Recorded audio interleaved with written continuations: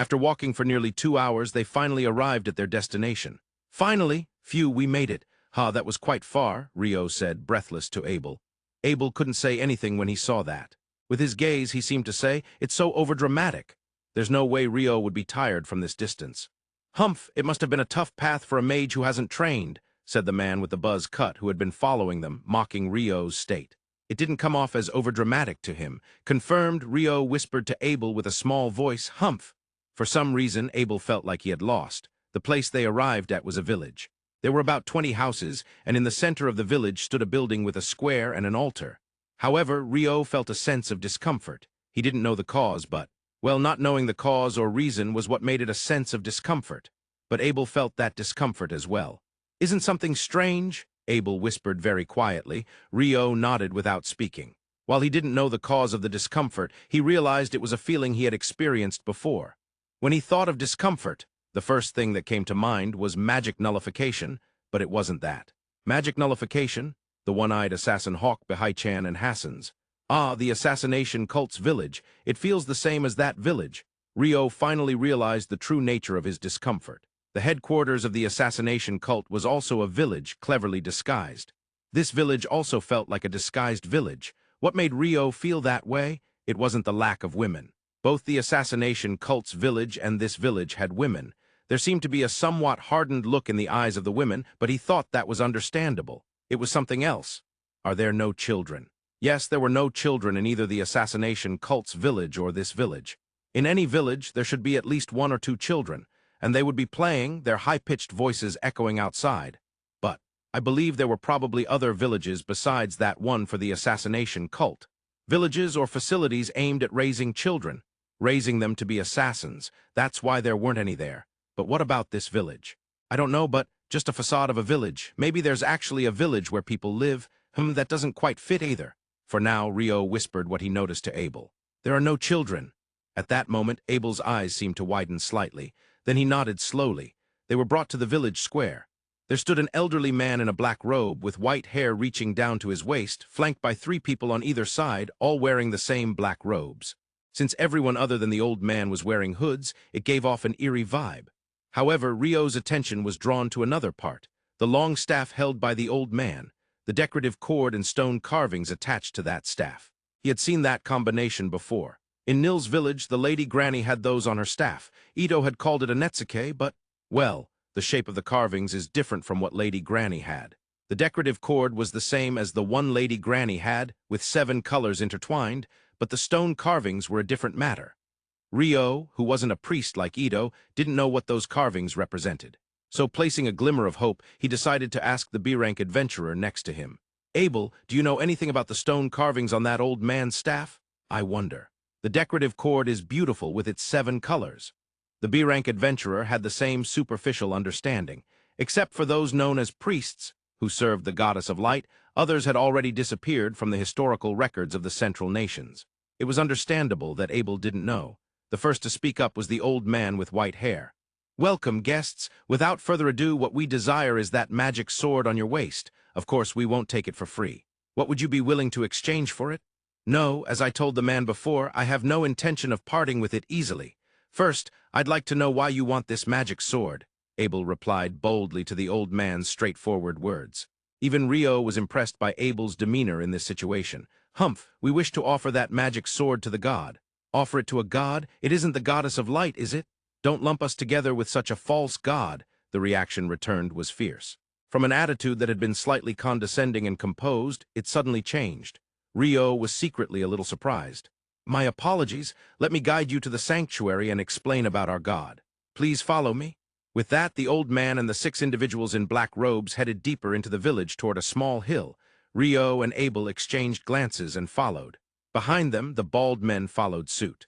The entrance to the sanctuary was a side hole in the hill. The inside of the side hole led to a dead end, but when the old man pushed it with his hand, it opened inward with hardly any resistance. Come inside. Saying that, the old man and the 6 figures in black robes entered first. Abel, Rio, and the 3 bald men followed.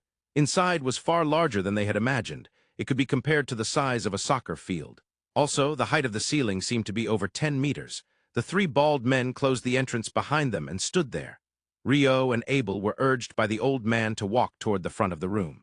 The moment Rio stepped into this room, he felt something. A hidden sanctuary. He felt a similar atmosphere to the hidden sanctuary in Nil's village, and at the very back, there was what seemed to be a perfect crystal ball that wasn't cracked. What had been in Nil's village was chipped. This orb was unblemished, and while the color and size were different, it somehow reminded him of the black orbs recovered from the 40th floor of the Dungeon of Run and the 5th underground floor of the central sanctuary. The orb sitting in front was transparent, and if told it was a crystal ball, one would easily believe it. It was different from the two black orbs. It was different, but the atmosphere it gave off was similar. "Come this way." The old man gestured for them to approach the altar. As they got closer, the old man muttered something quietly. At that moment, Abel knelt on one knee. Rio also knelt on one knee. "Now obey me," the old man ordered the two. However, they did not move. The old man looked suspicious. Then he chanted in a small voice again. "Slave," then he commanded once more. "Obey me." "I refuse." Still on one knee, Abel couldn't even lift his head but firmly declared his refusal. "Impossible. A slave spell not working? It's said to be a slave spell that can even control the Demon King. It can't possibly not work. If this can work, then the Demon King isn't that impressive."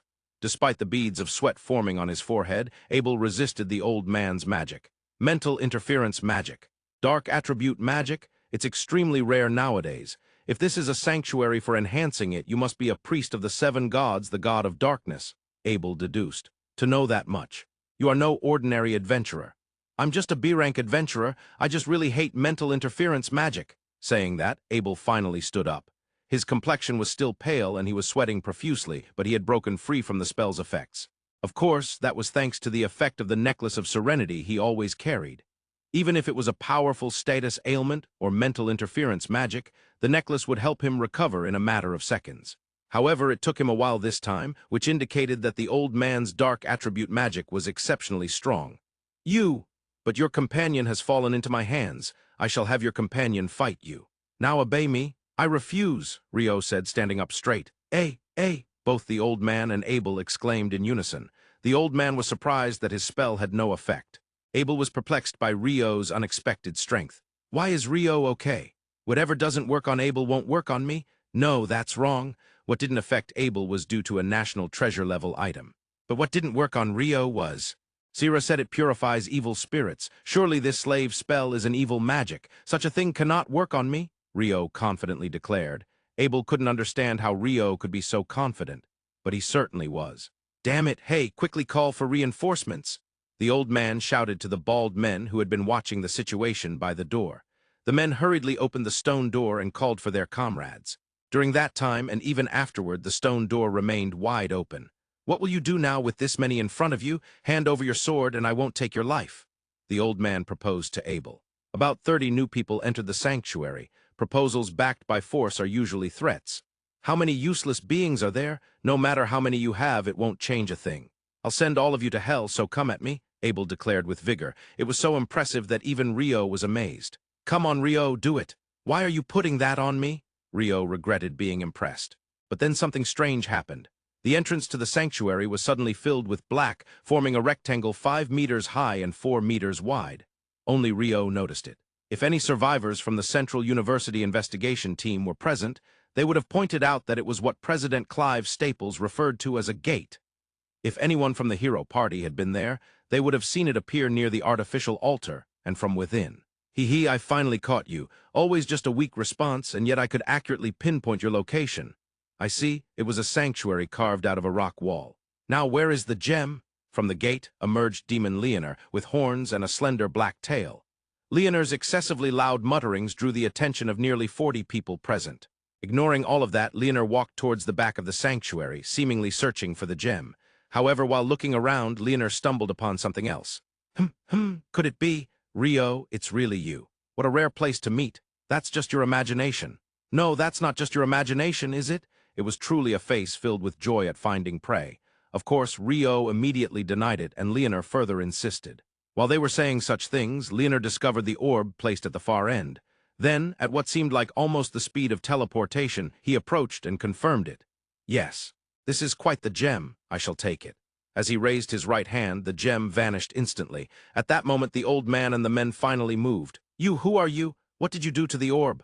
Are you their comrade?" Ignoring the questions yelled at him, Leonor continued walking. Then he chanted, "Stone icicle." Countless stone icicles that appeared around Leonor precisely pierced the throats of the men. More than 30 men, including the bald man, instantly became silent corpses. Now, standing inside the sanctuary, aside from Leonor, Rio, and Abel, were only the old man with white hair and the 6 men in black robes. The old man had been muttering something quietly for a while. Finally finishing his chant, he glared at Leonor. At that moment, thin black smoke enveloped Leonor. "Humph, dark attribute magic, but it's weak. With such magic, you wouldn't even be able to control a fly." Saying that, Leonor swung his hand. As a result, the black smoke enveloping Leonor literally dissipated. "Speaking of which, I heard dark attribute mages are precious lately. They wanted to keep one as a sample. Humph, I shall take you. I have no use for the others." Stone icicle. The stone icicles instantly pierced the throats of the men in black robes. Only the old man was struck in the stomach by a stone fragment and lost consciousness. In the next chapter, of course, Rio and Leonor's. "Well then, Rio, I've kept you waiting. Let's fight." With those words, a smile that could only be described as terrifying appeared on Leonor's face. "So this is how it is after all?" Rio let out a deep sigh. "Of course. It's a heartwarming event that makes you grateful to be alive, isn't it?" "No, that feels like a misunderstanding," Leonor said cheerfully, while Rio responded with distaste. "Rio!" Finally, Abel managed to call out. "Abel, you absolutely mustn't get involved. The one who treated hero Ramen like a child's play, that is Leonor right in front of us." Abel was left speechless. Who would have thought he would encounter such a being at this moment? Ramen surpassed him. He had felt that certainty when their swords crossed. To treat Ramen like a child's play means that Abel would be treated the same way. After all, since earlier, he had been shooting down with stone icicles without letting the opponent do anything. "From the way you put it, the hero has gone to Rio, hasn't he? That's good, that's good. Since he was born a hero, he must grow stronger." Leonor nodded repeatedly, looking delighted. "Now then, is that swordsman an acquaintance of yours? I kept him alive because he seemed to have that sort of connection." Leonor looked at Abel and asked, "Yes, if you lay a hand on Abel, that would be cheating. If Abel gets hurt, I will die, and from that point on you won't be able to fight me at all." Those words seemed shocking to Leonor. What do you mean?" He spoke with obvious panic. "This can be used for negotiation. I thought securing Abel's safety would be the biggest challenge, but—" Rio aimed to secure Abel's safety first. "I promised a woman that I would deliver Abel safely. If I can't keep that promise, I will sacrifice my life. So, Leonor, you mustn't harm Abel." But there's this method too, isn't there? If you harm that person, Rio will become furious. Then I can fight Rio seriously." Leonor rested his chin in thought as he shared his theory. "Leonor, do you want to fight me with all your strength, or do you just want to win against me? Aren't those two the same thing?" "Not at all. If Abel gets hurt, I will die regardless. That makes our full power useless, doesn't it? However, if you swear not to lay a hand on Abel, I promise to fight you with all my strength." "That promise. Is it not a lie?" Leonor narrowed his eyes and confirmed with Rio. "Yes, I promise. Leonor, can you swear it?" "Very well, I swear not to lay a hand on that person. Abel. Phew, I've somehow secured Abel's safety. Even if it's just a verbal promise, I feel like Leonor won't break such a promise. That being said, Abel, please watch from a distance. No matter what happens, even if I look like I'm about to die, do not interfere. You mustn't even draw your sword. Understood? Promise me." "I understand, I promise." Under the pressure of Rio's stern demeanor, Abel promised not to interfere. "Leonor, before we begin, I want to ask you something." I can answer if it's something I can, but what is it?" "The orb you recovered earlier. Is that the cause of the great tsunami in the city of Run?" Rio's question was spot on. "Ah, that's a rather difficult question to answer. It is indeed a function of that. We call it a gem. It's due to the function of that gem. However, is it something that occurs naturally? No, it's not like that. It's more like a bit of trash disposal, or thinning out, something like that." Leonor's response was quite vague. However, it was very close to the hypothesis Rio had in mind, with similar terms being mentioned. The term thinning out. "So you mean that to reduce the number of monsters that have overpopulated a certain place, the gem connects the dungeon of Run and that certain place. The monsters that have increased in that certain place move to the dungeon of Run. And the act of humans hunting the monsters overflowing from the dungeon of Run is the great tsunami. Is that correct?" "Wow, you're pretty much on point. Basically, whether it's Run or anywhere else, there should only be as many monsters as the inhabitants can handle. Apparently, they adjust and send them as well. This year seemed to have a bit more, though. What about the disturbance that occurred in the royal capital a few weeks ago?" "No, that's different. The gem was indeed used, but that's something else entirely. I can't go into details." For the first time, Leonor frowned as he answered, "Even among devils, there seem to be various positions and relationships, not just with humans. By the way, after the great tsunami in Run, there was a devil on layer 40. Was that also? Layer 40? I heard it was set on layer 11. Perhaps the devils did something. Unlike the goblins that are sent, they have a certain level of intelligence. It's possible they did something, but I don't know. I see. For now, Rio was satisfied that he had learned something he wanted to know.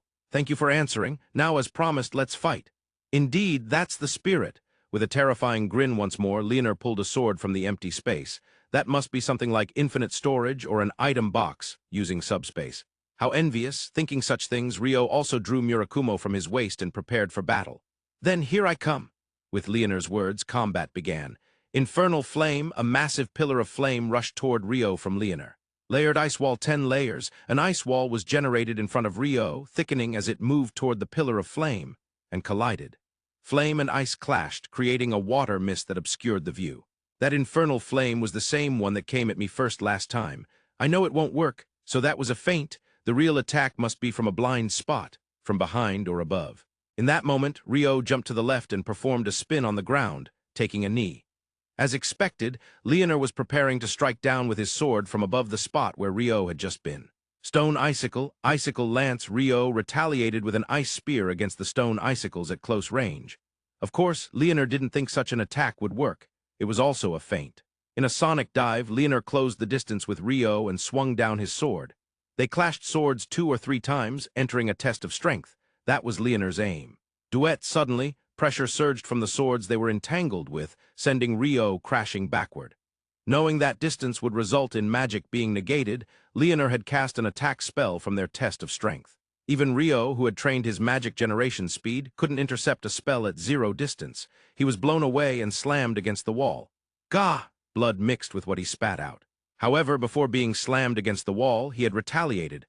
4 icicle lances descended from the ceiling toward Leonard. Even from a blind spot, Leonard dealt with them effortlessly. Of course, this was anticipated. The goal was to prevent Leonard from getting too close. Abrasive jet 256 lines of water appeared around Leonard.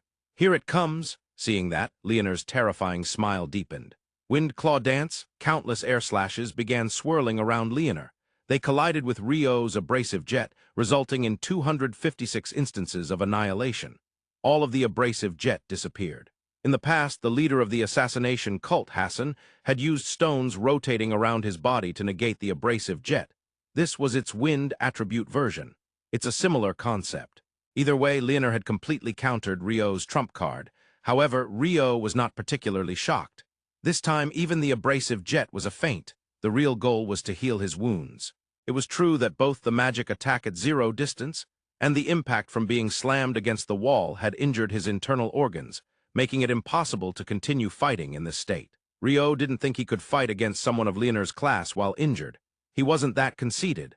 Thus, while buying time with the abrasive jet, he drank a special potion and attempted to heal his wounds. And the healing was successful. Last time, the magic that sliced me apart won't work on me twice. That's quite a high hurdle to clear, saying that it would only work once. Every time I need a new special move, Leonard proudly stated with a smug smile, while Rio sighed deeply in response. Then how about this, layered ice wall 10-layer package? As Rio chanted, ice walls appeared with Leonard at the center, thickening rapidly toward him. What? Leonard was taken aback by this, attempting to release infernal flames to create a hole in the ice wall, but the power of the infernal flames and the layered ice wall was nearly the same. Cutting with fire and the accumulation of ice would happen at the same speed, and since Leonard was at a disadvantage due to being taken by surprise. Moreover, the ice walls approached from all directions. While unleashing infernal flames in all directions, Leonard barely maintained the balance. But of course, Leonard was not someone who would accept defeat easily. Don't underestimate me. Flame tornado. As Leonard chanted, the infernal flames he had released began to swirl around him. It became a tornado made of flames. The tornado began to repel the advancing ice walls from all directions while increasing the amount of ice being cleared out, pushing outward. Eventually, it reached the outer edge of the ice wall and destroyed it. When Rio remembered how Leonard had broken through his abrasive jet, he recalled the assassination cult leader, Hassan. He also remembered Hassan's last moments. Even such a master could eventually succumb to the violence of numbers, and what Rio had constructed was precisely that trap. Full activation, just as Leonard had just destroyed the approaching layered ice wall. While Leonor was busy breaking through, Rio's attack that had been constructed simultaneously activated. From the ceiling, 32 icicle lances fell freely. On the ground, an ice path obstructed movement. Furthermore, angled icicle lances emerged from the ice path and shot toward Leonor. The final touch was another abrasive Jet 256. All of Rio's magical attacks were set to activate simultaneously. Stone wall, realizing it was impossible to dodge everything, Leonor surrounded himself with a stone wall. Permafrost concentrated activation. At the moment the stone wall was generated, Rio invoked the permafrost, known as Eternal Frost, which had frozen the entire village of the assassination cult. I don't think I've won. That would be a flag. Moreover, Rio felt he hadn't finished Leonor off completely. Leonor was a devil. Somehow he even thought it might be impossible to defeat him with magic. After all, he had managed to regenerate swiftly even after being shredded by the abrasive jet last time.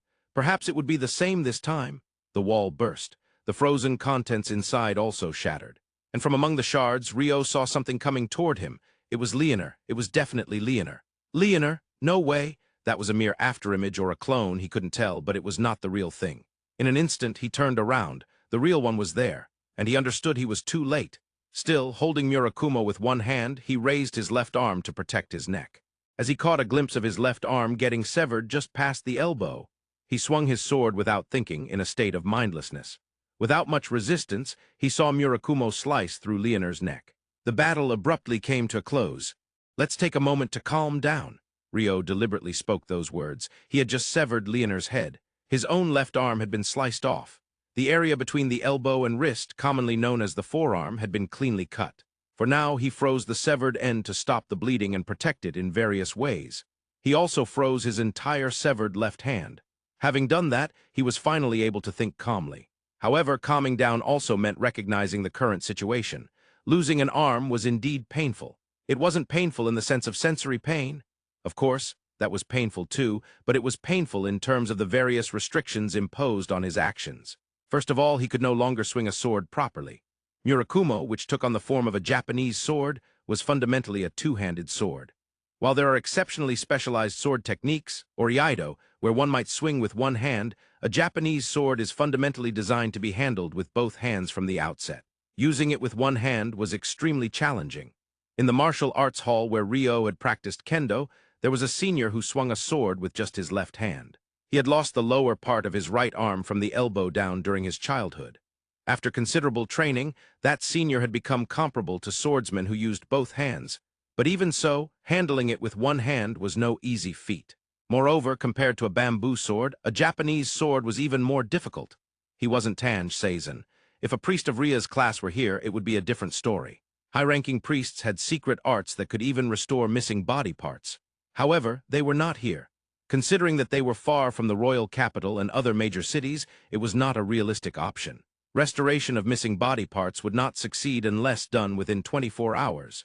In the royal capital, Rio had created several potions with Baron Kenneth Hayward, the genius alchemist. However, even the genius alchemist Kenneth could not create a potion that could restore missing body parts. One could understand just how extraordinary the priest's magic, particularly the extra heal that could even restore missing parts, truly was. Reattaching the severed arm, saying it out loud, he felt nothing but despair. As Rio was thinking, Leonor's body, which had collapsed a short while ago, began to rise. Rio could only watch in astonishment at the sight. The risen body of Leonor walked over, picked up the head, and placed it on top of its own neck. It's not sticking." Finally, Leonor's head spoke. "Ah, Rio's sword is the sword of the Fairy King. That's quite troublesome. I can't just fix it like this." "You're alive, so isn't that a good thing?" Rio managed to respond to Leonor's words. Well, if I return over there, I can manage. Now this time it's Rio's victory." "No, I've lost an arm. But I lost my head, right? Normally, anyone would see it as my loss, wouldn't they? But you're not dead. I'm here worrying about what to do with my arm." "That's... How do I say it? It's a trait of my race, so there's not much I can do about it." "Oh, that's right. I need to take that dark attribute man with me." Saying this, Leonor cradled his head under his left arm and lifted a white-haired old man with his right hand. "Well then, Rio, let's meet again. Next time I'll win. This was fun." With that, laughing heartily, Leonor disappeared through the gate. Abel approached. "Rio, are you okay?" "No, you're not." "Yeah, I'm definitely not okay." Seeing Rio's left arm, Abel frowned. "Abel, let's step outside for now," Rio said, grasping his left hand with his right and stepping outside. As they walked out, Rio began to contemplate the process of reattaching his arm. Though he felt nothing but despair, realistically there were no other solutions. The parts to reconnect are bone, muscle, nerves, blood vessels, and skin. Among these, the most difficult are the nerves and blood vessels. Probably, normally it would require microsurgery, with thin blood vessels too. Of course, I've never done it. If this were Earth, I would be at a loss, but Phi has magic. And fortunately, I'm a water attribute mage. Once outside, he sat down on what seemed to be a bench. Rio, a high-ranking priest's extra heal can restore missing body parts, but... Abel's face turned somber as he trailed off. It was clear they wouldn't reach a high-ranking priest in time. Yeah, I understand. We don't have enough time, so I plan to reattach it myself. Can you really do that? Abel had seen Rio perform numerous extraordinary spells up to this point. Could he maybe have a spell that could heal the severed arm? I might not be able to. Of course, I've never done it before. Ah, right, that makes sense. Abel looked downcast. But I do have a method in mind, and I need your help with a few things. Of course, just tell me what you need, Abel replied eagerly, closing in on Rio. Rio took out a potion from his usual bag. This is the finest potion Kenneth made for me. Of course, it won't restore missing body parts, but its restorative power is considerable. I will use my water attribute magic to prepare it so that it can exert its effects. When I say so, I want you to sprinkle half of it where I told you. Got it. With that, Abel took the potion. Then let's get started, Rio said, holding his frozen left hand with his right and beginning to thaw the ice. Since it was magical ice, the thawed left hand was, of course, not wet. This was yet another benefit of magic. He thawed the cut on his left arm and attempted to reattach the severed left hand to its original place. A cry escaped him in response to the intense pain. The nerves were exposed, and of course, he was using no anesthesia. For the time being, since he had no idea about the neurotransmitters, he decided to grit his teeth and endure it. First, he had to connect the bones. As expected with a sword like Leonor's, the bones had been sliced cleanly. Cutting bones is incredibly difficult, as expected of Leonor. Rio found it odd to be impressed by such a thing. Still, he couldn't afford to escape reality. The severed ends were clean and easy to align, and the angles were clear, which would be beneficial later. Aligning the bones of the left arm with the bones of the left hand, he covered the area around the severed ends with an ice membrane to keep them secure. Being a water attribute, mage allowed him to accurately gauge the conditions through the moisture in his body, more so than he could with his eyes. Rio was grateful for this. Next was the muscle. But honestly, there was nothing he could do.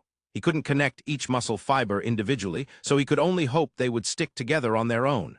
The rest would be left to the potion. The first major hurdle was the connection of the nerves. There were multiple nerves running through his arm. Naturally, all of them were crucial nerves. If something went wrong, his fingers might lose mobility, so he had to be careful. Normally, nerve connections would require nerve suturing or nerve regeneration guidance tubes. Of course, Rio had no suturing skills, nor were there any nerve regeneration guidance tubes available here. In any case, he had to bring the severed nerves of the arm and hand into contact with each other and fix them with the ice membrane.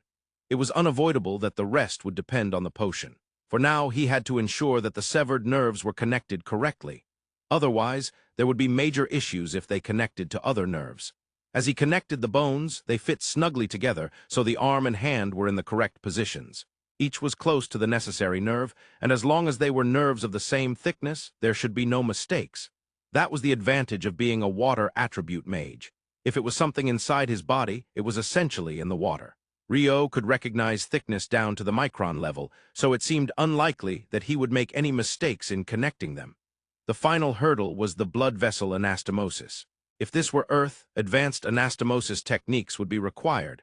Moreover, it was an incredibly tedious task. He would need to connect dozens of blood vessels one by one using needle and thread. Only through perfect anastomosis techniques, such as those by Alexis Carroll, could blood vessels connect without leaking blood outside. However, this was Phi. For the connection of blood vessels, he would use ice instead of needle and thread. He would place an ice membrane on the inner and outer walls of the blood vessels he was connecting. As the blood would pass through the inner walls, there would be no leakage outside the blood vessels. Compared to surgery on Earth, it was a significant time saver and not difficult for a water attribute mage like Rio. Thus, the bones, muscles, nerves, and blood vessels were connected with ice. Abel, it's your turn. But the skin is still not connected. From the gap in the open skin, please slowly pour in the potion. I will rotate my arm slowly, so please pour it in from all around the arm. The ice that is fixing the inside can let the potion pass through, so it's fine. I didn't quite understand what was fine at the end, but leave it to me. With that, Abel opened the potion and prepared himself. Here we go, Rio said, gripping the tip of his left hand with his right and slowly rotating his entire left arm. In sync, Abel began to drip the potion in. The potion that dripped inside the arm glowed. It was quite an ethereal sight. After repeating this about 4 times, he observed the situation. Somehow, Rio felt various things inside his arm sticking together. After waiting for a while, the sensation of things sticking together faded. Then gently he cautiously tried to move his fingers. My fingers are moving. Oh wow, Rio whispered, and Abel expressed his joy dramatically. All 5 fingers moved properly. The wrist seemed fine too. Now I'll close the skin. He returned the skin that had been cut open for easy access for the potion back to its original shape and had Abel sprinkle the remaining potion over it. Once again, a glow occurred and then faded. Rio's arm was back to its original state. Thank goodness! Rio felt a deep sense of relief. Abel, seemingly at a loss for words, repeatedly patted Rio on the shoulder in celebration. Just a little more until the city of Run. Still, nothing happened during this journey. Huh! Rio's mutter reached Abel, who was walking beside him. After having your left arm cut off, to say something like that, Rio, is beyond my imagination, Abel thought sincerely. No, to clarify, I meant that there were no typical light novel events like bandit ambush or rescuing a noble lady during our travels, you see? Yeah, I really don't get what Rio's talking about half the time. Look, normally, when walking down a highway, you'd be attacked by bandits, defeat them, and scoop up the treasure they had hoarded. Or you'd rescue a noble lady who was being attacked by monsters or bandits, and then get various favors from her noble family, right? Rio passionately described the significance of these events. I don't think any of that is happening. However, Abel denied it outright. Hey, Rio, what is it, more about money? That's not it. I've never begged you for money. Abel got angry in an instant, but quickly returned to normal. This is serious. I wonder why you didn't freeze Leonor when you fought him. Oh, at Abel's question, Rio recalled the fight with Leonor for a moment and glanced at his left hand. There were no scars left from the severed injury. To put it simply, not everyone can be frozen. Is that so? Yes, I'm not sure if it's a problem with magical power or something else, but generally, powerful magicians can't be frozen. At least not yet. Not yet. Abel reacted to Rio's last words as if he were hinting at something. Nobody knows what will happen in the future, right? That's all it means. Also, I tried freezing him before with Sira, but it was completely impossible. Well, since Sira is an elf, there might be another reason she couldn't do it. That's spirit's protection, then, Abel muttered, drawing from his knowledge of royalty. You know a lot. Sira said the same thing. Also, I had a chance the other day to try it with Arthur from the Magical Association, but he also couldn't do it. Arthur Velaces, the advisor of the Royal Magic Guild. He was a high-ranking figure in the kingdom who came all the way to Stone Lake at Rio's request. You've been trying various things, huh? Even sacrificing Arthur. That's rude. He just helped me develop my magic. I want to know the limits of my magic after all. Well, I haven't tried it directly on Leonor, but I probably can't freeze him. Rio said with a slight frown. It would have been the easiest way if he could have frozen him. That seemed to be his unspoken wish. By the way, I actually wanted to ask you something, Abel. What is it? Come on, if you didn't reply with what is it, more money, you'd be much better off. You're still quite behind, huh? What are you expecting from me? Of course, your talent for humor. Rio, should I make it so you can never laugh again? Saying that, Abel pretended to reach for his sword. Of course, I'm joking. Come on now. With that, Rio burst into laughter. Abel's fast draw was quite swift, and Rio understood that he was at a disadvantage at this range. In his mind, Rio was always thinking about combat. Perhaps he had turned into a muscle-headed type, with muscles even in his brain. What I wanted to ask is about combat techniques and sword techniques. Combat techniques are the skills that those who fight with weapons, like swordsmen and spear warriors, develop.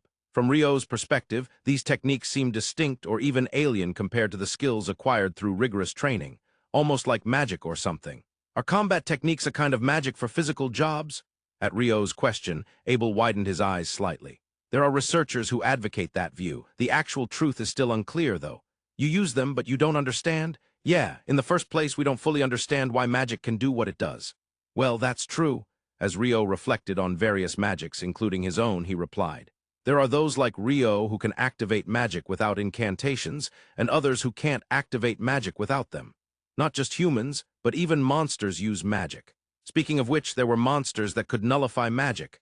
Abel recalled the battle he witnessed between a behemoth and a wyvern. Right, incantations, Sira or even. Well, reluctantly excluding that fire attribute magician. Everyone uses incantations. On the other hand, there was an elder I met at a village who worshipped the Earth Mother Goddess and didn't use incantations. She told Ito, I do not chant, rather there has never been such a thing as chanting. Somewhere along the way, chanting became commonplace. Is that so? I didn't know that. By the way, I was taught that combat techniques appeared in the Central Nations about 100 years ago. I wonder if that's related to this. And Hero Roman's party members didn't use incantations either. Rio recalled the time they fought together in the underground tomb. Speaking of which, you're right, they only used trigger words. Hearing that, Rio's face lit up. That's it. What is it? Abel was surprised by Rio's intense reaction. That term trigger word, it's just the word that activates magic, right? Not the content, but the word trigger. Do you know its meaning? Abel tilted his head, confused about why Rio was so excited. What do you mean? A trigger word is just a trigger word, he replied while tilting his head. In Earth terms, trigger refers to the trigger of a gun. The term trigger word being used to invoke the final activation of magic is very symbolic. Precisely because it's symbolic and it matches perfectly. Why is that the term used? After all, in Phi, guns probably don't even exist yet, right? They've only just started to treat black powder as a state secret. On Earth, black powder translates directly to black powder. Perhaps it's something related to black powder or its relatives. At this stage, where something like that has just started to circulate, why is the term trigger already common, and it seems like it's been used for a long time? For Rio, it felt utterly out of place. Then Rio remembered another related thing. Also, remember that time when Lin cast the highest-level wind attribute magic, the one with an incredibly long incantation, the one she used during the Great Tsunami? Oh, was it bullet rain? Exactly, do you know what bullet means? No, I just think bullet rain is bullet rain. Bullet refers to projectile on Earth, so bullet rain means a rain of projectiles. It's quite fitting, but still. That's exactly why it is. In a world where projectiles shouldn't exist yet, why is there magic named bullet rain? I really don't understand anything at all. Rio frowned as he pondered. It seems the only thing I can answer regarding Rio's questions is about combat techniques. Oh, it's fine. I'll ask others about the rest. I feel a bit belittled, but I'll try not to care. Combat techniques are said to have spread in the Central Nations about 100 years ago. We don't know who started using them first. Abel introduced the origins of combat techniques. 100 years. That's pretty recent. Well, I'm not sure if you can call 100 years recent, since it's half of Sira's age. Yeah, if you consider elves, most things would be recent then. Abel sighed at Rio's categorization.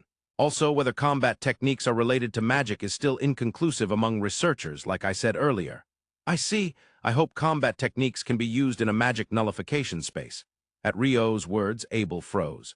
But then he regained composure. No, a magic nullification space is extremely rare. In battles against monsters. No, it's already rare to even fight a behemoth. Regardless of combat techniques, we can't win. The only magic nullification Abel had witnessed was the magic nullification space supposedly caused by a behemoth. When an assassin hawk evolves, it gains the ability to nullify magic. Really? Rio recalled the one-eyed assassin hawk that activated magic nullification during their last battle. Upon hearing that, Abel felt a sense of urgency beyond surprise. Although the assassin hawk is not a major monster in the Central Nations, they are not completely unencounterable either. It's one of the monsters that are greatly feared because they can kill you before you even notice. At least the assassin hawk I fought had the magic nullification ability in the end. It was terrifying. Rio, I'm surprised you managed to win. Abel said it from the bottom of his heart. If a magician is deprived of their magic, it means death. It's thanks to this. With that, Rio drew Murakumo from his waist and revealed its blade. That's the one you used during your battle with Leonor, right? An ice sword. The thin blade is curved. What a unique shape. It's called Murakumo. Legend says it's a wonderful sword with the expression, once drawn, the orb scatters like ice. Oh. Abel felt a little apprehensive watching Rio admire Murakumo. Isn't that an ice blade? It feels like a sword specifically for water attribute magicians. It seems so. I received it when I first took a blade from my master. I see, that's quite profound. Unknowingly, Abel answered while touching the sword at his waist. That afternoon, the two had finally reached a point where they could see the city of Run.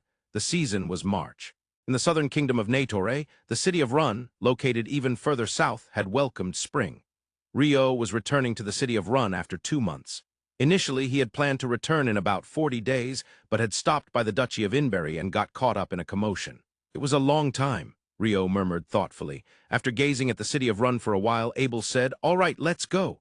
The two successfully arrived in Run. With this, the interlude ends. From the next chapter, Chapter 9. Kona village begins.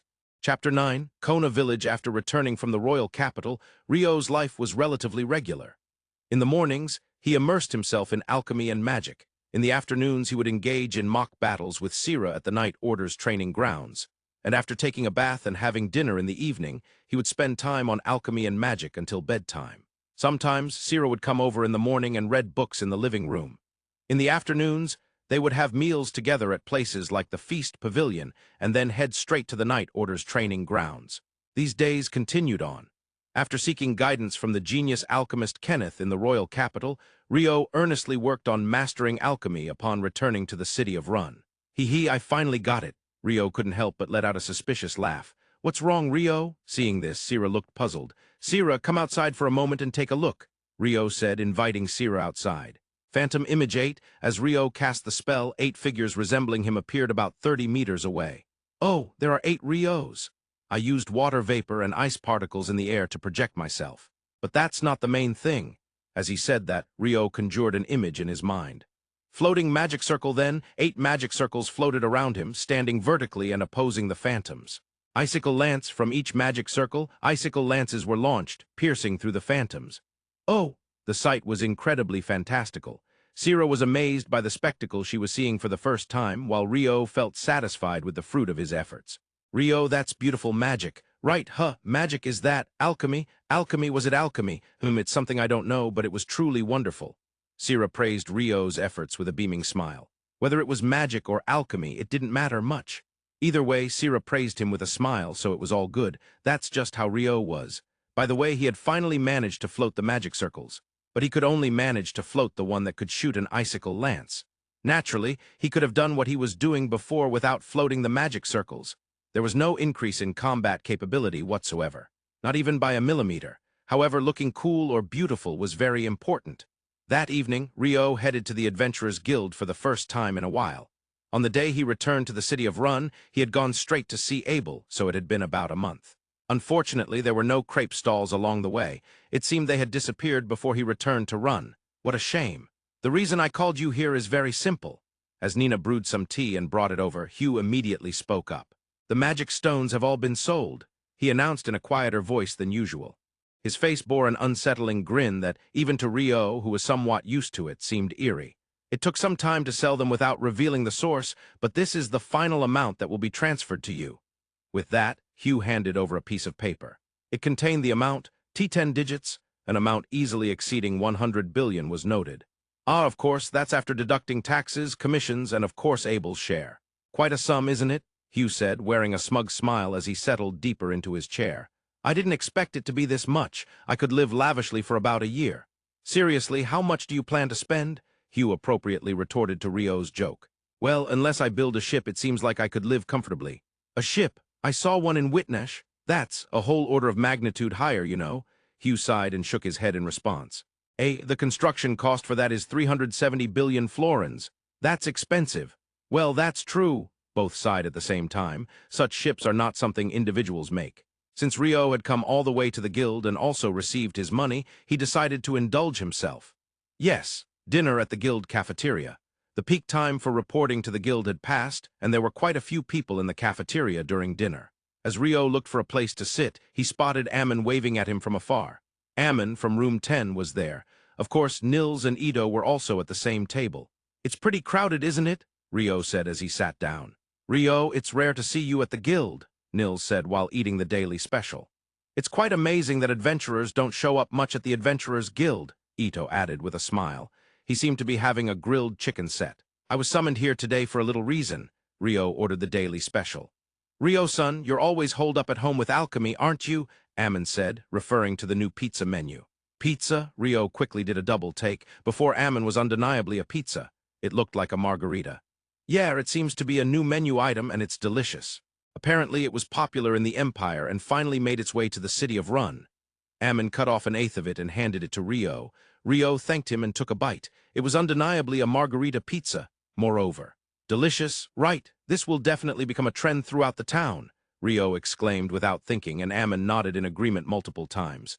We'll be leaving the city for a few days on a request from tomorrow. And so, it seemed that they had a dinner at the guild cafeteria, proud of its affordability and taste. What do they usually do? Cooking for ourselves, Ito said with a laugh. Well, if the three were sharing a house, that might be the most cost-effective way. We're going to a village called Kona, which is about a day's trip from Run. Kona? Rio reacted to Ammon's explanation. After all, when one thinks of Kona, it usually brings to mind Hawaiian Kona coffee. Back when he was on Earth, Rio didn't have many hobbies, but he loved coffee and would often choose what to drink based on his mood. As a result, he had become particular about flavors, and one of his favorite top 3 was Hawaiian Kona. It was Rio's father who introduced a coffee maker with a name similar to Adventure de Long to the company, which may have influenced Rio's love for coffee. He made really delicious coffee with a fully automatic machine. Yeah, it's a village that cultivates the beans used for coffee. Coffee? Rio reacted far more enthusiastically to Ammon's continued explanation than before. And seeing that, the swordsman leader had a slightly mischievous look on his face. Rio, it seems that recently unfamiliar bugs have started to appear on the coffee trees, and there are also anomalies occurring in the village. So we accepted the request that came in as a D rank and E rank. And the swordsman Nils, who had a slightly mischievous expression, paused for a moment, causing Rio to react.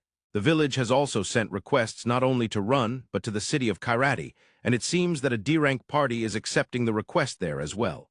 Huh. Isn't the guild supposed to tell the village to withdraw one of the requests? Rio answered while recalling the request regulations. Yeah, but apparently they insisted on being paid properly by both sides to solve it as quickly and surely as possible. And since it's a request from Kona, which is becoming a famous brand of coffee, an exception was made. What political power? Rio was astounded by Nils's explanation.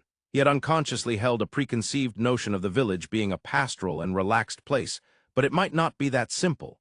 They had negotiated with 2 adventurers' guilds and made their claims recognized. And so, it seems to have taken on the appearance of a guild competition before anyone realized it. When we accepted the request, there was no such atmosphere at all. It changed completely in just a day. Ito supplemented Nils's words with a perplexed expression. Somehow, it seems like a battle that cannot be lost. I understand. Sometimes there are battles that cannot be lost, Rio sympathized. Yes, there are battles that cannot be lost. Battles that must not be lost. It seems that the coffee drunk there is exceptionally delicious. Nils presented reinforcing information. Of course, Rio imagined the taste, the aroma, and the very sight of it wearing a happy expression. How about it, Rio? Do you want to go? And then came the decisive blow. Yeah, I'll go. At that moment, Nils, Ito, and Ammon all clenched their fists under the table, unbeknownst to Rio. The 3 of them knew from experience that with Rio around, most requests would become easier. Moreover, this time, for some reason, it was a competition. Failure was not an option. They successfully acquired an unexpectedly powerful ally, and the 3 from Room 10 felt relieved. On March 10, 2021, Volume 1, Water Attribute Mage, Part 1. Central Nations Arc 1 will be released by Books. Reservations are currently being accepted at the TO Books online store. Purchasing from the TO Books online store comes with a bonus short story, Rio and Abel's Mountain Climb. Purchasing the ebook grants the bonus short story, Abel and the Smuggling Ship. Bonus short stories are available at the above 2 locations. At the end of Volume 1, there is an exclusive side story for the book version. Fire Attribute Mage, episodes 1-8 24,000 words. Volume 2 will continue with episodes 9-16, followed by further continuation in Volume 3. It's the story of Oscar from ages 6 to 18. You are amazing for listening to chapters 61 to 160 of Water Magician. If you are enjoying this story, please consider subscribing and supporting the channel. Welcome to Part 3 of the Water Magician audiobook. A new mythical creature is introduced in this part. Comment it down below if you can guess it before the 20-minute mark. And please subscribe to support the channel. Take Kona into my hands. Why are you singing the Invaders song? Nils criticized the lyrics that Rio sang. Recently, I feel like Nils has started to resemble Abel. Mr. Abel is incredible. Nils reacted to the word Abel that Rio mentioned. As they had this conversation, Ito and Ammon were walking while laughing, on their way from the city of Run to Kona village. They left the city of Run at dawn and planned to arrive in Kona by evening. I'm curious about the anomalies, aside from the unknown bugs that have appeared. Ammon said as if he was asking no one in particular. That's right. It's not like there are any names of monsters mentioned. It's anomaly. What could be lurking there? Ito answered while tilting her head. No matter what it is, I'll cut it down. Nils blurted out a muscle-headed line. He is the party leader. Rio was convinced that the ability needed for a party leader is not intelligence, but the power to maintain the members' motivation, glancing at Nils. Rio, you just thought of something really rude, didn't you? "And no, I didn't say anything," Rio stammered at Nils's sharp remark. Still, Nils looked at Rio with a piercing gaze. "I was merely impressed by Nils's qualities as a party leader," Rio stated confidently. He wasn't lying. "Oh, if that's the case then," Nils, so easy to manipulate. Just then Ito and Ammon caught a glimpse of Rio's slightly mischievous expression. "Rio is... seems like you were thinking something bad." The two whispered very quietly to each other, and so the four of them arrived at the village. It was around 2 in the afternoon. They managed to arrive a bit earlier than planned. It was a village, though it looked quite populated. Along the road, houses were lined up, and further back, vast coffee plantations spread out. "I've heard about it, but not to this extent," Nils murmured. "The population exceeds 5,000. It's practically a city," Ito remarked. "Why has it remained a village, though?" Ammon spoke in a normal tone. "That's because this is a royal territory." The three turned around in surprise. Rio wasn't shocked since he sensed someone approaching, but he was surprised that it was a royal territory. "Does His Majesty the King also like coffee?" The person who spoke from behind was a middle-aged man around his mid-40s. He was tall, walked gracefully, had brown skin, black eyes, and chestnut hair. Rio felt that he didn't exude the vibe of a farmer, which might have been due to the clothes he wore. He wore a thin yet well-tailored shirt, ankle-length pants, and sandals. "Oh, my apologies. I am Goro Ganda, dispatched here as the daimyo of Kona village. Please call me Goro." Goro, it sounds like a Japanese name, but his facial structure is Latin. He has deep features. "I apologize for the rudeness. We are the adventurers from Room 10 in the city of Run. I am Nils, and this is Ito, Ammon, and Rio. We are here to accept a request that originated from this village to the city of Run." Upon hearing this, Nils mentioned, and Ito took out the request acceptance form from his bag and handed it to Goro. Goro confirmed it. "Yes, indeed. First, please come to the daimyo's office. I will provide an explanation there. Also, we have accommodations available, so you'll be staying there." With that, Goro started walking ahead. "As you may know, this request has also been submitted to the Adventurers Guild in Kairati. Adventurers from there will also be arriving, expected by evening. Therefore, I apologize, but I would like to provide the explanation after they arrive together." "Understood. Please don't worry about it," Nils replied politely to Goro's request. He had learned how to respond properly to clients. It's fine even if he's muscle-headed. Rio nodded with a sense of superiority for some reason. That was quite rude. As for the accommodations, due to the nature of this village, bureaucrats and nobles from the royal capital often come here. These places are used for their lodging. "Is it really okay for us to stay in a place like that?" Nils responded a little flustered to Goro's explanation. "Of course, it is within my authority as the daimyo to arrange that. It would be a waste not to use it when it's available, wouldn't it?" Goro explained with a slight smile. Rio had an image of daimyo being arrogant towards adventurers and commoners, but Goro's attitude endeared him to Rio. Of course, the image of an arrogant daimyo was merely Rio's own imagination, and he had never actually met one. In the daimyo's conference room, next to the daimyo's office. It was a room where the daimyo held meetings and received reports from various departments, and a large round table was set in the center. "Please have a seat over there," Goro said, taking a seat at the central front position. The four took seats on the right side. The empty seats on the left side would likely be occupied by the Kairati group that would arrive later. As soon as the four sat down, drinks were served. Of course, it was Kona coffee. "Now that you've come to Kona, you must drink Kona coffee first. We'll talk after that," Goro said with a nice smile while offering the coffee. The room quickly filled with the aroma of coffee, not just for the four, but of course for Goro as well. Goro picked it up and brought it to his face, breathing in the scent deeply. By that time, the four had each taken their cups to sniff and sip. Indeed, it's different from the Hawaiian Kona on Earth, different but very delicious. The lack of off flavors is proof that they carefully removed defective beans before roasting. There are indeed people who sincerely face coffee. And the extraction method is not drip, it's press. Was it called French press? This was what my mother used when she was alive. Rio savored the coffee while reminiscing. Goro watched him with keen interest. Compared to the other three who looked apprehensive while drinking, Rio seemed to be enjoying it significantly. It was natural for Goro to be drawn to that. However, he didn't ask any questions. Goro was not one to be so tactless. Food and drink have the power to evoke memories of the past, and Goro knew this. Sometimes, there are memories that others should not intrude upon. That's why he refrained from asking such tactless questions. Goro Ganda was a very competent man. After talking for about an hour, a notification came that the adventurers from Kairati had arrived. "Then, I will go to greet them, so please wait here." With that, Goro left the room. The remaining four whispered among themselves. The daimyo was a decent person. Yes, he was really great. Now we just need to worry about the Kairati adventurers. Ito and Ammon praised Goro, while Nils was concerned about the Kairati adventurers.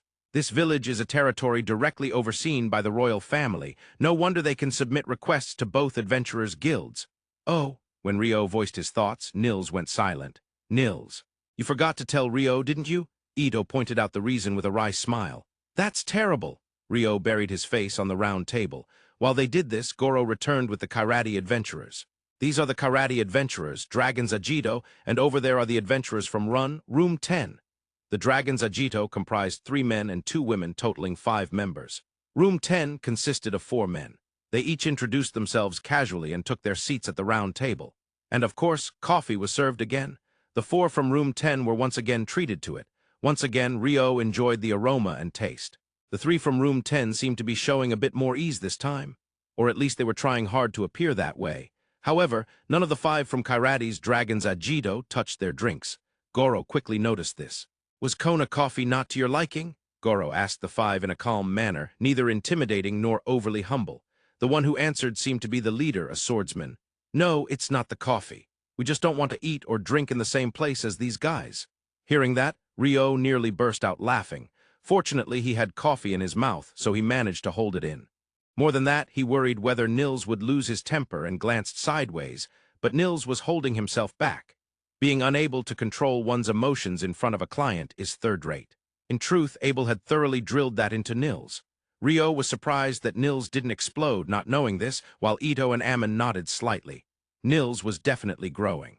When the leader of Dragons Agito spoke, only Ito noticed Goro's eyes narrowing slightly, and he sighed inwardly. What good does it do to make the client feel uncomfortable from the start?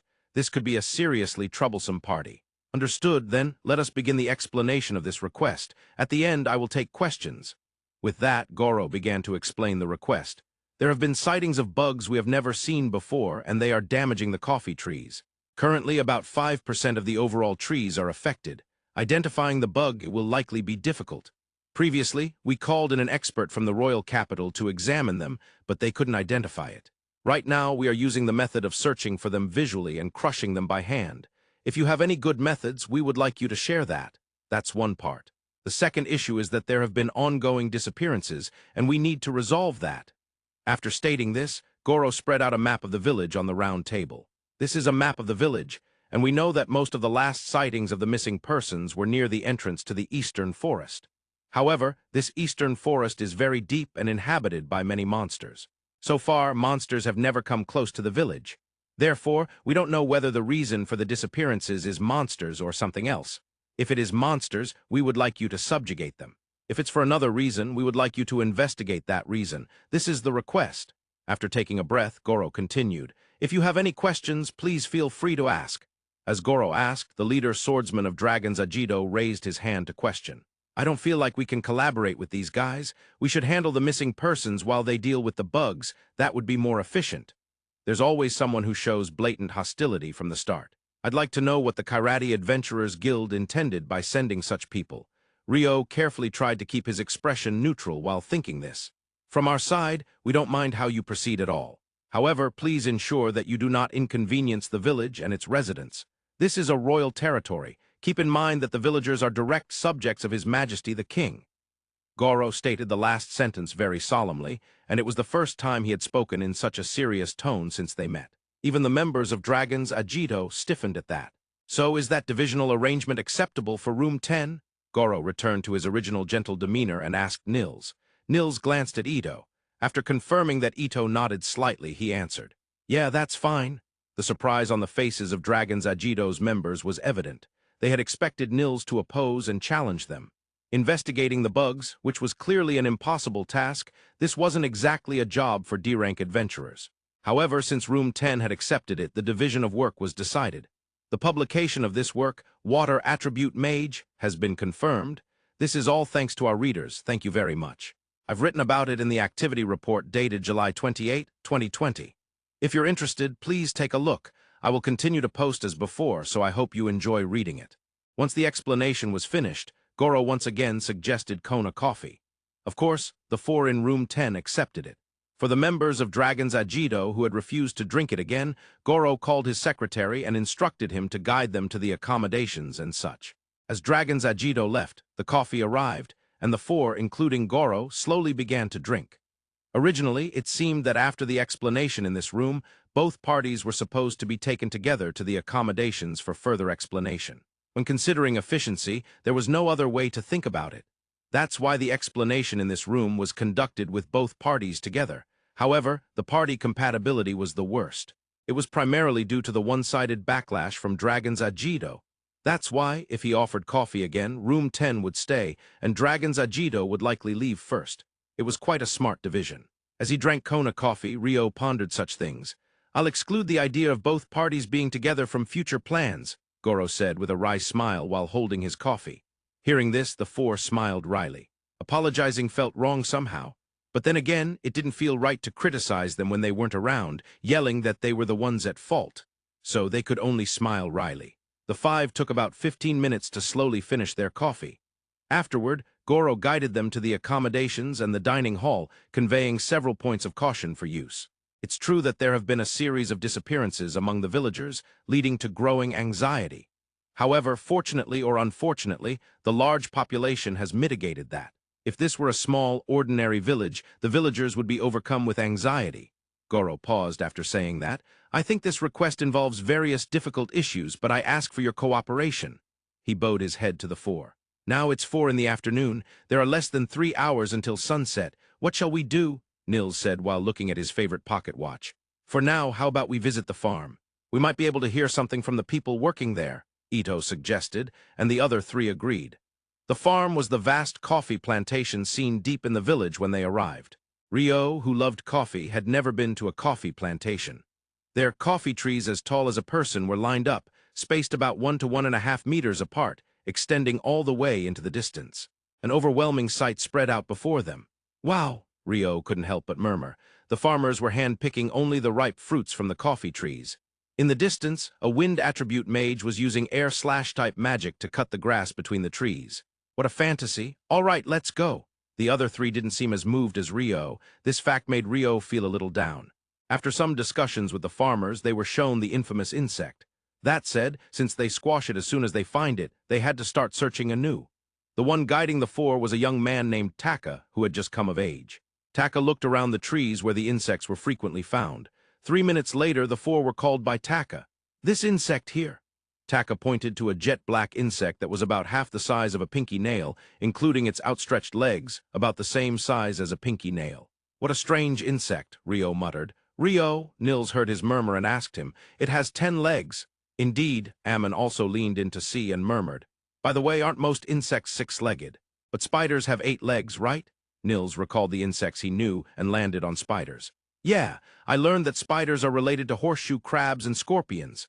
Scorpions are the ones with poison in their tails and big pincers living in deserts, right?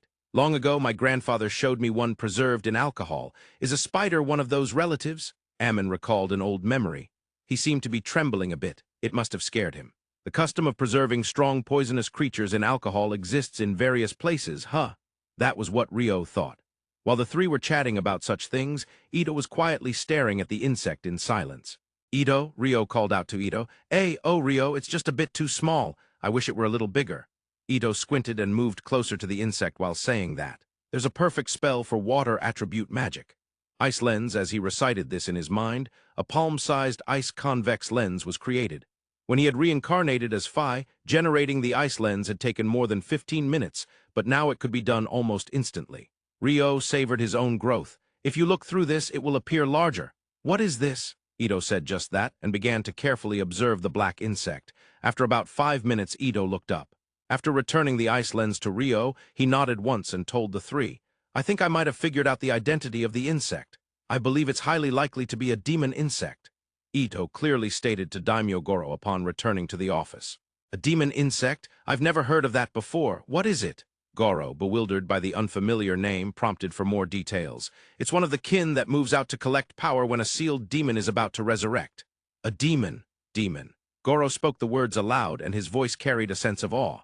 Meanwhile, Ryo silently resonated with joy in his heart at the very sound of it. Devils and demon kings? Was it demon princes? I've encountered such beings, but they were so weak that I was disappointed.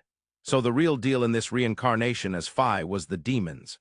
Demons and demon kings are staples of reincarnation in another world. However, one is usually strong, while the other is weak. Or often, only one appears at all. Finally, with the appearance of this demon, Rio's spirits lifted dramatically.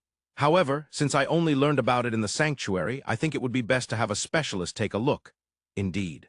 The expert we called before was an insect specialist. I never expected we'd need a specialist on demons. Goro sighed deeply. Then he had a flash of inspiration and raised his head. Ito-san, if it's the legacy officer from the central sanctuary, they should be knowledgeable about the legend of demons, so they might know about this demon insect as well.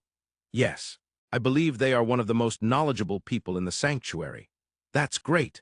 I believe one of the legacy officers is currently staying in the city of Karate, so let's have them come right away. Since they are also an acquaintance of mine, they should come even if it's a bit of a strain. With that, Goro hurriedly wrote a letter and handed it to his secretary, instructing them to send it urgently to Karate via bird courier. For now, we'll just wait for their reply. Saying this, Goro took a deep breath and continued. Still, I can't believe the insect issue was resolved so quickly. I'm glad we had priests in our party. With that, Goro smiled. No, Ito seemed a bit embarrassed.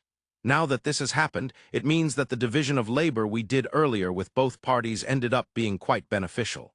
There were no priests on the Dragon's Agito side, right? The party composition of Dragon's Agito consisted of a male swordsman, a female scout, a male axe user, a male mage, and a female archer with no priests. There aren't many priests among adventurers, Ito replied while nodding. For now, the four fulfilled their role. After arriving, they managed to find a provisional solution in just under 2 hours. If looked at from that standpoint, it could be considered a very excellent outcome.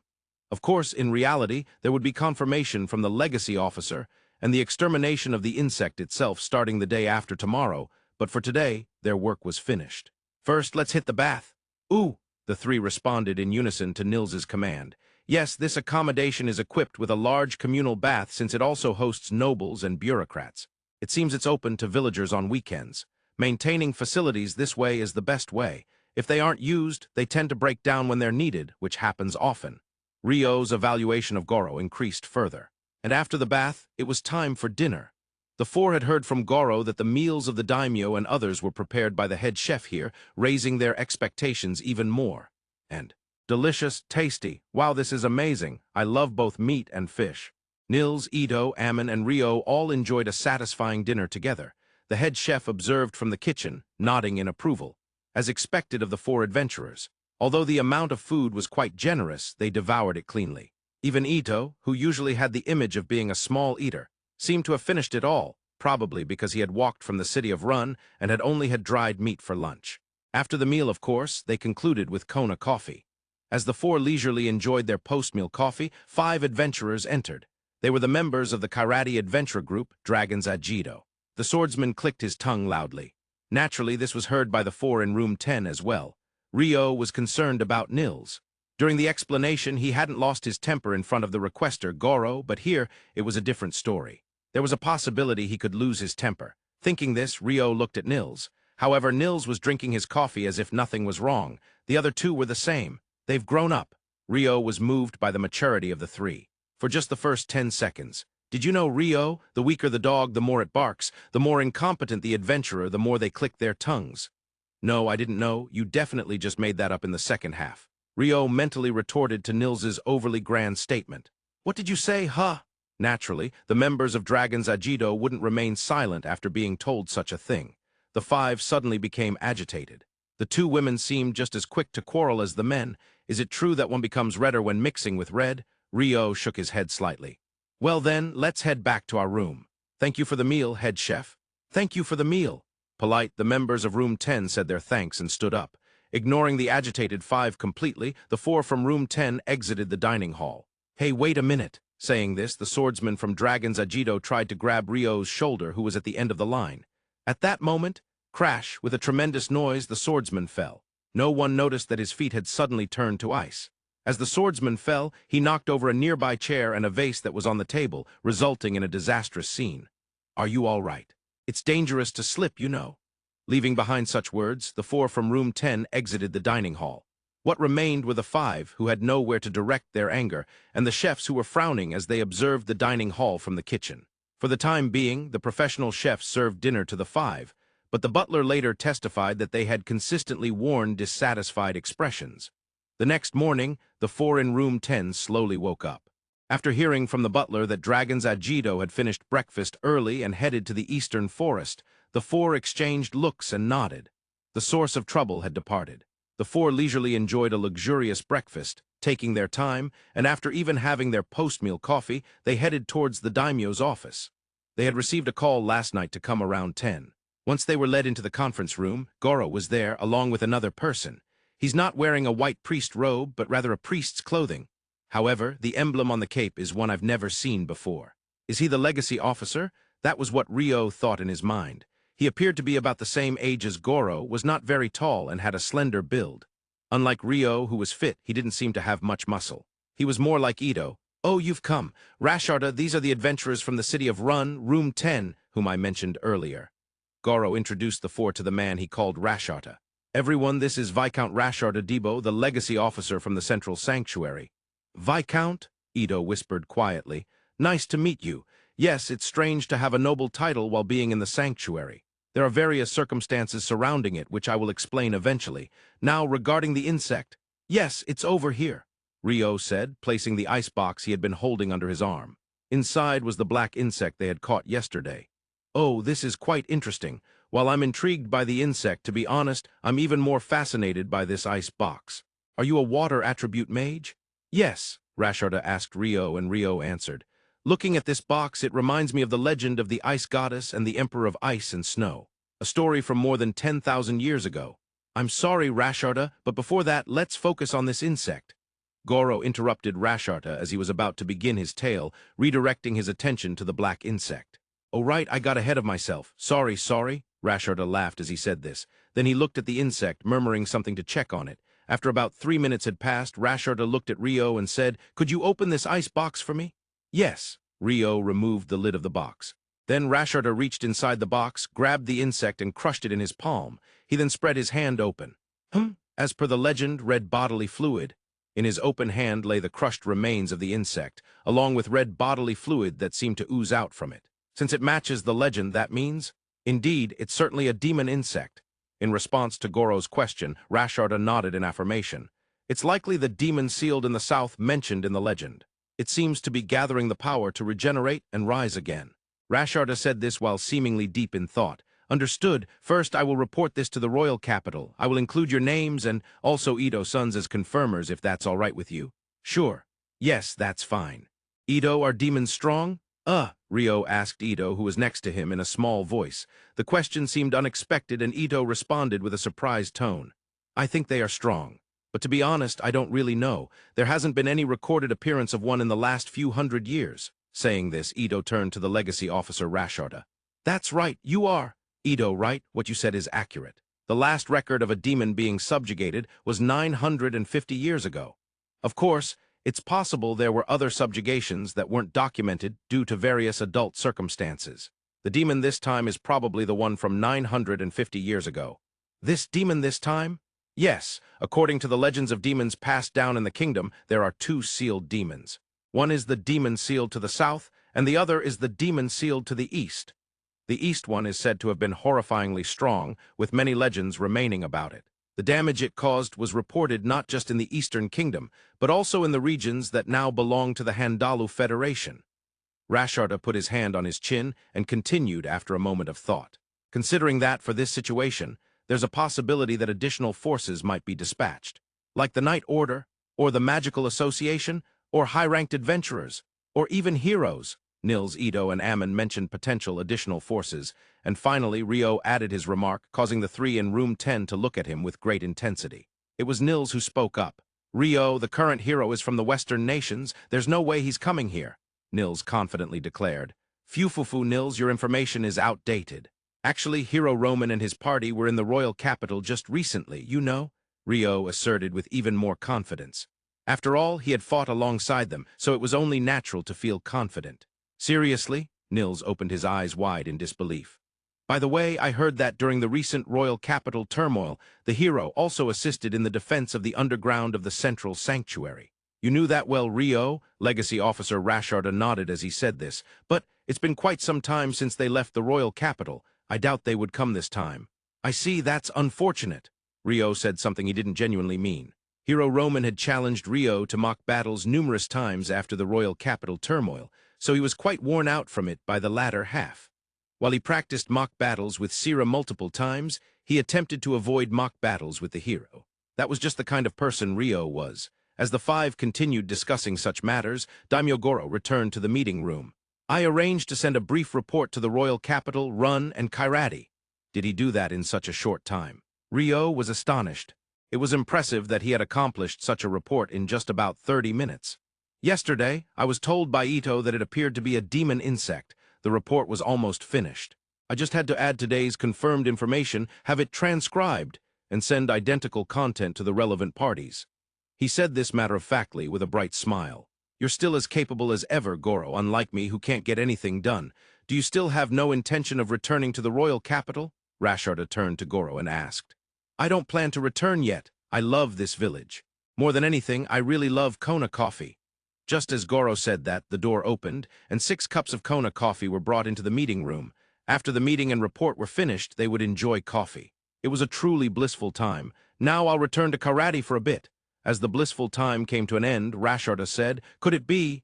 Goro hesitated to finish his sentence. Yes, that's the case. I left my work halfway done. Rasharda laughed heartily as he said this. That's unfortunate. It's fine. Thanks to that, I was able to actually see a demon insect. Also, I want to see how to deal with the demon itself. So I'll finish my work and come back immediately. With that said, Rasharda left the meeting room, stating, No need to see me off. He said he can't get anything done, but that was a lie. Goro began to explain with a slight smile. He once renounced his priesthood. In other words, he quit being a priest to inherit the Viscount family. However, his qualities as a legacy officer are regarded as irreplaceable, so the royal family and the temple made a special allowance for him to return to being a legacy officer while remaining renounced. That's incredibly amazing. After hearing Goro's explanation, it was Priest Ito who was the most surprised. Is it really that amazing? Yes, it's usually something that's impossible. Can you imagine it being a rare exception even for saints or holy maidens? Oh, I understand that it's something incredibly unlikely. Nils seemed to understand from Ito's analogy that it was indeed rare. Rasharda's qualities as a legacy officer were likely more precious than a saint or holy maiden. Indeed, in the Central Nations, becoming a priest while holding a noble title was fundamentally impossible. Well then, for now, we'll put the insect issue on hold. Since the reports are done, future actions will be determined by the royal capital. That leaves us with the remaining issue, which is the disappearance case.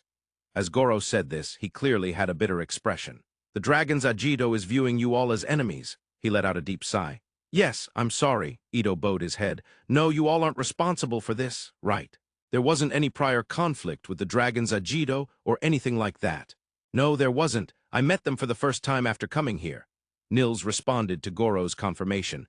After all, even meeting adventurers from Kairati is... Nils' words trailed off. Nils, Rio asked Nils, who had a strange expression. Well, our only relationship with Kairati was when we accepted a request from our village. Could it be that this is related to that? Yes, that's what I was thinking too. It could be a party that retreated after sustaining serious injuries, or one that was turned away at the gate. Oh! At Ito's suggested possibilities, Ammon and Rio nodded in unison. Beside them, Ito briefly explained to Goro, who had been quietly listening. In simple terms, it was a case of misplaced resentment. I see. It's possible that the dragon's Agito was that party. Well, even if that's the case, it doesn't mean there's any problem for you all. Ideally, it would be better if you all could join in on the disappearance case, but if something were to happen in the forest, it would be troublesome. So for now, please remain on standby. I've reported to the city of Run, so we might receive some communication. In this way, the 4 members of Room 10 received a brief respite, authorized by the daimyo. The contact from the daimyo's office came 2 days later. Both Room 10 and the Dragon's Agito were called to the large conference room. There was also Rasharda, who had returned from Kairati, already present there. He sat next to Goro. We received word from the royal capital. Currently, there are no forces being sent from the royal capital. Instead, the kingdom's government has made a request for force dispatch to the adventurers' guilds in Run and Kairati. In other words, additional adventurers will be dispatched from both Run and Kairati. This meant that high-ranked adventurers were coming. Ammon's prediction had been correct. Ammon nodded repeatedly. Seeing this, Nils looked slightly envious. However, there was someone who was even more dissatisfied. Of course, it wasn't any of the 4 from Room 10, but the leader of the dragons, Agito, the swordsman. How can you accept that? This is our request. For it to be snatched away by those who come afterward, especially adventurers from other towns? That's ridiculous, Rio thought, even though he understood the feeling that it wasn't something to say in front of the client. Even Rio, who had little experience with requests, thought this. The thoughts of the other 3 members of Room 10 were likely even clearer. Doggone, mind your words, this is a decision from the kingdom. It is a decision made by higher authorities than us, your requesters. Since this is a royal territory, the royal decisions carry the same weight. You understand that opposing the royal family is a crime of treason, right? Goro reprimanded the swordsman Dagon in a voice so low that even the 4 members of Room 10 had never heard before. Being called treasonous made even swordsman Dagon pale. However, he couldn't remain silent. He was pushed into a corner and realized this situation was bad. But the outcome of that judgment was a clumsy rebuttal instead of silence, which was the problem. Isn't it a lie that the bug on the tree is called a demon insect? It's highly likely that the people from Run are just making up tales to earn merits for themselves. Can you really trust what they say? Hearing that unreasonable accusation, the 4 members of Room 10 thought at first, oh no, it wasn't out of anger or wanting to retort. What they thought oh no about was, I was the one who identified that insect as a demon insect. I serve as a legacy officer in the Central Sanctuary. Are you saying you colluded with them to fabricate the demon insect? That's nonsensical and absurd, swordsman Dagon. Well, I guess it's understandable if you've lost your cool. Rio prayed in his heart for swordsman Dagon. I am a priest. My name is Rashar Tadebo. Do you understand? I am a legitimate noble with a viscount title. It would be wise not to speak to me that way. Noble, not just swordsman Dagon, but the other 4 from the dragons Agito were also left speechless in surprise. Silence filled the conference room. Until the additional forces arrive from Run and Kairati, we will maintain the current status. The actions to be taken afterward will depend on the arriving parties, so let's decide then. Both parties, please spend your time in the village until then. Since the period of confinement will be extended, we will provide additional compensation for that. Upon hearing the last sentence, the 4 members of Room 10 secretly celebrated with a small fist pump in their hearts. With that, the meeting concluded, and as usual, Goro invited everyone for coffee after the meeting. And as usual, the 5 from the dragons Agito declined and left the conference room. Left behind were Goro, Rasharta, and the 4 from Room 10. When the coffee arrived, Rasharta spoke up. Goro, what's up with those dragons Agito folks? I won't say they need to be as friendly as the ones in Room 10, but I've never met such awful adventurers before. The 4 from Room 10 seemed friendly. They exchanged awkward smiles. To be honest, the reputation of the Kairati Adventurers Guild has been declining day by day. I was worried when issuing requests, and it turned out to be true. If they send adventurers like them? Goro shook his head repeatedly as he replied. Is the Kairati Adventurers Guild really that bad? The person who responded when we visited was decent. The sub-masters. Landenvia, right? When Rio whispered the name, Nils partially answered and Ito supplemented. However, even that low voice seemed to be heard by this number of people, and with a wry smile, Goro continued. Sub-Master Landenvia was like the conscience of Kairati, but 6 months ago he was appointed as the guild master in Acre. Since then, the Kairati Adventurers Guild has visibly worsened. He let out a deep sigh. Acre was the largest city in the southern region and the capital of the Marquisate of Heinlein. Being the guild master, there would be considered quite a promotion. However, an organization that loses its talented individuals tends to fall into a sad state. Well, for that reason, I issued this request to both Kairati and Run. Given that Kairati is slightly closer from this village, but due to the reason I mentioned earlier, I also disguised it as a mistake to send it to the city of Run. Daimyo Goro was indeed a capable man. 2 days later, Kona village was flowing quietly without any incidents. The villagers would occasionally find the demon insects and exterminate them, peeling them off trees and squashing them. The 4 members of Room 10 helped with this, sometimes training, sometimes drinking coffee and helping again. The 5 from Dragons Agito entered the eastern forest every day for some unknown reason. Hey, those 5. Do they care about the client's wishes or... SHHH? Rio stopped Nils, who was about to say something, by raising a finger to his lips. What is it? You mustn't say anymore. If Nils says it, it could become a flag. A flag? What is that? It's a terrifying phenomenon where words become reality. For example, if Nils gets turned down by Nina. Hey, what do you mean? Nils got angry at Rio's words. Wouldn't you hate that? That's why words are very important. Let's stop saying weird things recklessly. I don't really understand, but I'll stop. Although Rio's explanation didn't really clarify what a flag was, he had a bad feeling. If Nils continued to speak, something was bound to happen. Of course, this was just Rio's arbitrary assumption. However, assumptions sometimes become reality. That afternoon, the first additional reinforcements arrived from Kairati. As if they had been waiting for it, the 5 from Dragon's Agito appeared before Rio and the others, accompanied by the newly arrived 5. The 4 in room 10 all had displeased expressions on their faces. This situation only brought about a sense of foreboding. The first to speak was the swordsman Dagon. These are the members of Kairati's C-rank party, 5 stars. They are the most veteran party in Kairati. A veteran in C-rank means they don't have the ability to move up to B-rank. Rio grumbled inwardly. The 5-man party consisted of men all in their mid-30s. All 5 have villainous faces. As Rio entertained such rude thoughts, the spear warrior from 5 stars spoke up. You guys are from a D-rank party, right? That means you must absolutely listen to everything we C-rank party says. Is that so? Rio asked Ito next to him. There's no official rule about it, but it's customary. If we take on a bodyguard request together, the leader of the higher-ranked party will take charge, just like that. Ito replied with a hint of annoyance. It was very rare for Ito to speak that way. Usually he is calm and carefree. I see. After hearing Ito's response, the spear warrior smirked and said, And we're tired from moving here, so could you give our legs a bit of a massage? Saying that, the other 4 from 5 stars and the 5 from Dragon's Agito burst into laughter. What the hell? Nils squeaked out in a small voice. Huh, did you say something? The spear warrior said threateningly. Rio stepped in front of Nils and spoke. Understood. Hey, Rio. Nils was surprised and grabbed Rio's arm from behind. Rio ignored this and continued. However, I'm not really sure if you are actually C-rank. What do you mean by that? So, could you show us your guild cards? Sure. After confirming it, we'll argue. Yes, if I can confirm it, I will, Rio nodded vigorously. As the spear warrior walked over while retrieving his guild card, he tripped. Gwa, it was a spectacular fall. Of course, it was due to Rio's ice path. He figured it might be the most used spell in a human context. Are you okay? Rio pretended to be concerned and called out. Of course, he only called out and did not actually run over. Damn it, I slipped out of nowhere. What the hell is going on? Saying this, the spear warrior tried to put weight on his feet to stand up, and fell again. Gyuha, are you okay? Rio once more pretended to be worried and called out. After the second fall, the 3 in room 10 began to understand. This is Rio's doing. Furthermore, after the third fall, the 3 were convinced. They didn't know how, but they knew Rio was doing it, so they decided to play along. Are you okay? The other 3, aside from Rio, also called out to the fallen spear warrior. Of course, they did so genuinely concerned. What was required here were not words that spoke the truth, but acting skills to deceive the observer.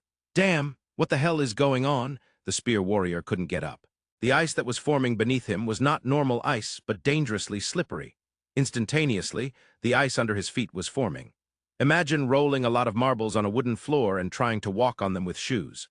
You'd definitely fall. The spear warrior was in a similar situation. To put it plainly, it was hell. Indeed, all 9 members of Kairati began to realize that the situation was not normal. They couldn't understand what was happening, but it was definitely not usual. It was something akin to a curse. Hey, Rio, what are you aiming for in terms of resolution or conclusion here? Nils whispered to Rio beside him, watching the spear warrior keep slipping every time he tried to stand up. While the 9 from Kairati acted as if they were witnessing something terrible, taking a hands-off approach, he had no idea how this would end. Of course, Rio hadn't thought about it either. So, until the reinforcements from Run arrive, will it just stay like this? He said such a thing. Seriously? Even Nils thought that was reckless. No one knew when they would arrive. There was no guarantee they would even arrive today. To stay like this the whole time. Even though he was annoyed, Rio was starting to feel pity for the spear warrior.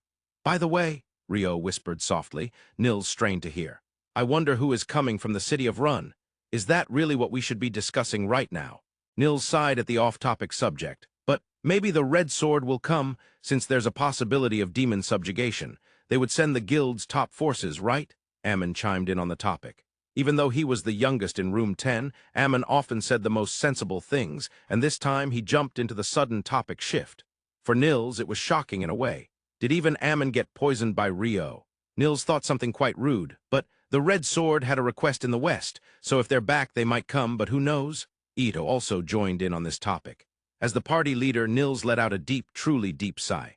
And he thought, is it time to just ride this big wave? Then he decided to go along with it. Perhaps the Wind Seer will also show up. That won't happen. Nils was outright denied by the three. The Karate Spear Warrior's savior arrived 30 minutes later. 2 carriages bearing the crest of the Run Adventurers Guild arrived at the daimyo's office, right beside the ground where the Spear Warrior kept slipping. From the first carriage, a burly, strong-faced man got out. "Hugh, the guild master," Rio and Ammon muttered in hushed voices. Next to descend was a young swordsman. "Roman." From the second carriage, more people from the western nations that Rio recognized stepped out. There were a total of 8. The guild master, Hugh McGrath, the hero Roman, and his party. These were the additional reinforcements sent by the Run Adventurers Guild. "Oh, it's Nils and the others.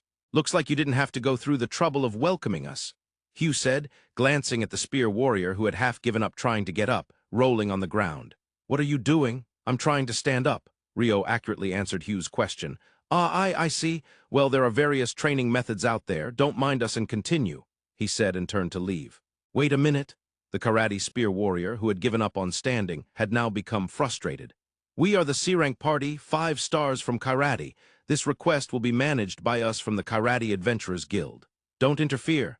No matter how you looked at it, Hugh McGrath, with his intimidating face, seemed like a high-ranked adventurer, but the slipping Spear Warrior had lost even that calm judgment. "Oh, is that so? So you are adventurers from Karate. I am Hugh McGrath, the Guild Master of the Run Adventurers Guild. Unfortunately, I will be managing this request. Don't take it the wrong way." "The Guild Master?" "McGrath. Does that mean the hero McGrath? Master McGrath? Is it the real deal?" Whispers spread among the Karate adventurers like ripples. "He's famous, the Guild Master," Nils whispered to Rio. "He's a hero from the Great War," Rio replied in a similarly soft voice. "And over here is the current hero, Roman, and his party. They happen to be staying in the city of Run and agreed to cooperate. Nice to meet you." Hugh dropped another bombshell. However, it seemed to exceed the processing capacity of the Karate adventurers, and they didn't respond well. "Huh, that was all. Instead, it was the 3 from Room 10 who reacted.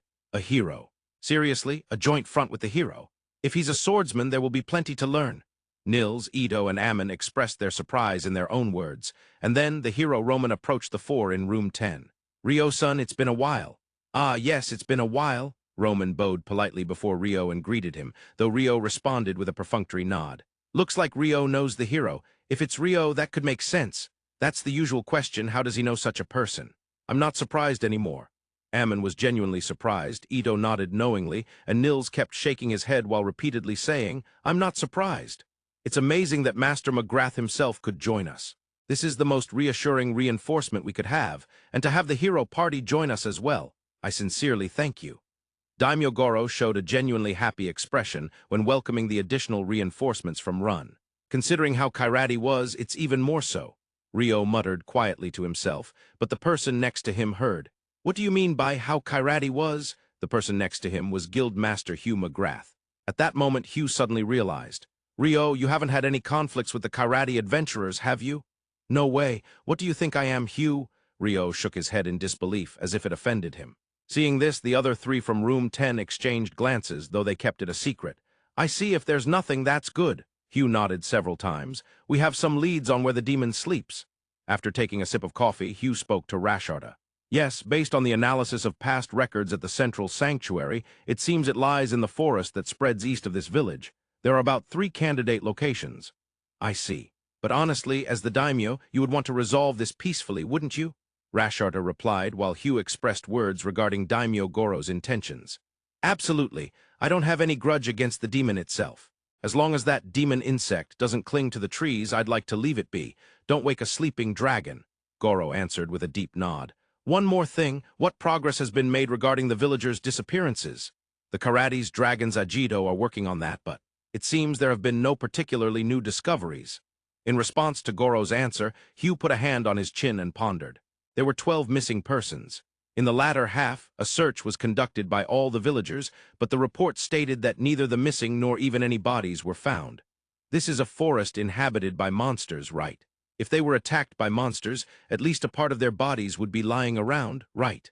It's more likely they were taken away by something or someone other than a monster. Hugh approached with several possibilities based on the reports he had received. Despite his appearance as a tough-looking muscular giant, who seems like a typical muscle-headed individual, Hugh McGrath was not bad at intellectual work. Otherwise, he wouldn't have become an A-rank adventurer. In any field one might reach the top without being smart. However, to reach the ultra-top one must be intelligent, whether in sports, entertainment, or adventuring. Honestly, the case of the missing person seems troublesome. Let's set up the investigation again. I would like to consult with the adventurers from Kyrati tomorrow morning, so could you arrange that? Understood. Then, at 9 a.m. tomorrow, there's a larger conference room on this floor, so let's discuss there. I'll inform them as well. However, the next day, not a single adventurer from Kyrati showed up in the conference room. Why isn't anyone coming? With a grimace, Hugh was pacing around the large conference room. The time was just before 10 in the morning. Rio and the 4 from room 10, along with the 7 members of the hero party led by Ramen, had been waiting here for nearly an hour. Just then the daimyo Goro burst in, panting heavily. "Master McGrath, it seems they've gone into the forest early this morning." "What?" Hugh was speechless at the absurd report. "I apologize. I called them directly to the office yesterday and informed them about the meeting at 9. "What could have happened?" Goro sighed, shaking his head repeatedly. "Well, they insisted on solving this matter themselves. Once they've left, there's nothing we can do. When they return, I'll be sure to yell at them right on the spot." Hugh sighed as well. Then he turned to the members of room 10 and the hero party. "I'm sorry. Therefore, we will disband for today." After saying that, Hugh slumped into a nearby seat. This must be a divine message to have Rio-san engage in a mock battle. No way. Hero Ramen challenged Rio to a mock battle, but Rio flatly declined. "Why not? Well, we did enough of that in the royal capital." Ramen widened his eyes in question. Rio replied with a look that suggested it was obvious.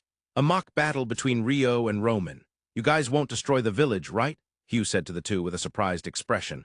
"No way would we destroy a village in a mock battle. What do you think we are?" "Exactly, it's just a sword fight." Rio looked at Hugh with an expression that said he couldn't believe that was even a consideration, and Ramen nodded in agreement with a wry smile. However, a little addition followed after that. If Rio-san used magic in a mock battle, the village would definitely perish. "Hey!" Both Rio and Hugh interjected at the same time. Rio meant that can't be true, while Hugh's expression implied, "Is that what would happen?" The 3 members of room 10 who were listening nearby were thinking the same thing. Absolutely do not ask Rio to be the opponent in a mock battle. It was just past noon. "Ah!"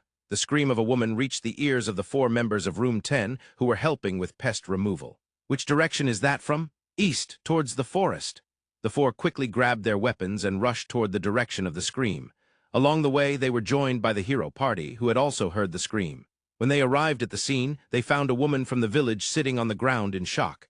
Ahead of her were blood-soaked people. "First, check everyone's pulse." Cleric Graham of the hero party called out to his party members and the 4 from room 10. "There's one. Yes, there is. It's very weak, but it seems to be there." "None," voices were heard. The blood-soaked individuals were adventurers from Kyrati.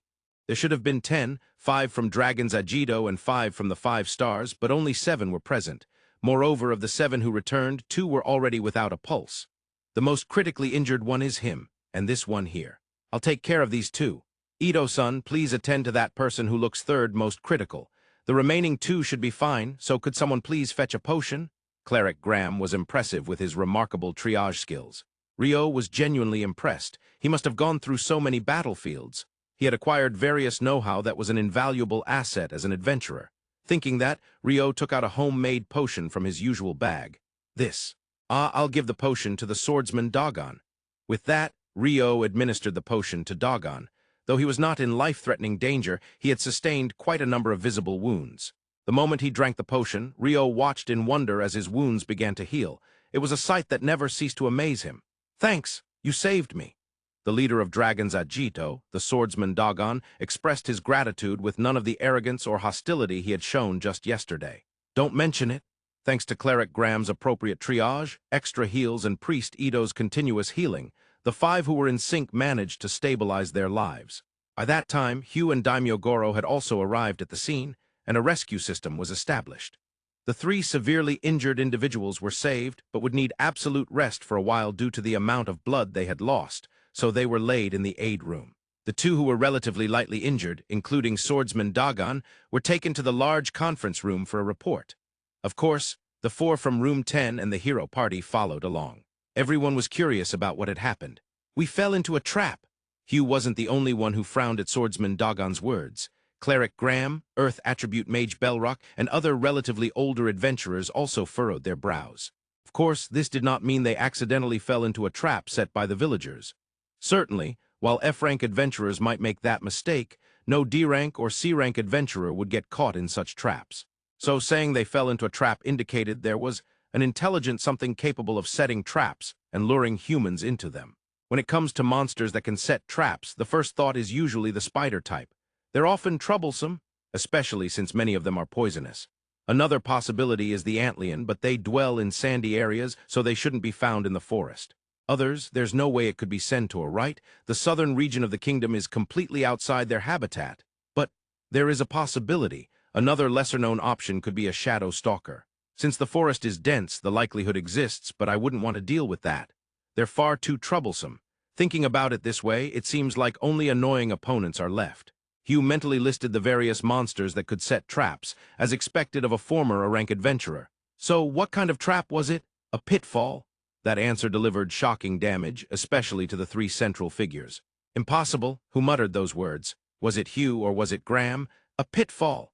Among traps created by humans, it is the most rudimentary and relatively easy to set up. Most traps are designed to restrain the opponent or to inhibit their movement. Therefore, it is necessary to procure tools for restraining or weapons for inhibiting movement to set them. However, a pitfall works effectively even without such tools. The hole itself causes mobility obstruction, but there is a challenging aspect, that is, trap concealment. For a pitfall to be effective, it must be dug wide and deep. And that hole needs to be concealed so it isn't visible. It wouldn't be an exaggeration to say that this concealment is the highest hurdle for pitfalls. In modern Earth television or videos, thin mats of urethane or sponge are placed over the pitfall and camouflaged, but in Phi, such materials do not exist in the forest. Instead, one would have to combine thin branches and layer them with fallen leaves for camouflage. This requires meticulous work, and it also needs considerably advanced thinking to ensure the branches don't fall into the hole before someone steps on it. Did a monster do that? For someone with extensive experience and many battles against monsters, that would be an unbelievable statement. The fact that the set trap was a pitfall. There were several questions. First of all, didn't you guys and the 5 stars have scouts? Why didn't you notice the trap? In response to Hugh's question, Swordsman Dogon shook his head. I don't know. We had a scout at the front and back, with a mage in the center of the exploration formation. But the 3 in the front, including the scout, fell into the pitfall. After saying that, Dogon bit his lip and looked down. Perhaps he was recalling the scene that followed, something that scrambled our senses. Was it magic or some sort of poison? But I've never heard of a monster that sets traps and scrambles senses with magic or poison. Hugh advanced his thoughts while doing his best not to show any expression. You said your name was Dogon. It might be painful to recall, but you're an adventurer. You understand that the importance of reporting and the need for detailed information to avenge your comrades, right? Please explain what happened after the first 3 fell into the pit. Hugh calmly asked Dogon. He knew that if he showed too much sympathy, some adventurers could become obstinate. He was well aware of this, especially among frontline roles. After the 3 fell into the pit, the remaining 7 gathered around to try and rescue them. In hindsight, the lack of attack during that time and until the rescue began was probably because they were waiting for the right moment. The hole was about twice the height of a human, so we began preparing to rescue like taking out ropes. It was then that we were attacked. We were prepared for the rescue, but of course we remained vigilant. However, the enemy was strong. And what was that enemy? Hugh asked in an even quieter, more composed voice than before. It appeared to be human, but it effortlessly jumped onto the trees. Its physical abilities were on another level. And it wasn't even armed. It attacked with extended claws, those eyes that were dyed, completely red. Once he reached that point, Dogon covered his face and crouched down. Red eyes and extended claws? Cleric Graham muttered with a severe frown. Perhaps prompted by that small murmur, Swordsman Dogon raised his downcast face and said, the leader of the 5 stars, Josun, mentioned that it was a vampire. Vampire. That was a word sufficient to astonish even the 4 inexperienced members of Room 10 and the relatively younger members of the hero party. Vampire, one of the most famous monsters in fantasy history. The being of Twilight, the Lord of Monsters, or perhaps the Undead King. Yes, the Undead King is never a skeleton. It is the vampire who is the Undead King. Rio wanted to assert this loudly. However, the atmosphere didn't allow for such statements, so he remained silent. Vampires or similar beings have existed on Earth since ancient times. Indeed, this is true in both the East and the West. The image held by many people, including Rio, is largely formed from modern Europe. It goes without saying that much of this image is due to Bram Stoker's Count Dracula. I'm sure Bram Stoker must have been a person who reincarnated from another world. just like J.R.R. Tolkien. This was Rio's delusion. The historical figure who served as the model for Dracula, Vlad III of the House of Draculesti, commonly known as Vlad the Impaler, was not particularly close to the image of a vampire. At best, it was the feel of his portrait and the act of impaling his Ottoman enemies that might be seen as vampiric, Rio thought. He was a figure who could even be called a hero for his efforts to defend his weak homeland, the Principality of Wallachia, from the neighboring superpower, the Ottoman Empire. Did you just say vampire? The one who slowly asked Dagon, as if to confirm, was Priest Graham. Up until now, he had left all the questions to Hugh and had been a listener, but this was the first time he interjected. Hugh glanced at Graham, who had changed his demeanor. I couldn't make a judgment, but Joe said so. The swordsman Dagon nodded as he said this. Master McGrath, is that Joe among the survivors? The one you saved, the most critically injured, that spear warrior is Joe, Hugh answered Graham's question. That guy, he's not in danger, but it might take some time for him to regain consciousness. When he can talk, there are definitely some things I want to ask him directly. Yeah. Once he can talk, I'll call you, Graham. With that, the meeting for the day concluded, and Dagon and another person offered to help care for the injured in the medical room before leaving. Rio gestured for hero Roman to come over. What's the matter, Rio, son? Due to Roman's straightforward personality, he quickly came over to Rio. Earlier, Graham's atmosphere changed the moment the name vampire came up. Did something happen? Rio called Roman to confirm whether anything had occurred between Graham and the vampire. Of course, he was concerned that Graham's personal feelings could negatively impact their future strategies. It was certainly not mere curiosity. No, it wasn't. In the Western nations, vampires are a special kind of being. They are considered the embodiment of evil. Particularly, the Church has carried out vampire hunts numerous times. There was likely more to it than just that. Roman had a somewhat hesitant expression, as if he found it difficult to speak on the matter. Pushing him for details would be a bad move. I see. I understand well, thank you. When Rio said this, Roman seemed to relax a little and exited the room. In the daimyo's office, Daimyo Goro and Legacy Officer Rasharta were seated across from each other. About vampires. Rasharta, is there a connection between demons and vampires? Rasharta muttered to himself, prompting Goro to ask. I've been thinking about that for a while. As far as the legends I know, there's nothing that indicates a connection between the two. That Rasharta did not know likely meant that there was no indication of a relationship between demons and vampires in the kingdom's lore. To search for the missing villagers, we've done several forest hunts, including myself, but I guess we were lucky not to encounter any vampires. Recalling the forest hunts that could have led to the village's destruction, Goro grimaced as he spoke. Well, if you think about it that way, it's good to find out now, isn't it? Having Master McGrath among the reinforcements is something that doesn't happen in ordinary circumstances. Plus, with the hero party involved. You're definitely lucky, Goro. Be confident about that.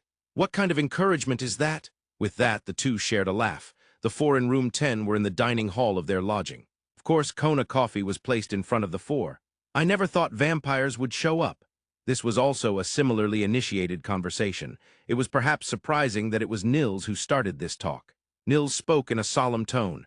Do you know about vampires, Nils? Rio was somewhat surprised. It would be understandable if Ito had knowledge of vampires, but Nils. Yeah, they're the scary ones that suck human blood. That's right, I was wrong to expect something from Nils. Hey, Rio, isn't that too rude? Rio tilted his head in disappointment at Nils' expected response, which caused Nils to be indignant at Rio's comment. Eamon watched them with a smile. However, Rio noticed that Ito, who usually smiled along, was not smiling this time. Ito, you're not shocked by Nils' answer. Is it my fault? Nils, indignantly responding to Rio's comment. No, sorry, I'm not shocked by Nils. Ito, while smiling wryly, joined the conversation. I'm curious about the expression of that Graham from the hero party. He seemed a bit too invested. Ito tilted his head slightly as he said this. Now that you mention it, he was definitely quite engaged. I wonder if he has a grudge against vampires. I don't know. It's not that significant in the Central Nations, but in the Western nations, especially the Western Church, their hostility towards vampires is immense, or so I heard while I was in the temple. Nils recalled Graham's behavior during the Great Conference, while Ito suggested it might be due to a church-related background. I heard there were things like vampire hunts, so that might be it. What Rio recalled were the histories of witch hunts and inquisitions from Earth. Of course, witch hunts had been occurring long before the establishment of Christianity, and it is already a well-established historical fact that not many of the witch hunts in the Middle Ages were led by the Christian Church. So who conducted them? It was the populace who led them. The populace branded their neighbors, whom they had lived next to just yesterday, as witches and burned them at the stake. Sadly, it is human nature to let such things happen. Yeah, it's happened many times. In the Central Nations, there have only been a few sightings of vampires in the past 100 years. Therefore, if this time is indeed a vampire, it would be one of those rare sightings. Because of that, there's little data on how to fight them and what kind of attacks would be effective, even in the temple. Ito seemed to be deep in thought, speaking more slowly than usual. In this battle, Graham's knowledge might be necessary. I guess the guild master is probably thinking more deeply about this than we are. With that, he concluded with a wry smile. The next morning, Hugh received reports that the spear warrior Joe from the 5 Stars had awakened and was on his way to visit the medical room, accompanied by Priest Graham from the hero party and Priest Ito from room 10. However, Hugh noticed a water attribute mage, Rio, stealthily following behind Ito, trying to hide but failing to do so. "Hey, Rio, no, it's strange for you to have a face like, how was I found out? You were bound to be found. I really want to be taken along." Upon hearing Rio's words, Hugh pondered with his arms crossed for a full 10 seconds. Then he turned to Graham beside him. "Graham, Rio is saying he wants to be taken along. Is it all right? Recently, I witnessed Rio-san's skills during the battle in the underground temple of the royal capital. I perceive him as a very capable mage, so having his assistance in this matter would be appreciated." "Oh, a high evaluation there? Then Rio, you can come along." With that, the 4 made their way to the medical room where Joe was resting, with Hugh leading the way. "Master McGrath," the spear warrior Joe murmured as he saw Hugh enter first. "Hey, glad you survived. I caused trouble. That's something you should say to Graham over there, who used extra heal to mend your severed limbs, not me." Hugh said this while pointing to Graham. "I see you're the one. Thank you, I appreciate it." With that, Joe lowered his head. Then he asked, "What about the others?" "Ah, by the time we reached the village, 2 of them had already passed away. There are 5 survivors between both parties." Hugh calmly stated, "I see." Joe seemed to have prepared himself for this. Even upon hearing that, he did not lose his composure. However, Hugh did not miss the fact that Joe's fists were clenched and his arms were trembling slightly. He was suppressing his frustration. For about a minute, no one spoke. Once Hugh confirmed that Joe had somewhat calmed down, he initiated the conversation. "Joe, I understand that recalling this is painful, but I still want to ask you something. I heard from Dogon yesterday about the circumstances. What we want to confirm is just one thing. You mentioned that the ones who attacked you were vampires." "Yeah," Hugh asked, and Joe answered briefly. "Graham, I'm sure you have questions for him, right?" "Yes, Master McGrath, thank you. Joe-son, I would like to know on what grounds you identified them as vampires. Have you seen a vampire somewhere before?" Graham's words, while questioning Joe, were very calm compared to during the great conference yesterday. Ito must have had the same impression. Ito and Rio exchanged glances and nodded slightly. "I haven't seen a vampire. The reason I called them vampires is because they resembled the descriptions I heard from a friend in the temple long ago. Red eyes, elongated claws, physical abilities beyond that of a human."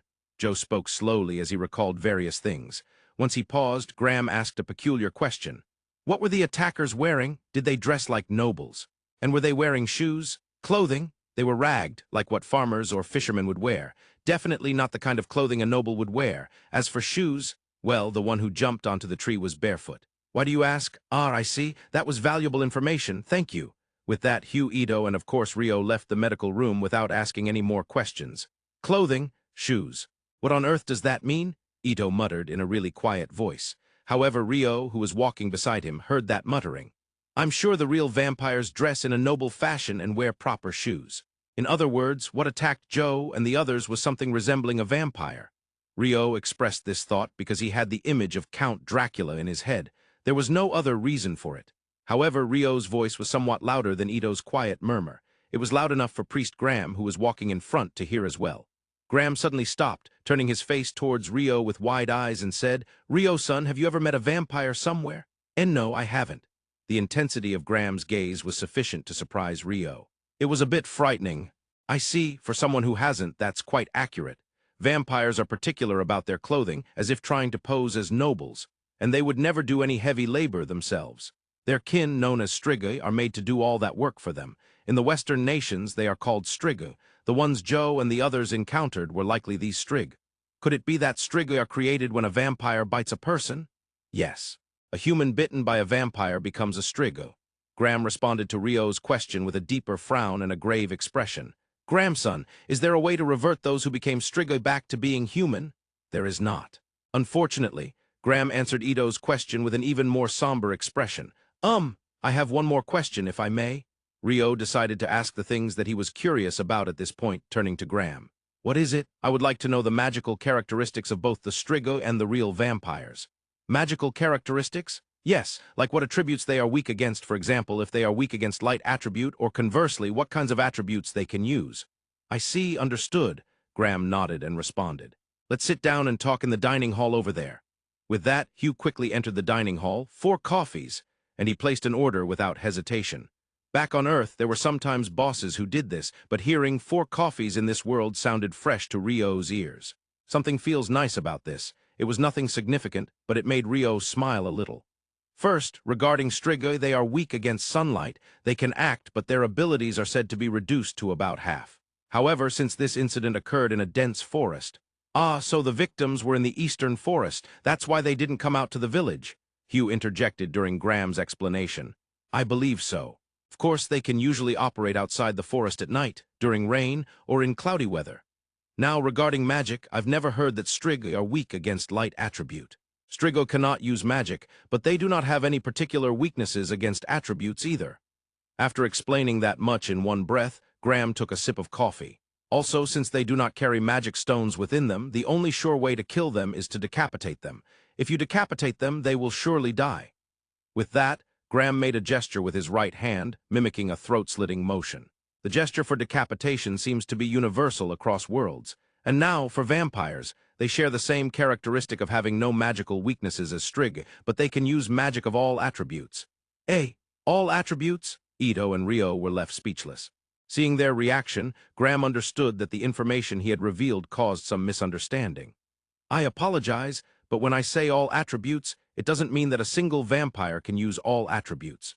Each individual vampire has different attributes they can wield. Some vampires can use fire attribute magic, while others can use earth attribute magic, and so on.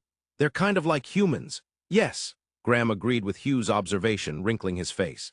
Among the teachings of the Church, there are sects that proclaim vampires to be people born of darkness. Since vampires also do not have magic stones within them, they cannot be classified as monsters. However, due to their long history of conflict with humanity, many people in the Western nations harbor a variety of emotions towards them. Additionally, they follow a feudal system, divided from duke to baron. Generally, you can think that the ranks correspond directly to their strength. Graham continued to explain calmly. Those above count are quite the abominations. That said, it's said that there have been hardly any encounters with vampires of count rank or higher in the Western nations for over 100 years. No one spoke, listening to Graham's explanations. For those from the central nations, this was quite valuable information. When it comes to what magic vampires use, it's uncertain until you face them. However, all vampires possess a trait known as extremely high magical resistance against all attributes. All attribute resistance? Rio inadvertently muttered knowledge from games upon hearing Graham's explanation. Therefore, in battles against vampires, magic classes will support, while close combat classes will be the ones to take them down. In other words, we should hope for Ramen and Hugh, right? Me. It's been a while since I've been in the field. Hugh McGrath sighed heavily at Rio's words. However, Rio-san, you could also use a sword. I'm a mage. Despite having had numerous mock battles with Ramen, the swordsman hero in the royal capital, Rio did not include himself among the close combat personnel and boldly declared himself a mage, puffing out his chest in response to Graham's inquiry. Speaking of which, Rio, you've also had mock battles with Sira using a sword, haven't you? I'd say she's not even close to the knights you find around here. I'm a mage. Rio, who had had extensive mock battles with Sira, a sword user said to surpass even the genius swordsman Abel, declared himself a mage again, puffing out his chest. By the way, is there really a true vampire out there? That unproductive question was fired off in one breath by Ito. It seems certain that there are Strigi, but in the end, vampires have not been confirmed, right? Indeed, they haven't been confirmed. However, Strigo cannot be created without a vampire, and if that vampire dies for some reason, so too will their kin. This means that the existence of Strigo suggests that at least one vampire is near. In response to Ito's question, Graham nodded several times while answering. The existence of a troublesome vampire with resistance to all attributes had been confirmed. Even one would be a bothersome opponent, Graham murmured in a small voice.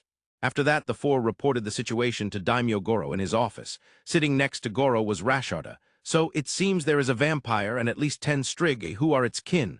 The missing people, in other words. have likely turned into Striga. Goro confirmed with a somber expression, and Hugh nodded in response. As the guild master, Hugh also had people under his command. If those under his protection had been turned into such creatures, the grievance would be unimaginable. Hugh waited in silence, sipping his coffee, until Goro had processed some of the grievance. I see, so the vampire's stronghold is within the eastern forest? Goro took about 30 seconds to recover and asked. Hugh seemed to hesitate and then turned to Graham. Well, it's not impossible, but to be honest, the likelihood isn't high. While Strigo inhabit various places, vampires tend to reside in houses. Unless there are abandoned mansions or villages in the forest, I heard there aren't any. What lies beyond the eastern forest? Graham seemed to be recalling various things as he answered. When asked about what lay beyond the forest, Goro took out a large map from the cupboard and spread it out on the desk. This is a general map of the area around Kona village. The eastern forest is quite large. Beyond that, there's only a fishing village. It's the outermost edge of the kingdom. It should belong to Baron Mamoru. The Baron himself lives in the royal capital, and I believe the manor, which is quite far from this fishing village, is managed by a representative of the manor lord. Graham, you don't mean? It's all just a possibility. There's a chance that the fishing village has already fallen to the vampires. Both Goro and Graham were frowning while they conversed. Even if it's a small fishing village, it houses dozens of people. If they all turned into Striga, it's only natural that both Goro and Graham would frown at that thought. Either way, we need to go to the fishing village and confirm, Hugh stated decisively, to reach the fishing village from Kona without going through the forest. The southern side of the forest extends all the way to the coast, so we would have to take the sea route, but I wouldn't recommend that. The currents are very difficult, and there are reported sea monsters in the waters. It would be challenging without the sea monster deterrents that the fishermen possess. What's that? There's such a thing as a sea monster deterrent? Ryo was excited internally. He definitely wanted to see it at the fishing village. He wrote sea monster deterrent at the top of his checklist. Meanwhile, Goro continued his explanation. The realistic choice is to go around the northern side of the forest. That route would take us through Baron Mamoru's manor before reaching the fishing village. A manor, huh? I'd like to hear more, but will they accept adventurers? Hugh expressed his concerns. Well, that depends on the manor lord's representative. Then, should I accompany you? It was Rasharda who said that. Despite my appearance, I hold a Viscount title. If it's a representative of the Baron's manor, I don't think they would refuse cooperation. That was a very reasonable argument. That would be greatly appreciated. Please do. Understood. With this, I can be of some help to the village as well. With that said, Rasharda broke into laughter. A noble like this would be wonderful. But I guess not all nobles are this impressive. Ryo had his own biased opinions about nobles. Also, I'll leave Dagon and the others behind for the village's defense. In a little while, those who were in the infirmary will also become able to fight. Ah, that's helpful. I'd prefer it if nothing happens, but you never know what might occur. Daimyo Goro nodded happily at Hugh's suggestion. Once it became clear that the vampires and their kin were in the forest, the village's low defensive capabilities became concerning. However, even acknowledging that, it wasn't something that could be easily resolved. Among the villagers, some could fight to a degree, but against vampires, it would be impossible. Naturally, if they heard that the Karate adventurers could be left behind, they would be pleased. Indeed, there were aspects of their conduct that raised eyebrows, but Goro believed they might have changed through their experiences in life-and-death situations. Ito and Ryo returned to their lodging and explained the situation to Nils and Ammon in the dining hall. If magic doesn't work on vampires, then it's our turn as swordsmen, Nils exclaimed joyfully about the potential for action. Yet Ryo was obviously avoiding eye contact and remained silent. What's the matter, Ryo? Do you have something to say? No, I think the front lines will probably consist of Ramen and Hugh. Nils froze at Ryo's prediction. Certainly those two seem amazing. One is a hero and the other is a hero from the Great War. Ammon nodded in agreement. Gradually Nils's voice became softer. Nils. The front line isn't the only battlefield. Protecting the rear is also an important role for swordsmen, Ryo encouraged Nils. Why, yeah, you're right. I'm not useless or anything. Nils managed to recover somewhat. Although Room 10 was known for its young talents, facing the likes of Hero Ramen or Hero McGrath wouldn't be a fair fight. They were still at the stage of gradually accumulating achievements one by one. I feel like my role this time is to protect these three, the Hero Party and Hugh McGrath. There seemed to be no necessity for Ryo. However, these three, Ryo nodded to himself inwardly. The next morning, the expedition team led by Hugh McGrath departed from Kona village and arrived at Baron Mamoru's manor without incident by 3 in the afternoon. Perhaps this manor has already fallen to the vampires, and the manor lord's representative has become one of their kin. The team, caught in a trap, would be forced into a combat event. Surrounded by over 100 kin, the vampire would say, "You've fallen into my trap, foolish ones. Ah ha ha ha ha." Thinking about such things, Rio stood in front of the manor. His expression was faintly smiling. Naturally, the three from room 10 noticed that expression and whispered among themselves. Rio's expression? Yeah, there's no doubt about it. He's thinking of something mischievous again. Ammon, Ito, and Nils, having known him for a long time, could see through Rio's mind. "Hey, Rio," Hugh suddenly called Rio. "Yes, what is it?" Rio quickly tightened his expression and answered seriously. "You're not thinking of something strange, are you?" "No, not at all." Even without a long acquaintance, the former rank adventurer could sense Rio's change. Of course, Rio was responding with a composed face as if nothing was wrong. The Lord's manor was not particularly large, consistent with the scale of the manor. It resembled a slightly affluent merchant's home, and the manor lord's representative who welcomed them was an ordinary-looking man in his mid-50s, giving off the aura of a bureaucrat. From any angle, he appeared to be a normal human. The moment Rio saw the manor lord's representative, his shoulders drooped slightly, and he bowed his head just a bit, which the three from room 10 did not miss. It was disappointing that nothing had happened. They sensed Rio's grievance. Looks like he was indeed thinking something mischievous. Their murmurs went unheard by anyone. "Is it true, Your Grace?" There was a possibility that vampires had settled nearby. This was in response to Rasharda's inquiry for permission as the manor lord's representative to go to the fishing village to confirm. Lord's representative Keinken had been the head clerk serving in the trading company since before Baron Mamoru received his title. He had been dispatched here to manage this manor and the fishing village on the kingdom's outer edge due to Baron Mamoru's elevation to nobility. However, that fishing village... Having got that far, Lord's representative Keinken hesitated. "Is there a problem?" Rasharda asked, trying to maintain a friendly demeanor to secure cooperation without being too forceful. "No, it's not a problem per se. It's just that it's no longer under Baron Mamoru's jurisdiction." "What do you mean?" According to Keinken's explanation, there had been discussions in the royal capital, and Baron Mamoru returned the fishing village to the royal family in exchange for land in the capital. As a result, the fishing village was no longer under the management of the manor lord's representative. That happened about a year ago. The first disappearance is believed to have occurred 10 months ago. Listening to the story, Hugh thought in his mind, if vampires had moved in on the fishing village at the timing when they were no longer under Keinken's management, it would explain why they had not been caught until now. The outermost fishing village of the kingdom, and especially since it does not border any other country, the royal family would not have sent a daimyo there. Tax officials were sent once a year to determine the tax amount, but aside from that, it had likely been left mostly untouched. However, even if it's a fishing village, wouldn't there be itinerant merchants visiting? Rasharda asked the question that piqued her curiosity. That fishing village, even before it became part of the Baron's territory, had villagers who would send out boats to purchase goods. Therefore, it's quite possible that since I stopped visiting, no one from outside has gone to the village. That is indeed a possibility. Lord's representative Keinken answered, frowning slightly and shaking his head a few times. "I see, I understand well. From what I've heard, neither you nor the Baron will bear any responsibility. I will also ensure to put in a good word during my report to the central authorities, so rest assured." "Thank you, Your Grace." Rasharda promised to put in a good word, and Keinken deeply bowed his head in gratitude.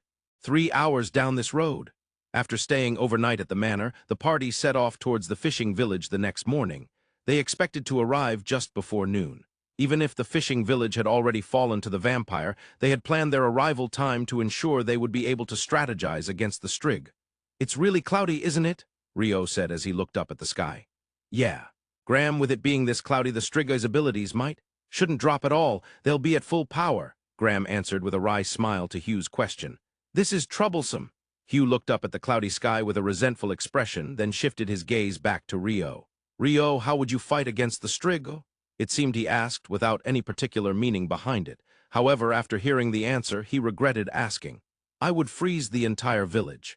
There's a perfect water attribute magic called permafrost. Yeah, definitely don't do that. It's possible that it's a direct territory of the royal family. You might actually go through with it, which is the problem."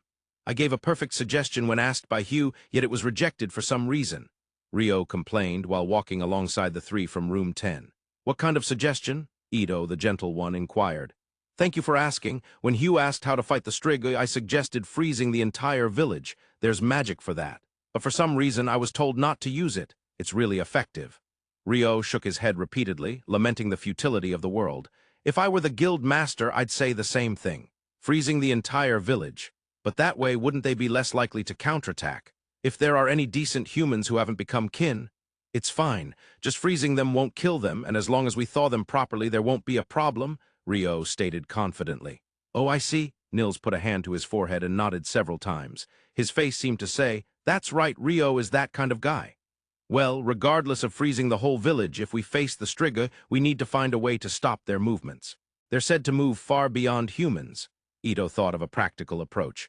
Previously, when we did a quest in my village, Rio tied up the monster's hands and feet with some ice rope, right? Wouldn't that work? If the opponent's movements are too fast, it might not be effective. Nils suggested while recalling the past, but Rio shook his head in denial. So freezing the entire village. And that's a no. Rio's renewed suggestion was immediately shot down by Nils. Stopping a fast-moving opponent, it's the eternal theme of combat, isn't it? It was already a given that the youngest Ammon would provide the most solid opinion. After about 30 more minutes of walking, Rio's passive sonar detected a response.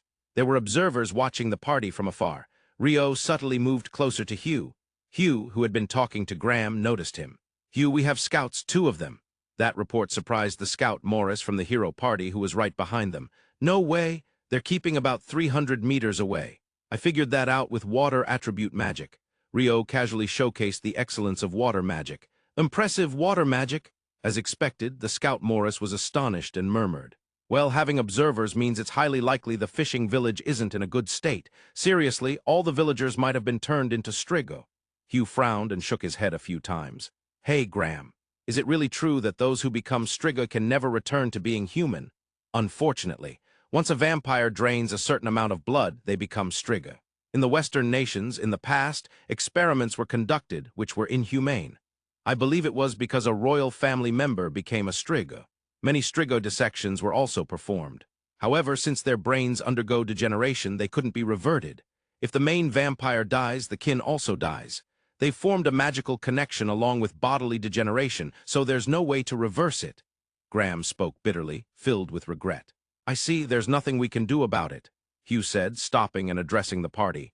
Everyone listen, if a Striga comes at you, eliminate it without hesitation, don't falter. Remember, your hesitation could lead your comrades to death. His voice wasn't loud, but it resonated heavily in the stomachs of all who heard it. It was that kind of voice. 30 minutes later, the party arrived at the square at the entrance of the fishing village and saw a man, appearing to be in his 30s, sitting in a chair dressed in fine clothes, acting arrogantly in the center. On either side of him were what could no longer be called men and women. They were likely the Striga. If they attacked with a surprise attack, it would work better. Vampires are surprisingly straightforward, aren't they? Only Nils, who was beside Rio, heard his muttering, but it was a secret that Nils frowned and shook his head slightly. The first to speak was the vampire. Finally made it. You took longer than expected. He spoke in a condescending tone. Oh, so you understand why we came? Of course, you're here to subjugate me. I would be pleased if you were reasonably strong adventurers. Is that because stronger humans become higher ability kin when turned? You understand quite well. Satisfied with Hugh's answer, the vampire laughed as he responded. I shall introduce myself to those who would become my kin. My name is Kalinikos, Count Haskir. A count. Graham's whisper was so quiet that no one heard it, but the shock he felt was considerable.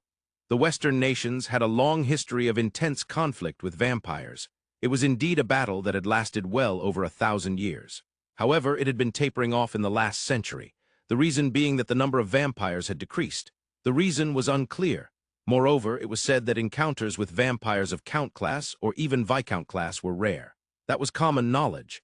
Given that even Graham had faced Count class encounters only a handful of times, this meeting could be considered an exceedingly rare occurrence. When subjugating Viscount class or Count class vampires, one would usually gather considerable information beforehand. But this time there was absolutely no prior information. Thus, even with the ultimate human side forces of the hero and the brave, a hint of anxiety settled in Graham. I have no intention of becoming your kin, so I have no need to introduce myself. I'm merely an adventurer here to subjugate vampires. With that, Hugh drew his sword. At that signal, the front line, led by Ramen, drew their weapons while the back line readied their staffs. Humph, then, as an unnamed kin, you shall be used until you die. As Count Kalinikos spoke, the Striga began to move all at once. Thus, the vampire subjugation battle began, not in the forest as initially envisioned, but in the fishing village. There were over 60 Striga. Half of them charged all at once.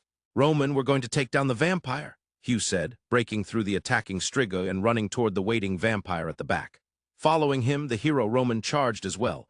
The remaining 10 faced the oncoming Strig. Stone Javelin, Air Slash, Fire Javelin, the 3 mages from the hero party unleashed their spells in succession. But impossible, they're dodging. What speed is that? All the attack spells boasting considerable speed were dodged. The 3 had never experienced anything like this even in the Western nations. As they dodged the magic, the final line of defense against the approaching Striga was the 2 swordsmen from Room 10, Nils and Ammon. Though their swords were dodged, they skillfully utilized their small shields on their left hands to parry the advancing Striga. In such a situation, the only ones keeping up with the Striga's speed were Ashken, the enchanter, and Morris, the scout. Thanks to the enchantment Party Haste, their speed was boosted, and they had confidence in their speed to begin with.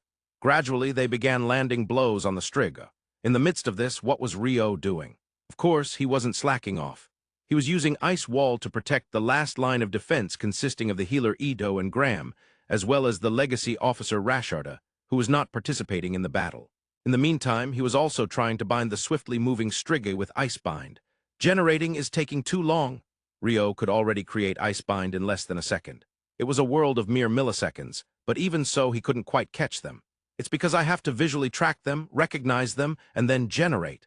The human field of vision is only about 70 degrees when looking straight ahead, 35 degrees to the right and left. If one shakes their head, it can exceed 100 degrees on one side, but there is no room to shake one's head while pursuing the speed of a Striga. If only I could recognize them without using my eyes. Passive sonar and active sonar are not particularly fast in terms of recognition speed. If only he could directly capture something like the water content within the Striga's body. However, while it might be possible with someone he's touched and searched, recognizing the water within the moving Striga in front of him was impossible for Rio. If I could wet them down with the water I prepared, would that work? Ito and Graham, who were right beside him, noticed Rio muttering. Both of them were giving timely instructions. Especially Graham, who was directing everyone in the party except for Roman, who was at the front line, while glancing at Rio's condition.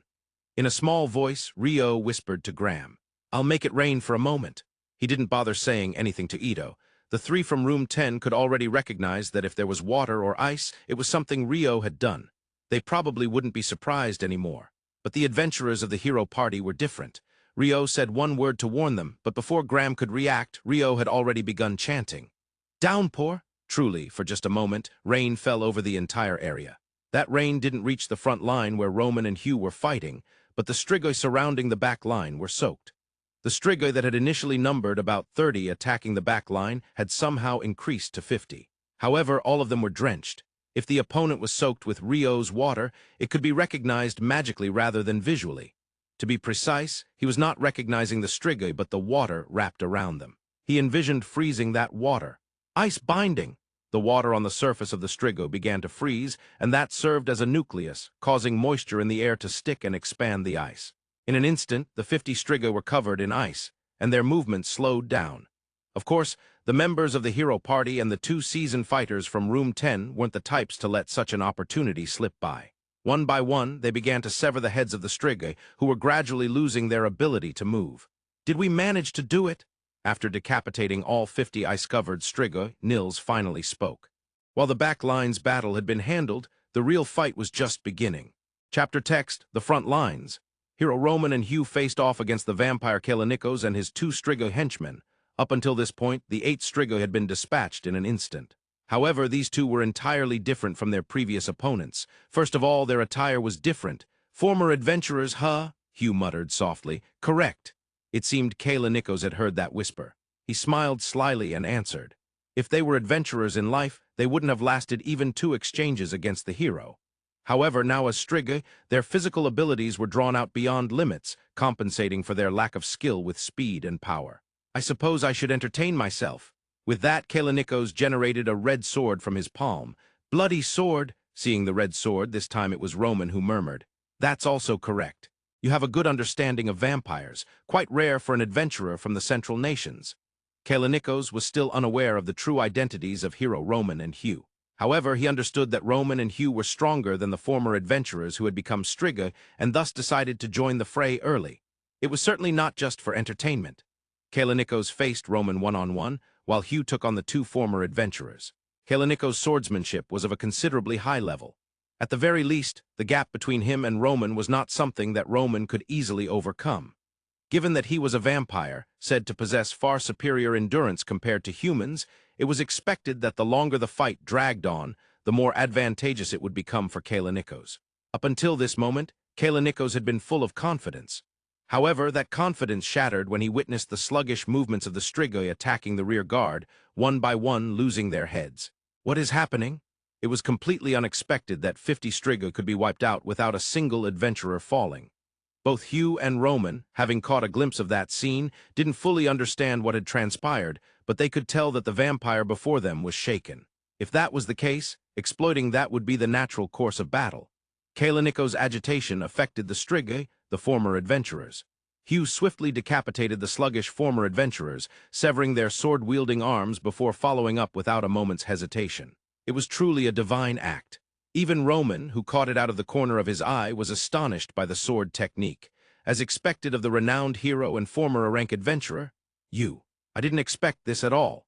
The vampire Kalinikos spat out those words. As if enhancing his physical abilities in an instant, he backstepped with a speed that even Roman found difficult to comprehend, putting some distance between himself and both Roman and Hugh. Then he muttered softly, "Slave!" At that moment, something like a haze emerged in the minds of Roman and Hugh, severing their consciousness. Roman gritted his teeth to endure, but Hugh unexpectedly knelt on one knee. That scene was also visible to the 10 members of the rear guard. "What happened?" Nils blurted out, but no one could provide a clear answer. If only they had heard the word slave that Kalinikos had chanted, perhaps Rio would have understood. However, even without hearing that word, Cleric Graham had a flash of insight. Could it be dark magic? Muttering that, he readied his staff and chanted, "Evil protection." The air warped slightly, and a hemisphere with a radius of about 5 meters was created around Graham. "Quickly get inside this," he called out to Nils and Ammon, who were a short distance away, and the two scrambled into the hemisphere. Then they looked to the front lines. What on earth is happening? Most likely, it's the dark attribute magic slave. It's a troublesome spell that allows the caster to control the target at will, Nils said, saying what was on everyone's mind, and Graham replied. Then those two are? Roman will likely resist. The magical resistance of a hero is the pinnacle among humanity. However, no one besides Roman can withstand a Count-class vampire's dark attribute magic. Not even saints or holy maidens could, probably Master McGrath either, Graham answered, grimacing at Ito's question. So it means you're trying to make Roman and Hugh fight each other. That was Rio's observation. Rio recalled a time on the way back from the royal capital to Run, when a priest who worshipped the god of darkness had attempted to control him with a similar spell. But Abel had worn an item that resisted mental interference magic, making it ineffective. Hugh's son has no items to counter mental interference magic? He wondered if Hugh might have such an item as he asked Graham. That's unlikely. Items of that sort are national treasures in both the Western and Central nations. Even the former rank adventurer, the renowned hero Master McGrath, likely doesn't wear one. Graham shook his head while replying. What kind of item was Abel wearing? Numerous doubts floated in Rio's mind, but for now it wasn't the time to ponder that. Is there a way to dispel slave? Only by defeating the caster, Graham answered in a tone that suggested it was the most bitter answer yet. As they discussed this, they saw Hugh, who had been kneeling, rising to his feet. Hugh, son! Hero Roman noticed that the atmosphere around Hugh was different from before. Until now he had appeared carefree, masking his strength, but the Hugh who stood now could only be described as a bundle of aggression. When their eyes met, he immediately struck with his sword. Roman, sensing the change in atmosphere, was not careless. Had he been careless, that single strike could have ended it right there. It was that much of a sword flash. As expected of the swordsman known as a hero, the master of the sword, McGrath, Roman likely held the upper hand in speed and power. However, after only a few exchanges, he could immediately tell the overwhelming gap in skill. While he had been outmatched in skill against Abel during their bout in the royal capital, he believed he could have won had the battle continued as it was. But the man before him was different. He perfectly deflected Roman's high-speed strikes. The timing, angles, counterattacks after parrying, everything was overwhelming. Any slight mistake and it would all collapse. Roman was under a pressure he had never experienced before. Hero, Roman, and Hero McGrath, to anyone uninvolved, their sword fight would have been nothing less than a magnificent spectacle. Both were swordsmen representing the Western nations and the Central nations.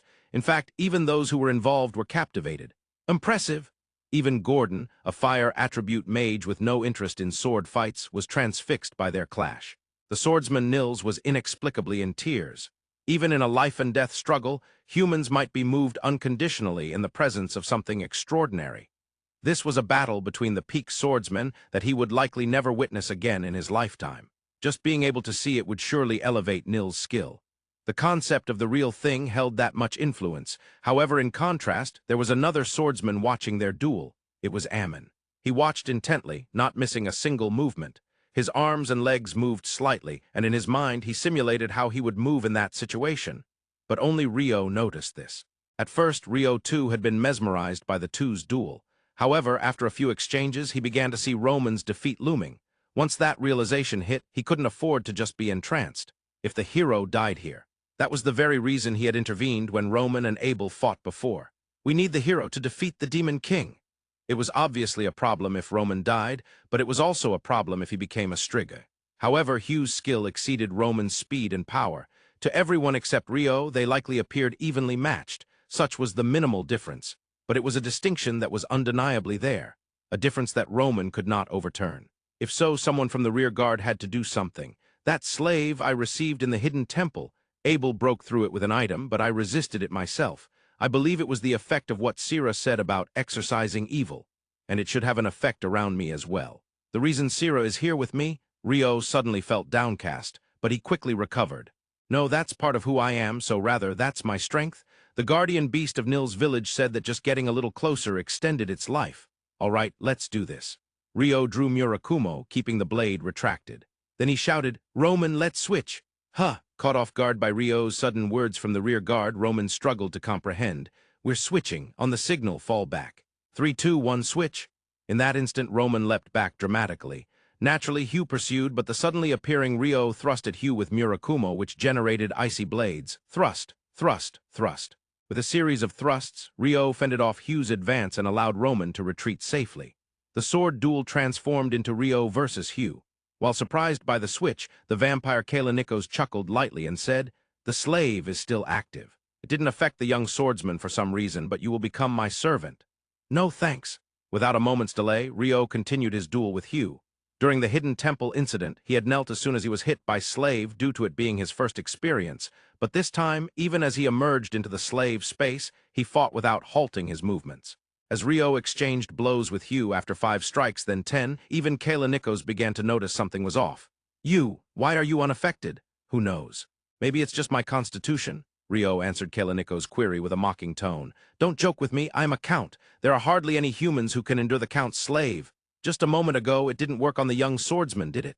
While the conversation with Kalinikos continued, Rio deftly parried Hugh's strikes. He had no intention of defeating Hugh with the sword. If that was the case, he just had to protect himself. Defending was his forte. He had managed to hold his ground for nearly 2 hours against Sira, who boasted overwhelming speed, power, and extraordinary skill while clad in her wind attire. Even against Hugh, it should not be easy for him to breach Rio's ironclad defense. Perhaps it was around the 200th exchange. Finally, the moment Rio had been waiting for arrived. Hugh swung wide and then knelt down, hanging his head. What's wrong? Kalinikos could not comprehend the situation. To Rio, it merely looked like he had dodged Hugh's horizontal slash. What had actually happened was simply that Rio had dodged Hugh's slash. The reason Hugh knelt was due to a different cause. Damn it! A small whisper escaped the man who knelt before Rio, bowing his head. As he lifted his face, something flew from his left hand. The flying object was a dagger. It flew straight towards Kalinikos' forehead. Kalinikos deflected the dagger with his bloody sword, but of course it was Hugh's trap. Simultaneously, as he sent the dagger flying, Hugh charged forward to close the distance with Kalinikos. By the time Kalinikos had deflected the dagger, Hugh was already within range. 4 lines of light that perfectly embodied the term sword flash were drawn by Hugh's sword. He severed both of Kalinikos' arms and legs. Gah! Even a vampire, when cut, seemed to feel pain. However, it's futile. I will recover soon. Why can't I move? Kalinikos looked at the limbs he had lost. Normally, they would likely reattach and return to his body immediately, but there was no sign of that whatsoever. Futile vampire. I wield the holy sword Galahad. It's a sword that seals the regenerative abilities of beings like you. Hugh looked down at Kalinikos, who had lost his legs and shrunk in stature. A holy sword. There should only be 3 adventurers with a holy sword in the Central Nations. You know well, I am one of them. My introduction was late. My name is Hugh McGrath, a former rank adventurer. Hugh bowed politely as he introduced himself. The hero of the Great War. I never thought such a big shot would confront me right from the start. My understanding was shallow. Kalinikos looked utterly deflated. Ice wall package. Seeing Kalinikos in that state, Rio had not yet lowered his guard. From his light novel knowledge, he imagined that vampires could escape in the form of countless bats, or perhaps die while cursing, or even more directly, explode themselves. Expect the worst, hope for the best. Words that applied to any situation, indeed profound wisdom. Those were the words of British politician Disraeli. Politicians are inherently capable individuals. Yes, inherently. The vampire encircled by Rio's ice wall. Now then, you said you're Count Haskell, right? Hugh called out to the vampire Kalinikos, who had fallen with all 4 limbs severed. By that time, the rear guard had also arrived. Of course, they were within the range of Cleric Graham's evil protection. Morris, the scout, looked on with curiosity at Rio and Hugh, who were seemingly unaffected by the barriers. I am Count Kalinikos Haskell. After a while, it seemed that he could not keep his head bowed any longer. Lifting his face, Kalinikos introduced himself. You have one. You know how to kill a vampire, right? Hurry up and kill me. Kalinikos spoke boldly. We want to know something. Please tell us. Hugh made clear the reason he wouldn't kill him immediately. Hearing that, Kalinikos twisted his mouth into a wide smirk. Do you think I will answer? However, that answer was likely within Hugh's expectations. Without a moment's hesitation, without changing his expression, he continued. Count Haskell, if you are to bear the title of Count, you must have the pride of nobility. We have completely defeated you. We took down all of your forces without a single sacrifice and shattered even your dark attribute magic. To withhold even one piece of information from such an opponent, do you have no thoughts as an elite? That was an appeal to the pride of one who claimed the title of Count. In negotiations, it is fundamental to bring up what the other party holds most dear. Usually figuring out what that is can be difficult, but this time, Kalinikos' intense self-respect had been apparent even before the battle began, making it easy to grasp. The pride of nobility? Kalinikos muttered softly. I never expected to be lectured on what it means to be a noble by a human. Very well, I will answer, though not everything. Puffing out his chest, Kalinikos answered in a strong voice. Hugh's scheme had worked. First, I want to know why you brought this fishing village under your control. I said I would answer, but think a little about how you ask. Such a vague question cannot be answered. Kalinikos replied, as if exasperated by Hugh's inquiry. Is that so? You can answer anything you're thinking, can't you? You speak of cunning. There are things I cannot answer as well. Well, it was merely by chance that I took control of this fishing village. Kalinikos answered without changing his expression. By chance, huh? So will more vampires follow you? That is not the case. I have been exiled from my country. Don't ask why I was exiled. It was merely because I lost a common power struggle. I had intended to move by sea, but I was swept here by a storm, he answered with a shrug. Why did you turn the villagers into strigo? Ah, that has always been a difference in perspective between humans and us. Humans raise pigs and chickens to devour their eggs and meat, right? So I wouldn't blame you for that either. What we vampires do to humans is not much different. It may be unforgivable from a human perspective. But I believe pigs and chickens would not forgive humans either. Indeed. In Phi, humans are never the strong ones. In the earth I was on, humans were fundamentally the strong ones, but here. When I look at dragons or griffins, I think there are many beings stronger than humans. From a vampire's perspective, humans are not the strong ones either. Rio pondered this. There's only this one vampire, no follow-up. Then there's only one thing left to confirm. After sorting through what Kalinikos had spoken, Hugh continued. I want you to tell us what you know about the demons sleeping in this land. The moment he asked that question, Rio noticed Kalinikos' eyebrows move slightly. It returned to normal in an instant, but a silence lingered for several seconds. Then, Kalinikos sighed heavily and began to speak. There is a cave just west of this square, about 15 minutes into the forest, and inside it is a stone coffin. It is likely about the being inside. Likely? Hugh tilted his head and asked. I have not seen inside the coffin. The moment I touched it, half my magical power was drained. I understood there was something terrible inside. I never wished to know what it was, so I left it alone. At that point, Kalinikos twisted his face in pain, cutting his words and pausing before continuing. I left it alone, but it will likely come out soon. What did you say? It seems that by draining my magical power, it has significantly accelerated its recovery. I apologize for what I did to you humans.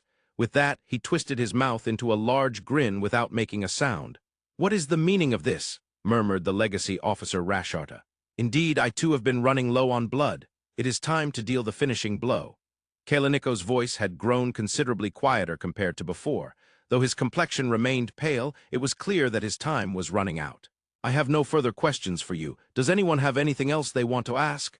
As he said that, Hugh looked at Cleric Graham. However, Graham shook his head, indicating he had nothing particular to ask. If no one else is, may I ask a question?" Rio raised his right hand, seeking permission from Hugh. "Yeah, go ahead." Hugh nodded once and made way for Rio to step forward. "Count Haskell, you mentioned earlier that you were exiled from your country. Please tell us the location of the vampire's country." After that question passed through the group, many opened their eyes wide. Indeed, he had said he was exiled from a country, which meant there was a vampire country. "Humph, I slipped up. I was relaxed because no one asked." "Young man, don't ask such troublesome questions at the very end." He had a self-deprecating expression that seemed to fit those words. Exiled from a country. Just this one sentence held considerable significance for humans. At the very least, the existence of a vampire country was unknown in the Central Nations. If a vampire had come here after being exiled from that country, it likely meant there was a vampire country somewhere nearby, not at the ends of the earth. That was a serious problem. While I said I would answer your questions, I cannot answer yours, young man. That might lead to my former comrades being put in danger. I hold a grudge against those who exiled me, but I cannot betray the others. "I see, that's unfortunate." Rio backed down without particularly resisting Kalinikos' answer. He had expected he would say nothing. There was one thing he wanted to confirm. There is indeed a vampire country, and it seems it is nearby. If it were at the ends of the earth, or in the western or eastern nations, the Count before him would have answered. However, the mere fact that he refused the answer served as proof that it was nearby. Of course, Rio was not considering the annihilation of the vampire nation. He asked purely out of curiosity. In a voice small enough for only Rio to hear, Kalinikos muttered. It might have been directed at someone from the vampire country. Wasn't it supposed to take 100 years to ensure they chant spells and activate weak magic? None of these people are chanting. Having finished his questioning, Rio was moving to yield his position in front of Kalinikos to someone else. But in that moment, such muttering reached Rio's ears. "What on earth?" However, Rio's words were interrupted by Graham. "Then I will deal the finishing blow to this vampire. Rio-san, please remove the ice wall." Rio missed the timing to ask Kalinikos something due to being spoken to. Then he dispelled the ice wall that had been covering Kalinikos. Kalinikos looked at Graham, now standing before him. Probably noticing the symbol of the Western Church hanging from his neck, he snorted softly. "I see there was also a priest from the Western Church. Ah, you were the one chanting evil protection. Sadly, that is incorrect, vampire." As Graham said this, he pulled something from his staff. Rio realized what it was, a hidden staff. Like Zatoichi, a straight sword emerged from within the staff. "I am not a priest, I am an archbishop, Archbishop Graham." Graham announced this as he readied the straight sword. "Archbishop Graham? No way, the Inquisitor General."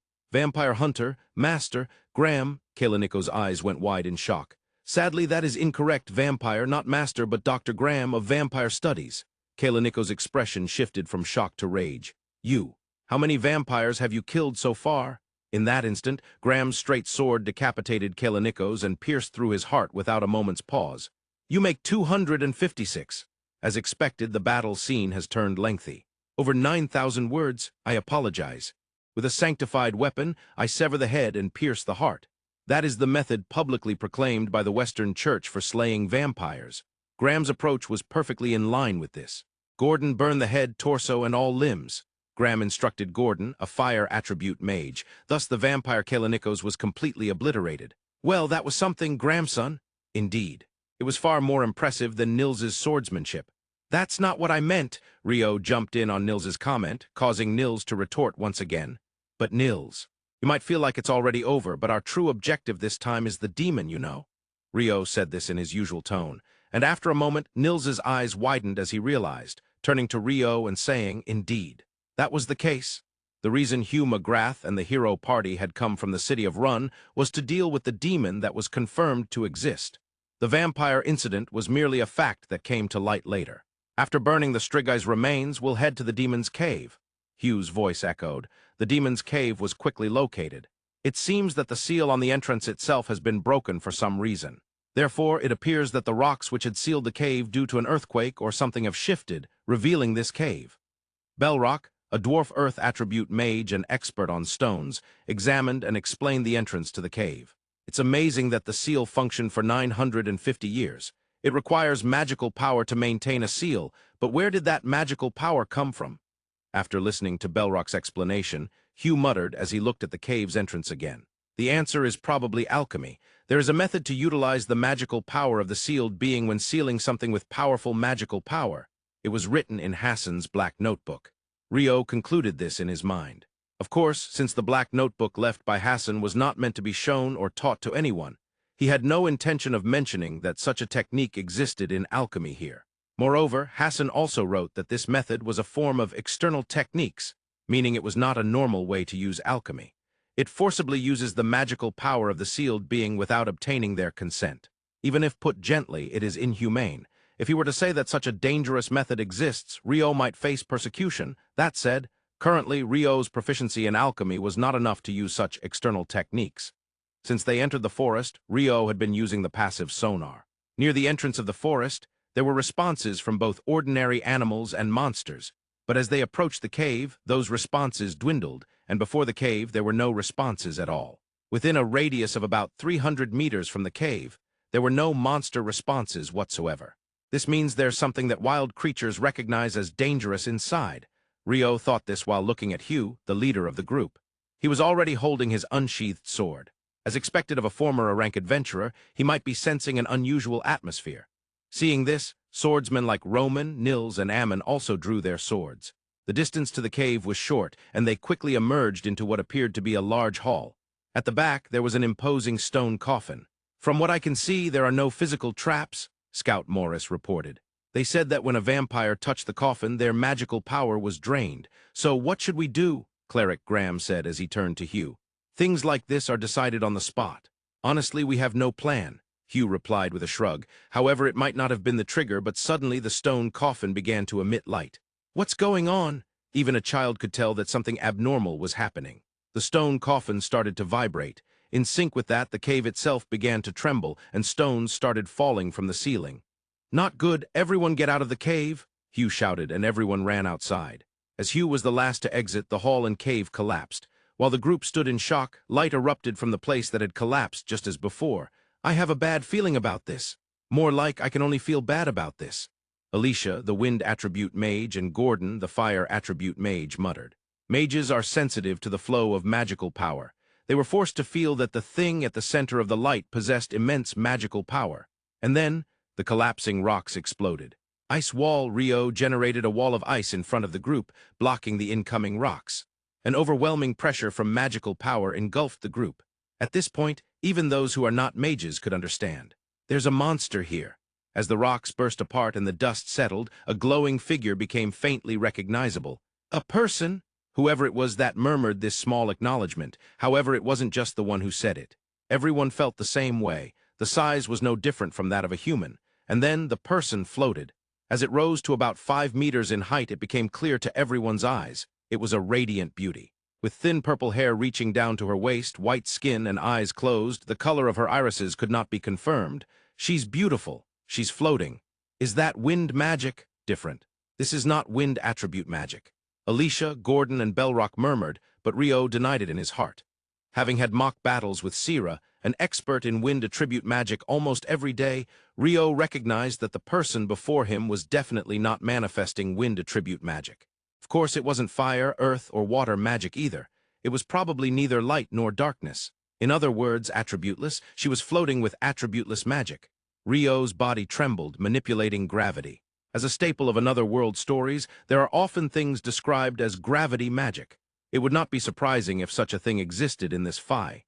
It wouldn't be strange, but witnessing magic that causes phenomena not yet explained by modern Earth science right before his eyes naturally evoked excitement. In reality, it was the demon Leonor demonstrating space, jumps through dimensional storage, and sealed corridors. But Rio hadn't felt any excitement at that time.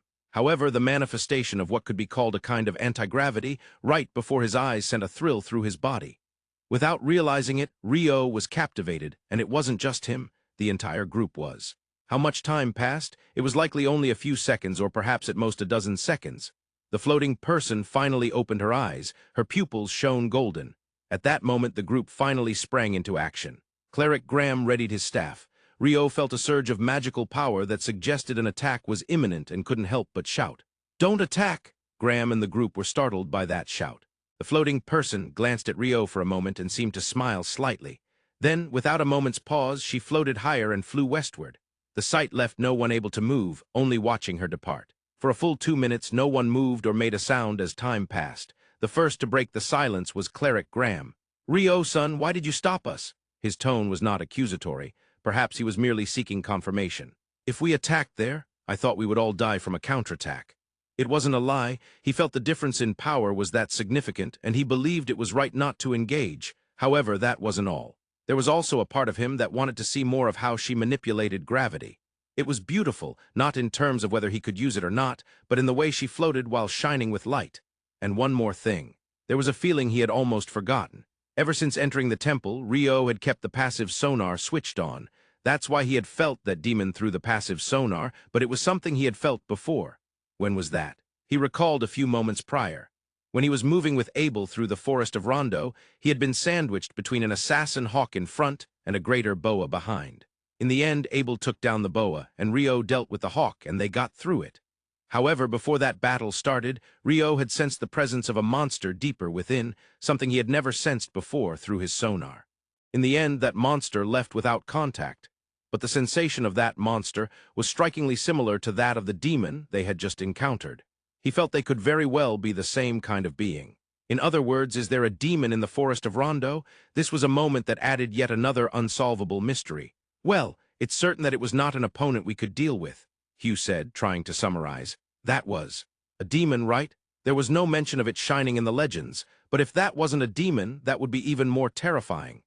In response to Priest Ito's confirmation, the legacy officer Rasharta nodded and answered. "She flew off to the west until she was no longer visible.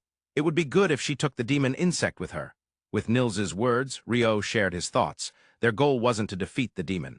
It was fundamentally to eliminate the demon insects that afflict the coffee trees, as stated in their request. "We won't know until we return to Kona village. All right, let's head back." With Hugh's command, the group set off on their way back to the village. Thus, Chapter 9, Kona village, comes to an end.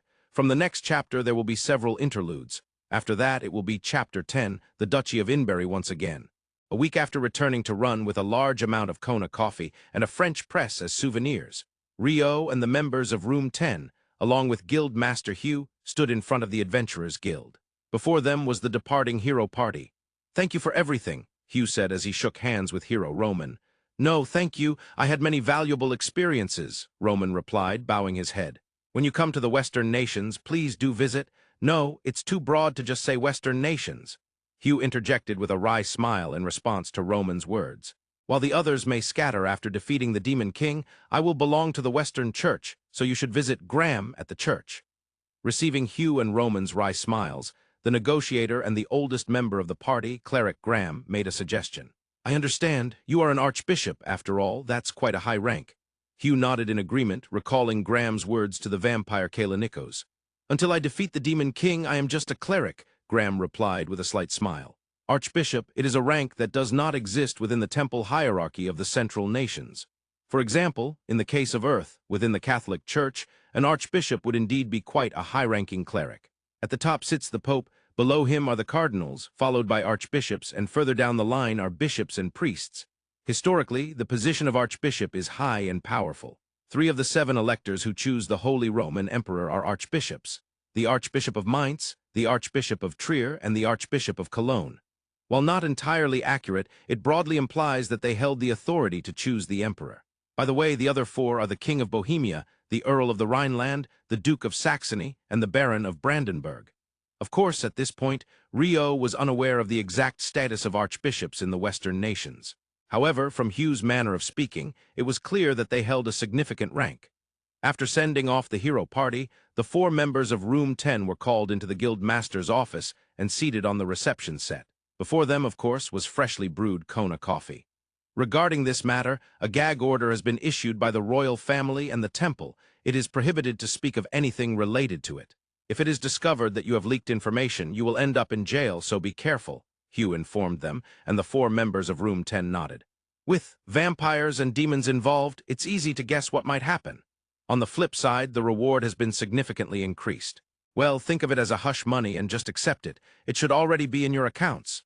"Whoa, The increase in rewards was delightful. Even Rio, who wasn't particularly in need of money, found it pleasing. The members of Room 10 left the guild master's office. Demons, vampires, somehow we managed to solve it. The dungeons after the great tsunami have finally returned to normal, so we should be able to live quietly for a while now. With that said, Hugh began his usual paperwork. Tomorrow I will post Chapter 2. Is it true that Count Haskir Kalinikos has vanished? Yes, it is true. It has been confirmed with the crystal. That place was simply a room known as the study.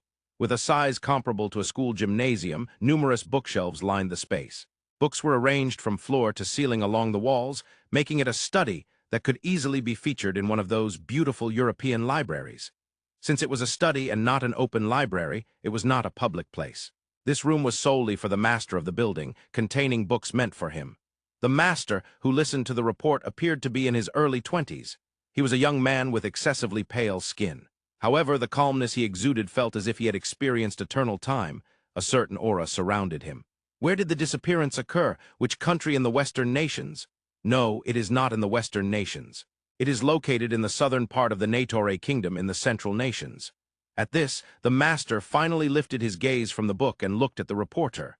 The southern part of the kingdom. That is troubling. He placed his hand on his chin and pondered for a moment before giving a directive.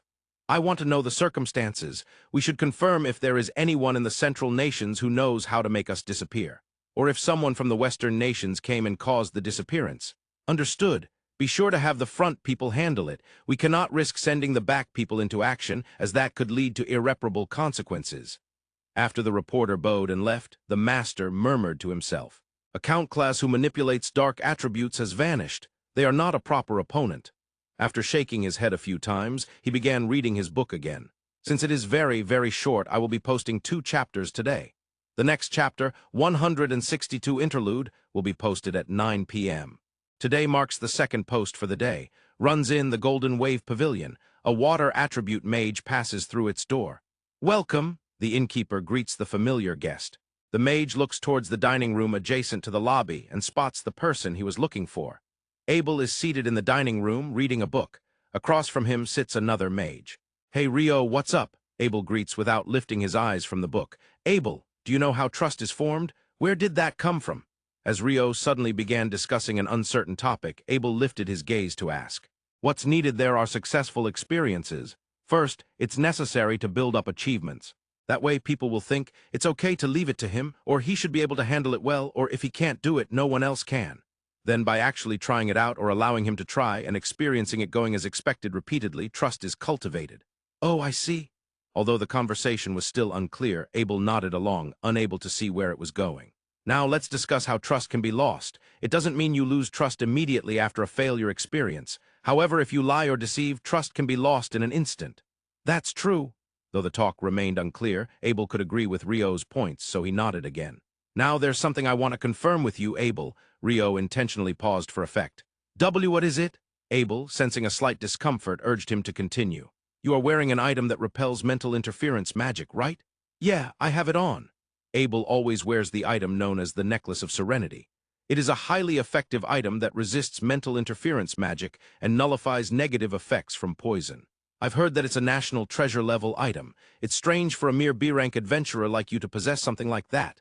Just a mere B-rank, but being a B-rank adventurer means I'm among the top tier in the country, right? Abel argued back, feeling cold sweat on his back. However, even Hugh, the former rank adventurer, doesn't own such an item. Rio pressed on sharply, like a cold police officer cornering a suspect. His right hand adjusted an imaginary pair of glasses, a gesture Abel couldn't comprehend. I consider the reasons why a B-rank adventurer like you possesses a national treasure-level item. No matter how I think about it, I can only come to one conclusion. That conclusion is... Rio took a deliberate breath here. Abel desperately endured the pressure of expectation. You're actually a thief who stole it from a treasure vault. I told you that conclusion is wrong. This was a repeat of Rio's previous accusation. But that's the only thing that makes sense. After all, you're a swordsman, yet you have the dexterity of a scout, able to find traps. That's strange. But if you consider that you're originally a thief who breaks into treasure vaults, then everything falls into place. Rio looked at Abel as if to say, what do you think about that? For Abel, who had no response to such a challenge, it felt impossible to answer, and he was tempted to just reveal the truth. He thought that Rio probably wouldn't spread Abel's true identity around, and even if he did find out, his attitude wouldn't change. "Ha! Fine, I'll tell you the truth, Rio." Abel frowned, took a breath, and then slowly lifted his head to look Rio in the eye. "I am Albert, the second son of the current King Stafford IV. Albert Bisford Knightley. Right now, I'm an adventurer for various reasons, including gaining experience. And this necklace, the Necklace of Serenity, is indeed a national treasure, but it's a special necklace that only members of the royal family are allowed to wear. So, that's how it is." Abel felt relieved after saying everything. However, Rio did not look relieved at all. "Abel, even if you're going to lie, you should do it a bit more convincingly. Didn't I just say, if you lie, that alone will lose you trust? Honestly, not listening to others is also a problem."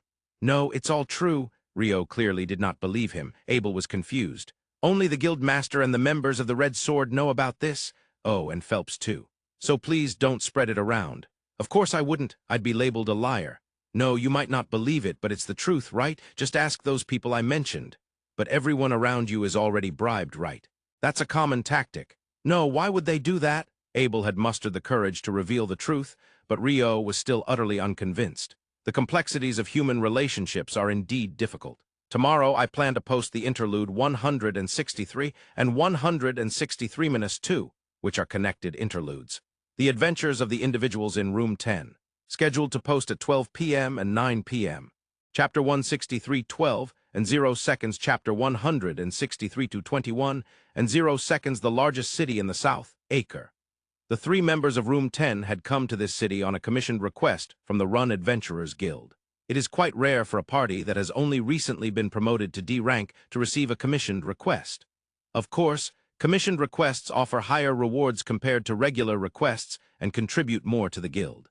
It is said that successfully completing just 1 commissioned request is equivalent to the points of 2 regular requests, which certainly raises their motivation. Upon arriving in Acre, the 3 headed straight to the Acre Adventurers Guild. While a brief explanation of the request had been given by Run, a detailed explanation was said to be provided in Acre. Given that there was a possibility of being told to move right upon arrival, it was common sense for adventurers to head to the guild before booking accommodations. Though there are water attribute mages in the world who may not know this common sense, the 3 in Room 10 had been completing requests and were somewhat accustomed to such procedures. Once they entered society, they realized the importance of common sense. At the guild's reception, after presenting their introduction letter from the Run Adventurers Guild along with their adventurer cards, they were led to a meeting room at the back. After waiting for only 20 seconds, a man entered. "Hello, thank you for coming. I am Warren, the guild master." He had an intellectual aura about him, and one could sense he had been a mage or priest during his active days. "I am Nils from Room 10, and these are my party members, Ito and Ammon. It's been a while since we last met at Karate for a request. Please have a seat." This Warren had formerly served as the sub-master at Karate. He was referred to as the conscience of Karate by Goro, the daimyo of Kona village.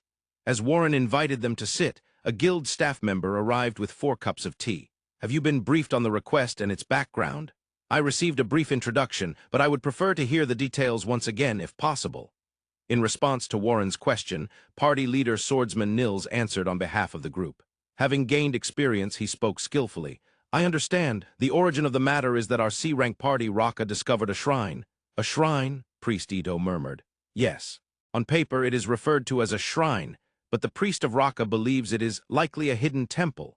However, she has never seen a hidden temple herself, so it would be best to confirm with someone knowledgeable. Currently, there is no one in Acre who knows, and calling someone from the royal capital would take too long. When I consulted with Master McGrath, he introduced you all to us." "I see." Nils nodded and glanced at Ito sitting next to him. "Indeed, in fact, we encountered a hidden temple during the request we took at Karate." Ito nodded in response to his gaze and spoke.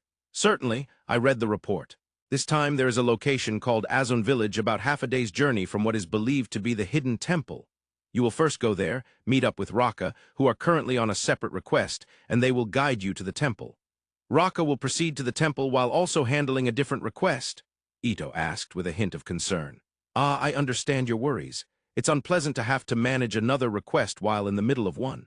However, the request they are handling is related to the temple matter, so there shouldn't be any issues. In fact, the rewards from the guild will be increased, so they are quite pleased about it." "That's good to hear." Nils responded with a significant nod. Beside him, Ito and Ammon also nodded in agreement. 2 days later at the inn in Azon village. Though Azon was referred to as a village, it had established itself as a key supply point for agricultural products to the largest city in the south, Acre, making it a considerably large village. Additionally, it was characterized by a significant number of merchants staying there, resulting in well-developed accommodation facilities. In one of these, lodging of the moon and stars, the meeting between Raka and Room 10 was taking place. I am Bandash, the leader of Raka and a swordsman. I am Ash, a fire attribute mage. This is my younger sister Nash, who uses wind magic, and Cash, who uses earth magic. And I am Terence, the priest, along with Korokke, who wields a shield. Korokke merely nodded slightly. Perhaps like Warren of the Red Sword, shield users tend to be quiet. After the 3 from Room 10 introduced themselves, Ito added further. Terence, it's been a while. Of course, you are Ito, right? It's been 5 years, hasn't it? Oh, you can call me Terence Nee just like before. That's a bit. Ito's face turned bright red. Nils and Ammon watched with interest, as did Bandash from Raka. Back then, when I first entered the Central Sanctuary, you were the one who took care of me, Terence. Were you 10? Or 9 years old? You were crying your eyes out after leaving your parents' side. Whoa, whoa, whoa, Ito interjected, interrupting Terence, who was reminiscing. Ammon found it fascinating to see a side of Ito he rarely witnessed. Everyone feels embarrassed when their childhood stories are brought up. Yes, Bandash and Nils exchanged hushed comments. However, it's great that Ito's party is here to confirm the hidden temple. If it were a group of unknown individuals, it would have been quite troublesome. That's true, Terence agreed, while Bandash from Raka nodded vigorously. About the request we handled in Kairati? No, never mind that. Regarding the temple, the report stated it was half a day from here, but thanks to a villager showing us a shortcut, we actually discovered it can be reached in 2 hours. Oh, Nils, Ito, and Ammon exclaimed in unison. The half a day had turned into 2 hours. This was a significant time reduction. Now we will head there, but we will be crossing a forest rumored to not even have lesser boas, so I don't think there will be any problems. On their way to the hidden temple, the 3 from Room 10 listened to Raka about the request they were handling. So recently cows and goats have been going missing frequently around Azon village. Yes, exactly. Normally, exploration requests of this nature don't come to the guild. Villages don't want to spend money on such matters. Hence, exploration requests typically only come from temples that are willing to pay, but this request comes directly from the Lord. The Lord of Azon village. To be precise, it's the Lord of the manor located south of Azon village.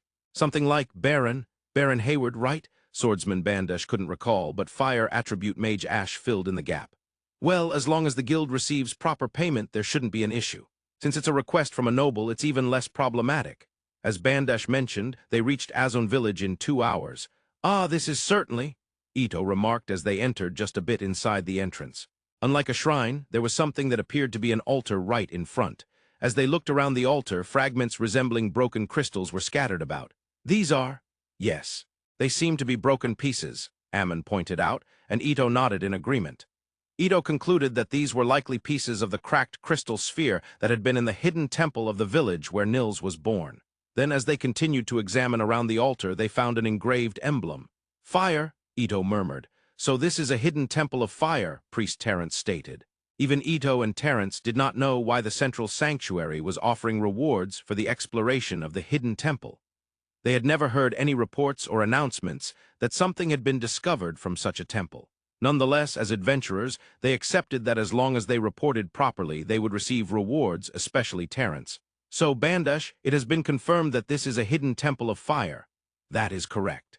With this, both we and you from Room 10 will receive our rewards, Terence said to Bandash, who joyfully conveyed this to the 3 from Room 10. This was a win-win situation. Afterward, it took them 2 hours to return to Azon village. However, the village they returned to presented a completely different sight from 4 hours ago. At 12 p.m. today, I posted 163 Intermission Adventure in Room 10 Part 1. Please read that first. The Sound of Despair. To sum up the situation in Azon village in one phrase, that 4-character compound word was perfectly fitting. All around the village, there were bodies lying as if they had been severed by some sharp and enormous blade, and the villagers and merchants were in a state of total chaos. Hey, what happened? The swordsman Bandash asked as he found a guard collapsed near the castle gate. At the same time, Terence healed the guard's wounds with heal.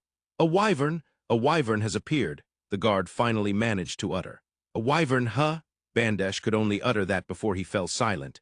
Of course, he wasn't the only one. Everyone present fell silent. A wyvern is on a different level compared to other monsters. With a wind attribute magic called Wind Barrier, It constantly negates damage from attacks. Moreover, the invisible wind attribute attack Magic Air Slash and Sonic Blade are far more massive and powerful than attacks cast by human mages. Yes, they can sever multiple bodies in a single strike. Because it is such a powerful monster, significant preparations are required for subjugation. At least 20 adventurers of C rank or higher. And it's better to have a larger number of mages. Regular attacks won't work, and attack magic gets repelled. Therefore, they must continue attacking until the Wyvern tires and its wind barrier disappears, with magic. The group headed towards the daimyo's office. In emergencies, the main response unit is the daimyo's office in this village. However, it had already turned into rubble. This is terrible. The one who muttered this was Ash, the eldest sister and fire attribute mage. Just as expected, the Wyvern's air slash is powerful, said Nash, the second sister and wind attribute mage. It's thoroughly destroyed compared to others. They must have attacked or retaliated and incurred the Wyvern's wrath, said Cash, the youngest sister and earth attribute mage, as if she had witnessed it. Among the three sisters, it is the youngest sister who excels in logical thinking. From the looks of it, there are no survivors, Bandash muttered, and Nils nodded in agreement. It was that thoroughly destroyed. If we stay here, we'll be thought of as the same lot. At the same time as the youngest sisters mutter, a voice rose from afar. Here it comes again! It was less than 5 seconds after hearing that voice when the Wyvern reached the daimyo's office, and it spotted the group. It seemed to be looking at them as if to say there were still some it hadn't killed yet. Not good. Everyone behind Korokke, Bandash shouted. The three sisters and Terence immediately reacted, and a moment later, the three from room 10 also got behind the shield-bearer Korokke. Korokke, too, raised the enormous shield he always carried, simultaneously when Bandash shouted. In that moment, a sound was heard. Clang. It sounded as if something hard had struck the shield. That's definitely not the power of an air slash, Nash, the wind attribute mage, whispered, but it was indeed an air slash. The distance is quite close, Cash, the youngest sister, said, peering through a slit in the shield and referencing the distance to the Wyvern casting the air slash. Right, normally Wyverns cast magic from over 50 meters high, but that one is about 15 meters. Why is that? Asked Ash, the fire attribute mage, as Bandash questioned. Who knows? Maybe it's an individual that can't cast air slash over long distances, or perhaps it just enjoys watching humans get cut up from close by. In any case, if it's cast from this close, there's no way to dodge it. It's fortunate that they were protected by Korokke's shield, but if this continued, they would be in a dire situation. However, after a while, perhaps it got bored and the Wyvern flew away. That said, it was going to destroy other parts of Azon village. If it can fly up to 15 meters, we might be able to manage, Bandash said. At that moment, his gaze inadvertently landed on Nash, the wind attribute mage. However, Nash, being the one looked at, shook her head repeatedly. I can't fly, you know? No, I never said that. Your gaze said it. A wind attribute mage can't fly. There are spells for it, but normally one doesn't just float. Sure, I hear that someone like a Lalian from the royal capital can float in the air. But normally, there aren't mages who can fly or float. The eldest sister Ash and the youngest sister Cash nodded at Nash's statement. While it seems that normally mages can't fly, someone who looks like they can came to my mind. Because they are water attribute, right? Yeah, they'd probably say something like, I have a good spell in water attribute magic, and then fly. The three from room 10 quietly discussed such things. Of course, they had never seen Rio fly in front of them. However, they recognized that Rio seemed like someone who could pull it off. After a while, a sound of a clap resonated. I've come up with a good method, the swordsman Bandash said confidently. During times like this, Ban is a bit. Hey, Terence, don't say things that break people's spirits when you're a priest. Terence sighed as he spoke, and Bandash argued back with a frown. Let's hear it then. So what's your method, Ban? The eldest sister Ash prompted Bandash to share. In short, it's enough to get up to 15 meters, and if it's a swordsman, if I can thrust my sword into its eye in one strike, I might be able to take it down. So I need you to throw me up to Korokke. I see. The only one who voiced a favorable response to Bandash's idea was Nils, the fellow swordsman. The three sisters shook their heads repeatedly, Terence sighed, and even Korokke frowned slightly and shook his head. Ito and Ammon wisely waited for someone to speak without changing their expressions. Well, Ban, why don't you take a look at your physique? The eldest sister Ash said clearly in an exasperated tone. Bandash stood tall at 185 cm and weighed 85 kg. Frontline swordsmen generally have good physiques. Nils also has a similar build. Abel, the red sword, looks remarkably slim for a swordsman, however. The shield-bearer Korokke is even larger. He stands over 2 meters tall and weighs 100 kg. A true giant, But even that giant, when asked if he could throw the imposing Bandash up to a height of 10 meters, it would indeed be impossible. "Ah, is that impossible?" Bandash said while looking at Korokke. Korokke silently shook his head. "How about me?" The voice that spoke up was Ammon. Ammon was also a swordsman, but to be honest, he was not large. Standing at 170 cm and weighing 60 kg, a 16-year-old with a body still in growth. Ammon looked at Korokke.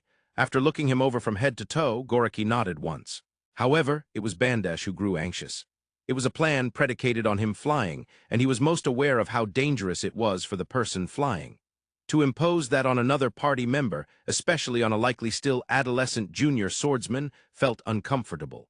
"Let me do it," Ammon said with strong determination. Nils and Ito silently exchanged glances, then both nodded slightly. "Ammon, can you really do it?" "Yes." In response to Nils' calm inquiry, Ammon replied steadily, not overly excited but with a determined expression. Nils, as the party leader, turned to Bandash, the leader of Raka. "Bandash, please let Ammon do it." "Nils," Bandash almost questioned back, but discerned from Nils' expression a trust and confidence in their party member. In reality, they had no other option. If they took too long, there was a possibility that additional reinforcements like adventurers or knights from Acre would arrive. But until then, this village wouldn't hold out.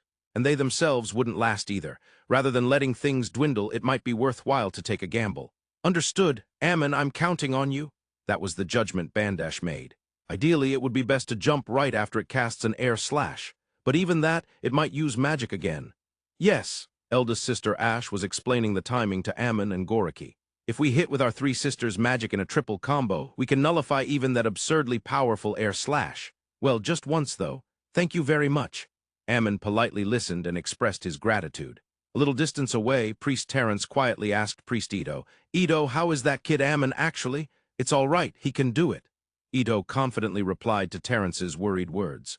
"If he couldn't, Nils and I would stop him with all our might. But this time, Ammon can do it. Ammon seems to have a talent for the sword and has more guts than anyone among the three. If Ito says that much, it might really be all right." Though still far from full trust, Terence looked at Ammon with a considerably more trusting gaze than before. At only 16 years old, barely an adult, he seemed unusually calm. "I see, maybe it's okay to leave it to him." "Here it comes," Bandash announced the Wyvern's approach. Terence lightly raised his right hand, timing his cue. And the moment the Wyvern entered range, he swung down, sending two beams of light from Terence and Ito toward the Wyvern. It was Light Attribute Magic's rare offensive spell, Light Javelin. Of course, it wouldn't deal damage to the Wyvern. It was merely a diversion and provocation. As expected, exhibiting blatant hostility, the Wyvern headed towards the group and unleashed an air slash. In response, the three sisters cast their three types of javelins. The air slash vanished. "I'm going," Ammon shouted as he jumped towards Korokke. Korokke firmly grasped both of Ammon's ankles. And then he spun around, using himself as the pivot. So to speak, like a hammer throw, Ammon was the hammer, one rotation, two rotations. Then, on the third rotation, Ammon was thrown out with great force. He flew straight towards the Wyvern, but magic incoming, Ammon dodge, an unexpectedly high rate of fire. Nash, the wind attribute mage, shouted from the ground.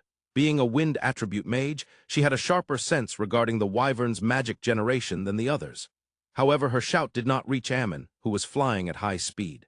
In Ammon's eyes, the magic released by the Wyvern was clearly visible, and he recognized the invisible air slash slicing through the air, observing the slight distortions in the surrounding scenery. He unsheathed his sword and swept it in one smooth motion. Swish! With that sound, the sword cleaved through the air slash. "I cut it!"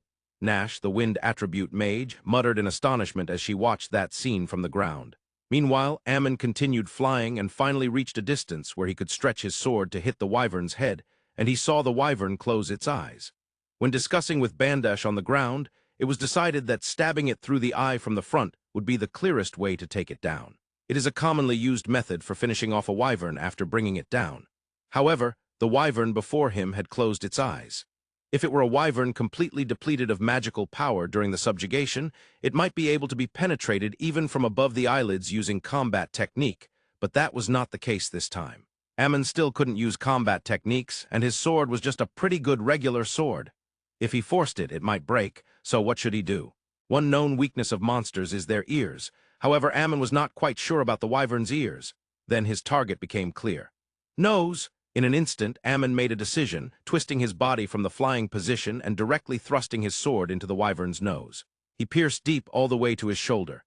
The moment he pierced it, the wyvern shook violently as if struck by lightning, its eyes wide open, and the strength rapidly drained from its eyes, and it began to fall. Ammon, giving up on pulling out the sword deeply lodged in the brain, withdrew his arm from its nose and twisted his body to move above the wyvern. In doing so, he had the leisure to observe the situation below as he descended. He could see men running towards the spot where he would land. Upon confirming that, Ammon kicked off the wyvern's massive body and leaped into the air. With arms and legs spread wide, he descended. He successfully landed in the fabric spread out by 2 swordsmen and 1 shield-bearer, precisely as intended, before crashing to the ground. Tomorrow, on August 10th, at 12 p.m., 164 Intermission will be posted. Following that, at 9 p.m., a new chapter, Chapter 10, The Duchy of Inberry again will begin. Chapter 10 is of a decent length. I hope you enjoy reading it. This is the final part of the continuous intermission. Today, I will post 2 chapters. Kenneth Hayward, the chief researcher from the Ministry of Internal Affairs and a baron, let out a deep, heavy sigh. "Welcome back." Immediately, his subordinate Raden prepared tea for him. Sorry about that." Kenneth said this as he sat down and took a sip of the tea. "The development of Vedra is still frozen this month," he said bitterly. "I see," Raden also sighed deeply. This was the Royal Alchemy Workshop. Here, various alchemy tools were being produced and researched, and Kenneth was one of the central figures. Therefore, he was advancing various research and development projects aside from Vedra, so he was never short of work. Of course, he was also progressing those projects, but Kenneth believed that the development of Vedra, which was crucial for the survival of the country, was an urgent issue. He understood that the functions of the royal capital, which had been thrown into chaos by the royal capital turmoil, had not yet recovered. However, that was precisely why it needed to be advanced. The world is never kind. If there are weaknesses, they will be attacked head-on. That is how neighboring countries operate.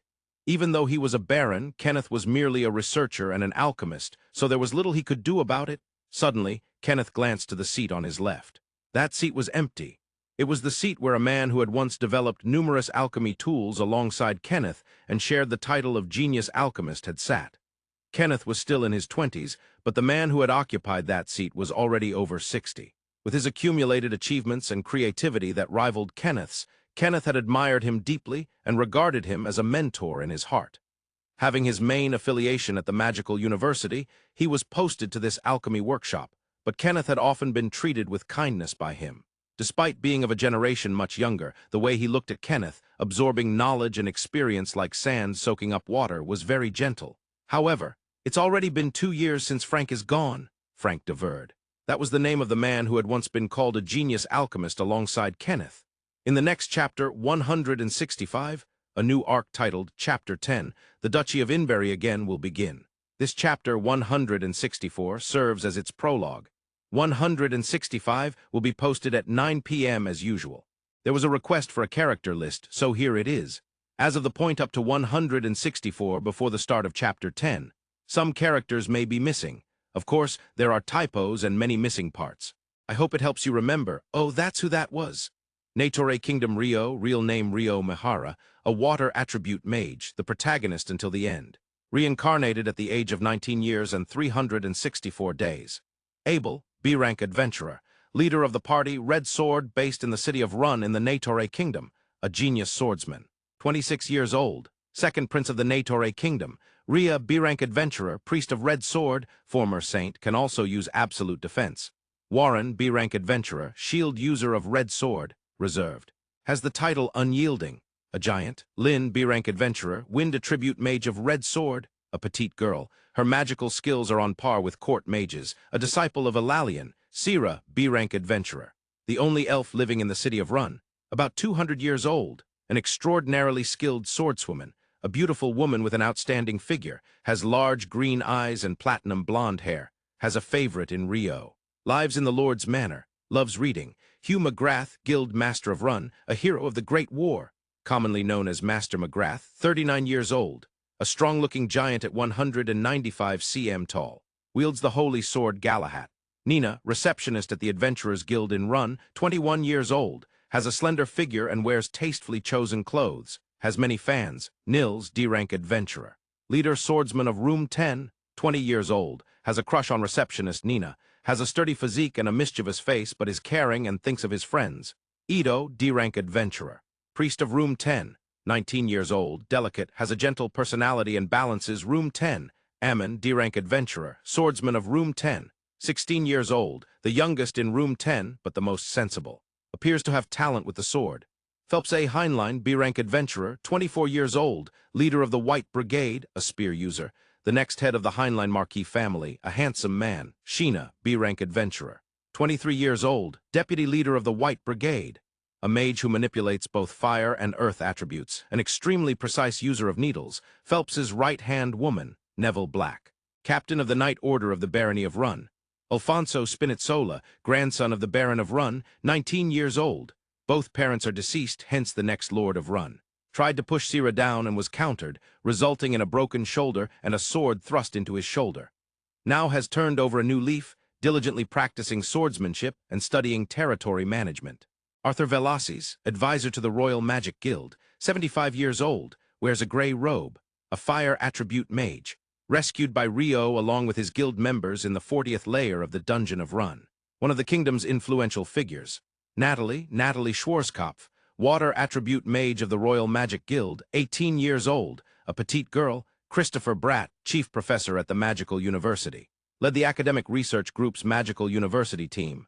Ra, C-rank adventurer, leader swordsman of the party, switchback based in the city of Run, respects Abel. Sue, C-rank adventurer, scout of the party, switchback based in the city of Run, female, supports Ra, DeLong, D-rank adventurer, leader swordsman of the party, coffee maker based in the city of Run. Gan, D-rank adventurer, dual wielder of the party, coffee maker based in the city of Run. John, D-rank adventurer, priest of the party, coffee maker based in the city of Run.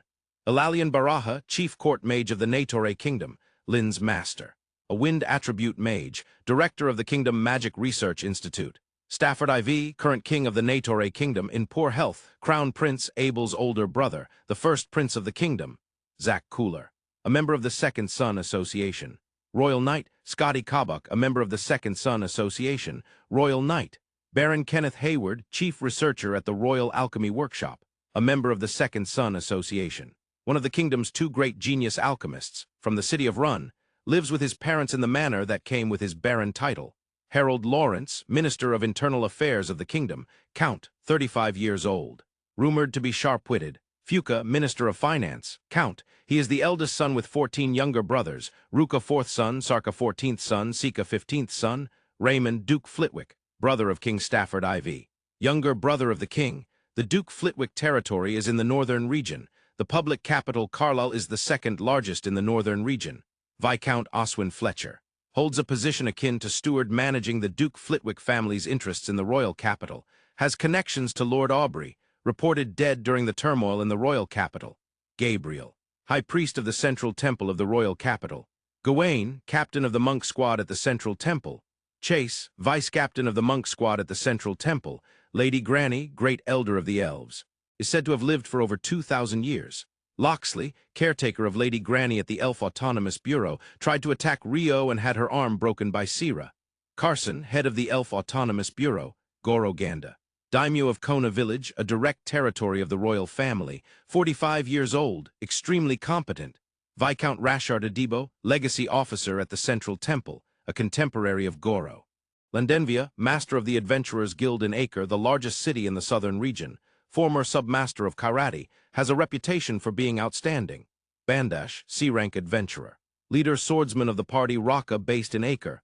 Ash, C-rank adventurer, fire attribute mage of Raka, the oldest daughter of 3 sisters. Nash, C-rank adventurer. Wind attribute mage of Raka, the second daughter of 3 sisters. Cash, C-rank adventurer, earth attribute mage of Raka, the youngest daughter of 3 sisters. Goriki, C-rank adventurer, shield user of Raka, male. Terrence, C-rank adventurer, priest of Raka, female. Eden, squad leader of the Knight Order of the Barony of Run, was the captain who transported the wind magic stones from Run to the royal capital along with Sira. Debuhi Empire Oscar. Baron Oscar Lusk, 24 years old, also known as the Blazing Flame Mage, 190 cm tall, a fire attribute mage, white hair and tan skin, does not carry a staff. The master of Fiona in magic and swordsmanship, disliked by Rio. Oscar also dislikes Rio, comes from a small frontier village yet presents himself as a nobleman, awarded the title of Baron due to his achievements. Fiona. Fiona Rubine born Amissa, commander of the Imperial Mage Brigade of the Debuhi Empire, 18 years old, a mage who can use both fire and light attributes, a stunning beauty with flaming red hair. The 14th child of the current emperor, the youngest daughter and the 11th girl. The emperor dotes on Fiona, admires Oscar as her master, wields the treasure sword Raven. Marie, Fiona's aide, sometimes doubles as a maid. A wind attribute mage. Jurgen Bartle, Oscar's aide, second son of the Bartle family, a soil attribute mage. His swordsmanship is at a master level. Conrad Stein born Amissa, third prince of the Debuhi Empire. 21 years old, the 13th child, handles earth attribute magic. Emperor Rupert VI, current emperor of the Debuhi Empire, in his mid-50s, a physique without an ounce of flab, extremely capable. Annexed many small countries adjacent to the empire and purged many nobles within, strengthening the imperial family's power. Dotes on Fiona. Count Hans Kirchhoff, regent of the Debuhi Empire. His competence led Rupert to favor him as regent. Neil Anderson, the author of the 3 alchemy books that Rio first read. Basics of Alchemy, First Steps in Alchemy and Alchemy. The First Recipe Collection, a once famous alchemist in the empire. Handalu Federation Lord Aubrey, regent of the Handalu Federation, a dictator in times of war in his 40s. One of the commanders who shined in the Great War with the kingdom 10 years ago, became regent due to his achievements, subsequently consolidated power and is now an unparalleled authority in the Federation. Lumber, assistant to Lord Aubrey, his right-hand man, one of the few capable loyal subjects who can speak frankly to Lord Aubrey. Others. Ruin, the Dragon King residing in the forest of Rondo. Red, Leonor Ulaka Arberkirk, a demon, a battle maniac, enjoys fighting Rio. Hero Party Roman, Hero Graham, Priest Gordon, Fire Attribute Mage Alicia. Wind Attribute Mage Belrock, Earth Attribute Mage Dwarf Ashken, Enchanter Wind Attribute Morris, Scout. Leader, the founder of the assassination cult who believes himself to be the reincarnation of Hassanai Saba. A specialist in alchemy and earth attribute magic. At the moment of death, entrusted his alchemy notes to Rio. Natalia, member of the assassination cult, causes the collapse of Roe Bridge, betrayed the leader. Black, the leader's aide. Led the attack on Witnesh, plans to eliminate the leader and take over the cult. Shafi, former member of the assassination cult, attacked Gecko and was countered by Rio and others, leading to his surrender. Later joins Gecko's guard squad. Gecko, a wealthy merchant from the Duchy of Inberry. Prince Willie, the 8th prince of the Jew kingdom, about 15 years old, studying in the Natore kingdom, made friends with Rio and Korn during his travels. Can use water attribute magic and calls Rio his teacher. Rodrigo, Prince Willie's butler, dedicates everything to Willie. Korn, C-rank adventurer from the Duchy of Inberry, was overseeing Prince Willie's bodyguards. An adventurer very close to the government of the Duchy of Inberry. Chapter start 15 kilometers east of the capital Jaklia of the Handalu Federation. That place is the closed city east. As a city governed directly by the Federation government, it is a place where, as its name suggests, not just ordinary citizens, but even nobles may only enter with special permission. The entry and exit of this city are strictly managed, and within such a place there was Korn. Located to the south of the Handalu Federation is the Duchy of Inberry, a country that achieved complete independence as a result of the Great War. Korn is a C-rank adventurer from the Duchy of Inberry, and he also sometimes undertakes espionage work for the duchy. After delivering Prince Willie, the 8th prince of the Jew kingdom, to the Natore kingdom together with Rio, he received a directive from the Duchy of Inberry to infiltrate the Handalu Federation's Jaklia. Following his infiltration, through various intelligence activities, he obtained information that a new weapon was being developed in the closed city east. Investigating the details of that new weapon became his new assignment. The infiltration into the closed city east was extremely difficult, but Korn, being an experienced individual, managed to succeed in getting in and was on the verge of obtaining information from the weapon workshop today. Within Korn's mind, there was a significant question. In this world, when one speaks of weapons, it is most often those created through alchemy. The kingdoms and the empire are top-notch in alchemy. However, the alchemy of the Handalu Federation is, to put it frankly, nothing special. Once, the alchemy of the Federation was supported by the Duchy of Inberry, which was a vassal state. However, with the complete independence of the Duchy of Inberry due to the Great War, and now being more of an enemy to the Federation, there is no way the level of the Federation's alchemy could be high. Yet they are developing a new weapon. Moreover, it is on the brink of being deployed in actual combat. Where did they obtain such alchemy? To put it more clearly, from where did they bring in such a genius alchemist? That was Korn's question. Well, if I can infiltrate, I'll find out. Maybe. Muttering to himself, the horse-drawn carriage that Korn was operating arrived at the entrance of the weapon workshop. Though it is called a weapon workshop, it has a vast area likely for testing the weapons. At the entrance, they undergo strict checks every time. Hello, it's Koranpan. Oh, Koran, you're always a hard worker. Koran is Korn's. We appreciate it. My father's medical expenses are quite high, so I need to earn. Saying this, Korn lifted the entrance of the horse-drawn carriage as usual to make it easier for the guards to inspect. Korn did not bring any suspicious tools for his infiltration investigation. Thus, no matter how thoroughly they checked, it didn't bother him at all. All right, no problems. For a solid 5 minutes, the two guards opened boxes and barrels to check. Koran, are you using the first entrance again today? No, I was told to bring it to the fifth entrance today. When Korn said this, the guard's demeanor changed. The fifth, huh? In that case, we can't let you go alone. Two of you follow Koran. You don't know the place, do you? Yes, that would be helpful. I was told to go to the fifth entrance yesterday, but I had no idea where it is and was wondering what to do. Of course, this was a lie. He was perfectly aware of the location. However, he had already investigated that external contractors entering the so-called fifth area would always be accompanied by guards. Koran's bread is delicious. I'm impressed that you've finally expanded to the fifth area. Saying this, the captain of the workshop guards laughed. Koranpan, this bakery itself is neither a shop nor a brand created by Korn. It has been a small yet renowned bakery within the closed city east for 20 years.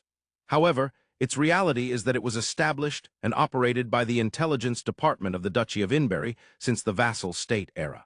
Normally, it never served for public espionage activities, masquerading as an ordinary bakery with no suspicious individuals coming and going.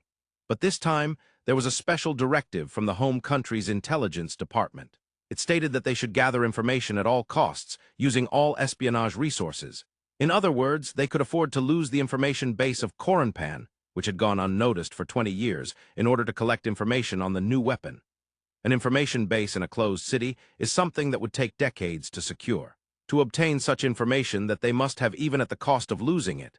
When he heard this, even Korn could not suppress his astonishment.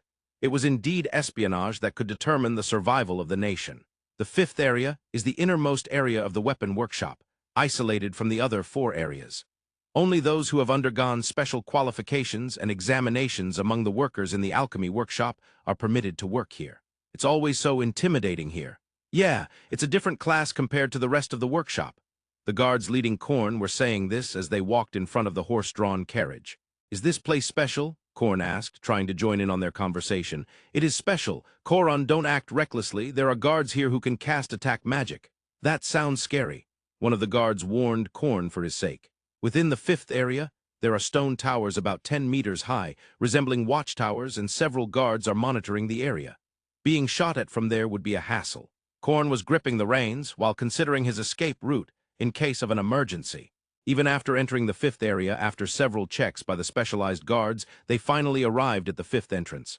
That was an incredible inspection. Told you, this place is special. There are even more guards at the entrance. Of course, you can't go beyond that, so you'll have to hand over the bread at the entrance. The accompanying guards informed him of this. At this point, Korn's plan started to crumble. More guards at the entrance? That's not good. If I can't go further in, I won't be able to obtain information. Probably. From here on, it's up to luck. At the fifth entrance, the accompanying guard completed the procedures, allowing the horse-drawn carriage to enter the entrance. There, nearly 30 guards were waiting. What's with this number? This was indeed unexpected. The first and second entrances he had previously entered had only about 2 guards at most, but here there were more than 10 times that. All right, let's unload the goods. You're the bakery, right? We'll unload and carry them. You just tell us what's inside each time. Why, yes. Korn responded and conveyed the contents as instructed. When there were only 2 boxes left, oh, that small box is a special order for someone called Doctor. I was told about it at the first entrance yesterday. When he said this, the atmosphere among the guards shifted. Seriously. Did they say anything else? A person who seemed to be the captain of the 30 guards asked. They said to deliver it warm, directly. Korn replied and looked around. Many guards were shaking their heads slightly. I see, the captain murmured softly. Is this a lead? Korn waited with a bit of hope. Can't be helped, it's the doctor's orders. I'll take it. 2 others follow me. Bakery, bring that box with you. Korn hurriedly took the smaller box, which contained the alchemy tools with heat-retaining properties, a special box that only had one at Koranpan, and followed behind the captain. My luck isn't so bad after all. He muttered this in his heart. The room Korn was taken to was quite a distance from the entrance. Above the door was a plaque that read, "Fifth Maintenance Room." The double doors were quite large. The guard captain knocked on the door and entered without waiting for a response. Korn, holding the box, followed him inside. "Doctor, I brought the bakery. You can't let outsiders in here, so please refrain from unreasonable requests." "Oh, finally you're here. Come this way," the elderly man referred to as the doctor interrupted the captain's complaints and beckoned Korn. The captain merely sighed, as it seemed this was a usual occurrence. "Yesterday I had the special Koran pan at the director's place. It was a masterpiece. That box is a heat-retaining alchemy box, isn't it? Good, just as requested. Now give me one." The doctor appeared to be in his mid-60s, with long white hair and a matching white beard. He wore what is known as a lab coat in research institutions, but if given a staff, he could easily be mistaken for a distinguished mage. Despite being of an age that could be referred to as elderly, his eyes were full of vitality, his posture was straight, and he gave off a certain intimidating presence to those around him. However, what surprised Korn even more was the very person called the Doctor. He was someone whose face and name were known even to Korn, who was from another country. In other words, he was someone who had been closely associated with the nation's core for a long time. But at the same time, he was someone who shouldn't be here. That's right, the Doctor should be in the kingdom, not the Federation. Not in a weapon workshop, but in an alchemy workshop or perhaps the magical university. He was one of the two leading alchemists representing the Natore kingdom, a man known by the title Takumi. That man was none other than the genius alchemist Frank de Verde standing before him. This is it. It's really delicious. You have 3 just as ordered. I see, then I'll take the remaining 2. As he said this, the doctor, Frank, took the untouched 2 special Koran pan and placed them into the heat-retaining box provided in the room. "All right, this will keep me going. Baker, it was Koran, right? I'll place an order for tomorrow." "Doctor, consecutive orders aren't allowed." As Dr. Frank was about to order for tomorrow, the captain of the guards stopped him. How stingy. I understand it's the rules, but then the day after tomorrow, the same 3 as today." "Why, yes, order confirmed." Korn nodded in agreement. Then he suddenly glanced to the side. There the entire wall was made of transparent crystal windows, and in the room beyond the window, what is that? "Hey, bakery, let's go." "Ah, yes." Prompted by the captain, Korn exited the room, burning the scene beyond the window into his mind. The prologue for this chapter is 140 Intermission and 164 Intermission. In the back streets of closed City East, there is a bakery called Kalamban. It is a popular bakery known for its carefully crafted bread, such as fresh cream bread and jam bread. In its basement there was Korn. "Korn, report." The man in front of him seemed to be beyond middle age and approaching old age. He was thought to be the owner by the regular customers of the shop. However, he had recently been unwell, so the second son, Korn, had been helping in his stead. With that context, Korn began his report. "As planned, I successfully infiltrated the 5th area. I saw what appeared to be the actual new weapon inside. But, at that point, Korn hesitated. "What is it? Speak clearly. The fate of the nation depends on your report." Though he did not raise his voice, there was an unexplainable pressure in the owner's voice, likely stemming from his long-standing confidence built from years of continuing this mission without breaking down emotionally and reporting to the nation. "I understand, but it is a new weapon after all. It is essentially something I have never seen before, right?" I understand what you want to say." The owner nodded slightly at Korn's excuse-like words. "However, from what I've heard and from my experience, the Federation's new weapon is a golem." Even when Korn paused his words, the owner did not speak. After a while of silence, it was Korn who lost patience. "Hey, are you listening?" At that, the owner jumped up. "Ah, sorry, you said golem, right?" "Yes, a golem. It is 2.5 meters tall, about the size of an ogre with 4 legs. The upper body had a human-like torso with 2 arms and a head." At Korn's report, the owner murmured in thought. No country in the Central Nations had succeeded in manufacturing artificial golems. Still, there were wild golems. They were rarely encountered and came in various forms.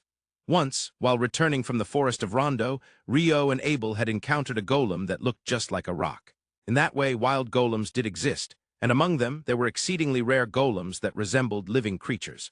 Furthermore, although there were no known cases of artificial golem manufacturing in the Central Nations, the Western nations had a legion known as the Golem Legion.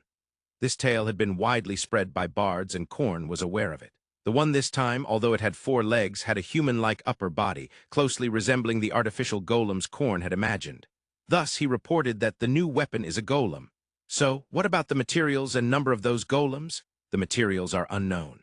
From a distance, the surface appeared to be metallic. The number is about 20. However, that's just what I saw at that moment. There may be more.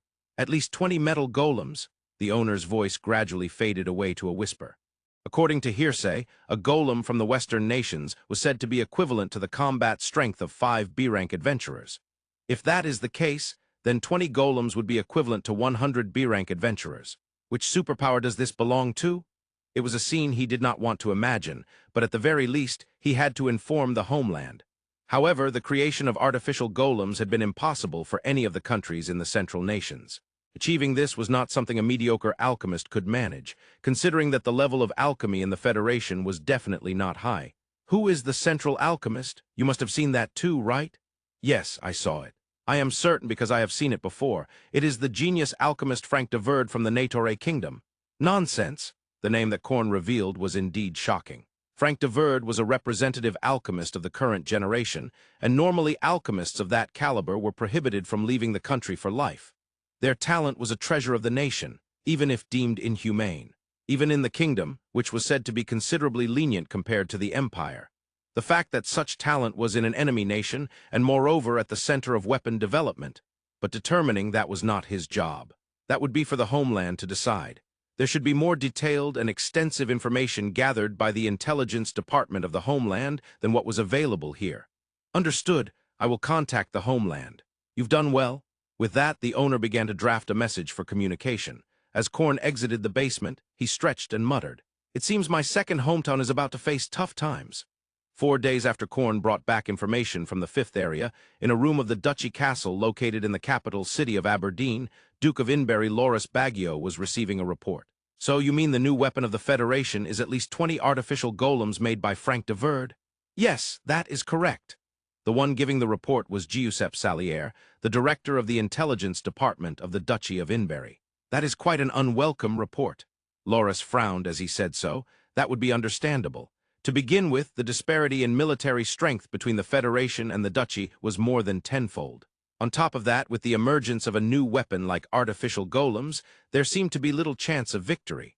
The situation was already dire, and war had become unavoidable. He was already reaching out for reinforcements from the kingdom, but the response had been lackluster. Loris was well aware that the turmoil in the royal capital made it difficult to expect reinforcements from the Royal Knight Order and other sources. However, the kingdom's movements were slower than he had imagined. "Is it true that we cannot rely on other nations?" Loris's mutter was heard by Director Salier. Of course, he perfectly understood the implications of that statement. "Our nation has the Greenstorm as our own defense," Director Salier asserted strongly. "Indeed, thanks to Gecko procuring magic stones, we barely managed to keep up. But it's just 1 unit, right? The core part is 2 units, but it takes 2 large magic stones just to operate 1 unit due to its poor fuel efficiency. In the end, we can only move 1 unit. We can't operate 2 units simultaneously. Now, where should we install it? If it were the initial design, it could have been mobile, and we could have taken it to the battlefield," Director Salier said with a regretful expression. "It can't be helped. The Federation's movements were quicker than expected. There are many things that can't be prepared in time. The deployable strength of the Federation is 200,000. Assuming some troops remain at the borders of the Empire and the Kingdom, the strength directed towards our country will be 60,000. Among them, 5,000 will be knights, 200 will be from the Magical Association, and 1,000 will be adventurers. The rest will be conscripted civilians." Duke of Inberry Loris Baggio muttered the contents written in the report. "On our side, we have 500 knights, 30 from the Magical Association and adventurers, at best 100. Even if we gather civilians, we won't reach 10,000. The operation had already been decided. Up to this point, they had repeated desktop exercises many times within the heart of the Duchy's military. From Loris's perspective, he could not see any other options available. But the problem was that the likelihood of even that operation succeeding was high. It was just slightly better compared to other options. At that moment, a knock echoed. "Your Excellency, Lord Gecko has arrived. Let him in." Gecko, the leading merchant representing the Duchy, was rumored to be informally the trade minister of the Duchy government. Additionally, he was one of the people Loris trusted the most. "Your Excellency, I have come as called." "Ah, Gecko, we have confirmed the outline of the Federation's new weapon. To put it bluntly, the public capital cannot be defended. Once you prepare Fion, escape immediately." It was an exceedingly harsh statement. Even Gecko, who was among the top in quick thinking in the duchy, took a few moments to grasp what was being said. So we have no choice but to resist with a scorched earth strategy. They would lure the enemy as deep into their territory as possible, destroy the towns and villages along the way in advance, allow civilians to escape, and thoroughly stretch the enemy's supply lines. Then they would repeatedly cut the extended supply lines in localized battles to prevent supplies from reaching the front lines and counterattack when the enemy reached their limits to achieve victory. Even if they could defeat the enemy, the towns and villages would be left in ruin, and civilian life would become extremely difficult. The post-war reconstruction would likely entail terrifying difficulties. As a ruler, this was one of the most undesirable strategies to adopt, but it was the only option available. Loris had come to that conclusion. Among the strategies proposed by the military, this was the least likely to be adopted. However, the Federation's new weapon had led to the decision to adopt this strategy. Loris Baggio was a duke, the head of the nation, and the ruler of a country with an excellent intelligence department, and thus had more detailed information about the Golem Legion of the Western nations than what was generally known. If the creator of this artificial golem were some insignificant figure, one might conclude that it would not possess the same power as the Golem Legion of the West. However, the creator was Frank de Verde. Until 10 years ago, the term genius alchemist was a phrase meant for him. Afterward, a young genius named Kenneth Hayward emerged, but even so, Frank de Verde's name had not faded in prestige. Rather, Frank and Kenneth were said to have pushed alchemy in the kingdom forward by 20 years through their mutual growth. If it were one half of such a genius creating it, it would certainly not be inferior to the golems of the Western nations. If that were the case, Loris had already resolved that they would not be able to prevent the Federation's advance up to the public capital. For that reason, he called in Gecko and instructed him to escape. It seems we have no choice but to implement a scorched earth strategy across the entire nation. As a ruler, I will likely be branded as incompetent, Loris said self-deprecatingly, letting out a sarcastic laugh. Then, after calming his laughter, he continued speaking.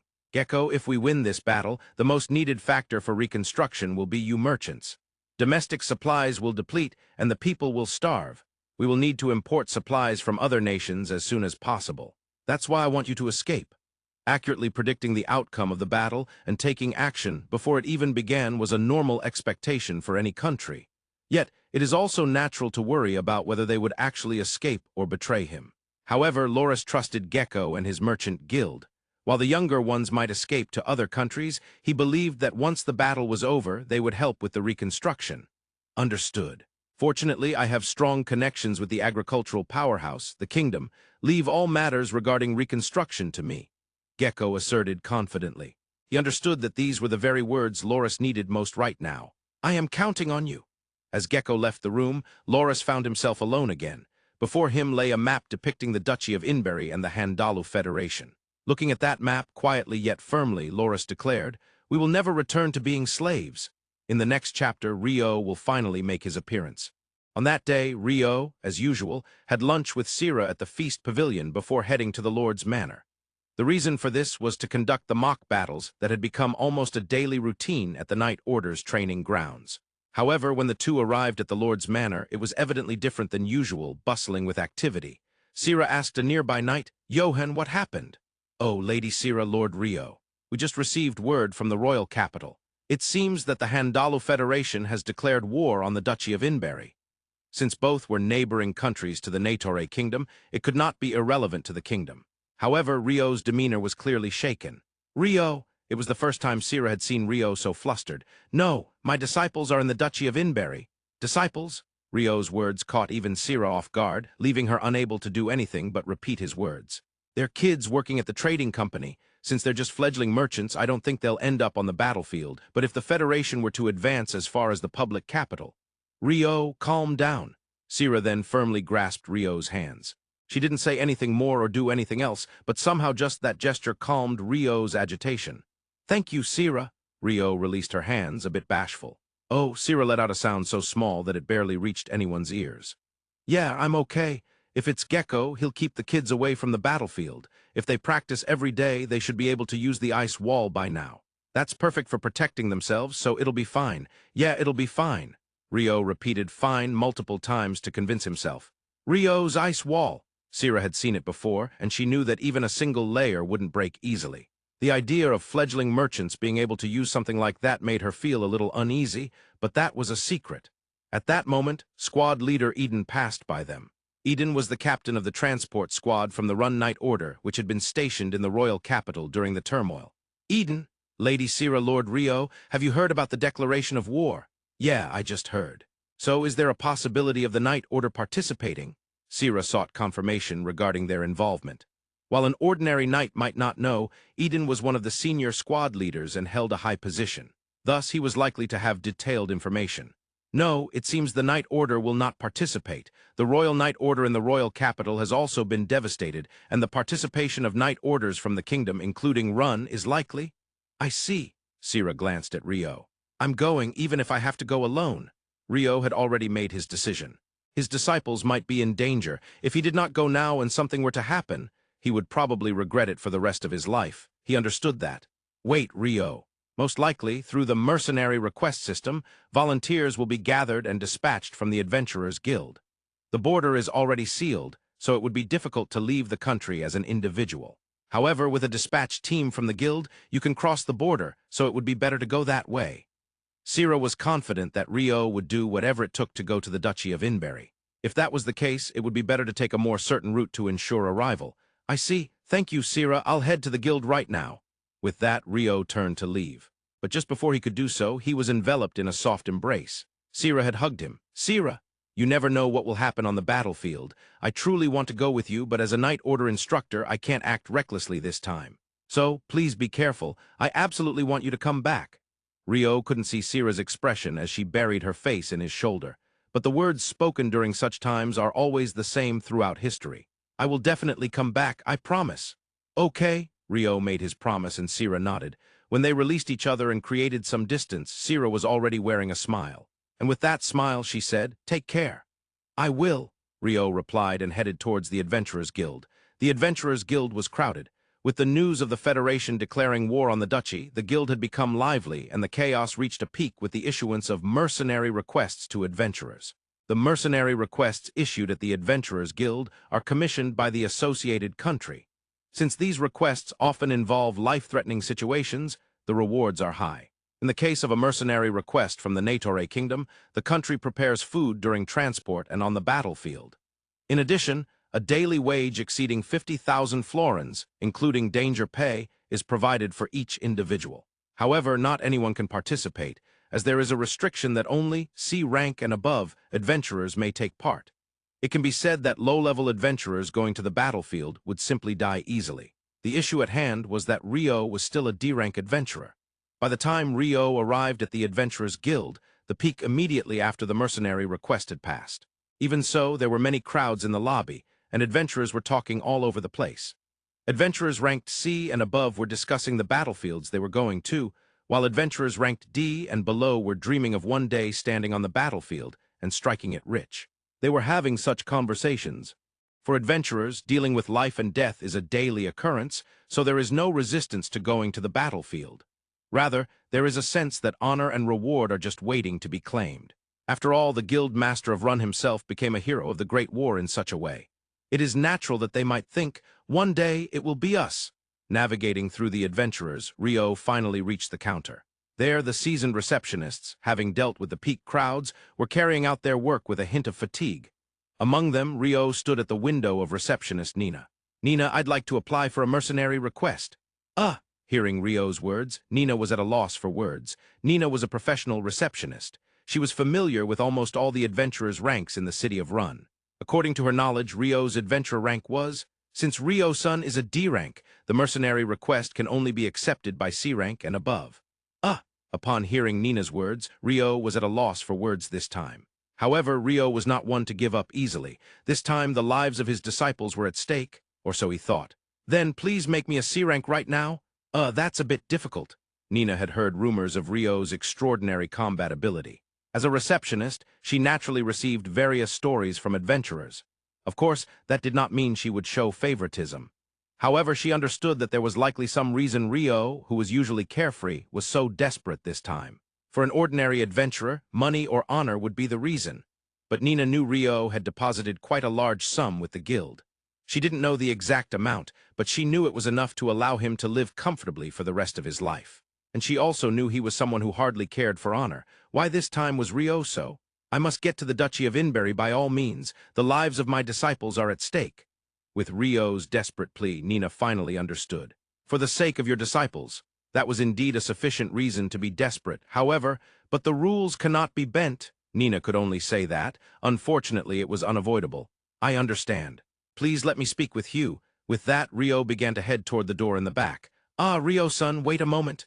Rio had just started walking, but was already at the door in an instant. It was almost as if he had teleported. By the time Nina called out to him, he had already passed through the door. Hugh McGrath, the guild master of the city of Run, was busier than usual, and because of that he was also in a bad mood. This was only natural, given that a mercenary request had been issued. Gathering adventurers is good, the receptionist can handle it, and the maximum number is the sum of C-rank and B-rank adventurers. After that, it would mainly be temporary adventurers who were staying in the city of Run. The number of those could be estimated. The real problem was the food supplies. When dispatching the gathered adventurers, they must also procure and send out the food they will eat. While the country would cover the expenses, the funds would be deposited several months later. They had to secure food with the money currently on hand, arrange for transportation, and possibly even secure drinking water. It isn't always possible to find a river that can be used as drinking water. Especially in the eastern region of the kingdom, where the Row Bridge had recently collapsed and towns had been destroyed, the security situation was certainly not good. In such places, it is common for corpses to be thrown into rivers or wells, often contaminating the water. The more he thought about it, the more problems arose. This was the issue of food supplies. At that moment, a knock came at Hugh's office door. "Come in." If there were urgent matters, guild staff would enter without knocking. However, there were no appointments scheduled with anyone from outside at this time. Suspicious but unable to take any action without knowing who was at the door, Hugh had no choice but to respond with "Come in." "Excuse me." Rio entered. "Rio, what on earth is going on?" "I have a request for you, Hugh. Please make me a C-rank." "What? I understand why you want to go, but I can't allow it this time." Hugh replied while looking over some documents. These documents included Rio's guild records. They contained information on requests he had completed, contributions, and various other details. Based on that, Hugh determined that Rio still did not qualify for C-rank. I believe I've contributed enough." Indeed, Rio had taken very few requests. However, his contributions in each of those requests were significant, and he asserted this. "That may be true, but the C-rank is not a rank one can easily achieve. C-rank means first-rate adventurers. Many adventurers retire as D-rank without ever reaching C-rank. That's why there are strict regulations for advancing to C-rank, and even the guild master does not have the authority to ignore them." "Who has that authority, then?" "No one. Not even your Grace the Duke or His Majesty, the King, can rank up to C-rank or above without meeting the requirements. The criteria that cannot be bent are the number of resolved requests and the success rate. Over 100 requests resolved and a success rate of over 98%. That is absolute," Hugh McGrath stated firmly. With that said, Rio realized that even he could not push through this time. He needed to change his approach. "I'll do whatever it takes, even if it's just carrying supplies." No good ideas came to him. Even so, he had to cling on. "Even though you say carrying supplies, it's mostly done with carts." "Can you handle a cart?" "I can't. Yeah, it's harder than it looks." Both Rio and Hugh sighed deeply. Rio sighed in despair, having run out of options. Hugh sighed, remembering the transport problem. "It seems the only option now is to force our way across the border. If I freeze everything, it should be manageable." Rio muttered under his breath, but Hugh heard him. "No, seriously, don't do that," Hugh said, somewhat flustered, trying to stop Rio's rash actions. "But there must be another way." "I can't handle a cart, but I can make a handcart." "A handcart? What is that?" "A cart uses horses, which means you'll also need to transport food for the horses, right? You'll need to procure quite a few carts, right? And what will you do with them once the supplies are delivered? You can't sell them in a war zone, right? But with my handcart, I can solve all of that." This piqued Hugh's interest considerably. The transport issue had been a barrier for him repeatedly. If it could be resolved, "I'm a bit interested. Can you show me this handcart of yours somewhere? Maybe at the outdoor training ground." Outdoor training ground of the Adventurers Guild. Usually it was occupied by F-rank and E-rank adventurers, but today there was no one there. They were likely in the lobby, chatting about the mercenary requests. "Handcart," as Rio chanted, a 2-meter-long 4-wheeled ice handcart appeared. As Rio started walking, the handcart followed closely behind. Whoa, Hugh was impressed. It didn't require horses, and it could be easily produced and stored with Rio's magic. Hey, how many of these can you make? I'm not sure. I haven't tried that before. I can make larger ones, too. With that, Rio transformed the previously created handcart into a box-shaped one, keeping the width the same but making it 3 meters long and 2 meters high. He envisioned it as a one-box car from Earth. With this, it could be packed like a covered wagon. Once one was completed, Rio produced more, one after another, until there were 20 handcarts in a row following behind him. It was a very whimsical scene unfolding in the training ground. Okay, I'll leave the supply logistics to Rio. With those words, which seemed tinged with slight annoyance, Hugh allowed Rio to participate in the mercenary request, though it was as a supply carrier. 2 days after the mercenary request was posted at the Adventurers Guild and early in the morning. Even though it was still 5 in the morning, Rio had generated 20 handcarts in front of the Adventurers Guild and was watching as the supplies were loaded. Rio, I know it's a bit late to ask, but are you really okay with this? Yes, Hugh, standing next to Rio while observing the loading, asked. This is going to make you quite conspicuous, you know? Essentially, adventurers come from every town, but still, there will be rumors about you. You've been trying to avoid that, haven't you? If Rio was there, it would be possible to achieve a military-level supply capacity. This ability would be highly coveted by anyone managing an organization.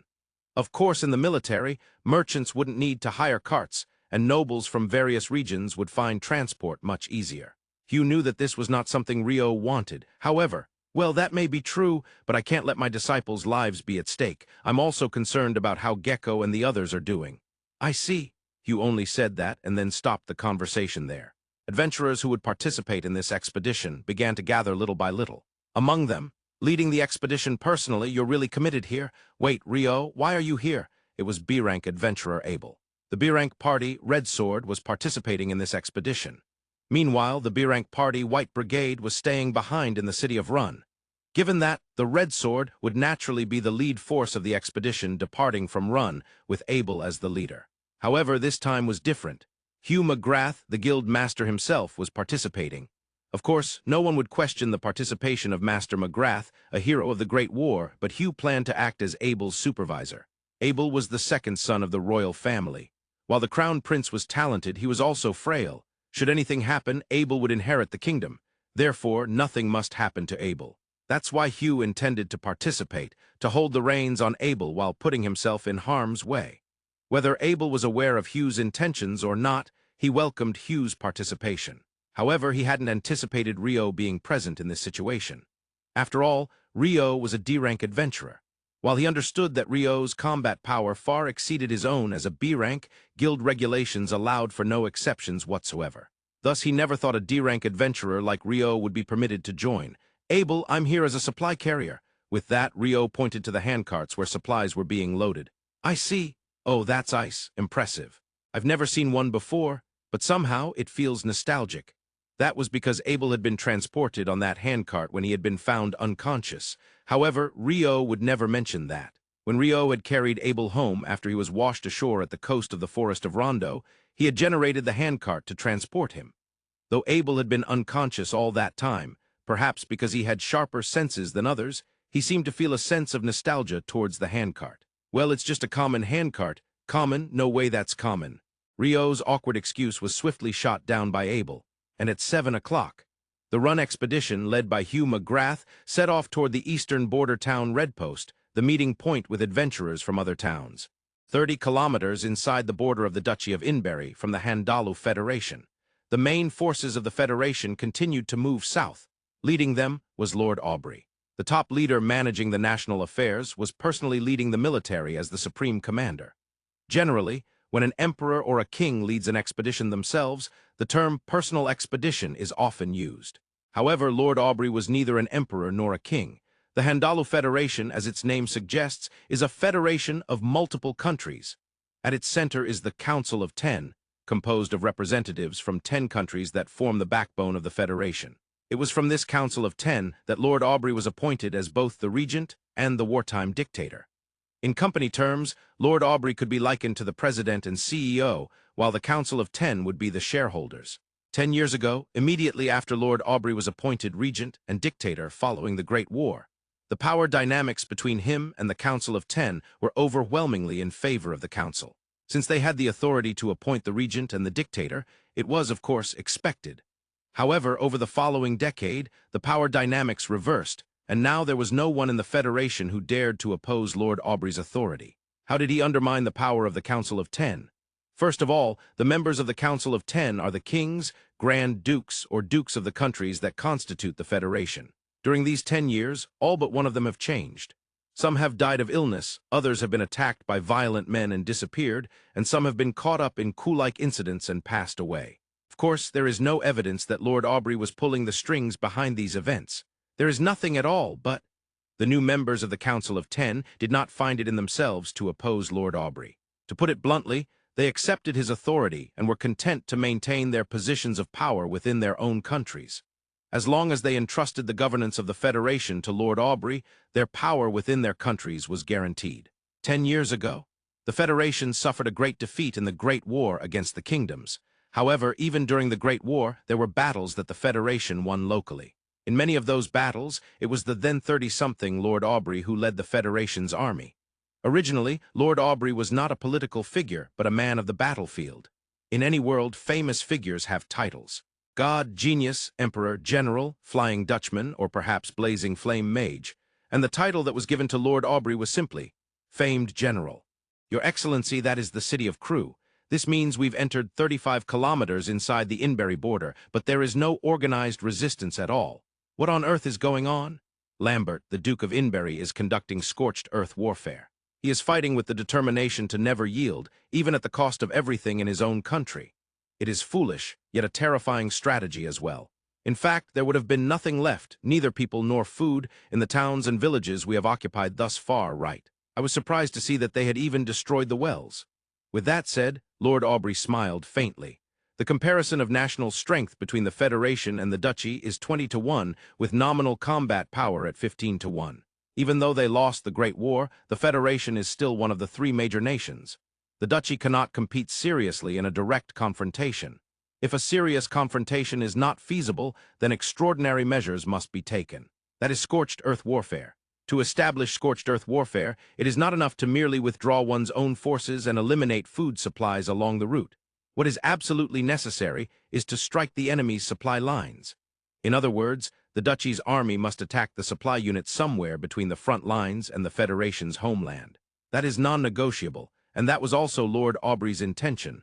The question is when they will strike, and where will they strike? The location can be narrowed down to some extent. There are certain terrains suitable for ambushes, and they are not numerous. The problem is when they will choose to attack. The sooner they attack, the easier it is to respond. As time goes on, the initial tension fades, and the chances of failing to respond increase. So how do we provoke them into attacking quickly? One of the strategies to achieve that was to increase the speed of the vanguard's advance. The vanguard of the Federation's army consisted entirely of cavalry. They advanced directly towards the public capital at a speed incomparable to infantry. In other words, if we don't strike the supply unit quickly, the public capital will fall. That is the threat being sent. Of course, capturing the capital does not mean victory for the Federation or the end of the war. That is not the case, but the capital is also a symbol of the nation. If it is taken by the enemy, it is easy to imagine that the Duke of Inbury's influence will rapidly decline. Even if they plan to counterattack later, the question will arise whether there will be any lords or citizens left to support the counterattack. If that is the case, the fall of the capital should be avoided as much as possible. Or at the very least, if it must fall, it should be saved for the final stages. The capital is the key piece to be held back until the end. In shogi, it would be the rook or bishop, and in chess, it would be the queen.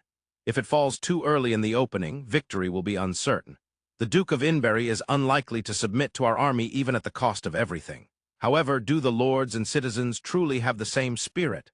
Lord Aubrey's soliloquy reached only Lambert's ears, who was standing next to him. In a room in the castle of the capital city of Aberdeen. The advanced speed of the Federation's army is the worst we anticipated. Giuseppe Salier, the head of the intelligence department, concluded his report. The Duke of Inbury, Loris Baggio, who had been listening to the report, had a constant frown on his face. He does not show such a face in front of his other subordinates. He carried himself in a way that clearly said, "Everything is within expectations. Do not worry." But in front of the longtime associate, Director Salier, his true feelings sometimes surfaced.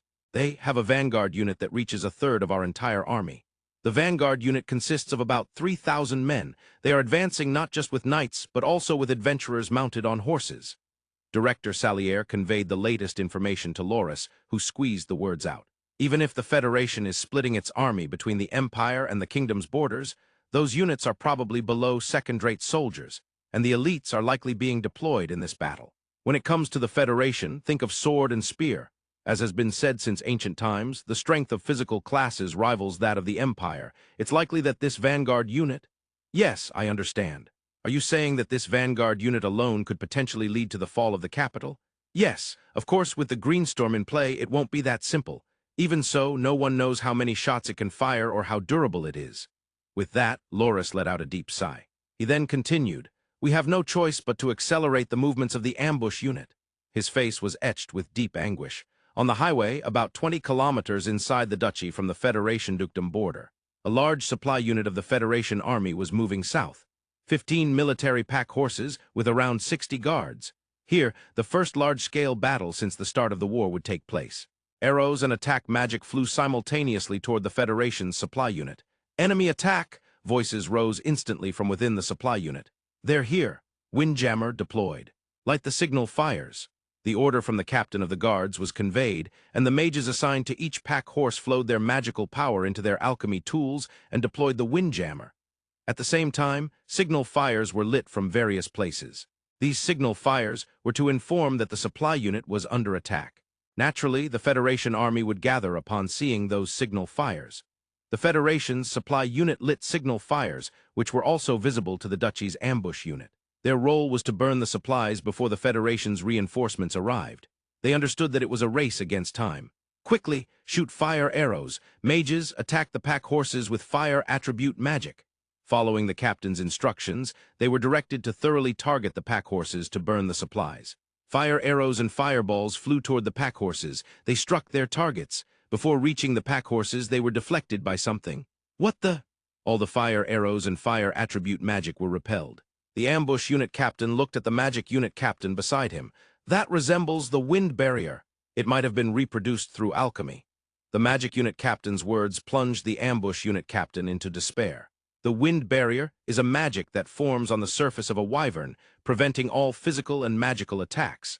That is why subjugating wyverns is remarkably difficult. Even non-monsters can generate a pseudo-wind barrier using national treasure-level items. The one located in Whitnash of the Kingdom is famous, but could it be that such an item exists here? Damn it! Close combat? We don't have time. We must defeat them quickly. The captain's face was overtaken by anxiety. On the other side, the Federation Army's supply unit.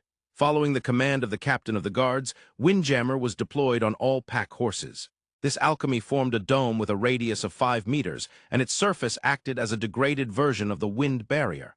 Of course, the creator was Frank de Verde. The meaning of degraded is, the item from Whitnash, known to generate the wind barrier, can block nearly all magical and physical attacks as long as a mage continues to flow a small amount of magical power. However, the items on these pack horses, while similar in that the mages continue to flow a small amount of magical power, have a lifespan for the generated membrane of at most 1 hour, and its effectiveness is about 1/10 that of the original. Even for a genius alchemist like Frank de Verde, balancing this with the development of artificial golems and having a very short development period means that this level of performance is to be expected. That said, no modern alchemists have been able to reproduce this wind barrier, so Frank's ability to accomplish it casually is truly extraordinary. As the Windjammer was deployed, all members of the guard squad entered the jammer's dome. As long as they are inside the dome, they need not worry about ranged attacks. If that is the case, the next strategy for the duchy's army can only be close combat. They're coming. Focus on defense. If we buy time, we will win. Thus, victory is not necessary. While they hold the enemy in place, reinforcements will encircle and annihilate the attacking duchy forces from the outside. In fact, it would be troublesome if they just left. After the ranged attacks stopped for a few seconds, the captain of the guards nervously prayed that the duchy army would not leave, that they would engage in close combat, and then, as anticipated, the duchy army challenged them to close combat. It was perhaps natural for a smile to appear on the captain's face. "Your Excellency!" In a hurry, the aide Lambert entered the tent. "What is it? Did the Duke of Inberry surrender? You know that's absolutely not going to happen." Lambert was exasperated by Lord Aubrey's joke. That's about the only thing that could surprise me, isn't it? Ah, I have a report. Our supply unit was attacked 20 kilometers inside the duchy. However, as per the initial plan, we encircled and annihilated the enemy ambush unit. We suffered 2 dead and 6 seriously injured. The enemy's casualties seemed to exceed 300. In response to Lambert's report, Lord Aubrey slightly raised the corners of his mouth. Ho ho ho, although it was as expected, it feels good when a strategy works out. Now, the options available to the duchy have significantly decreased. They may attempt to target our supply unit 1 or 2 more times, but the forces we deployed this time were probably the best of the ambush unit. It will likely be more difficult next time. What will you do, Duke of Inberry? The latter half of his mumble was too quiet for Lambert to hear. What do you think the Duke of Inberry will do? Who knows? But there is no longer anything to rely on except for one thing. Reinforcements from other countries, I assume? Lambert nodded in response. That's right, more precisely reinforcements from the kingdom. Of course, the current kingdom has no luxury to send regular military forces, including knights, so it would be just a dispatch of adventurers. I've heard that the one leading the adventurers departing from the city of Run is none other than Master McGrath. To think he would make an appearance again? Lambert frowned. On the other hand, Lord Aubrey's smile clearly widened beyond before. War is mostly decided before reaching the battlefield. Train, assemble and deploy a large army, arrange supplies, and appoint excellent frontline commanders. That's all there is to it. Fighting on the battlefield is merely a confirmation process. I would think you wouldn't want to be told that by someone who flipped the battle situation multiple times during the last Great War in that confirmation process. Lord Aubrey chuckled lightly at Lambert's exasperated remark. Indeed, there are cases where that happens, or perhaps there are situations where a few heroes can overturn the odds, like Master McGrath and the others. After nodding 3 times, Lord Aubrey murmured, "The blockade between the kingdom and the duchy will soon be complete. If the kingdom's adventurers have trouble breaking through the border, they may end up facing the Duke of Inberry's corpse. The war has already begun before we even fight. Hugh, what will you do now? Eastern Natore Kingdom, 4 days away from border town Redpost. The expeditionary army that departed from the city of Run was advancing, joining forces with other expeditionary troops from southern towns along the way. Quite a sight, isn't it?"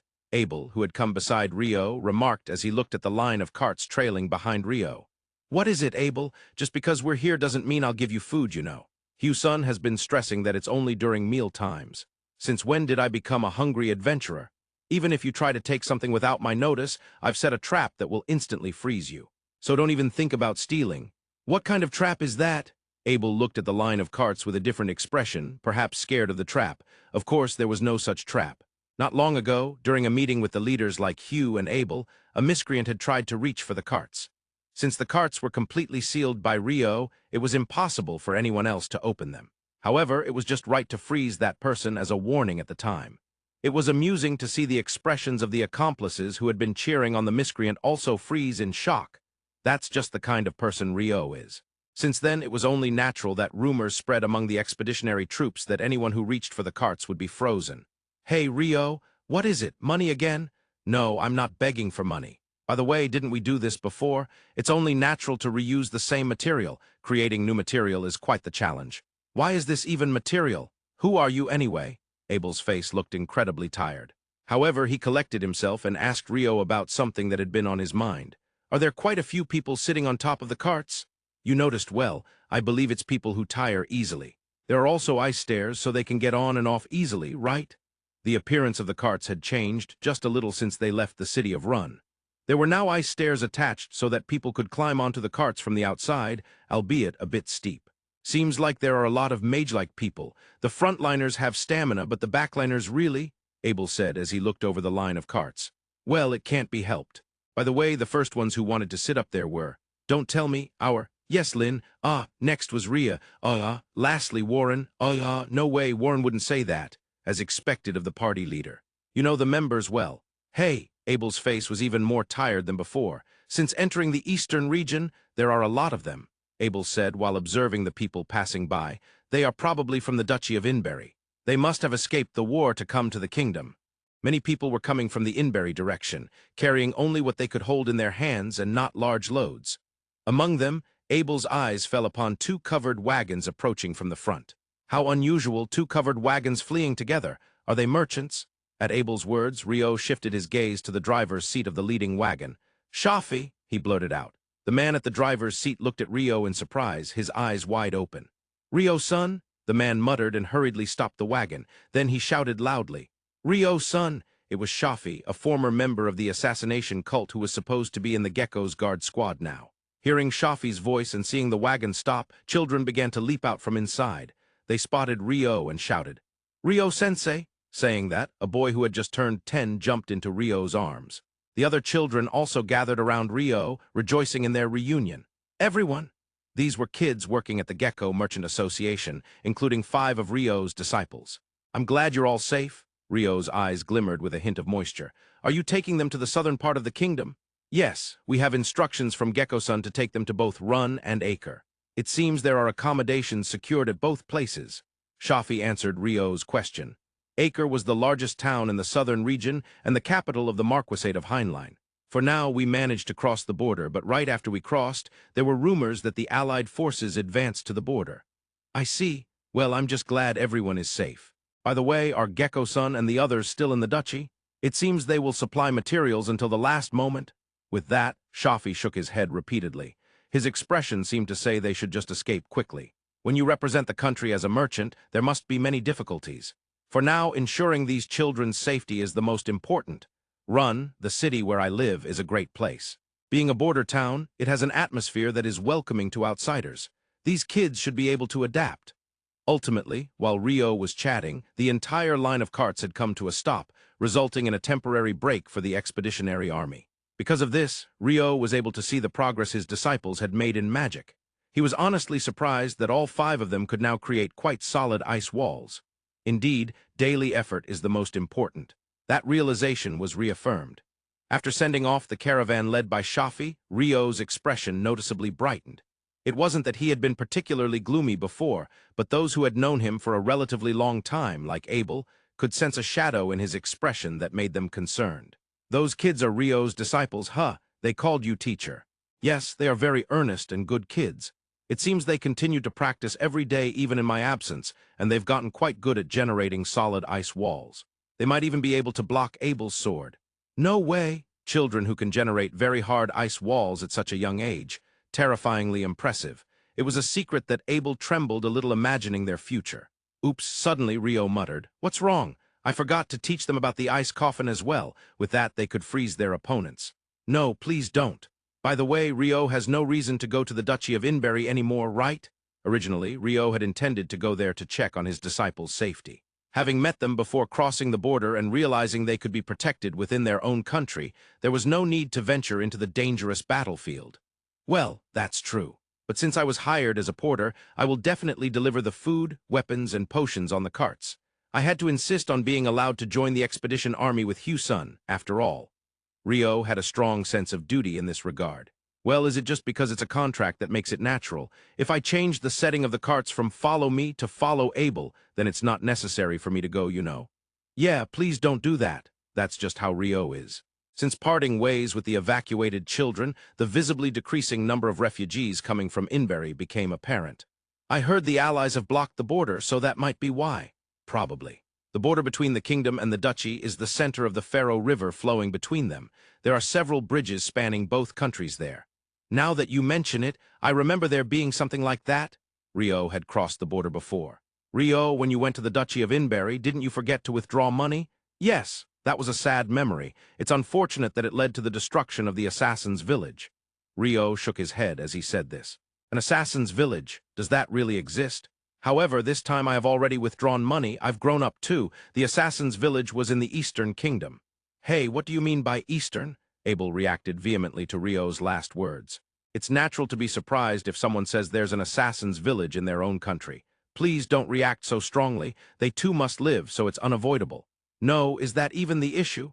Or are you pretending to be the king's second son again? Abel, you're an adult now. You're not at an age where you can still act like a prince." Saying this, Rio exaggeratedly sighed deeply, giving a what a hassle kind of shrug. Watching this, Abel felt irritated. While having such absurd conversations, the expeditionary army arrived at eastern border town Redpost. They had arrived, but the town is overflowing with people. Redpost had turned into a city of refugees. The Duchy of Inberry's capital city of Aberdeen is a city that stands on flat ground. Located almost at the center of the Avon Plains, which boasts the largest area in the duchy, the Donacurus River flows just east, one of the largest river basins in the central nations. Originally a trading city due to its location, it does not have a strong fortress-like function to repel a large army. Such is the capital city of Aberdeen, now surrounded on all sides by the Allied forces. The main force of the Allied army, led by Lord Dictator Aubrey, has set up camp to the north, while the other three sides are surrounded in such a way that not even a rat can escape. Your Excellency, 24 hours have passed since the surrender ultimatum. As for their response deadline, there has been no reaction. Lucian, the commander of the central forces of the Alliance, reports. Though it is a report, it simultaneously seeks a decision. He is asking for permission to attack. Well, it seems so. There's no helping it. I will permit the attack. Unless something unexpected occurs, Lord Aubrey's commands will stop here. From this point onward, Lucian and the frontline commanders will act based on their judgment on the ground. I sometimes wish to return, on the nostalgic battlefield. Lord Aubrey, who was originally a soldier, sometimes feels an emotion akin to nostalgia when standing on the battlefield. In a sense, he might be a battle junkie. The attack from the Allied forces began. Considering what would happen after capturing the capital city, they have arranged to break through the easily repairable castle gate instead of attacking the city walls. In a city, it is customary for both castle walls and gates to be protected by some form of defensive magic. Typically, alchemy tools are used, allowing any mage of any attribute to activate the defensive mechanism as long as they channel their magical power. Of course, the magic stones, which have the function of storing magical power, work in conjunction, ensuring that it is not a problem even if there isn't a mage present. Naturally, the capital city of Aberdeen possesses such magical defensive mechanisms. The type is the very common defense through wind magic. However, Captain, the defensive mechanism on the northern castle wall is not activating. The report brought to defense Captain Nigel was one of despair. The alchemy tools and magic stones placed at the central command are functioning without issues. Yet, a part of the defensive mechanism using wind magic on the northern wall is not deployed. That part of the wall is the castle gate. It is unthinkable that there would be a malfunction in such a pinpoint area. Have the Allies destroyed it? Before they knew it, it had suffered sabotage. Most likely, during the 24 hours they waited for a response to the surrender ultimatum. At this moment, Public Capital Defense Captain Nigel was faced with a decision. The castle's defense is, of course, manned by soldiers positioned atop the walls, as well as mages. Their efforts might hold for a while, but it may not hold. The opponent is the famed General Aubrey. An initial strike could easily breach a castle gate with a downed magical defense mechanism. If that happens, everything would be in ruins. Damn it, there's no choice. Activate Greenstorm even if it's a bit early. Hurry, Your Excellency, as expected, the defense mechanism of the castle gate seems to have fallen. You neglected the confirmation process. Well, I doubt we could repair it in time anyway, and there's probably a lack of personnel. Isn't it strange that in a capital city there are not enough people? Ranbur asks Lord Aubrey. Indeed, it's strange that there aren't enough people in a capital city, Lord Aubrey replied with one side of his mouth slightly raised. Now then, if there's any hidden trump card, it should be arriving soon. Lord Aubrey's muttering was so quiet that it was inaudible even to Ranbur, who stood next to him. Captain Greenstorm has been activated. The enemy cavalry will come within range in 10 seconds. Good. For the initial strike, use a dispersive type to catch as many enemies as possible. 3, 2, 1 within range. Cut them down. At that moment, a brilliant green light shot from the tallest spire standing in the center of capital city Aberdeen, sweeping across the northern wall and cutting down the approaching Allied cavalry in a single stroke. The cavalry that was swept away was instantly shredded and collapsed. Initial strike successful? Whoa! Cheers echoed throughout the central command. Even the normally composed defense Captain Nigel made a small victory pose. Though they had conducted trial shots several times, this was the first real bombardment. A weapon that was nearly a trial run had successfully fulfilled its role. Come now, invaders. I'll carve you up as many times as it takes.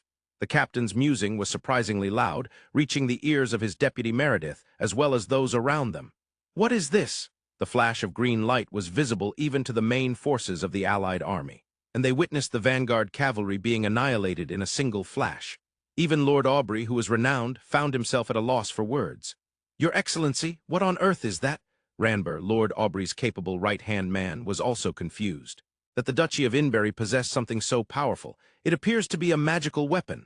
Lord Aubrey managed to squeeze out the words, a magical weapon. is a high-output weapon made by combining magic and alchemy designed for use on the battlefield. However, in this era, there are not many of such large-scale magical weapons that can be called magical weapons. To manifest a magical phenomenon of a scale suitable for battlefield use requires advanced alchemy, metallurgical techniques, and a deep understanding of magic. Having all of these is quite difficult, even for the three great nations. The neck-breaking points are advanced alchemy and deep understanding of magic. Advanced alchemy goes without saying. One must be an alchemist of the caliber of Kenneth or Frank. On top of that, deep understanding of magic. In the Central Nations, it is understood that if a specific incantation is performed, the magic activates. Nothing more, nothing less. That is how magic is perceived. In such a society, in such a world, acquiring a deep understanding of magic is extremely challenging.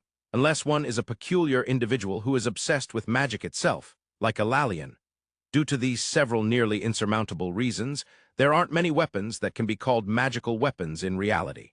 However, at the level of fairy tales, there are stories that the floating continent of the supreme empire Babylon is equipped with numerous magical weapons, and that the hero's weapon, the holy sword Astalt, is actually a magical weapon. Now, something that can be called a magical weapon has appeared right before their eyes and cut down their cavalry. No one except Lord Aubrey and Ranber was able to speak a word. A magical weapon, huh? This is surprising. I knew that the alchemy of the Duchy of Inbury was advanced, but not to this extent.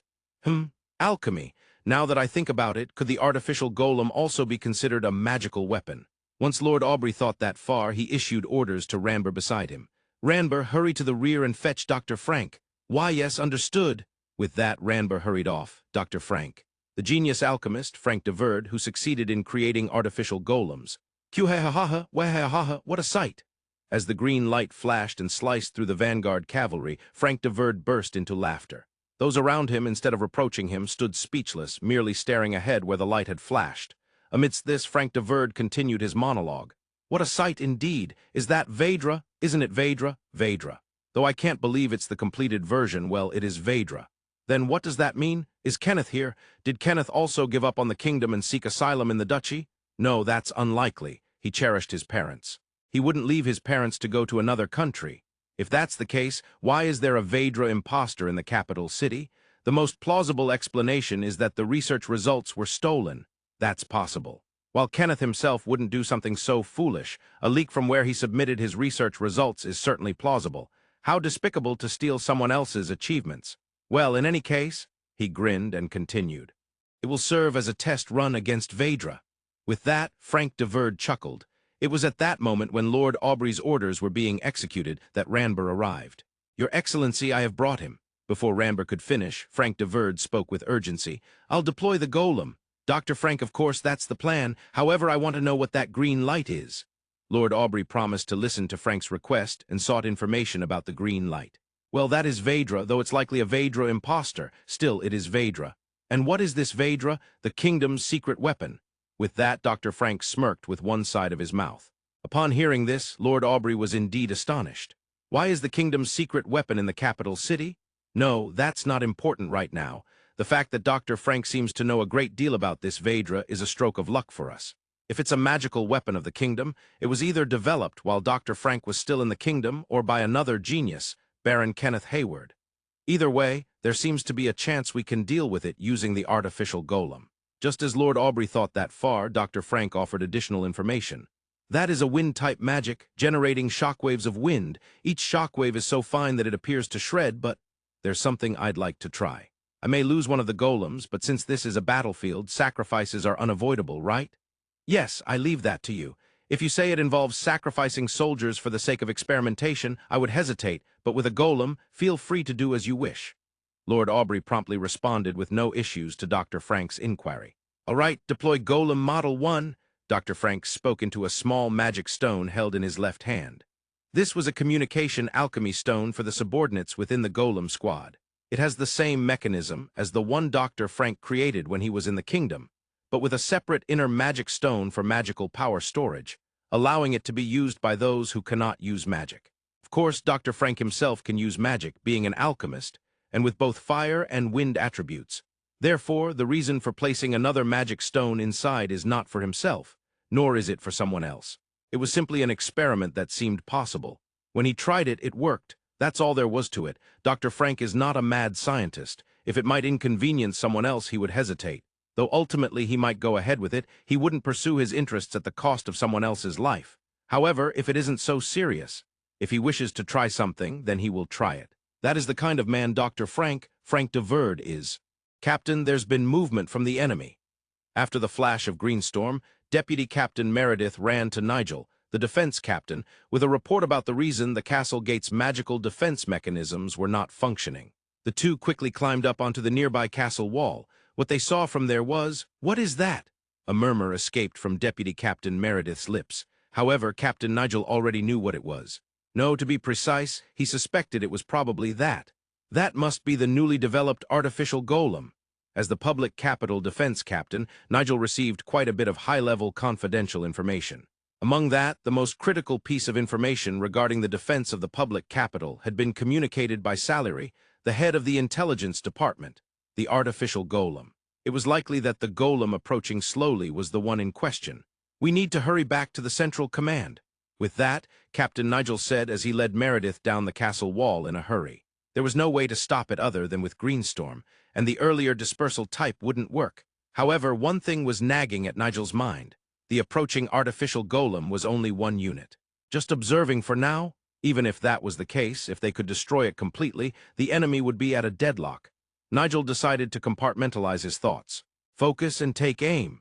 The shooter nodded at Captain Nigel's instructions. From the central command post set up in a high place, they could directly see beyond the castle wall. On the other side of the northern wall, a single artificial golem was slowly walking towards the public capital.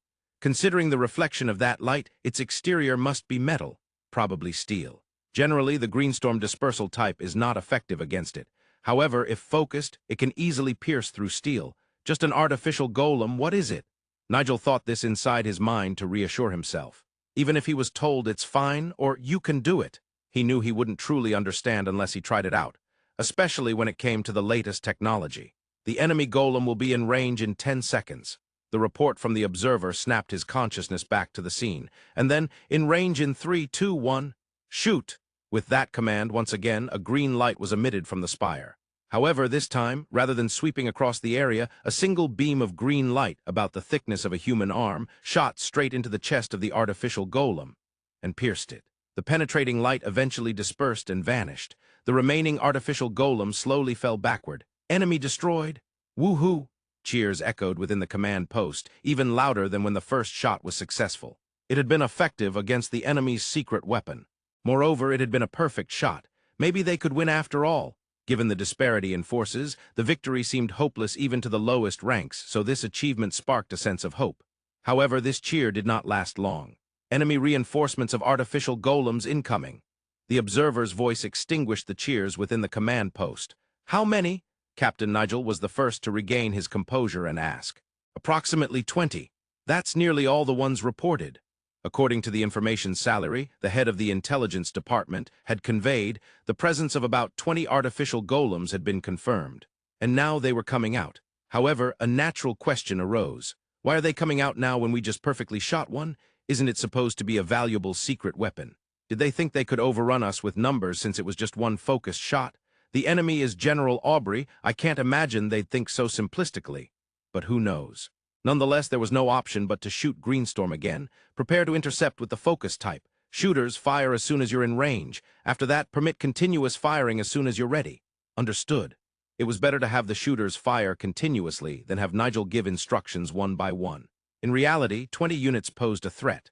While their movement speed seemed slow, the possibility of them reaching the castle gate couldn't be zero. The Allied forces' artificial golems approached in a 4-column formation, with 4 units in the front line and another 4 in the second row. That Greenstorm which penetrated the first row might also be able to take down the second row, depending on its power. Captain Nigel thought, the enemy golems will be in range in 10 seconds. Following the same reporting procedure, the observer announced. "What is the status in directions other than the north?" Nigel asked the observers in other directions. "East side, no movement. South side, no movement either.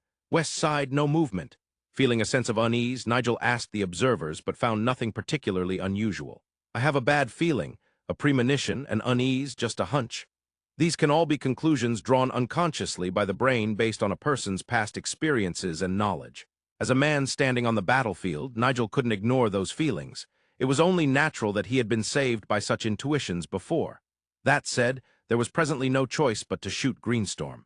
3, 2, 1, fire! The moment Nigel saw Greenstorm launched, it appeared to him that the area in front of the enemy golem glowed white. Then the Greenstorm reached the center golem, and just as he saw a white spherical light, it flew off in an unexpected direction. What shot? Failed! Nigel's shout and the observer's report brought a heavy silence to the command post. However, that was soon disrupted by another report. The enemy golems have increased their speed. They're running towards us. Damn it. Shooters fire as soon as you're reloaded. Use signal flags to inform the castle wall to move to defensive actions. Hurry! The central command post became frantic all at once. Having finished issuing orders, Captain Nigel called Deputy Captain Meredith to the corner of the command post. Meredith, this is bad. As arranged, I need the magic stone. But Captain, Meredith let out a small cry at Nigel's orders. Meredith, this is an order. Move quickly and prepare. And when you see them reaching the castle wall, do your job promptly. Understood? The survival of the duchy rests on your shoulders. In the end, Captain Nigel said this almost gently. Captain, I will share the fate of the public capital. I'm counting on you. With that, Captain Nigel sent Deputy Captain Meredith out of the command post. After Greenstorm was deflected, 3 shots were fired, but all were repelled. After the white light appeared in front of the golem's chest, the Greenstorm was deflected by something invisible and flew off, vanishing.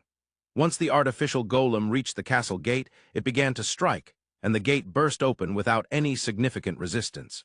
Confirming that, the main force of the Allied forces deployed the cavalry they had left and surged into the public capital.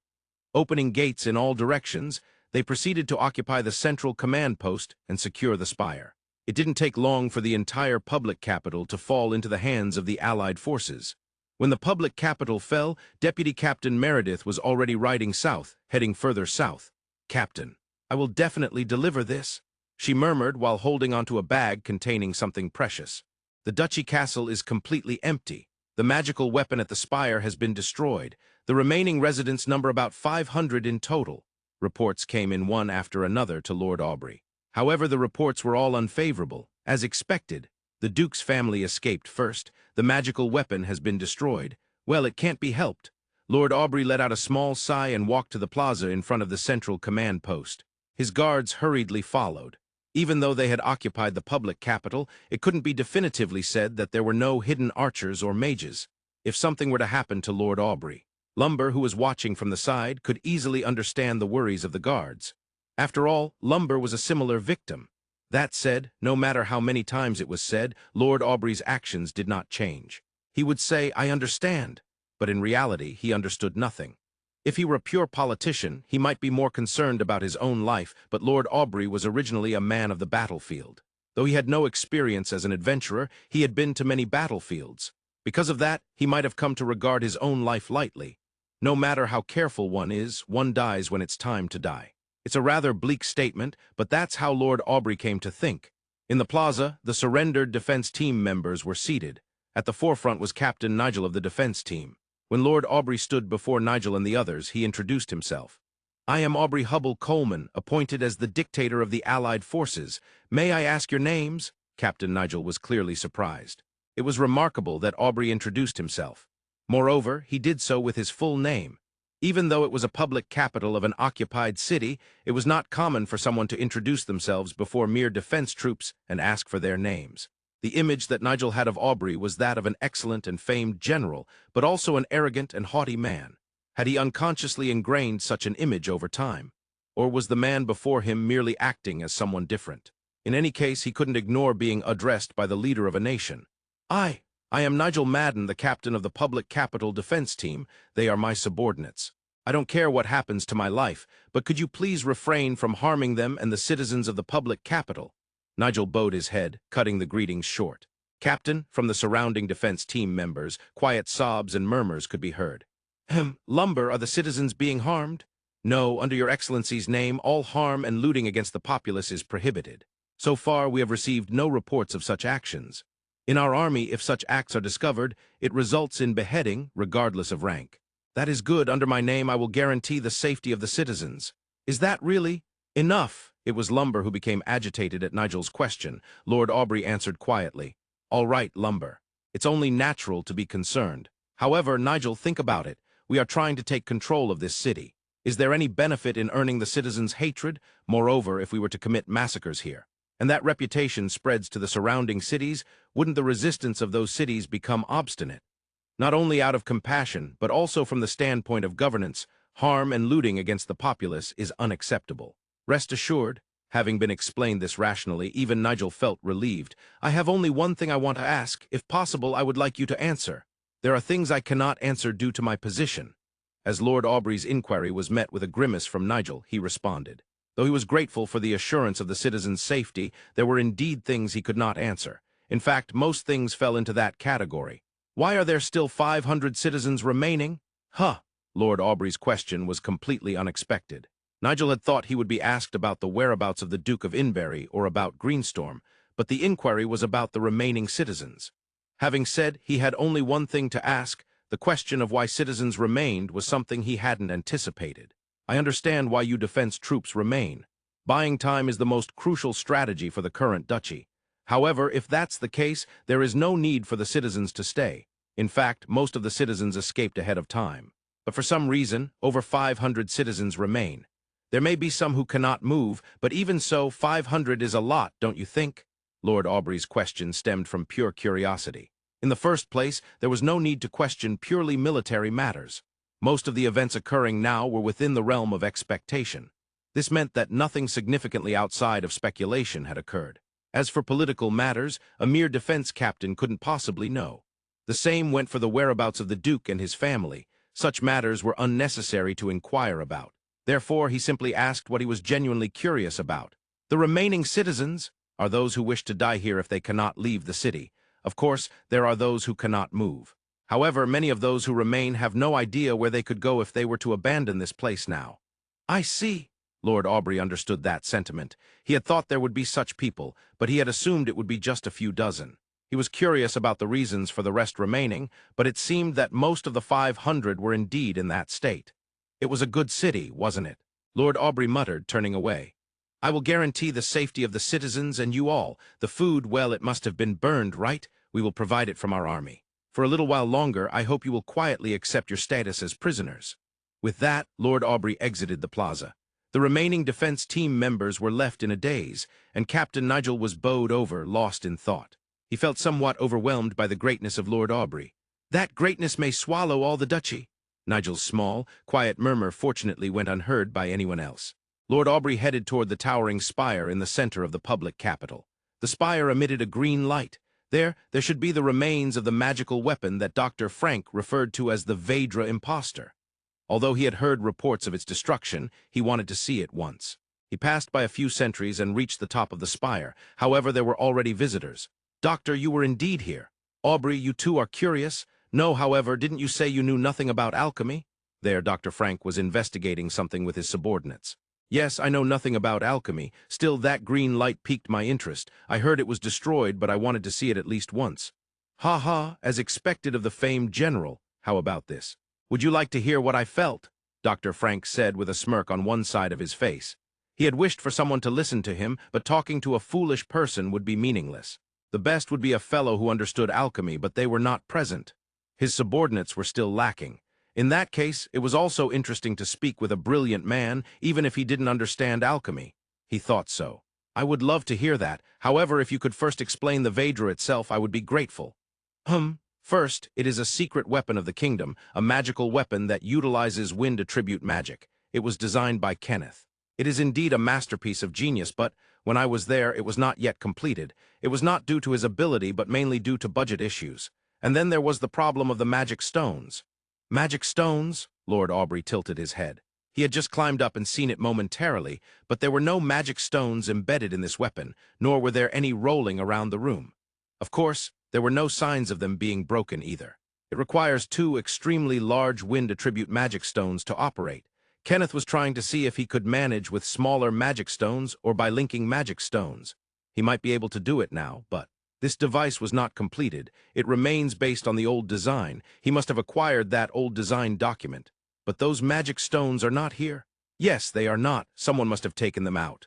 Dr. Frank answered while shaking his head slightly.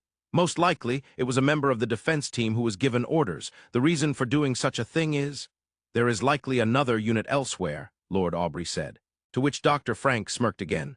There are hardly any special components. It would be extremely difficult to obtain 2 large wind magic stones. Other than that, the only special aspect is the magic formula. Kenneth's magic formula is abnormal and very distinctive, and the magic formula used in this, it is Baron Kenneth Hayward's formula. Indeed, it seems that his research results were stolen. How unfortunate. Dr. Frank's expression as he said this was one of sadness and loneliness. For someone involved in research and development, having their research results stolen is a pain that cannot be exchanged for anything else. Dr. Frank was well aware of this. Dr. Frank, I would like to know 2 more things regarding this. You can ask me anything. After all, I am like your guest. Saying that, Dr. Frank laughed heartily. His attitude was not what one would expect towards a master. Of course, Lord Aubrey paid no mind to such things. One is the range of this weapon. Ah, that is difficult. To put it plainly, it depends on the magic stones attached. However, estimating, I would say about 1 kilometer, give or take. I see. If there was another unit, this was crucial information to know. After all, it was likely that the other unit was located where the Duke of Inberry had holed up. My second question is about the technique used by the golem that intercepted this Vedra imposter. Oh, Dr. Frank smirked slightly and narrowed his eyes a bit. The members of the Magical Association say that it was wind attribute magic. Does Lord Aubrey disagree? No, it is likely wind, but there is something different about it compared to normal wind attribute magic. It feels more like a wind attribute akin to fire attribute. I don't know if such a thing even exists. Well, it felt off. Upon hearing that answer, Dr. Frank's eyes widened in surprise. It was a quite rare sight. Lord Aubrey, you couldn't use magic at all, could you? Ah, it seems I have no aptitude for it, and yet you can perceive the difference. That is truly surprising. Saying that, Dr. Frank bowed deeply. This was different from before. It was a heartfelt gesture filled with respect. Is it really such a commendable thing? Lord Aubrey was bewildered by this. Yes, it is a very rare occurrence. You reach the conclusion of a difference not by magical perception, but through wisdom and knowledge. Dr. Frank's manner of speaking had even changed. It was that shocking for him. To say it is wind attribute magic is half correct, half incorrect. To say it is close to fire attribute is also half correct. To explain that golem's technique, we must first explain the defense by wind attribute magic. It may take some time, is that all right? Ah, that's fine, Lord Aubrey nodded. First, let's see.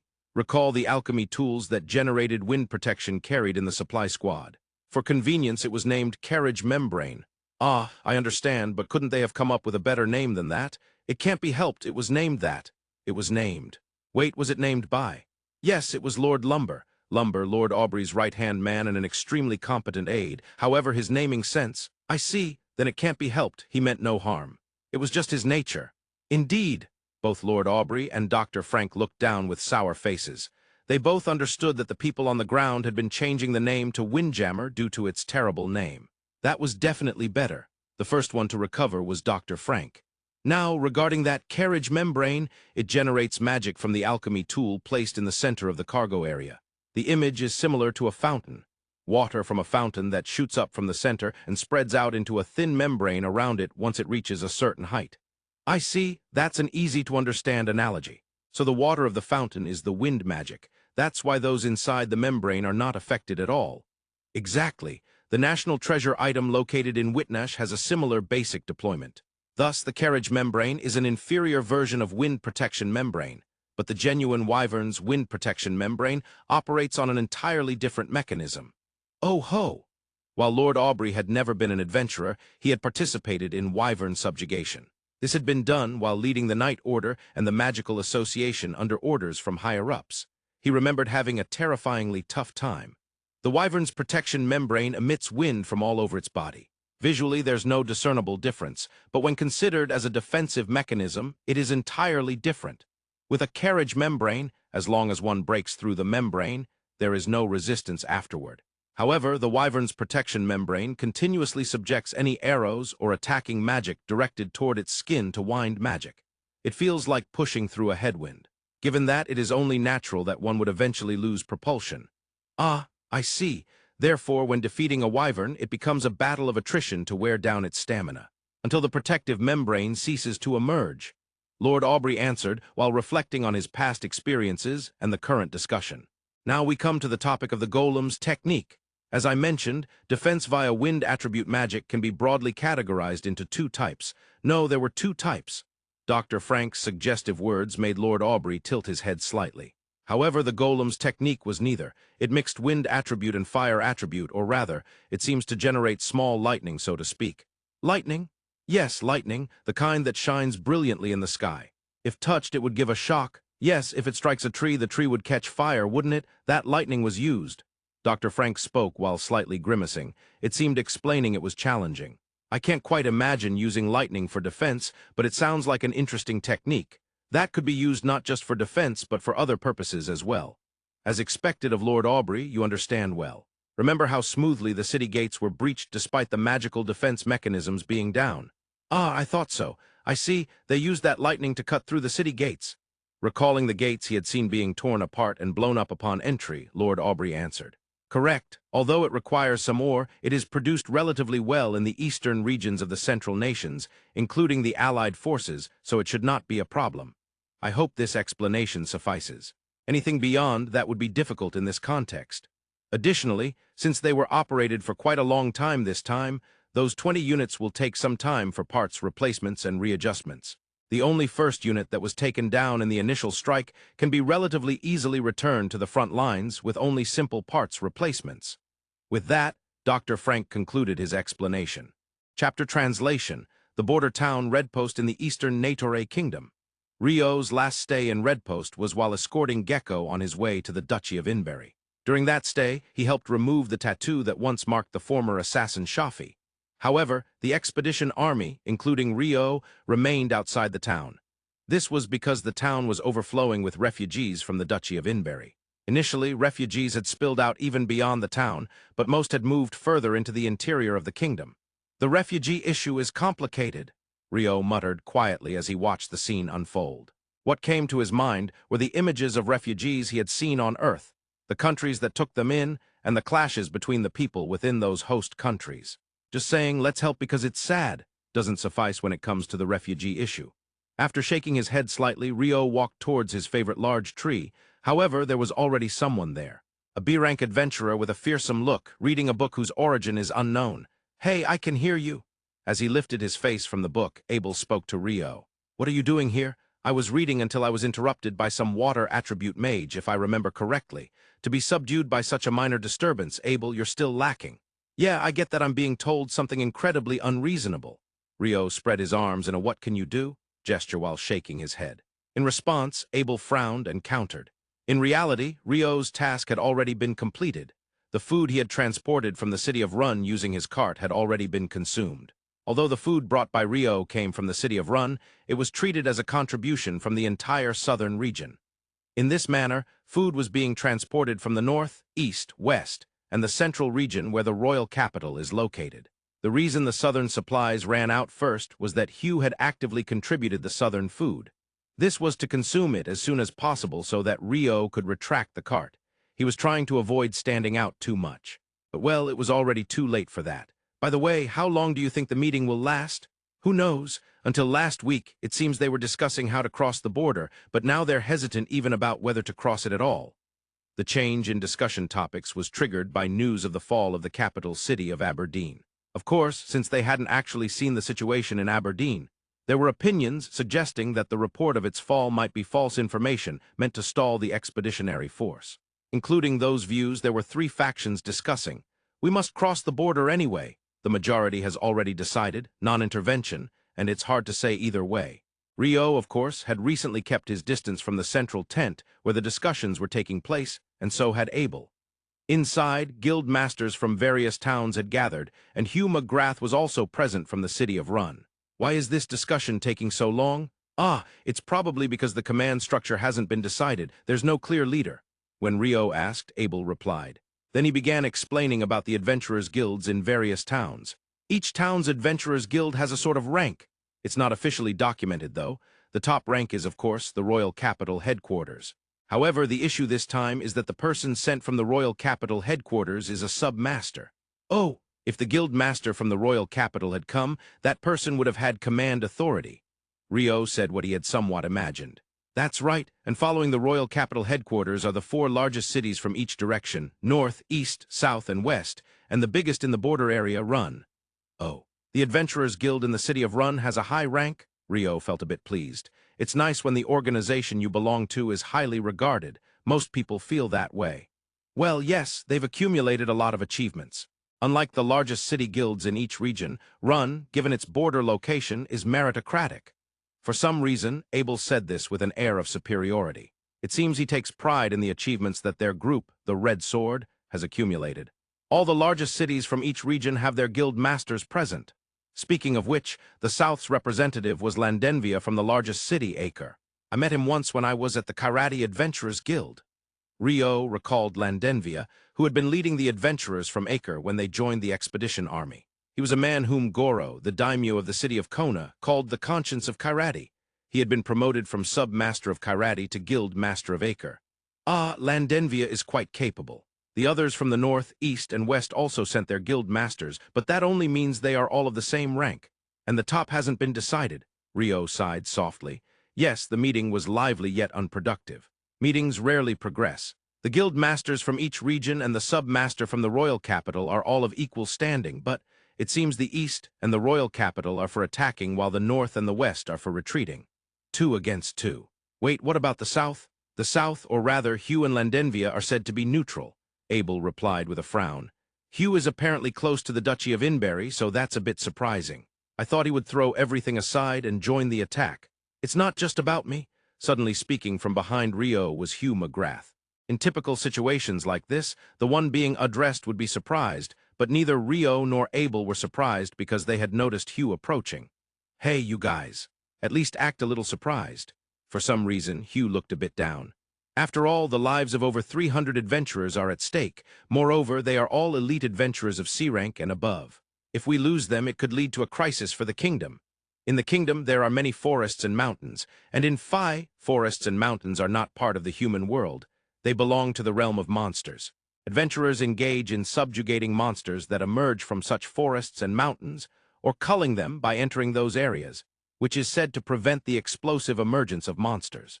If elite adventurers were to vanish, the towns could be overwhelmed by monsters spilling out of the forests and mountains. Indeed, 300 years ago, many towns were consumed in such a manner, leading to the fall of a nation. I can't decide based solely on my feelings. Besides, the overall commander of the Allied forces is Lord Aubrey. He's not someone to deal with easily. Hugh, do you know Lord Aubrey? Rio asked in response to Hugh's words. Yeah, we clashed several times during the last Great War. Saying that, Hugh looked off into the distance, seemingly recalling something from the past before continuing. You both are incredible swordsmen and mages, but Lord Aubrey is an abomination. His sword skill is considerable, but more than that, he could be described as a genius of warfare.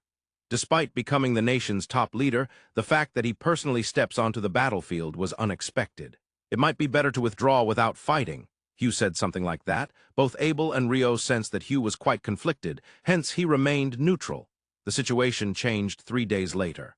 A cart arrived at the Red Post Expedition Army's encampment. On its door was a crest of crossed swords and a staff against a shield. It was the emblem of the Kingdom Adventurers Guild. Stepping out was a mage in his mid-50s. Standing at 180 centimeters tall, he leaned on a large staff, glaring sharply around him. After a quick glance around, he entered the central tent.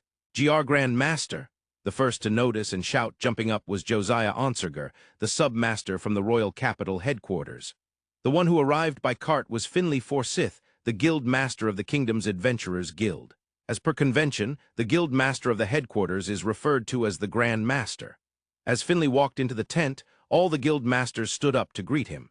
Upon taking the most prestigious seat, which had previously been occupied by the sub-master of the royal capital, the other guild masters also sat down. GR Grand Master, As Josiah, the sub-master from the royal capital headquarters, began to speak, Finley lightly raised his right hand to stop him. Then he spoke solemnly. I have an order from the kingdom's government to convey to you all. Cross the river and liberate the duchy. After finishing his statement, a moment of silence passed.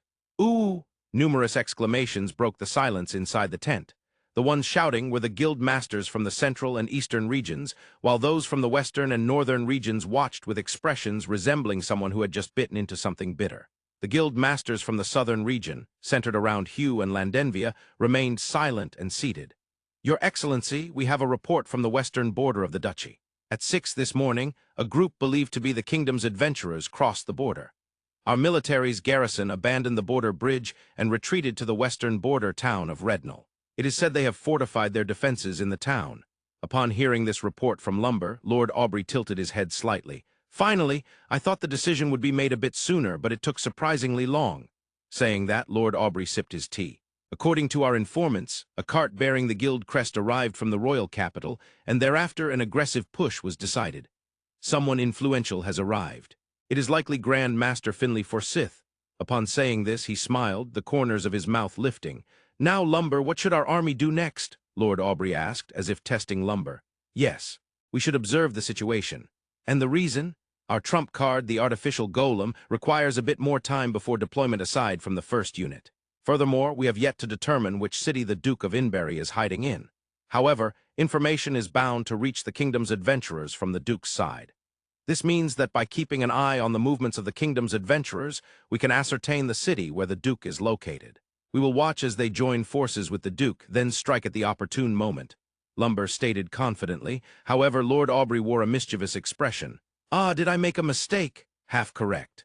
There is no need to wait for them to join forces. It is acceptable to launch an attack right before or right after they join, during the chaos. Additionally, you may also deduce the city where the Inbury Dukes are based on the direction the adventurers are heading." "Well, I have an idea of where the Dukes of Inbury are anyway." "Is that so?" Lumber was genuinely surprised by Lord Aubrey's statement. After all, there shouldn't have been any reports regarding the Inbury Dukes and their forces. "The southern town of Fion, however, it's just a prediction. We have sent informants to confirm this, but there have been no reports yet." Saying this, Lord Aubrey finished off the remaining tea in his cup. "In the southern town of Fion in the Duchy of Inbury. In the directly governed territory of Fion, there is a daimyo's office where Duke of Inbury Loris Baggio was located. Currently, almost all the remaining military forces of the Duchy of Inbury that can be mobilized have gathered in this town of Fion. Initially, making the town of Fion a base for counterattacks was part of the plan, but that was intended to be after exhausting the invading Allied forces through scorched earth warfare.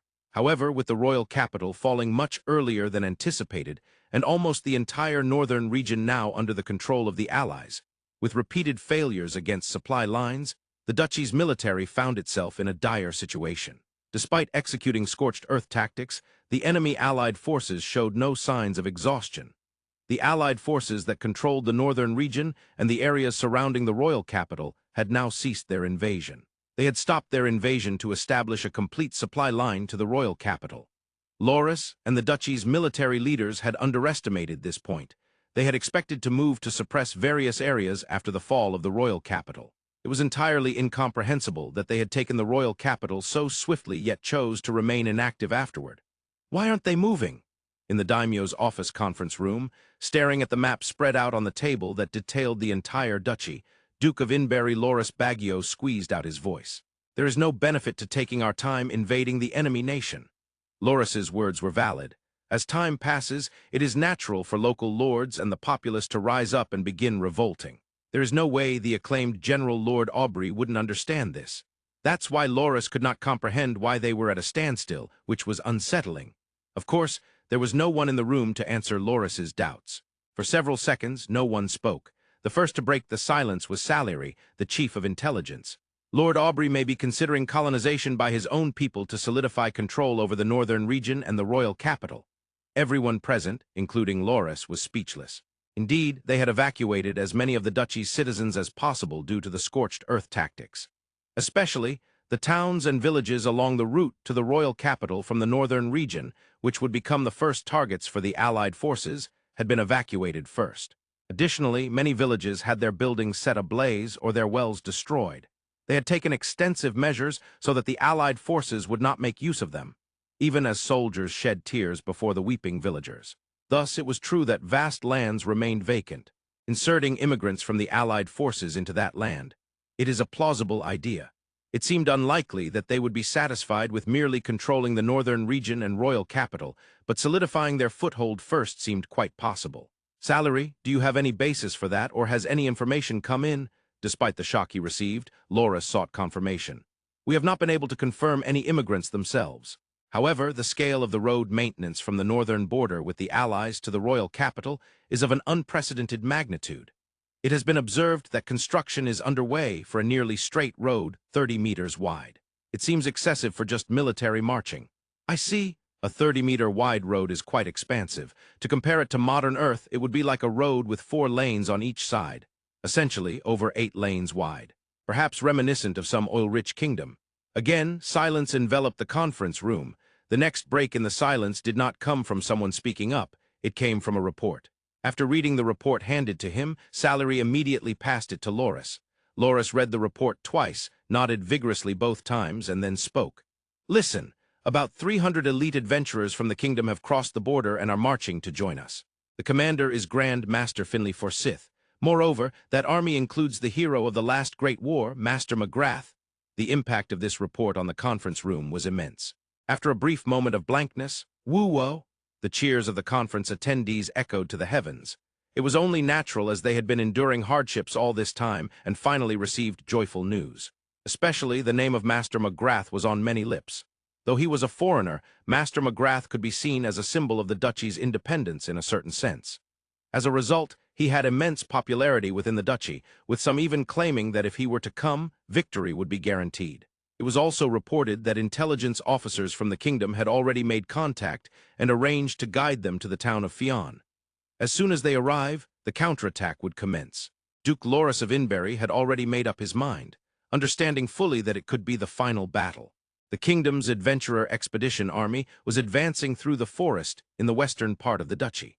Although the western part of the duchy was not completely under the control of the Allied forces, the main roads were blocked by the Allied army. As a result, they were moving along narrow paths known only to the locals, beast trails, or simply pushing through the grass and running through the forest. The overall command was led by Grand Master Finley Forsyth, but they were essentially marching in 5 divisions. East, west, north, south, and the central region where the royal capital was located. The Eastern Division was in the lead, followed by the Central Division, with the Northern and Western Divisions following and the Southern Division at the rear. Is the Southern Division disliked by the Grand Master? Rio, that's something you shouldn't say. Rio casually voiced a question, and Abel, who was running next to him, reprimanded him. Hugh McGrath, who was running just behind them, let out a deep sigh and said, "It's probably my fault. I'm disliked by Lord Forsyth." It seemed that the reason the Southern Division was placed at the back was due to Hugh, who was in command of the Southern Army. Leading the Southern Army were Rio and Abel, with Hugh McGrath and the guild's guide from the Information Department, Chloe, following closely behind. Originally, the remaining 3 members of the Red Sword should have been in this position, but they gradually fell behind due to the pace. Even though everyone except Rio was a C-rank adventurer or above, running through the forest consumed more stamina than they had anticipated. And even now, the rear is starting to fall behind. Shall we walk? Rio asked Hugh. Yeah, let's do that. With that, Hugh sharply whistled. In response, the entire Southern Army stopped running and began to walk. However, they chose not to stop to rest, aiming to progress as quickly as possible. Among the 4 in the front group, 3 were not even panting. However, Chloe, who was dispatched from the Information Department as a guide for the Southern Army, was breathing heavily. Chloe, here's some water. Please drink. Rio generated water in an ice cup and handed it to Chloe. I'm sorry. She seemed quite fatigued, yet her words of gratitude were clear. She downed the cup of water in one go. Then she muttered almost to herself, "As expected of the heroes of the Great War and the B-rank adventurers, I was confident in my stamina and movement in the forest, which is why I volunteered for this role, but I can hardly keep up."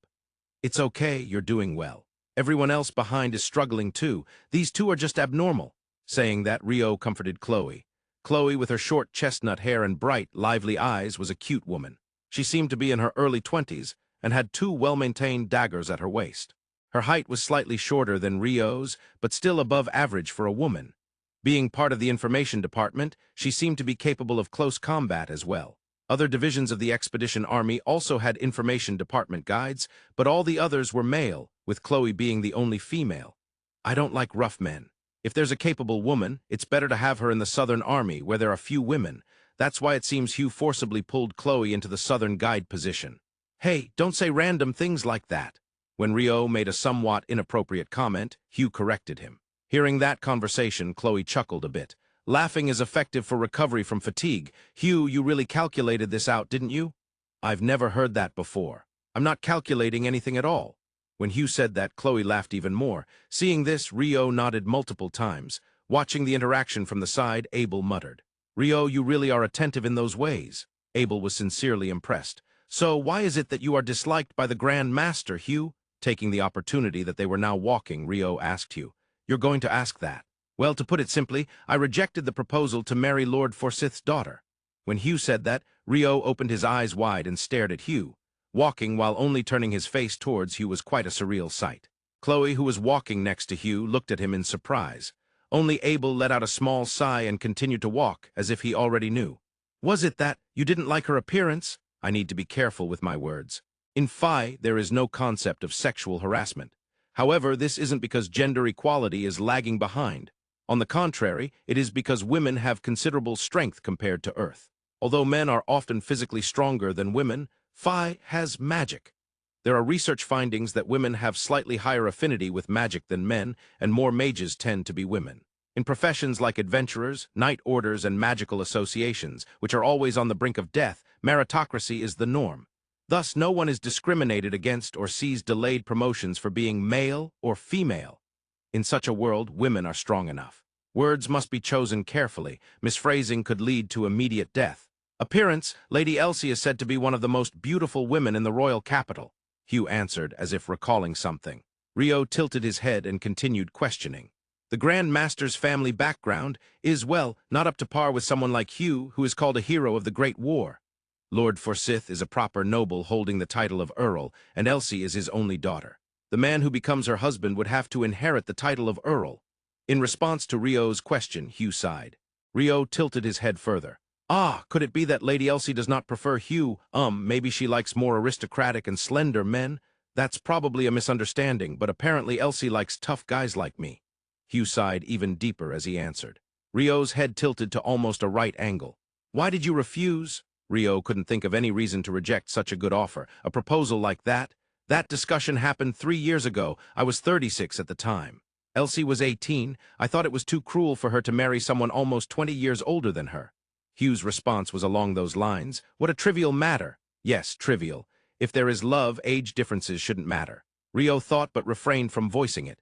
Hugh McGrath was the guild master, meaning he was Rio's superior. One must respect their superiors. How wise I am, Rio thought as he nodded. Seeing this, Hugh said, "Rio, you just thought it was trivial, didn't you?" Wah, Rio was genuinely surprised. The hero's insight was not to be underestimated. "Oh, but that incident in the royal capital turmoil." Having said that, Rio realized it could be a faux pas. If a noble living in the royal capital was caught up in the turmoil, it's okay, she wasn't involved. Apparently at that time Elsie was in the west. No, was it in Twilight Land? Anyway, she was not in the royal capital. However, Rio's interest shifted from Elsie's safety to a certain word he had just heard. Twilight Land, the land of dusk. That sounds cool. I've never heard anyone call Twilight Land the land of dusk. It's a country located to the southwest of our kingdom. It's a young country, having been founded about 100 years ago. They cleared a region that no one lived in to establish it, so I think that's quite an achievement. Rather than translating Twilight, they didn't translate it. Then who named that country? Another unsolvable mystery was born within Rio. The Southern Army continued walking. Rio's passive sonar detected a response. "Hugh, 400 meters ahead there is an ongoing battle." "Understood." Upon Rio's report, Hugh acknowledged it and whistled sharply once. In response to that whistle, the entire Southern Army gathered around Hugh. 70 in total. Once Landenvia, the guild master of Acre, the southernmost city, arrived, the Southern Army was all assembled. It appears there is a battle occurring 400 meters ahead. Depending on the situation, we may need to force our way through. Make sure everyone is aware of this," Hugh announced expressionlessly. Normally, there would be complaints like, "Are we just going to abandon our allies?" But everyone knew Hugh would never do that without a reason. The title of Hero of the Great War held immense weight, especially on the battlefield. The reason is that the decisive battle between the Duchy army and the Allied forces may have already begun in the main battlefield. We need to cross this border area as quickly as possible. Chloe from the information department reacted, her eyes widening. "Regardless, we will advance to the combat area. Once we arrive, we will assess the situation. The formation will be the same as before. Lord Landenvia, I will leave the rear to you. If we get surrounded with this number, it's over, so I'm counting on you." "Understood." Placing reliable troops at the front and rear is a common-sense strategy for marching. Anyone thinking of crushing the enemy would logically try to attack from the back, right? In the front was Abel, the only B-rank party member of the Red Sword. At the rear was Landenvia, a former B-rank adventurer. B-rank is a valuable designation.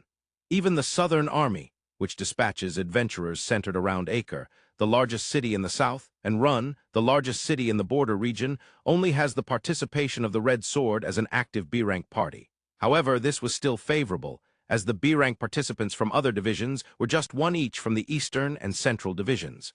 The Northern and Western divisions had none at all. Of course, there were no A-rank parties participating. In fact, the kingdom only has one active A-rank party, and they are affiliated with the royal capital. And this time, they are not participating. According to the adventurers from the royal capital, it seems they were told to refrain from participating by higher-ups. When Rio heard that, he tilted his head in confusion.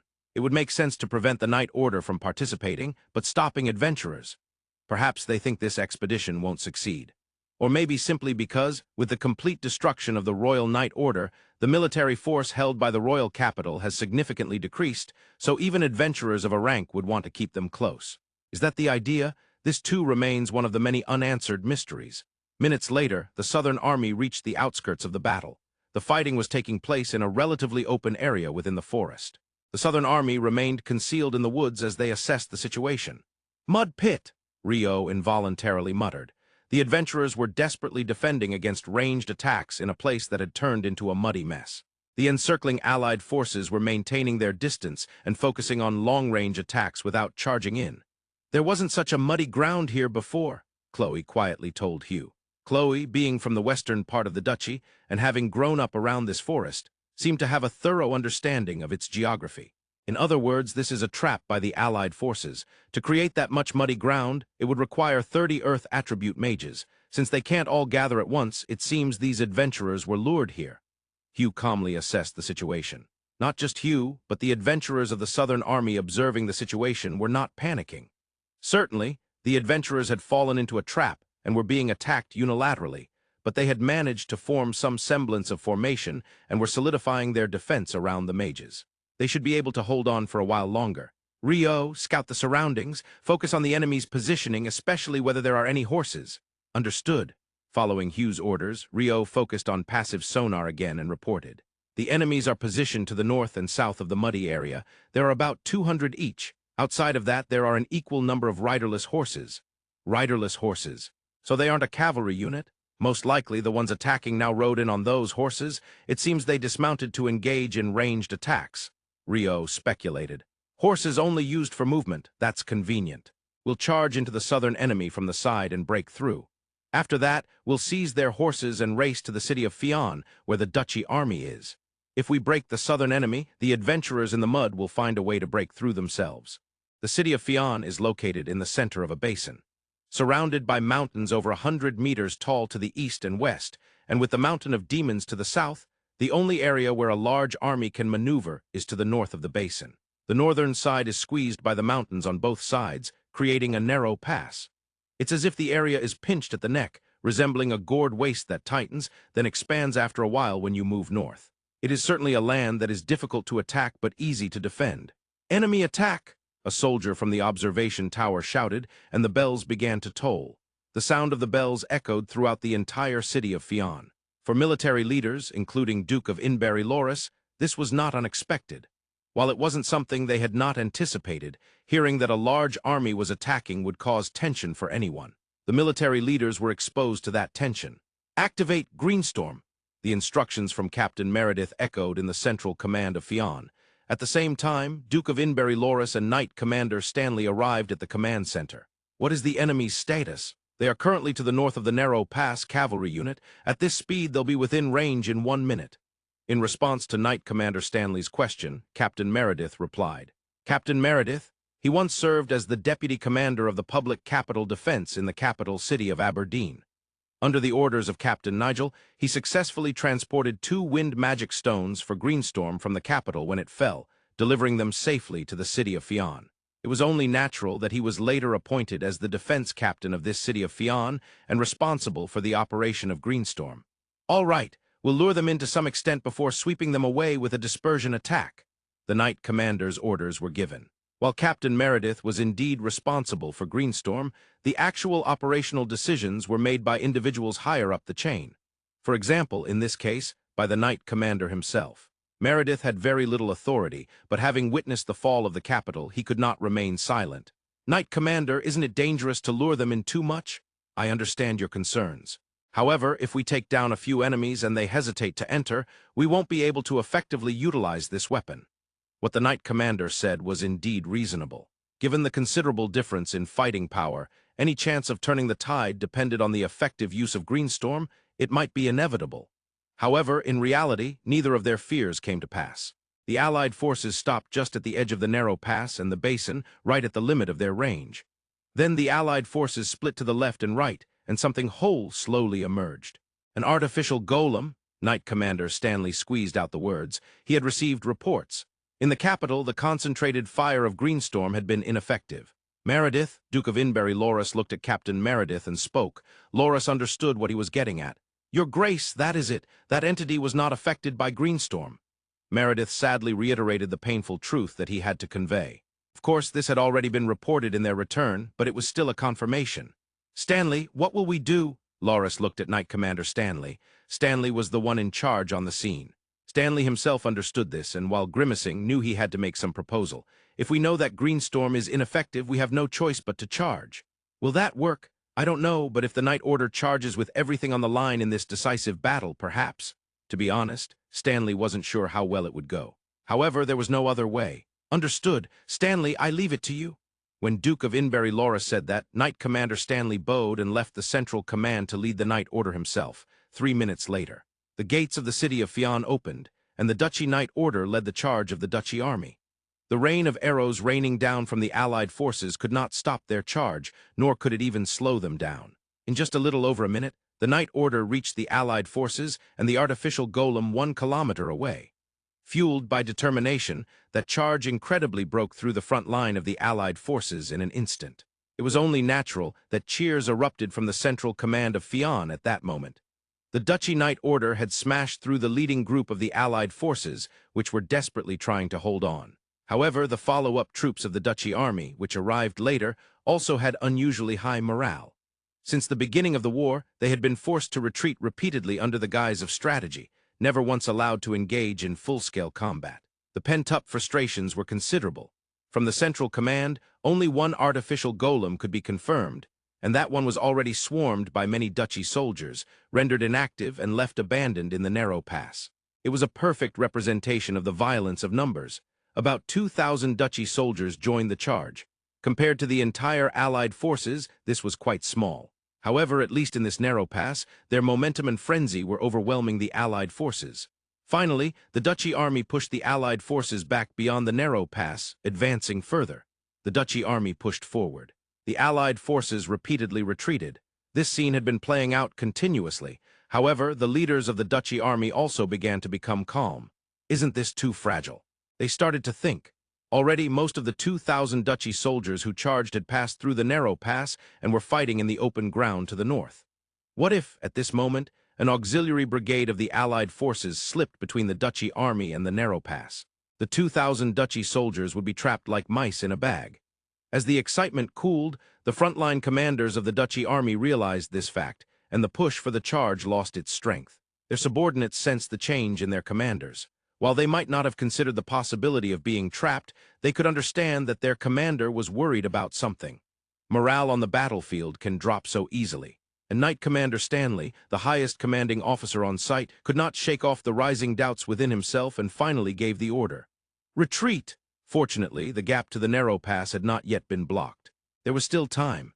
However, a rapid retreat was far more difficult than a charge filled with frenzy. The subordinates did not fully understand why they were retreating.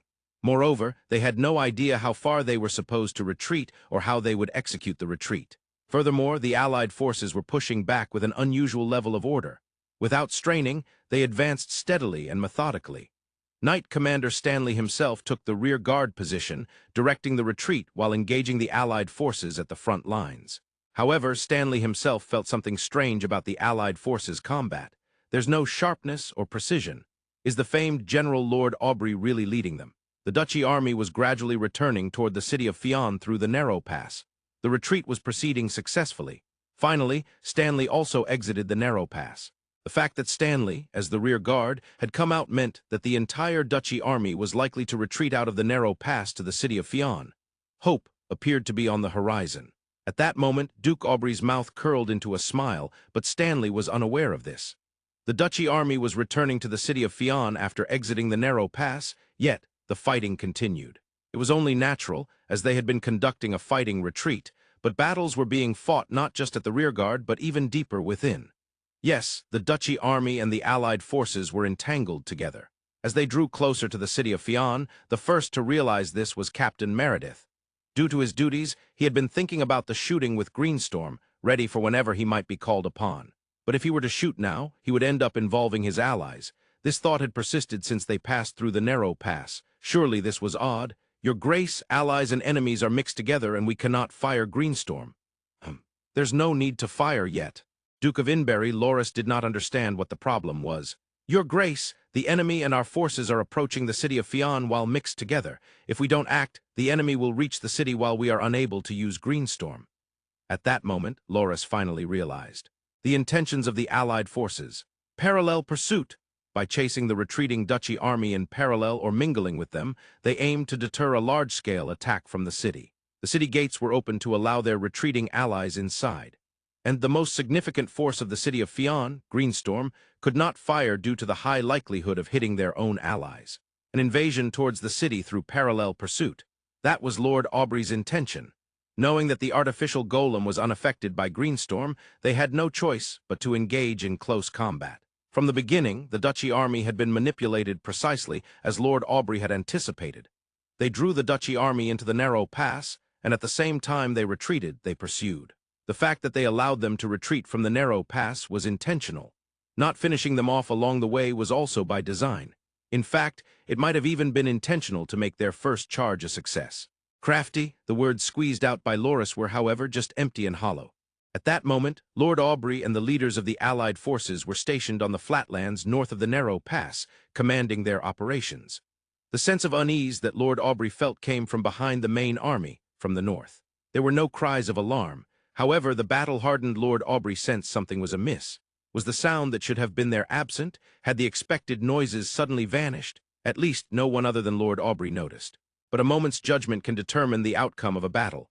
That is the nature of the battlefield. Something is wrong. What? No, this is the battlefield. If something is wrong, it must be due to an enemy attack. Concluding this, he rose from his chair and shouted, "Enemy attack! Take defensive formations!" With Lord Aubrey's orders, his loyal subordinates sprang into action immediately. These were the captains who had fought under Lord Aubrey's command since before he became a dictator a decade ago.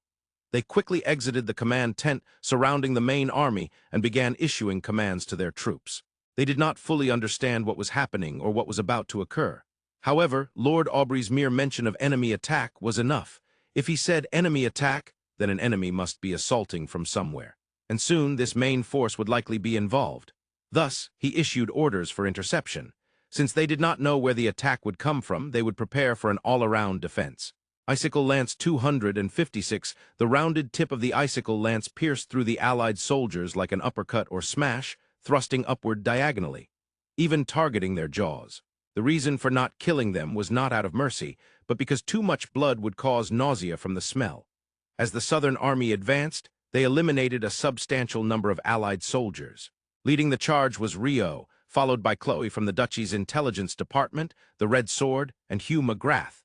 Basically, Rio was single-handedly responsible for eliminating the enemies in this area. How far would he go? Until detected by the enemy. That's strange. I was brought here as a porter, but I feel like I'm working like a draft horse. Even while thinking this, he continued to fire icicle lances. Seriously, Rio, your magical power seems endless. Lin, the wind attribute mage, followed behind, looking astonished.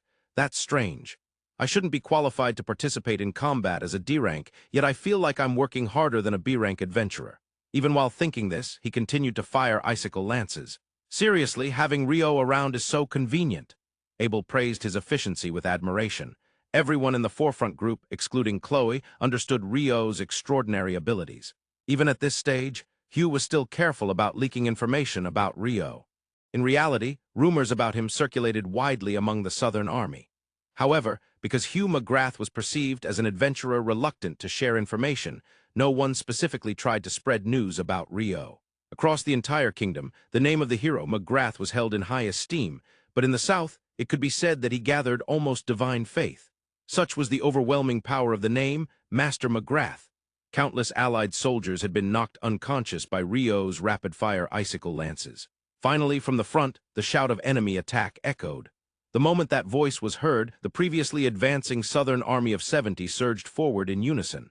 Now that the surprise attack had been discovered, it was a race against time. Their target was the enemy's main camp. They aimed for the head of Lord Aubrey. Everyone understood that there was no other chance for a turnaround. It was possible that even if they defeated Lord Aubrey, the Allied forces would not retreat from the Duchy of Inberry. However, even if that were the case, Rio felt that they could manage against the Allied forces without Lord Aubrey. The realistic balance of power was a desperate ratio, but the presence of Lord Aubrey was so absolute that it convinced them otherwise. His presence was as absolute as the hero McGrath in the southern kingdom. The rest of the southern army, excluding Rio, increased their speed toward the enemy's main camp. Rio, however, slowed down to drink a homemade magical power potion and recover his mana. In reality, he wasn't entirely sure how much recovery one potion could provide, nor how much mana had been consumed during the earlier rapid fire of icicle lances. He hadn't used enough magic recently to experience mana depletion. But this was the battlefield. With the uncertainty of what could happen, he heeded Hugh McGrath's wise advice to recover whenever possible, so Rio drank the potion. After finishing one and taking a breath, a thunderous roar shook the surroundings. At that moment, Rio saw someone flying through the air. Huh! They were not flying with magic, they were thrown. It was Ra, the swordsman from Switchback. Seeing a frontline swordsman with a robust physique exceeding 185 centimeters soaring through the air was indeed laughable. Rio sprinted toward the spot where Ra had landed. No one else was with the unconscious Ra. It seemed that his comrades from Switchback were engaged in a battle surrounding the enemy who had thrown him. Rio had no choice but to save the unconscious Ra. He forced the potion into Ra's mouth. It might go down the windpipe. If it had been a regular drink, it would be a big problem, but it's a potion, so it should be fine. Because it can be absorbed from anywhere in the body. For now, getting it inside was crucial. 2 seconds after it entered his mouth, Ra awakened. He coughed and sputtered. It seemed to have gone down the windpipe instead of the esophagus. Oh well. Ra, can you hear me? Rio asked without a hint of the swallowing issue that had occurred. Ah, yeah, Rio, I'm okay. Ah, what about everyone? They seem to be fighting from a distance. A little ways away, Rio could see the other members of Switchback, except for Ra, facing off against another party. Rio, go help them. I'll join as soon as I can move. Understood. With that, Rio stood up and headed toward where Switchback was. This is 4 legs. The upper body resembled a human with 2 arms and a head, clearly an artificial something. Rio, you were with Ra, right? Where's Ra? Sue, the scout from Switchback, called out to Rio as he approached. He's fine. I gave him a potion and he regained consciousness. He'll be here soon. But more importantly, what is this? That's likely a golem. Surrounding them alongside Switchback were Landenvia, the guild master of Acre, and the C-rank party Raka. As the name suggests, Raka was a party of 6. In total, they were 10 people surrounding it, yet they were struggling to attack. However, Rio didn't care about that. What mattered was what Landenvia had said. Yes, he had called it a golem. Rio had seen wild golems before. He had fought one in the forest of Rondo alongside Abel. That one was, without a doubt, just a rock, but this golem was... While it had 4 legs, it was a perfect fit for the term artificial life. Clearly, this isn't a wild golem, is it? Ah, I understand what you're saying, Rio. I agree. It's likely an artificial golem powered by alchemy, said to exist in battalions to the west. Rio and Landenvia were in agreement. Rio was trembling visibly with excitement. It was a mixture of the thrill of finally seeing one and a slight disappointment at being outdone. In the Central Nations, he had thought he would be the first to create one. While he didn't think that explicitly, he likely had similar feelings, just not conscious of them. Of course, objectively speaking, Rio's alchemy wasn't anywhere near able to achieve that. But that was a secret. Rio took a deep breath to calm himself. This time he looked at the golem before him with a clear mind. It had 4 legs. Had bipedal movement been too difficult? Even in modern Earth, bipedal robots require highly advanced technology to maintain balance. To the extreme, they must constantly use sensors to maintain equilibrium. It was hard to believe that this Phi had sensors, and considering it needed to be achieved through alchemy and magic, It was understandable that creating a complete human form would be more challenging than simply having 4 legs for easier balance. With 4 legs and an upper body like a human. Written alone, one might imagine a centaur with a horse's body and a human upper half, but unfortunately the golem before him was not that. The 4 legs resembled those of a 4-legged animal, rather, they looked more like a spider. If there had been 8 legs, he might have thought of the imaginary creature Arachne. The upper half would be that of a woman, while the lower half transformed into a spider, like the Arachne from Greek mythology. However, the golem before him was not grotesquely biological.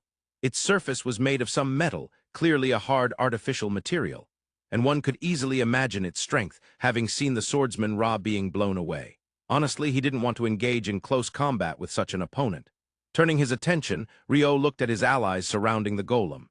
Acre's Raka was a party unusually adept at distant attacks, consisting of swordsmen, shield-bearers, priests, and 3 mages.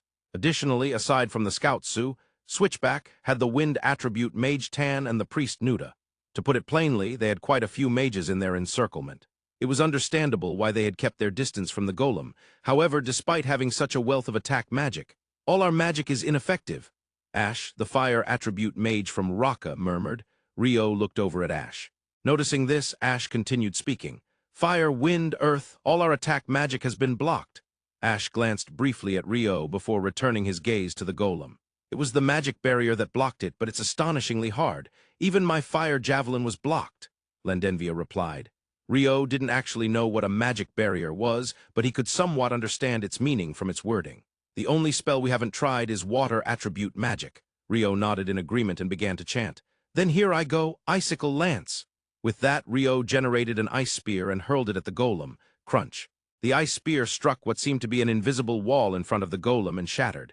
At the same time, it seemed that the invisible wall was shattered along with it, bringing down the magic barrier too. Ugh, I can't pierce through. No. The magic barrier has been destroyed. Rio felt frustrated. However, it was pointed out by Nash, the wind attribute mage, that they had indeed taken down the magic barrier with it. Nevertheless, just as I thought. It regenerates immediately, Ash said in disbelief as the golem's magic barrier quickly reformed. Should we just ignore it? Nash murmured. It may seem like it lacks any ranged attack capabilities, but the moment we turn our backs, it feels like it would attack from behind. Lendenvia pointed out the issue. We need to hold it down, and that means water attribute magic. Su, the scout from Switchback, declared with certainty. I don't understand, but, feeling perplexed, Rio thought that indeed, holding it down was something he was comfortable with. He began to chant in response to their expectations. I'll give it a try, Ice Burn. Speaking of holding it down, this was the spell for it. It was a ground-freezing spell that was quite versatile against anything moving on the ground, especially beings without ranged attacks. The ground froze, and the golem became unable to move even if it wanted to. However, being 4-legged, it wouldn't fall over. If it was just ice, it could probably move while catching its pointed feet on the ice, but Rio's specially made ice was extremely hard. It was ice as tough as an ice wall. Wow! The 10 surrounding them plus Rio exchanged glances of agreement. They could do this. For some reason, everyone started to move stealthily away from the golem. As much as possible, Rio tried to keep his eyes on the golem while moving. That's when he noticed something. Something crackled in the space between the golem's open palms. An electrical discharge? The moment Rio murmured that, the golem directed the shining white light between its hands toward the ice at its feet. Then the ice began to melt. Impossible. Even as it happened right before his eyes, Rio couldn't believe it. So far, the ice burn had never been broken or melted. While it had happened multiple times with ice walls, he hadn't thought about that in this moment. What he did think was to warn his slowly walking allies. The golem is starting to move. Run! Hearing his voice, Raka and Lendenvia looked back at the golem once before sprinting away. Switchback also started to run without looking back after Ra joined them along the way. Ice wall! Rio generated an ice barrier in front of the golem as a time-wasting tactic while running away. And when he looked back at the golem, it was indeed producing white light between its palms and melting the ice wall as it pursued them. The white light had no ranged attack capability, and as it melted through the ice wall one layer at a time, the distance between the fleeing Rio and his allies slowly widened. It was likely to catch up eventually, but at that time he would have to rely on the other allies. Such were the cruel thoughts of Rio, and if possible, I want that golem. Here is the main camp, Hugh McGrath muttered softly. There was no one around him anymore. Just a few seconds ago, the 4 members of the Red Sword, who had followed him to the end, had engaged in combat with the Allied forces' Imperial Guards. They were likely part of Lord Aubrey's direct escort. Abel and the others of the Red Sword had pulled away from Hugh to draw the guards away. With his sword drawn in one hand, he passed through the camp's curtain and found a man sitting deeper inside. Finally, we meet Aubrey. The one seated was none other than the commander of the Allied forces and dictator, Lord Aubrey. You arrived much faster than I imagined, Hugh McGrath. Impressive as always. It is an honor to be complimented by a famed general. While exchanging light-hearted banter, Hugh approached Lord Aubrey without letting his guard down. Honestly, even if you were to defeat me now, the tide of battle would not change. Though I suppose you understand that. Yes, I do. However, there is no other way to turn the tide. It's perfectly clear that it's 0%. However, if I can defeat you here, there's a slim chance that things could be turned around. So I must try, right? That's a lie, Hugh countered with a smirk, lifting one corner of his mouth. If the Allies completely engulf the duchy, the Natore kingdom will have a long border with a greatly expanded Allied force. Just dealing with the Empire is quite a burden, but adding a resurgent ally, whom we've already crushed in the Great War, would be a real headache, wouldn't it? Especially when the kingdom is in such turmoil. You speak with great confidence. Do you have any basis for that? Without affirming or denying Aubrey's lengthy explanation, Hugh chose to inquire. He had judged that gathering information was crucial. Hehe, your quick judgment is commendable. Yes, gathering information is important. Really? Why not become a minister in our country instead of just a guild master in the frontier? I would treat you well. Thanks, but no thanks. You know what information I seek, don't you? I wouldn't be punished for letting you know before I die, would I? I don't plan to die, however. I don't know exactly what information Master McGrath desires. But let's see, one piece of information you might want is that half of the chaos in the kingdom was instigated by me. The royal capital turmoil, for instance. Lord Aubrey readily admitted this. Even upon hearing it, Hugh remained silent. His eyes suggested there was more to it. The collapse of Roe Bridge and the chaos in the east were not caused by me. Whitnash was my doing, however. With that, the angle of his grin widened. I found out later that the organization I used was the same one over there used. A very convenient organization. They do anything as long as you pay them. As a guild master myself, I can imagine what organization you used. I'll be punishing them later. It was likely the so-called assassination cult that Hugh's own network of information had picked up on, and over there was almost certainly referring to the Empire. However, from the way you're talking, it seems you don't know. That organization seems to have had its headquarters annihilated. When our people finally arrived, there were no bodies, but the entire village was frozen. I thought it was the kingdom's people, but it seems not. No, it was the kingdom's people. If Rhea were here, she would have thought so. After all, it was Rhea who had caused the destruction. The entire village was frozen. Hugh had a sudden realization. He had too many realizations. He thought it was almost certainly one of their adventurers. However, he chose deliberately not to acknowledge it. Oh, I see. That sounds serious. Hugh, you know something, don't you, judging by that expression? No, I don't know anything. It's just your imagination. He was not fooling anyone, but Lord Aubrey did not press further. Well then, that's all the information I can provide. With that, Lord Aubrey stood up from his chair and simultaneously drew his sword. It was a simple motion, yet there was no opening to exploit. Hugh had been waiting for an opportunity, but even he could find no opening. This was indeed to be expected of Lord Aubrey, who had walked the battlefield since his youth. Hugh was genuinely impressed. However, he could not afford to be merely impressed. He was very much concerned about the state of the battle. He needed to do something before the city of Fion fell. However, when two masters of the sword face each other, it generally means that neither will move easily. This holds true regardless of east or west. To strike means to create an opening for oneself. To initiate an attack means to make oneself vulnerable. If one is to strike, that single blow must perfectly defeat the opponent.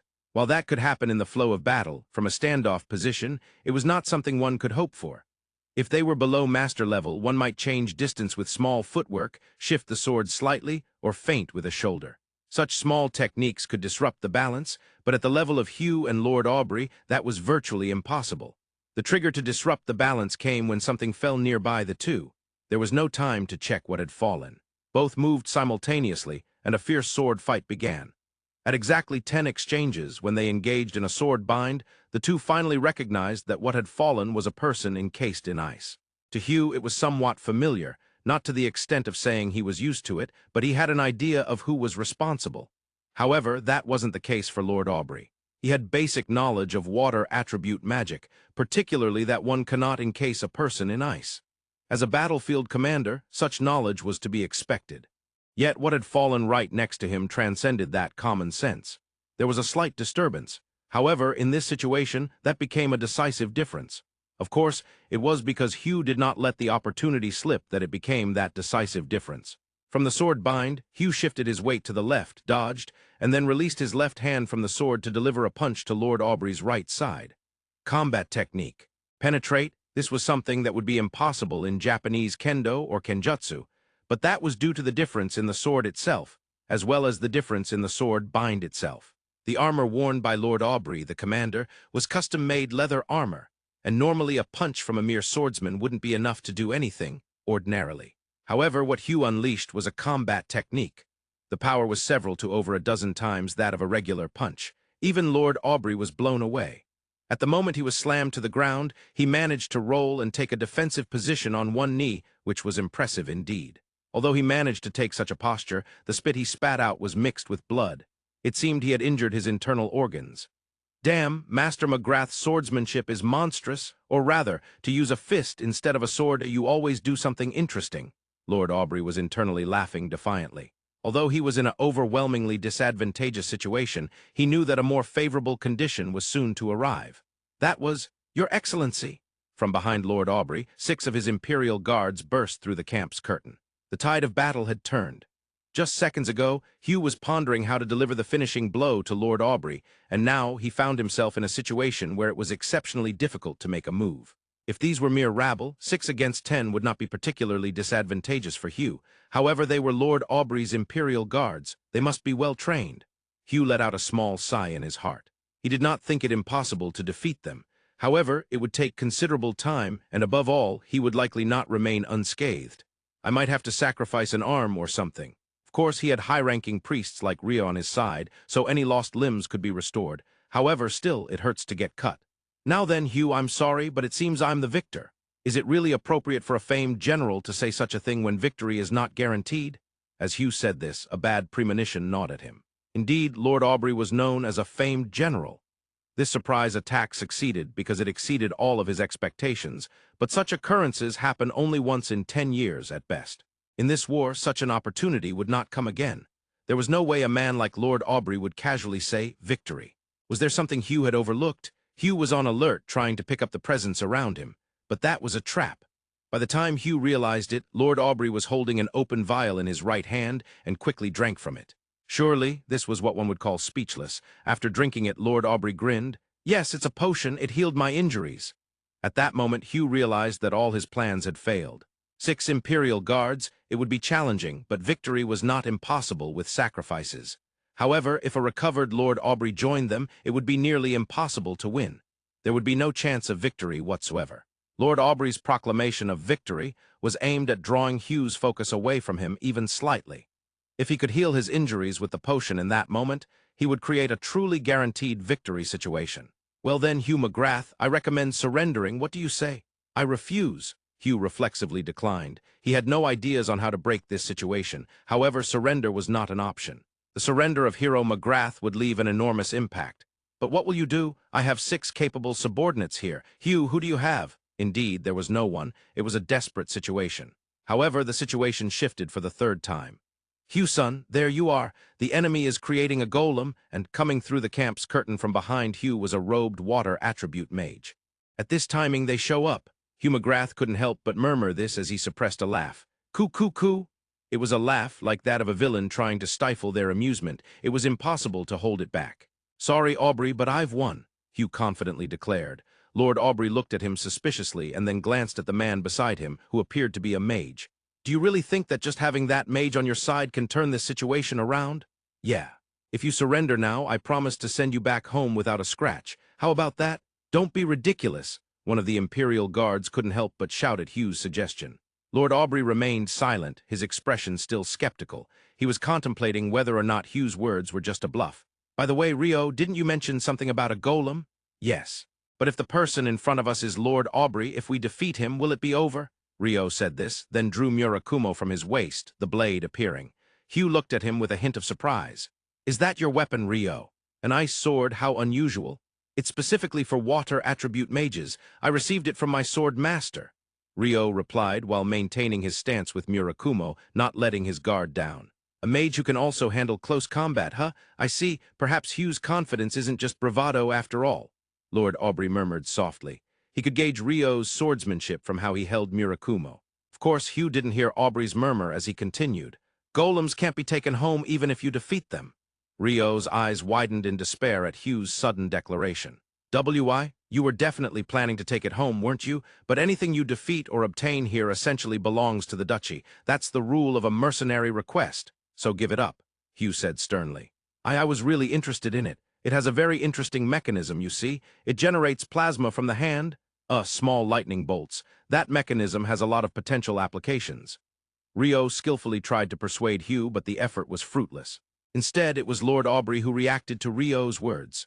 Lightning? Lord Aubrey was reminded of a tale. In the spire of the capital city of Aberdeen, the golem creator Dr. Frank had explained something. It was about a mechanism that had prevented the Vedra imposter from being activated, explaining that it generates lightning. Even Lord Aubrey, who had seen the real thing, couldn't have imagined it was lightning, but the mage from the kingdom in front of him seemed to have noticed the mechanism and appeared to understand something. Hugh, that mage over there possesses some interesting knowledge. Rio was taken aback as he suddenly became the center of attention. Hugh remained nonchalant. While they exchanged light banter, both Hugh and Lord Aubrey were watching for an opening.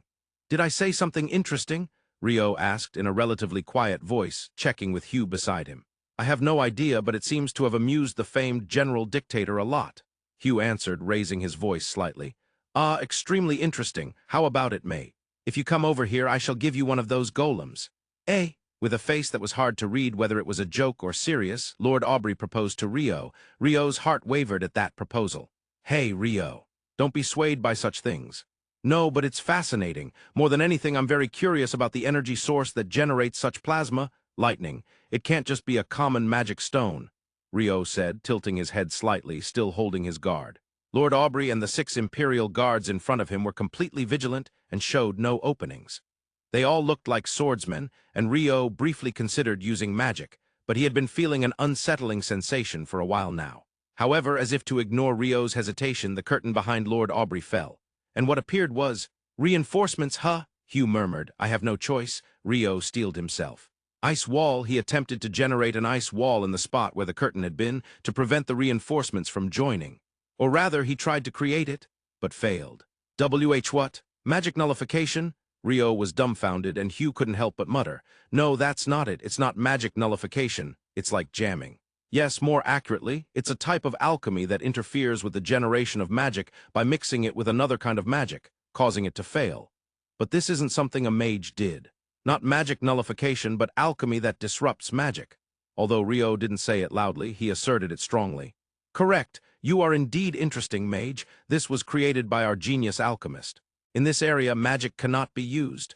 Hugh clicked his tongue at Aubrey's explanation. However, it wasn't Hugh or Rio who heard the voice coming from behind them. Finally got here. Guild Master, sorry for being late. Rio is here too. It was Abel's voice. The Red Sword, who had been fighting another Imperial Guard, had finally joined them, but this prompted Hugh to make a certain decision. Now that Abel has joined, we have no choice but to retreat. To be honest, if it had been anyone but Abel, there could have been a means to forcefully charge at Lord Aubrey in front of them. If Rio, who was said to be strong enough to engage in close combat with Seer of the Wind, was there, they might have managed somehow. However, even if they defeated him, they wouldn't come away unscathed. It would definitely result in casualties on their side. In this war, there was only one person they absolutely could not afford to lose. The king's second son, Abel, and now that the man they could not let die had joined them, there was no choice but to retreat. All right, we've regrouped. We're retreating, Hugh deliberately said in a loud voice. Both Rio and Abel were left speechless in unison. It was a strange expression, but it was the only way to describe it. The two looked at Hugh, their eyes asking, why? So we are retreating, Lord Aubrey. I hope you'll refrain from pursuing us. You think I'll agree to that? You will. A cornered cat will scratch even a lion. Your target isn't us. It's the Duke of Inbury, right? Hugh and Lord Aubrey's gazes met for just a couple of seconds. However, behind the scenes, many thoughts were racing through their minds. Well, I suppose that's fine, Lord Aubrey said, nodding. From the direction Hugh McGrath had left, a sharp whistle rang out. It was likely to rally the adventurers for retreat. Phew, that really was a close call. In a really small voice, Lord Aubrey murmured. And he was relieved that Lumber, who was usually by his side, wasn't there. He was away on another mission. "Lumber is absolutely terrible at swords and magic," Lord Aubrey said with a wry smile. At that moment, a report soldier hurriedly rushed in. "Your Excellency, the Duchy has begun deploying that weapon." What? Unexpected events always happen on the battlefield. Or perhaps the worst-case scenarios of the expected events unfold. Lord Aubrey had experienced this far too many times, and this time, once again, the worst-case scenario of the expected had occurred. The first to notice that the Allied soldiers were approaching, mixing in with their retreat, was Captain Meredith. She reported to Lord Loris, the highest authority present, and it became clear that the enemy's aim was to storm the city through parallel pursuit. For 5 minutes the command center remained completely still. Loris couldn't issue any orders. At this rate, the enemy would storm the city. Not only could they not unleash Greenstorm, but the castle gates were also open to accommodate the Allies. This situation was dire. Everyone understood that.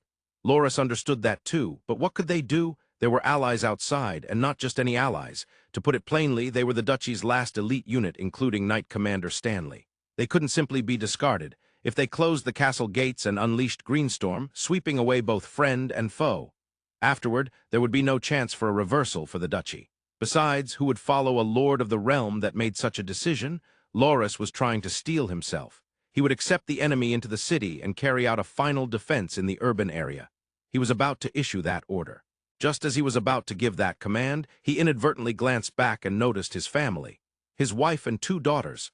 They hadn't even reached adulthood, and his eldest daughter wasn't even 10 years old yet. They were fervently praying to God. What would happen to them if the enemy was allowed into the city? Loris's decision changed at the very last moment. The castle gates were closed, and Greenstorm was unleashed in a wide spread. They swept away the enemy, and then they also wiped away their own allies. "How bad is it?" Lord Aubrey confirmed the situation. "Approximately 2,000 casualties." At this moment, he couldn't help but click his tongue.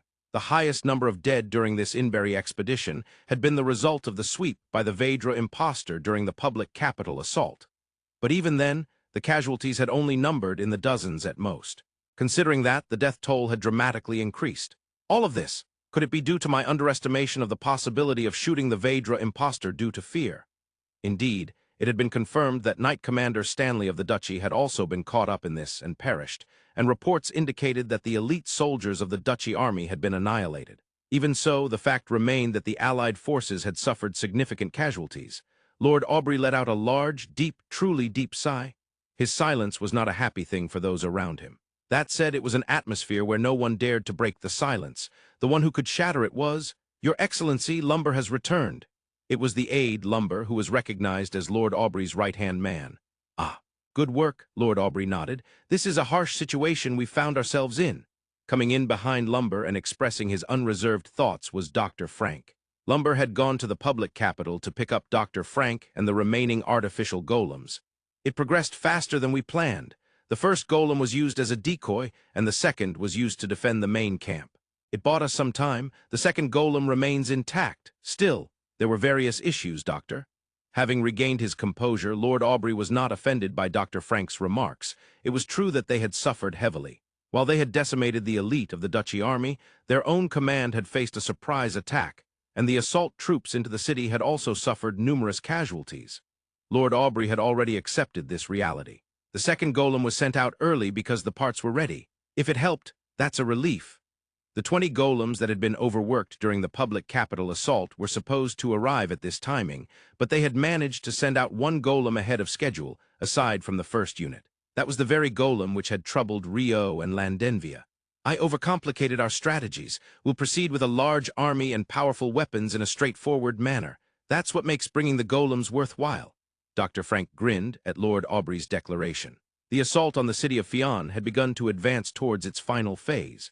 The kingdom adventurers from the Southern Army, who had withdrawn from the Allied forces' surprise attack, were hiding in the forest beside the plains north of the narrow pass. Though they were all elite C-rank adventurers or higher, there were 8 casualties. A few were severely injured, but under the guidance of the priests led by Rhea, everyone had survived. However, the priests of the Southern Army were all nearing their physical limits. While their magical power had been restored by Rio's special magical power potions and commercially available ones, the physical exhaustion caused by using light attribute magic could not be remedied by potions. It is easy to imagine how heavy the fatigue felt. Taking time to rest was the best recovery method. At that moment, the adventurers from the east, north, west, and the central part where the royal capital was located finally broke through the traps and joined them. Thanks to Hugh's report, they learned that they had been delayed and showed frustrated expressions. The only one who did not change his expression was the Grand Master, Finley Forsyth. Understood. Good work. After Hugh finished his report, Finley merely said that. This surprised Hugh. He had considered the possibility of being blamed for acting independently or being criticized for the failure of the surprise attack. However, Finley did not touch on those issues at all. Had his evaluation changed, it would be a lie to say he had not expected anything. But the vanguard would be from the east and central, the next wave from the north and west, and the southern army would provide support. That was how the new formation had been arranged. In the end, nothing had changed. Hugh felt a bit disappointed. However, he wondered if he might have misjudged the situation as he returned to the resting spot of the southern army. Leading priests like Rhea had not fully recovered from the fatigue accumulated during the surprise attack. If he had been assigned to lead the vanguard in this condition, it could have turned disastrous. Hugh felt this way. Only a handful of adventurers showed no signs of fatigue. Don't overwork yourself. My father used to say that often to his subordinates. The only mage who appeared completely unaffected by fatigue. The water attribute mage was explaining something to the B-rank adventurer swordsman who also showed no signs of fatigue. If you get tired, you'll make mistakes. Therefore, managing your subordinates in a way that keeps them from getting tired is essential. Manage? What? Well, it's about how to direct your subordinates. The conversation between Rio and Abel reached Hugh's ears. If that's the standard, I'm terrible. I'm exhausting my subordinates this much. Hugh thought with a wry smile. It was certainly not for the sake of his subordinates. As someone in a position to direct subordinates, he had to move them in a way that did not tire them. A person in charge of leading problem resolution must ensure that their subordinates do not become exhausted to solve problems smoothly. When one is tired, mistakes happen. If mistakes occur, extra time, effort, and resources are spent on recovery. That's where management comes into play. So, why are you telling me this? Abel asked Rio. Because you claim to be the son of the king. Once you become king, you'll have many subordinates, right? Please make use of that knowledge then. Well, if you can become one, you don't believe that I'm a prince at all. Besides, I'm the second son, so I'll just be part of the Knight Order. A black company, or rather a black knight, sounds kinda cool. Rio seemed pleased with something. He continued. Well, considering fatigue, a golem that doesn't feel tired is the best subordinate. That was Rio's conclusion. 15 minutes later, a messenger came to the still fatigued Southern Army group from the Grand Master. A messenger has arrived. There are movements from the enemy. The Southern Army is to maintain vigilance from behind. Understood. In other words, don't move. Hugh waved his hand dismissively at the messenger adventurer before plopping down on the grass. In his ears, he could hear the conversation between the mage and swordsman. From here, we can't see the front line at all. If we go up on that cliff at the narrow pass, I think we could see a lot. No, that's not an option. That place, while it might be nearly impossible to climb up, if we need to escape, can we get down? Rio expressed a desire to see the situation from the cliff that formed the narrow pass, and while Abel corrected him initially, he conceded that it could be a possibility. Certainly, that's not a bad idea. Even though they were told not to move from the back, Hugh was still concerned about the developments ahead. It would be difficult to place a large army on the cliff, but if they were elite C-rank adventurers or higher, it seemed feasible. If the Allied forces were to launch another attack on the city of Fion, and the main force charged into the city, perhaps they could surprise Lord Aubrey again. Though he understood that Lord Aubrey was unlikely to make such a blunder twice, he couldn't completely dismiss the possibility. If that were the case, he needed to grasp the overall situation of the battle. To do that, it wouldn't be possible here. From the cliff above the narrow pass where Rio and Abel were discussing, he could indeed overlook the battlefield. Plus, if needed, he could descend the cliff into the narrow pass or appear on either the north or south side. The orders were merely to maintain vigilance from behind. From above the narrow pass, I could keep an eye on the rear as well. Well, it's a sophistry, but it could also be a strong argument. The only other point is that I doubt Lord Aubrey would leave such an important spot unprotected. There are 5 sentries. Rio reported the information he gathered through his passive sonar to Hugh. All right, disable them according to the plan. As Hugh issued the command, the 5 scouts from Switchback disappeared into the forest, and a minute later the sound of birds chirping could be heard. That was the signal of success. As Hugh and Abel led the way, the 5 sentries of the Allied forces were taken down, gagged, and bound with ropes, rendering them powerless. It seemed they had not killed them. Well done, Hugh praised them, and the 5 scouts nodded happily. Typically, they would be in entirely different parties. In the first place, only one person from the scout job could belong to a party. It was rare for them to collaborate with someone of the same job, and thus these five had become quite friendly during the expedition. Out of the corner of his eye, Abel secretly noticed Rhea chatting amicably with one of the male scouts, but it was a secret. It was not jealousy at all. No, he was merely a little worried. He was concerned about whether she might be taken away. It was not a personal feeling, but rather for the sake of the party. From here, we can really see well. The cliff above the narrow pass jutted out quite far into the forest, allowing them to look over the entire battlefield from their hidden position. Moreover, if they remained hidden in the forest, they were unlikely to be seen from below the cliff or the battlefield. Below them, the Allied forces that had progressed through the narrow pass were preparing to advance into the basin where the city of Fion was located. The ones at the front, they're huge. Wait, are they on 4 legs? They're not human, Hugh exclaimed as he spotted the things leading the Allied forces. Yes, those are the Allied forces' golems. For some reason, Rio explained with a smug face. That face seemed to say, see, you want one when you see it in action, right? No matter how much I want one, it's a no-go. Seeing that expression, Hugh firmly asserted again. Damn, with a frustrated look, Rio pretended to wipe away tears in a fake cry. Abel, watching from the side, shook his head repeatedly in exasperation. The golems are lining up in the front and moving forward just like that. How forceful. If they come at us with sheer force, there won't be any openings for the duchy to exploit. Those were the opinions of Rio, Abel, and Hugh. Having not seen the scenes of the parallel pursuit strategy in action, it was surprising to them that even the famed General Lord Aubrey would employ such brute force for his military maneuvers. And of course, they were unaware of the secret weapons installed in the city of Fion. In an instant, from the spire of the city of Fion, a strong green light shot out. A beam of light swept across the battlefield from left to right. Originally, that flash was the Grim Reaper's scythe, capable of claiming thousands of lives in a single strike. However, the Reaper's scythe was blocked by the Aegis shield. At the moment the light erupted from the spire, white light manifested in the hands of the golems held up in front. In the next moment, the swept green flash exploded before the golems. What was that? The words that slipped from Hugh's mouth also represented the feelings of everyone watching from the cliff.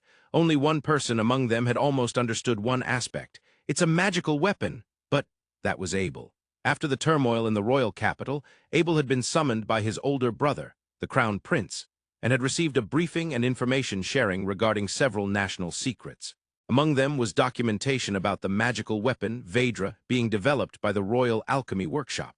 Since the chief developer was none other than Baron Kenneth Hayward, a long-time acquaintance, it had left a strong impression on him.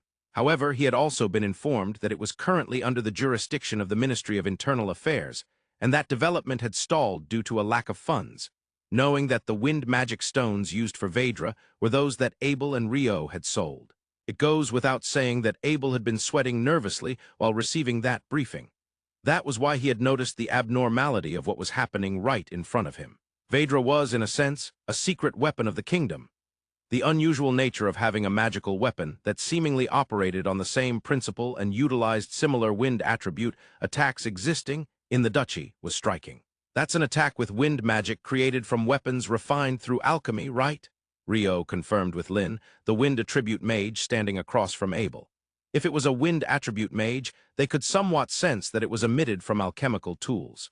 Yes, that's right. I don't know what kind of spell it is, but Lin furrowed her brow and nodded twice in response. I see. Rio also frowned and nodded once. That's an incredible attack. A swordsman from Switchback, who had come closer without anyone noticing, named Ra, spoke up. While we were executing our surprise attack, thousands of soldiers died because of that sweeping strike. What? Ra had witnessed the ruthless strike of the Greenstorm by Duke of Inbury Loris's orders. Hearing this, it wasn't just Rio who was left speechless. All present were as well. Wait, then what's going to happen to those golems that took that hit without a scratch? Lin raised a question. Those golems had somehow defended against such an immense strike. That's true. Hugh nodded and returned his gaze to the battlefield. Even as they were speaking, the Allied forces continued their unbroken march. Once again, a green light shot out from the spire of the city of Fion. This time, rather than sweeping, it was a concentrated attack aimed solely at a single golem in the center. Yet again, a fierce light emerged from the hands of the golem, and something invisible manifested before it, preventing the green light from reaching the golem itself. A shockwave! Rio's murmured words were surprisingly loud, drawing the attention of not only Hugh and Abel, but also Lin, Rhea, and Ra. Rio, do you understand this? Hugh asked on behalf of everyone. What was floating in Rio's mind was the mantis shrimp underwater. Yes, it was the event where he had been struck by the shockwave from a large version of the mantis shrimp and had fainted underwater, an embarrassing failure. Mantis shrimps live in the seas near Japan and produce bubbles by snapping their large claws together. When those bubbles burst, a shockwave is generated. This phenomenon is known as cavitation collapse or cavitation. In the case of mantis shrimps, plasma is generated, creating incredibly high temperatures of 44.0 degrees C. With that shockwave, mantis shrimps hunt, communicate, and some even bore holes into coral. Humans also use a technique called plasma arc welding for underwater welding, and there had been research on whether mantis shrimp plasma could replace that. However, what was happening right in front of them was not underwater, but on land. Indeed, mantis shrimp cavitation is not effective in air. Because they are creatures that live in water, that's only natural. So what was happening this time? It was still plasma. Just earlier, the term plasma arc welding had been mentioned, and this was related to that. Method and system for shockwave attenuation via electromagnetic arc. This is a patent obtained by a certain large American aircraft manufacturer. It's a patent that seems to fit into stories about sword-wielding knights in a galaxy far away, and some enthusiasts know it well. And Rio was among those enthusiasts. This is a technology designed to protect people and vehicles from the shockwaves of explosions.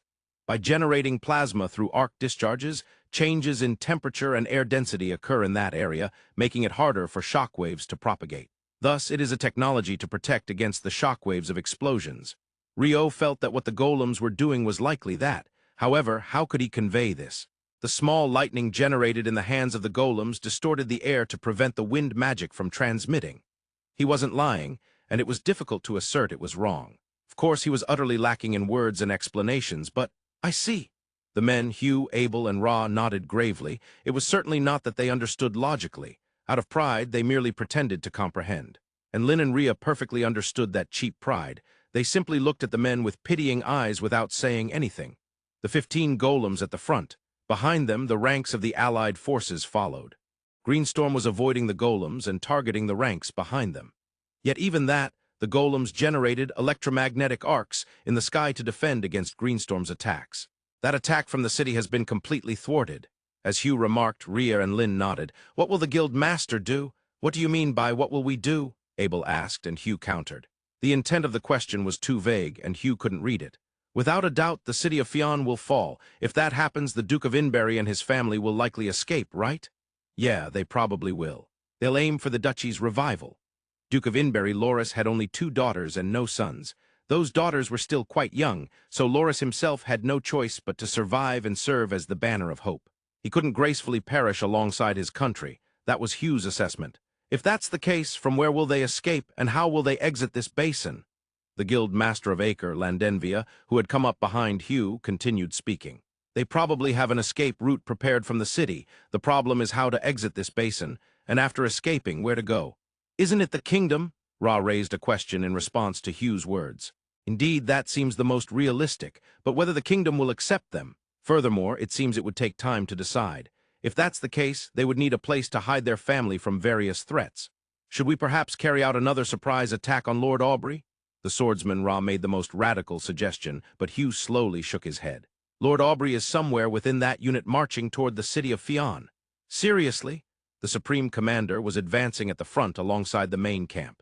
It was something inconceivable by common sense, but for Lord Aubrey, who had walked through the battlefield, it might actually be a comfortable spot. A few dozen minutes earlier, the headquarters of the Allied forces, Your Excellency. We've lost contact from the cliff as scheduled, Lumber reported to Lord Aubrey. From the cliff, a simple communication method had been employed, using a mirror to reflect sunlight to signal the reporting officer at the headquarters. However, that contact had not occurred for 2 consecutive intervals of 10 minutes. Without a doubt, something must have happened at the cliff. Must have been the kingdom's adventurers. However, upon receiving the report, Lord Aubrey remained extremely calm. Rather, he even seemed a bit relieved after hearing the report. Your Excellency, what should we do? Leave it be. There's no need to do anything. Huh. Lord Aubrey's instruction was surprising even to Lumber. It would be great if the occupying kingdom adventurers were Master McGrath and his men. But well, that's beyond our control. As Lord Aubrey had hoped, the ones who had occupied the area were indeed Master McGrath and the Southern Army, but that couldn't be gleaned from the report. Your Excellency, what do you mean? What, it's not a big deal. It's better to know where troublesome enemies are than not knowing where they are at all. It's easier to think knowing they are on the cliff, even if we have to be cautious, than not knowing they're somewhere in the forest. Guerrilla warfare is troublesome for those who have to face it because they don't know where the enemy is. However, if a guerrilla unit occupies a village and stays there, they would be released from the fear of not knowing when or where they'll be attacked. That's the gist of it. After that, I suppose I should advance myself to avoid being attacked. As Lord Aubrey said this with a smile, he threw himself and the entire headquarters into the front lines. Finally, he was able to retrieve the foreshadowing of the mantis shrimp from the 19 tail, and once again, this has become lengthy. I apologize for exceeding 8,000 words lightly. That's not possible. Greenstorm is ineffective. Captain Meredith's report was filled with bitterness. However, Duke Loris of Inbury could also see that all the Greenstorm attacks were failing to have any effect. Commence the attack from the castle walls. There was no longer any vigor in the command. It was only natural. After all, it was his own orders that had led to the death of the most elite unit. Stanley, the Knight Commander and the most trusted military commander, was already gone. There was no longer any chance for a reversal. He had been forced to understand that. "Your Grace," someone called out to Loris in a low voice from behind. It was Chief Chamberlain Kona of the ducal house. "Escape the city, leave the country, and recover the duchy from abroad. But abandoning the country, abandoning the people, and fleeing abroad to save oneself was a proposal that even Loris in his current state hesitated to consider. If you remain safe, there is hope for the restoration of the duchy. However, if something happens to you, when the lords who are enduring through this time rise again, whom will they rely on? Surviving for the sake of the future citizens who dream of restoring the country, those words were enough to solidify Loris's resolve. Taking his family and fleeing abroad, but was that even possible? There is an escape route prepared from this city, provided by Lord Gecko. It leads to the edge of the basin and into the forest. Provisions have been prepared for you to hide there for a while. We will create a diversion in the city, allowing you to slip away from the basin when the enemy's watch is relaxed. I see Gecko, the merchant of the Duchy of Inbury. He had brought supplies into the city of Fion and fortified it as the final stronghold, even preparing an escape route in case of emergencies. Has Gecko already? Yes, as per your orders, he left the city just before you and is probably hiding near the kingdom's border. I have troubled Gecko as well. Saying that, Loris let out a deep sigh. Then he spoke to Chief Chamberlain Kona. I understand, we will escape. Thus, Duke Loris of Inbury escaped from the city of Fion with his family and those who accompanied him, 2 kilometers west of the city of Fion. Loris and his party found themselves in one of the forests scattered throughout the Fion plain. They had traversed a long underground passage from the city, and after emerging to the surface, entered deeper into the forest, finally able to take a breath. There was a considerably large cave that could shield them from the wind and rain. Even if light leaked out, it was constructed in such a way that it would be difficult to see from the direction of the city, indicating a highly meticulous design. Inside the cave was vast, with enough food prepared to sustain 20 people for well over a month, showcasing Gecko's capabilities. The battle in the city of Fion was still ongoing. However, the castle gates had already been breached, and its fall was merely a matter of time. The sight of smoke rising from various parts of the city could be seen even from this forest 2 kilometers away. And Duke Loris of Inbury could not tear his gaze away from the city. Those who were fighting, sacrificing themselves for his escape. Those who refused to accept the fall of their country and continued to fight. And those who had decided to make the city their battleground and fight to the death. He, who was supposed to take responsibility for all of them, had been the first to leave the city. Of course, he understood logically that surviving was his duty. He understood it, yet emotionally, he still could not accept it. Furthermore, there were practical concerns. Will the kingdom truly accept my asylum? Loris's murmured words were too quiet for anyone else to hear. 2 hours later, the flag of the duchy that had been hoisted in the city of Fion was lowered, and in its place, the Alliance flag was raised. That night, 6 shadows approached the cave where Duke Loris of Inbury was hiding. Stop! Who goes there? The sharp inquiry in a small voice was a skillfully executed display by Loris's Imperial Guards. Though there were only 5 of them, they were men who had dedicated all their loyalty to Loris. There was strength in their voice. Please wait, we are not suspicious individuals. I am Hugh McGrath, the Guild Master of the Kingdom's Adventurers Guild.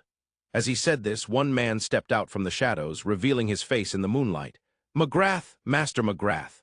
Is it? Hugh McGrath's reputation in the duchy was immense.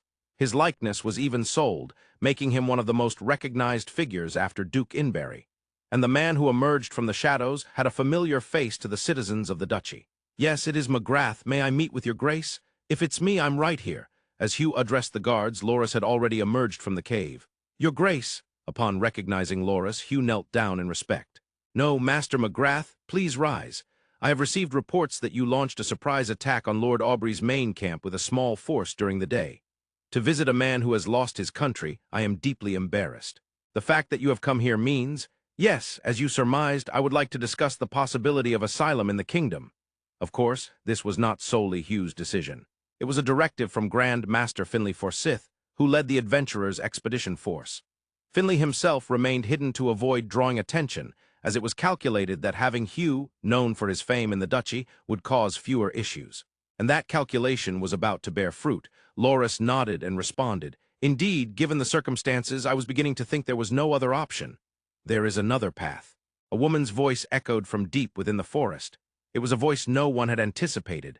Even Rio, who was on alert for the city using his passive sonar, was surprised. "Even if so, I didn't notice until they got this close. This is not normal, this reaction, could it be?" Four men and women emerged from the depths of the forest. At the front was a strikingly beautiful woman with fiery red hair, whose strong will was evident in her expression, giving off a very dignified impression. And to her right stood a white-haired individual, the Blazing Flame Mage, that Rio would never forget, known by his famous title, the Blazing Flame Mage. The words slipped out quietly from Lynn. "Princess Fiona, it has been a while. I am Hugh McGrath, the Guild Master of the City of Run. We last met in Whitnash." "Master McGrath, of course, I remember, and behind you is Mr. Abel." She then smiled brightly and continued, "The water attribute mage who tried to freeze me." The smile of a woman is terrifying. What a profound statement. "I sincerely apologize for that. All of it was the responsibility of the fire attribute mage behind me, so please do not hold it against me." Rio offered a very polite bow, though the content of his words was extremely arrogant. The fire attribute mage, Oscar Lusk, showed no visible change in expression. However, upon closer inspection, one cheek was twitching, a fact that was noticeable to the two aides behind him, Marie and Jurgen. Of course, it was night, so the kingdom's adventurers could not see it at all. Aside from the princess and that guy, the remaining two are quite skilled. If something were to occur, are we evenly matched in terms of strength? The phrase dragons and tigers clash danced in Rio's mind. Hero McGrath plus Red Sword plus Rio against the four of the Empire. It seemed destined to be a heated battle. However, we do not intend to fight anyone. Today, we have come to deliver a letter from His Majesty Emperor Rupert VI. A letter from His Majesty Rupert? Duke Loris of Inbury looked puzzled, but accepted the letter that Princess Fiona extended, reading its contents. In that instant, his expression changed dramatically. A mixture of surprise, doubt, and suspicion crossed his face. He read the letter 4 times in total, and then words escaped him as he murmured, "This is true." "Yes. Without a doubt, this is a letter from our Emperor, His Majesty Emperor Rupert VI, and what is written is indeed factual. The Empire has formally decided to accept the asylum of Duke Inbury, his family, and all those accompanying him." The moment those words were heard, shock painted the faces of Hugh, Abel, and even Rio. "W8, about the asylum, the kingdom also. Has the kingdom also made a formal decision?" Hugh hastily interjected, but Princess Fiona sharply retorted. "The Empire has already made a formal decision, and the Emperor's approval has been granted, and we have even brought the letter to you. However, the kingdom will likely deliberate on the acceptance of asylum in the royal capital, will it not?" That was entirely correct. The kingdom might even refuse asylum. The royal capital was certainly not a monolith. Hugh understood this, and the Duke of Inbury, who had powerful intelligence-gathering abilities, was also aware. That was precisely why he was worried whether the kingdom would accept his asylum. Yet he had resolved to head toward the kingdom since there were no other options. However, now another path had appeared, asylum to the Empire. It was said that the Emperor's approval had already been granted. At this point, with everything set up to such a degree, there was no reason not to choose asylum in the Empire. The only concern remained. "I would like to ask Princess Fiona, how will we get from this duchy to the Empire?" That was Loris's concern. The Duchy of Inbury did not share a border with the Empire. Even the path to the kingdom was extremely difficult. How much more arduous would it be to reach the Empire beyond that? "Your Grace, you need not worry." Princess Fiona said this while glancing at Oscar behind her. Oscar nodded slightly before whispering to something in his hand. 5 minutes later, Rio noticed that the sky had darkened. It was already night, and the clouds obscured the stars and the moon, but still, something was floating in the sky. According to his passive sonar, it was an artificial object over 100 meters in length. Could it be a flying battleship? The words slipped out involuntarily from Abel's mouth as he too noticed something in the sky. That's absurd. They said it was just a rumor. It is a fact that it exists. However, it is said that even the Empire could only produce one ship like that, and now it is right in front of us. Hugh was astonished, and Loris, who had been aware of its existence due to the power of his intelligence division, also reacted. Yes, to safely escort Duke Inberry and his family to the Empire, His Majesty the Emperor has granted special permission for use. We will take you to the Empire on that ship. Princess Fiona concluded her words with a graceful bow. At this point, Duke Loris of Inberry had no reason to refuse asylum to the Empire.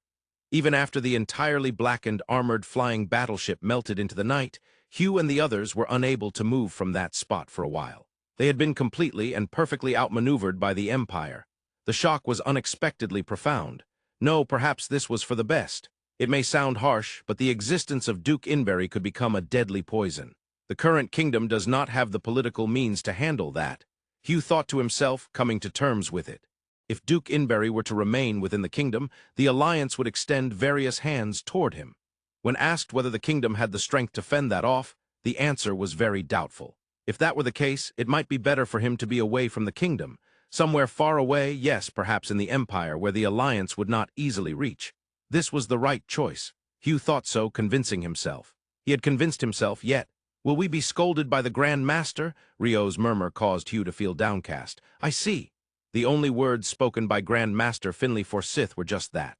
He neither seemed angry nor surprised, and his unchanged expression made it impossible for Hugh to read anything from him. Forsyth understood the situation of the political core of his own country. As the Grand Master of the royal capital, he was perhaps the person closest to the politics of the kingdom among those present. He was fully aware of the high risks involved in leaving Duke Inberry and his family within the kingdom. Despite that knowledge, he was in a situation where he had no choice but to propose asylum. However, with the Empire's intervention, the problem had been resolved. In truth, no one knew that he felt a significant sense of relief in his heart. Your Excellency, I have a few reports to make. Lumber's expression was dark. There were troubling reports mixed in. Let's hear them. Did they find the body of the Duke of Inberry? No. Last night we received reports that a flying battleship from the Empire flew from near the city of Fion towards the border of the kingdom and the Federation. What? Even Lord Aubrey could not hide his surprise. He knew that the Empire possessed a massive flying battleship floating in the sky. There were rumors, whether true or not, that due to the use of a gigantic magic stone from ancient dragons, the Empire could only construct one ship. Regardless, it is a fact that the flying battleship is treated as a highly valuable vessel in the Empire. If that flying battleship took off from the city of Fion, there could only be one conceivable reason for this situation. The Duke of Inberry has sought asylum in the Empire. He had indeed considered the possibility of seeking asylum in the Empire. However, he had concluded that it was practically impossible. The reason being the method of transportation to the Empire. If there was to be an asylum to the Empire, it would likely require a return to the kingdom first before the final transfer. That was conceivable. However, the unfolding situation surpassed his expectations. The Empire, or rather the Emperor, was deploying such a valuable flying battleship to the battlefield. Moreover, to a battlefield that had nothing to do with their own safety. Truly, the Emperor's wisdom is to be feared. I had accepted that I could not compete politically, but to think I would be outdone even on the battlefield.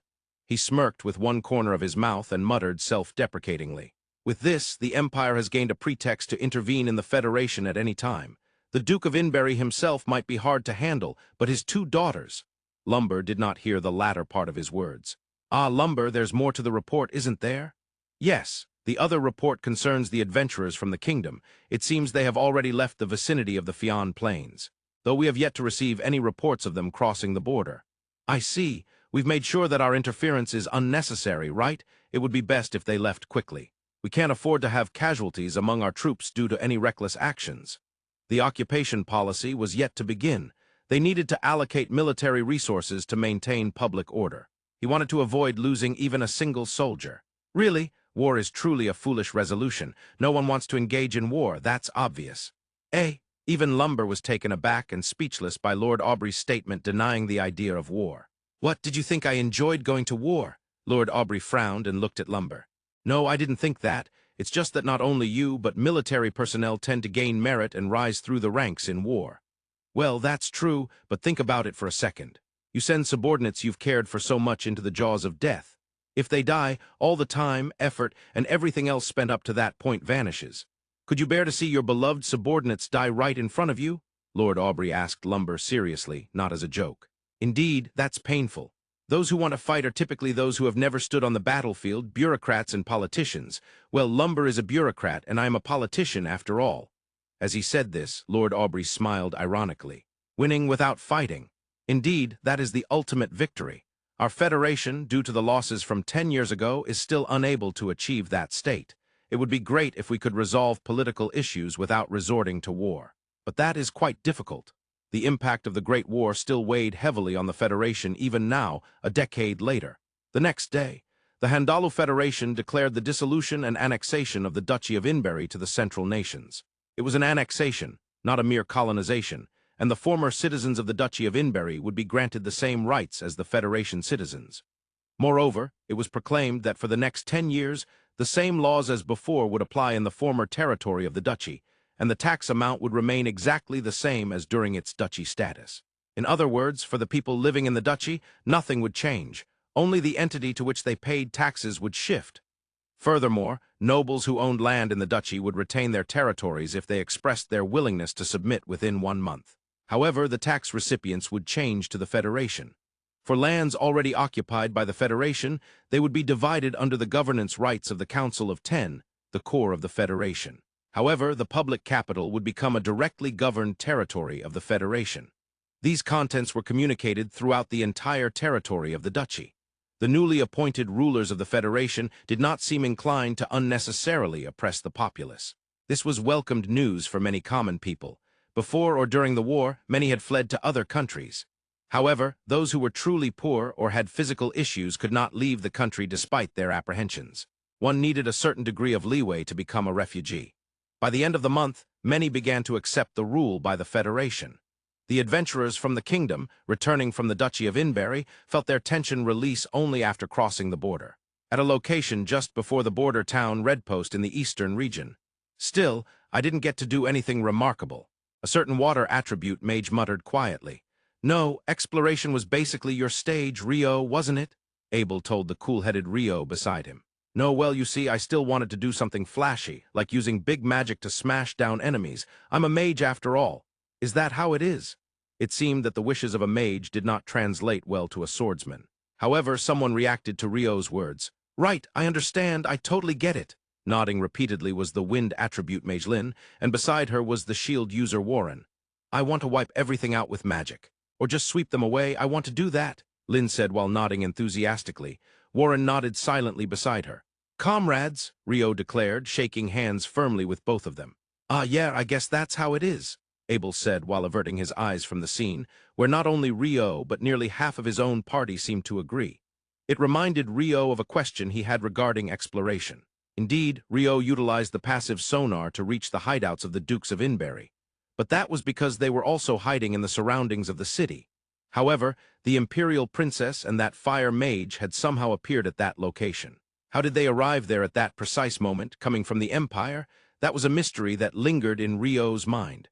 The town of Redpost was still bustling with people. Tonight, like when they arrived, they would camp outside the town and disband the expedition force here tomorrow.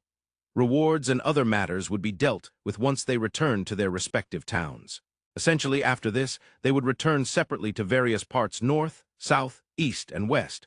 But since some parties would stop at various towns along the way, it was nominally disbanding here. While moving through the former Duchy of Inberry, the expedition force had not had a moment's peace. Returning to the kingdom, they could finally take a breather. Due to the overflowing immigrants from the town, deep drinking was prohibited to avoid trouble, but moderate drinking was allowed. Finally permitted to drink, after it was not allowed since their advance into the Duchy of Inberry, the members of the expedition force enjoyed a lively night. Rio liked alcohol, but was not one to drink much. Moreover, since he was underage when on Earth, he had never drunk before. Thus, for Rio, alcohol was associated with Phi. Ale was the mainstream, but recently the circulation of beer had also been increasing. Feeling slightly drunk, Rio moved away from the group's drinking party to drink some homemade water to sober up. Being drunk and with many people around, his passive sonar was completely off. Still, he felt a presence approaching. And then, long time no see, Rio-san. Accompanied by a nostalgic voice was the trader Gecko from the former Duchy of Inberry. Rio was originally hired as a porter, and after he devoured the cargo he was supposed to carry in Red Post, he had followed the expedition force because he was concerned about Gecko's well-being. It was needless to say that he was delighted to see him standing right in front of him. "Gecko-son, I'm glad you're safe." The feelings of joy and relief conveyed in his voice were delightful to Gecko. "It seems you were worried about me. I'm fine, see, I'm perfectly healthy."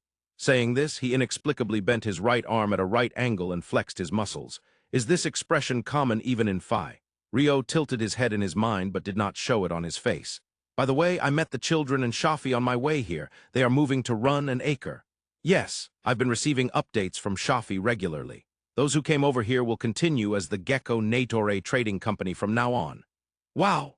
Even after the country perished, business had to continue. That was a responsibility to the employees working there and their families, and to the customers waiting for their products and services. However, Rio noticed a curious phrase in Gecko's earlier explanation. "You mentioned those who came over here?" "Oh, yes. Originally, my brother operates a trading company within the Handalu Federation. Separately, because of this incident, we split the trading company of Inberry. My younger brother will establish a trading company in the direction of the Jew Kingdom. Additionally, my youngest brother will establish a trading company in the Q Chiefdom north of the Jew Kingdom. It's like the Rothschild family. In the early 19th century, the German banker Mayer Amschel Rothschild had 5 sons. These 5 later separated into 5 cities across Europe, Frankfurt, Vienna, London, Naples, and Paris, to conduct business, sometimes cooperating across borders and achieving great success. The Rothschild family, said to have ruled the world from the shadows from the 19th to the 20th century, developed during the time of these 5. By the way, Rothschild is the German pronunciation of the name. Among the first growth classifications of Bordeaux red wine, 2 of the 5 famous chateaux are Chateau Lafite Rothschild and Chateau Mouton Rothschild. Yes, Mouton was my father's favorite wine. Although he couldn't drink a single drop. Premier G sways, second G fuss, Mouton ni change.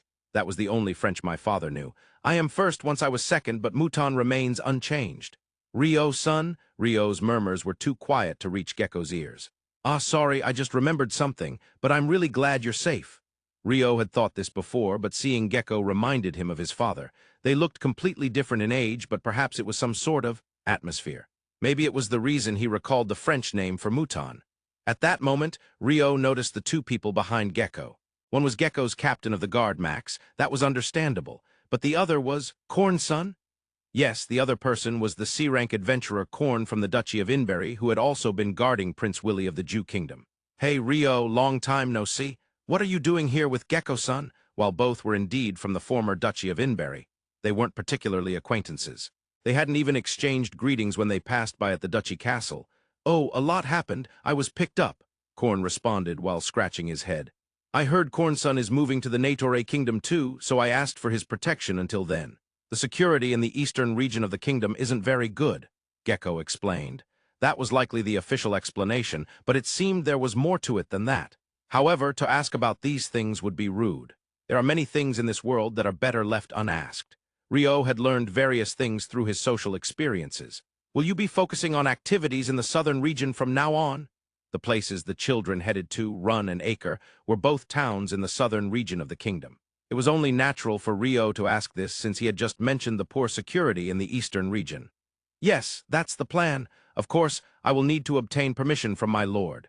But both Baron of Run and Marquis Heinlein, who rules Acre, are very capable lords, so it will surely be much better than elsewhere," Gecko answered with a smile. Despite living in the city of Run, Rio did not know what kind of person the Baron of Run was. He sometimes came up in conversations with Sira, who lived in the lord's manor, but it was clear from the way she spoke that she respected her lord, although it was said that he had broken shoulders and thrust a sword into the next lord. It seems that while it is quite difficult for the entire kingdom, the southern region is stable. It would be the best place to set up a base. At that moment, the figures of the Imperial Princess and the Fire Mage floated in Rio's mind. How had they been able to appear at that precise moment? The answer suddenly flashed in his mind. He had finally gathered enough information to make sense of it.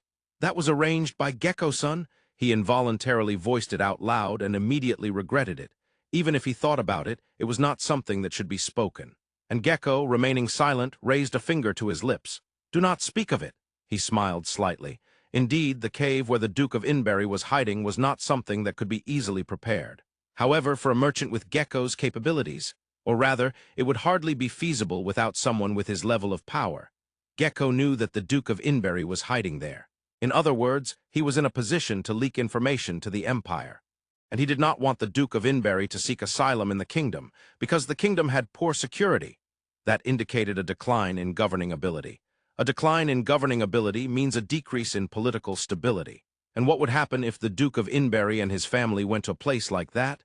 At the very least, a happy future could not be expected. What about the Empire? Of course, they would likely be politically exploited. In the future, they might be used as a pretext to invade the Federation under their banner. However, at the very least, their lives would not be taken. The Emperor was not that foolish. Of course, it was not the best choice.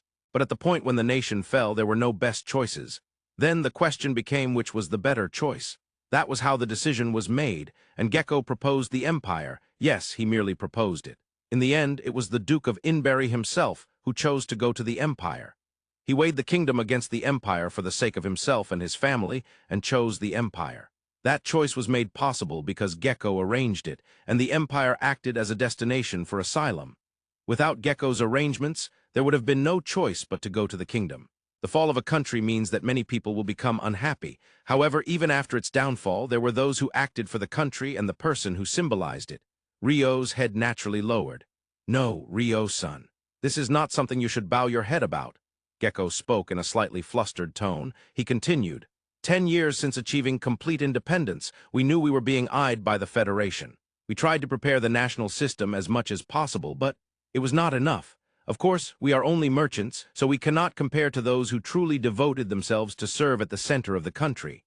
Gecko spoke with a slightly sad expression, seeming to reflect on past memories. Those who remained in the country will surely face hardships from now on. Rio spoke with a knowing tone. However, Gecko slowly shook his head while saying, Lord Aubrey of the Federation is a capable person.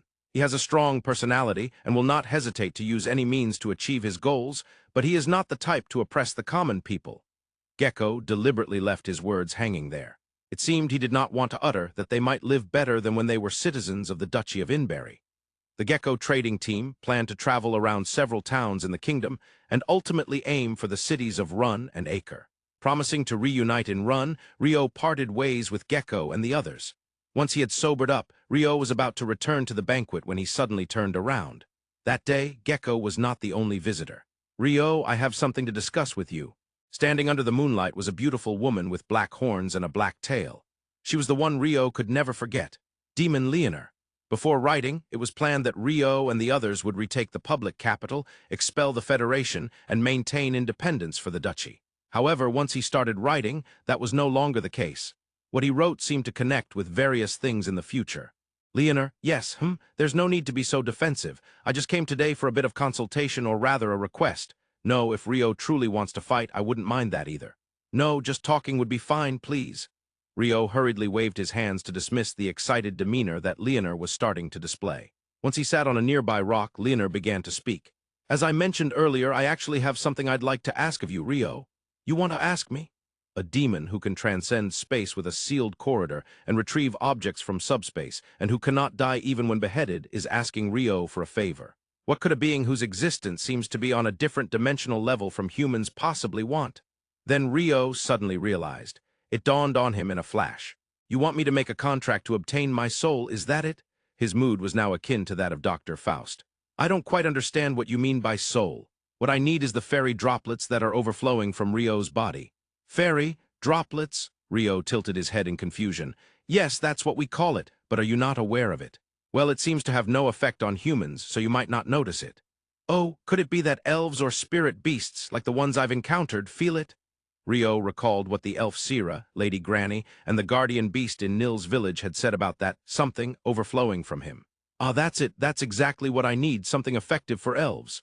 Leonor clapped his hands and praised Rio for reaching the correct answer. Actually, we are all raising a pet elf. No, saying pet gives a bad impression to humans. How shall I put it? Leonor paused, seemingly considering how to phrase it differently. Indeed, thinking of an elf as a pet doesn't really evoke a good image. To have an elf who looks almost human as a pet, it probably paints the picture of an enslaved being deprived of freedom. However, in the 21st century on Earth, there were many who loved their pet dogs and cats as family. Considering that, the expression pet isn't necessarily seen as a bad thing. At the very least, it is a living creature and can sometimes be viewed as family. That's what Rio thought. Yes, we have an elf who is a shared asset, not a pet. Asset. It seems that they weren't regarding her as a living being or family. Well, I somewhat understand. So what about that elf who is with you all? Rio managed to collect his thoughts and asked Leonor. Yes, that elf's name is Elizabeth. She's been in a rather dire state. Our healing has little effect on those who are part of the fairy lineage like elves. Fairy lineage? A race that contains fairy factors. Exactly. The elves have used that term before. That's easy to understand. The place we live in is certainly not a good one for those with fairy factors. Thus, she has fallen into a terrible state, and we are troubled. Though Rio was curious about where Leonor and the others lived, he hesitated to pry into their privacy. Couldn't you move her to a place that's easier for those with fairy factors to live in? Of course, we tried that as well. However, it wasn't a condition that would heal naturally. Leonor answered with a grim expression, shaking his head. I can only imagine how terrible her condition must be. Is there really something I can do for an elf in that state? Rio was neither a doctor nor a biologist. Certainly, when he had his arm severed in front of this demon, he had performed something akin to surgery. But that was ultimately because the severed nerves were reconnected with Kenneth's potion. The clear effect he seemed to possess was that nearby guardian beasts had their lifespans extended, and elves felt comfortable around him. But that was about it. And for some reason, he seemed to cleanse negative energy. Although what exactly negative energy is, Rio didn't understand. Honestly, I'm not sure either. An existence like Rio is quite rare. However, if that doesn't work, I can accept it. We've tried everything we can think of, and they all failed. We all gave up at that moment, including Elizabeth herself, so I would like to ask you to try, even if it might not work. With that, Leonor lowered his head. It was quite strange to see a demon bowing its head, but that wasn't the issue at hand. Especially since it didn't seem like Rio had any risk involved, it could be considered a form of helping others. Indeed, he had fought with the demon in front of him. Yet, if he were to say he hated it, that wasn't entirely true. Moreover, he had received quite a lot of help from the elves, especially from Sira. There was a chance that this elf, Elizabeth, might be an enemy of Sira and the others, but even so, Rio couldn't abandon someone he felt he might be able to help. All right, I'll try to do what I can. Oh, just as I thought, you're a reliable man. As a reward, I will grant you the right to fight me. No, I don't need that. Then what should I do? If I'm going somewhere, I should probably let Hugh or Abel know first. They might get worried. Abel is the companion Rio had at that time, but don't worry, I'll bring Elizabeth here. With that, Leonor stretched out his right hand and muttered a single word. Sealed corridor. At that moment, a complete black wall appeared as if space had been cut away. It was the same sight that hero Ramen and the others had encountered at the artificial altar, and which Rio had seen in the hidden temple of the dark attribute mage. Leonor stepped into that sealed corridor. Then, about 20 seconds later, he returned. In his arms, he was carrying the elf in what you would call a princess carry. Rio, sorry to keep you waiting. This is Elizabeth. Elizabeth, this is Rio, whom I spoke about earlier. Saying that, Leonor set Elizabeth down on the ground. The elf was extremely beautiful. All elves were exceptionally handsome or beautiful. Yet, among them, there were those like Sira, who could be described as extraordinary beauties. And the Elizabeth in front of him could also be called a stunning beauty. However, if Sira represented elegant beauty, then Elizabeth could be described as having a delicate beauty. Moreover, perhaps due to her terrible state, her face was haggard, and she seemed to be struggling to breathe. I'm truly sorry for putting you through this. Elizabeth, who looked like breathing was a struggle, opened her mouth to apologize. Oh no, don't say anything. Leonor, I will touch Elizabeth's forehead. Is that all right? Yes, please. Having received Leonor's consent, Rio extended his right hand and placed his palm on Elizabeth's forehead. Of course, he didn't know what the right answer was. Perhaps simply being near might have some effect. After all, the guardian beast's lifespan had been extended without any direct contact. But somehow, he felt it would be better to touch her. Perhaps it was because he had seen priests like Ito and Rhea healing patients by touching them many times. At the very least, it shouldn't be a problem, unless it was sexual harassment. As Rio touched her forehead, Elizabeth flinched slightly. Then, in about 20 seconds, a clear flush began to rise in her cheeks. Moreover, her previously labored breathing calmed down, and it was evident even to an amateur like Rio that she was getting better. Leonor watched this silently, his eyes wide open, unable to hide his astonishment. It probably lasted about 5 minutes in total. Rio removed his right hand from Elizabeth's forehead. Somehow he felt like Elizabeth's condition had returned to a completely normal state. Elizabeth herself must have realized it too. Opening her eyes, which had been shut tightly, she looked at Rio and gracefully lowered her head. Thank you very much. With Elizabeth's words as a cue, Leonor rushed over to her at top speed and embraced her. "I'm so glad. It's such a relief, Elizabeth." "It's too tight, Lord Leonor. You're too strong." With tears welling up in his eyes, Leonor hugged Elizabeth joyfully. Elizabeth, who was being embraced, also smiled happily as she hugged him back. Rio watched this scene, nodding along several times. He felt a sense of happiness from being able to help someone or something. After sharing in the joy of her full recovery, Leonor turned back to Rio. "Rio, I truly thank you." With that, he bowed deeply. "No, I just placed my hand on her forehead. It wasn't anything grand." Even though they had fought each other to kill twice, it still felt quite apologetic to have someone bow so deeply. With someone like a fire attribute mage, he would never have that feeling. It was strange. No, you did something that only you could do. That's a significant matter. And as for your reward, it will be the right to fight me." "No, I don't want that." Rio immediately denied it. Leonor pouted, showing his dissatisfaction. "You just want to fight, don't you?" Elizabeth supplemented from the side. "Yes, I won't deny that." Leonor nodded honestly. "However, I believe Rio also has a desire to fight. Deep down, that's what I feel." "Yes, it must be so." "No, how can that be?" Rio sighed deeply. "But you looked like you were having so much fun fighting." Leonor pointed out with a dissatisfied expression, pouting even more. "That's absurd," Rio murmured with a bewildered expression. "What, you didn't realize you had such a wonderful smile? Does no one want to have a mock battle with you? Ask that person. They will definitely say you had a great smile during the fight," Leonor confidently stated. Rio imagined the scene of a mock battle. Of course, the opponent was Sira. "Now that I think about it, Sira also fights with a slight smile." "Yes, that's true. Could it be that I? Nonetheless, after all you've done for me, I can't just leave without giving a reward. Rio, do you have any wishes? I will grant any wish I can." Depending on how you hear it, what devilish words those are. "I will grant your wish." When you say wish, how about a country? If you wish, I could kill off all the royalty here in the Natore kingdom and claim it as yours.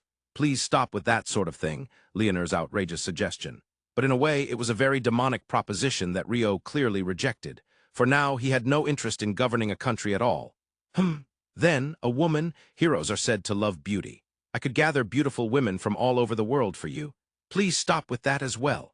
The momentary delay in his response was because he had imagined that Leonor would be included among the harem. Although he was a demon, he certainly was an extraordinarily beautiful one. "But, do you want to include me in that? If you wish, I suppose I could join for about 10 years. "No, that's not it," Leonor said with a slightly flushed face, looking up at Rio as if reading his mind. Rio hurriedly denied it. "This is troubling." Leonor tilted his head, deep in thought. At this rate, he might propose something strange again. Realizing that, Rio decided to make a suggestion from his side. "Then please answer my question." Is that enough for you?" "Yes, information is power. There are things I want to know, but I haven't been able to find much information about them." They say knowledge is power. However, it would be too wasteful to answer everything." With that, Leonor thought for a moment before saying, "I will answer 2 of Rio's questions. There might be things I cannot answer due to constraints, but I will do my best." He formed a peace sign with his right hand, indicating 2. 2 minutes passed. However, Rio remained silent, deep in thought. Only 2. There were several things he wanted to ask, but it took time to narrow it down to 2. Leonor was about to open his mouth. "Rio, I've decided." In that moment, Rio finally chose his question. "You, ask away. First, what am I?" Such an overly simple question left even Leonor speechless. Elizabeth, who was watching from the side, also tilted her head in confusion. Having finally narrowed down his question, Rio's expression showed a sense of accomplishment, completely unaware that Leonor didn't understand his inquiry. 30 seconds passed in silence. "Sorry, Rio. I don't understand the meaning of your question." Rio's expression turned bewildered upon hearing that. Leonor looked at him apologetically. So do you mean the reason why Rio's fairy droplets are overflowing, or why you have such? In essence, is it something like that?" Leonor interpreted and questioned Rio. Rio tilted his head slightly as he replied. "Specifically, I meant to ask if I am human." I see. I think you're probably human, depending on the definition of human." "Depending on the definition of human?" What a vague answer. "You have 2 legs and 2 arms. Your head is on top of your neck. You don't have horns or tails like us, nor do you have pointy ears like elves. You are certainly human, right?" Yes, when you put it that way, I suppose that's true." Rio found himself nodding, though he couldn't fully agree with Leonor's explanation.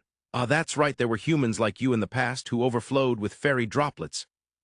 Rio's eyes widened in surprise at Leonor's sudden statement. "About 10,000 years ago, or was it 50,000? Well, it was quite a long time ago. On Earth, the oldest civilization is said to be the Mesopotamian civilization, and the Sumerians were at its center. The first dynasty of Uruk, famous for King Gilgamesh, was established around 4000 BC. That's 6,000 years back from the 21st century. Rio could somewhat imagine just how enormous a past Leonor was referring to as about 10,000 years ago. To put it bluntly, even if someone spoke of events from so long ago, it would seem like mere legends or myths if they were from Earth. However, in this world of Phi, various races exist. While Rio had yet to meet a god, a demon was right in front of him. Elves also seem to have long lifespans, and the dragons in the forest of Rondo presumably live for a considerable time as well. Previously, they had mentioned something about 100,000 years. It's that kind of world. Well, whether it was 10,000 or 50,000 years ago, to me it's all just a long time ago, so it's fine. For now, Rio was human, and it seems there were humans like him in the past. Of course, knowing those things wouldn't yield any tangible benefits. Nothing would change in the future, but he wanted to cherish his curiosity. Rio thought so. Now, for my second question. I'd appreciate it if you were satisfied with the previous answer. Let's hear your second question. Does the floating continent still exist? This was likely a question beyond Leonor's imagination. Leonor froze for a moment. That question was completely different from the previous one, so I was surprised. The floating continent would be the land hovering in the sky above Babylon, right? Yes, that's probably it, Rio replied excitedly. At the very least, he had avoided the worst answer, which would have been that Leonor had never heard of it. I haven't seen it recently. It moves continuously, so I wouldn't know what it's like now. When was the last time you saw it? Rio quickly followed up with another question after Leonor's answer. About 2,000 years ago, perhaps, though I never saw it directly since it's always shrouded in clouds, but it seemed to still be moving. Still surrounded by clouds. It was just as Rio had imagined. And there's a possibility it is still floating. The fact that it continuously moves means there's a chance of encountering it somewhere in the future. What a fantasy! This is true fantasy. Rio felt an overwhelming excitement that could be seen even from the side. Yet, Leonor, out of gratitude for having Elizabeth healed, didn't run off and patiently waited for Rio to return to normal. 3 minutes later. Oh, I'm sorry, I got a bit too excited. Yes, I could tell that well. Now we should be heading back. The sealed corridor we generated this time was created by combining a lot of our strengths, but it seems to be nearing its limit. The sealed corridor that had been created when he brought Elizabeth here still existed, but it was about to close. I understand. Thank you for sharing such valuable information. At this moment, Rio also bowed formally, using polite language. No, thank you for saving Elizabeth. I am truly grateful. Leonor said this as he also bowed respectfully, and Elizabeth did the same beside him. What a very Japanese scene it was, with both parties bowing to each other. Then the two disappeared beyond the sealed corridor. The next early morning after Rio had helped out a little, or so he thought, Rio was regretting it. When Leonor had offered him what he wanted, why didn't he ask for a golem to be retrieved? While sighing in regret, Abel muttered, "He's probably thinking of something that won't benefit the world or people again." Rio, not being accurately assessed, was a rather unfortunate mage. Thus concludes Chapter 10, The Duchy of Inberry again. After this, there will be a few interludes before we reach Chapter 11, Twilight Land. An announcement, this work, Water Attribute Mage. Part 1, Central Nations Arc, will reach a temporary conclusion with the upcoming Chapter 11 and the subsequent Chapter 12, which is the final chapter. The final chapter will be the longest chapter yet, so it might still be a while before it concludes. Eventually, I plan to write Part 2, Western Nations Arc, with Rio as the protagonist, but after the conclusion of the final chapter of the Central Nations Arc, I will take a break for a while, could be months or years. I will write more details in the activity report. With that in mind, I hope readers will enjoy Chapters 11 and the final chapter even more than before. For the activity report, please tap on Author. Chuku at the top of the page to navigate there. Alternatively, you can also tap on Author's My Page at the bottom of the page to go to that page. Both will take you to the same page where you will find activity reports listed on the left side. Markdorf, the imperial capital of the Debuhi Empire. In the office of the imperial castle, His Majesty the Emperor Rupert VI was receiving a report from Count Hans Kirchhoff, the regent. Duke of Inberry Loris and his family, along with their attendants, have safely arrived at the imperial castle. Tomorrow, we will hold the audience and announce their asylum, and afterwards they will be moved to the manor. Good work. It would be best for them to leave the imperial castle quickly before the foolish nobles start making their moves. The manor should provide them with some peace. Of course, Rupert did not say this out of any general sense of kindness. However, he was not so cruel as to immediately exploit someone who had just lost their country. It was better to allow them to focus on recovery while they were weak, and once they regained their strength, they could be made to work. If they are overworked while still weak, they might die before they can produce any significant results. It's like fishing. As he recalled the friendly fishing he did long ago when he was still a child, Rupert pondered. And also, Your Majesty, the report on the economic situation of the entire empire has been compiled. Is it maintaining its poor condition steadily? Despite having serious doubts about the use of the phrase, maintaining steadily, Regent Hans nodded. Yes, there has been a stagnation in all sectors for over a year now. And, Rupert urged Hans to continue with the words he was about to add. No, some financial bureaucrats want to present a proposal to His Majesty the Emperor. What did they say? Lawrence Kush, was it? Is he around? Exactly, you understand well. Rupert smiled slyly, and Hans was quite surprised, and rightly so. The Lawrence that Rupert had answered was still in his 20s, a young financial bureaucrat who had not yet achieved anything particularly significant. Of course, he was a competent man who diligently handled his work, negotiated with the public, organized the budget, frequently left the imperial castle to confirm the actual situation with his own eyes, and offered various proposals. For this reason, Hans had taken notice of him and was training him as a potential leader for the next generation. However, Rupert was the emperor. He wore the supreme crown of a vast and powerful empire. To be frank, he had no room to waste time or attention on trivial matters. It was astonishing that such a figure, even if he was a competent financial bureaucrat, knew the name of a mere youth and even speculated that he might be the proposer. It was only natural to be surprised. So, what is the content of the proposal? Is it an economic stimulus measure? Yes, the prolonged economic decline has been causing suffering among the people. It might be good to explain it properly once. Bring him in tomorrow? Certainly. Despite dealing with an almost murderous schedule, the Emperor asked for more time to bring him in. Hans, though feeling shy, promised to do so. For now, we will maintain the current state of recession. Good, that's fine. However, continue to provide the minimum necessities of clothing, food, and shelter for the people. Yes, that was mentioned by that one. The term bubble collapse, or something like that, Rupert said with a sarcastic tone. That tablet you mentioned. The tablet has brought various knowledge, as it was used by previous emperors, but it is unusable when it comes to managing the country. Well, it can't be helped. After all, it is merely a common citizen at its core. Especially regarding national-level economics and policies, the previous emperor also said he found it completely useless. Saying this, Rupert laughed heartily. What was it? Yes, when I heard about that tax called consumption tax, I was truly astonished. Is there really a foolish country that incorporates such a thing into its tax collection system? However, according to that one, quite a few countries have adopted it. I thought it was something entirely different from the economy we recognize, but it turns out that was not the case. It's simply that the people involved in economic policy are foolish. A tax that increases the more consumption behavior occurs, a tax that suppresses all citizens' consumption behavior. Of course, it would still be understandable if the tax rates were adjusted according to economic fluctuations, but it seems that is not the case. They remain constant. How foolish, Rupert clearly scoffed. However, why do so many countries adopt such foolish policies? That's obvious, because those who draft the budget want an easy time. In response to Hans's question, Rupert answered with a look that said not to ask such obvious things. With the mechanism of the consumption tax, it becomes easier to predict tax revenue without being overly influenced by the economy. This also makes budget planning easier.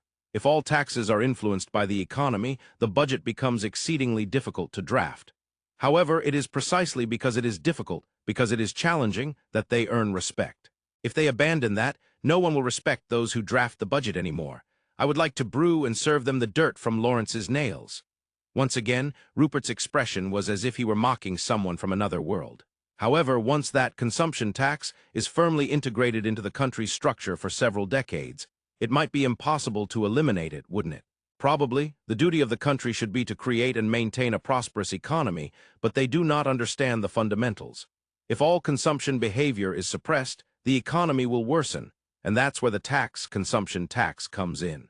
If they try to eliminate it, they will undoubtedly be asked, where will the funding come from? Where will the funding come from? Hans said playfully. There is no such thing. Rupert raised the corners of his mouth and continued speaking. They will enact tax reductions to stimulate the economy, right? But what about the alternative funding for the portion that was reduced? Are they planning to increase taxes elsewhere to compensate? If that's the case, it wouldn't actually stimulate the economy at all. In the end, there is no alternative funding. Thus, they issue government bonds to cover it. That's why we must quickly create a prosperous economy and increase tax revenue. However, issuing too many government bonds can affect the country's credit. When Hans said this, Rupert laughed loudly. The question is, on what basis is the country's credit determined? The credit of a nation is decided by the outside world based on the power it possesses. It is certainly not determined by the amount of debt the government holds. Power, huh? Yes, power. Military power and economic power. Well, that includes the scientific and technological prowess that supports them as well. The country implements policies to ensure it does not lose such power. Sometimes, this might mean hindering free competition. But so what? Isn't it better than letting free competition make the citizens unhappy? If that happens, it would be completely counterproductive. The domestic manufacturing assistance that the empire is implementing is one such policy, assisting to prevent manufacturing plants from moving abroad. Ah, yes, the empire is a great nation. Salaries for its citizens are high. It is only natural that trading companies would think it is better to have factories in other countries where labor and materials are cheaper, import those products into the empire, and supply cheaper goods. Ultimately, they profit. However, if something were to happen, no products would reach the empire. The citizens would suffer. That's why it is necessary for the government to lead efforts to ensure that domestic manufacturing remains more profitable than overseas production, even in peacetime. That is the resilience of the nation. It relates to military power, economic power, and scientific and technological power, all of which rely on domestic manufacturing. You are absolutely right. However, these can also be described as a sort of margin that the country possesses. Maintaining the ability to respond to any issues that arise during peacetime is what that means. And this can be considered a kind of waste. Maintaining aspects that seem unnecessary during peacetime is terrifyingly difficult because the uninformed populace will always say, "Eliminate waste." Ah, they do say that. Even the bureaucrats, the younger ones, often say it. And yet they panic once something happens. It's to be expected. It can't be helped if they have no experience or imagination. They would change if they experienced that waste was what saved their lives in emergencies, but it's difficult. So is it wrong to call it waste? Should we change the terminology? Should we say it has redundancy? How high is the redundancy? I don't know about that. Perhaps we should just call it redundancy instead of waste. Unfortunately, that might not change much, Rupert joked, and Hans shook his head in response. Well, if we return to the topic of national credit, if it is a robust nation, to be clear, no matter how many government bonds they issue, the country's credit won't plummet. At that point, Rupert took a breath before continuing. It is not an easy task to maintain a country that encompasses all of these aspects. Once those in charge of operating the country start taking it easy, the future of that nation begins to tilt. The destination is always the same. The destination? War or civil strife. Historically, there has been no other destination. Today, I am posting 2 chapters. At noon, I posted 182 Interlude. I recommend reading that one first. In the Emperor's office located in the Imperial Castle of Markdorf, the imperial capital of the Debuhi Empire. 2 individuals were invited into the room. One was a regular visitor to this room, Count Hans Kirchhoff, the regent. The other was a young man visiting for the first time. Anyone could see he was tense and stiff. "Oh, you've come. This will be over quickly. Sit there and wait." The master of the room, Emperor Rupert VI, continued to sign documents at his desk while urging the 2 who entered to sit and wait. That said, they could not just sit down freely. Even Hans, being a regular, stood waiting in front of the chair. The extremely tense young man also stood beside him, waiting. "I told you that you could sit." Rupert approached the 2 with a slight smile. At the same time, 3 cups of coffee were brought in by the chamberlain. Once Rupert sat on the sofa, the 2 finally took a seat across from him, right as the coffee was served. "This is Blue Mountain coffee that arrived yesterday from Twilight Land. Kona from our kingdom is good, but this is quite something as well." Saying so, Rupert reached for his cup, took a moment to enjoy the aroma, and sipped it. Seeing this, the 2 also reached for their cups and brought them to their lips. The fragrance of coffee filled the air, and a mellow time flowed. The day before. On that day, Lawrence Kusch was in a state of confusion from the morning. The previous evening, he had been called into Count Hans Kirchhoff's office and was informed, "Tomorrow you will go to see His Majesty the Emperor. Speak your thoughts." "Wait, directly to His Majesty?" "Yes. His Majesty asked for you to be summoned. He said he wanted to explain something to you. Be careful not to offend him." Lawrence couldn't say, "That's impossible." He wanted to say it from the bottom of his heart. No, he wanted to scream from the depths of his being. "That's impossible. Please allow me to submit it in writing." However, everything that was conveyed was a fait accompli. Instead of saying, "That's impossible," Lawrence screamed within himself. How did it come to this? The general image that the subjects of the empire had of Emperor Rupert VI was one of awe. This was partly due to his ruthless purging and forfeiture of many nobles in the country since his ascension in his 20s, as well as the annexation of small states existing in the western and northern regions of the empire. Furthermore, for the high-ranking officials and ministers working in the imperial capital, they had directly faced the damage of being reprimanded, making them targets of awe even more than the general subjects. Of course, since those reprimands were not unreasonable, capable vassals like Hans were not included in that category. To have such an awe-inspiring figure sitting right in front of him and to be the one to report to him. It was true that he had asked Count Hans Kirchhoff to submit it to His Majesty the Emperor, but that was in writing, and he had no intention of speaking to the Supreme Being directly. Now, Lawrence. Why, yes. In front of Lawrence, who was visibly tense, Rupert smiled wryly. I thought that if you had a cup of coffee, you might ease your tension a bit, but I must have overestimated it. Turning to Hans, Rupert said kindly, Your Majesty is indeed feared, Hans replied, shaking his head and also smiling wryly. Fear, it's an image necessary for the Emperor, but it can be a hassle in situations like this. All right, Lawrence, I promise you this. No matter what you say here, I will not punish you for it. Why, yes, Nothing changed. Hans, that didn't work. Lawrence is still tense. It seems so. There was nothing that could be done about this. Hans's expression spoke that truth. At this point, Rupert decided to cut to the chase. All right, Lawrence. Didn't you come here out of concern for the people? That one sentence brought Lawrence back to his usual state. Yes, the reason he wanted to report was for the sake of the people who were struggling to live in the city. The reasons for their struggles were clear, because the economy was bad. Of course, it wasn't that they were completely unable to afford today's meals. While there were not many in such dire conditions, they certainly existed.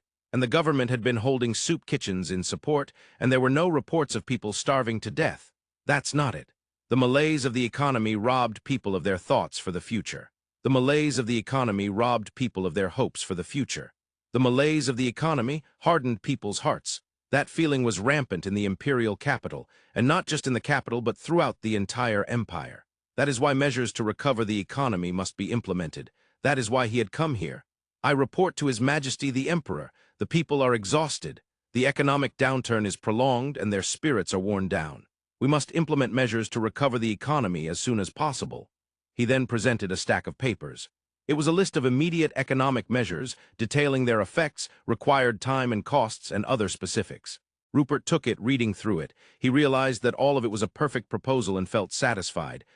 Excellent content. Well then, however, I cannot permit the execution of these policies at this time. Why not? Forgetting his position and place, Lawrence shouted. But he quickly regained his composure. In front of him was the absolute ruler, Emperor Rupert VI. He was not someone one could shout at. You were brought here to explain that. Saying this, Rupert finished the last of the Blue Mountain coffee and began to explain. First of all, the current economic downturn is something we are maintaining as a policy. Lawrence doubted his ears. What do you mean by that? It was all he could say. It was something he couldn't understand at all. Since you are a financial bureaucrat, let me ask, do you remember what the economy was like 7 years ago? Yes, it was quite prosperous. Not just in the imperial capital, but throughout the empire. That's right. Do you know the reason? After thinking for a moment, Lawrence opened his mouth. Perhaps it was due to the Great War. Correct. Rupert nodded with a pleased expression and looked towards Hans. Hans, it seems he is sharper than you. Yes, as His Majesty says. Hans shrugged in response. The one feeling exasperated was Lawrence. No, that couldn't be true. Lawrence, there's no need for humility there. So, Your Majesty, what exactly about the Great War was the cause? Simply put, the Handalu Federation and the Natore Kingdom, which became the battleground, both saw many workshops and commercial firms destroyed as a result, leading to a loss of production capacity in various fields. Even after the war, not only the destroyed workshops, but also the supply networks for raw materials do not recover easily. Consequently, we had to import many of the necessary goods from our country. Moreover, tools used for production there were also imported from our country. For our merchants, it was as if a new market had suddenly appeared, so they produced a lot and sold a lot. It is natural that the economy improved. That is certainly true. Hans nodded while reaching for his cup. However, he soon realized it was already empty and felt disappointed. Just then, the Chamberlain appeared with new coffee, perfectly timed. Hans's face lit up with joy. While Rupert continued explaining, Lawrence looked at Hans with a smirk. Look, Lawrence, at Hans's face. Don't you think it looks like the face of the people during prosperous times? Even so, Lawrence couldn't agree, merely saying or in response. That is why our country is maintaining an economic downturn. One cannot drive such happy-looking people, that is, people during prosperous times, to the battlefield, can they? Emperor Rupert continued with his words. Wars cannot be waged during prosperous times. Wah! Lawrence was left speechless by Rupert's words. In other words, Emperor Rupert VI was planning to start a war. Was he keeping the economy in decline for that purpose? Let me return to the topic. A new market appeared and the economy improved. However, that market will eventually close. Do you understand? Yes, when both countries recover from the war and new workshops and commercial firms arise, there will be no need to import from our country. The equipment and tools that were increased to export to the Federation and the Kingdom, or those that were newly hired, will become wasted. That's right. If a suddenly diminished market occurs in an overly prosperous state, what do you think will happen? It will lead to an extremely severe economic downturn. Some call it the bursting of a bubble. A crisis hits when a boom bursts. But well, that's fine. In short, we needed to taper off an economy that had improved too much before it burst. To that end, our country decided on a major tax increase 5 years ago to cool down the overheated economy. And that is still? Yes. However, if we had allowed the economy to burst without increasing taxes, the downturn would not have been confined to this extent. Saying this, Rupert took a sip of the newly served Blue Mountain. Lawrence was ruminating over the explanation he had just heard in his mind. Fundamentally, tax increases are not done to increase tax revenue. They are done to cool the economy. Therefore, conversely, when trying to improve the economy, tax reductions are generally implemented, right? That's certainly, Lawrence nodded vigorously in agreement with Rupert's explanation. First, we must confirm that understanding. Many foolish rulers perform tax increases to increase tax revenue. How ridiculous it is that there are those among our imperial nobles who do such foolish things in their territories. It is lamentable. While lamenting, Rupert's expression was one of mocking those doing foolish things. Your Majesty, then what should we do if we want to increase tax revenue? Hans asked cheerfully while sipping Blue Mountain. Though he knew the answer, it was a question to keep the conversation going. That's obvious. We need to improve the economy. When the economy is prosperous, tax revenue increases. That's something anyone can understand, right? If you truly wish to increase tax revenue, you must create a prosperous economy. The fundamental aspect to achieving that prosperity is, as I said earlier, tax reductions. Just that alone will surely yield results. However, it takes time to see those results. Rupert looked at Lawrence, smiling slightly as he asked, Lawrence, fundamentally, what does it mean for the economy to be good or bad? Your Majesty, that's too vague. When the economy is bad, what happens to the flow of money? Then I understand. The flow of money becomes sluggish, Lawrence answered confidently.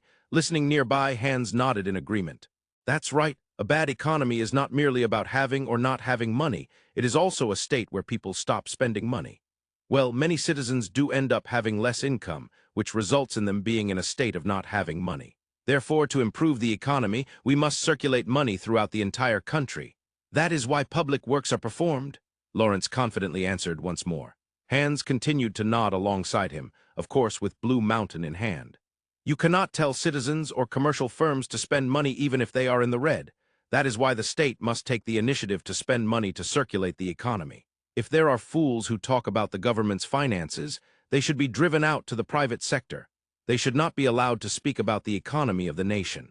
The finances may turn negative, but it is something necessary for the citizens. That is why the state does it. If it were a profitable business, commercial firms would handle it. Rupert shrugged. Now, if there were a country where an economic downturn has continued for a long time, what would that mean? Rupert firmly looked at Lawrence as he spoke. In other words, for some reason, the country is deliberately continuing a state of economic downturn. Correct. As I mentioned earlier, the reason our empire is maintaining an economic downturn is to wage war. I apologize to the citizens, but various timings have converged, leading us to this point.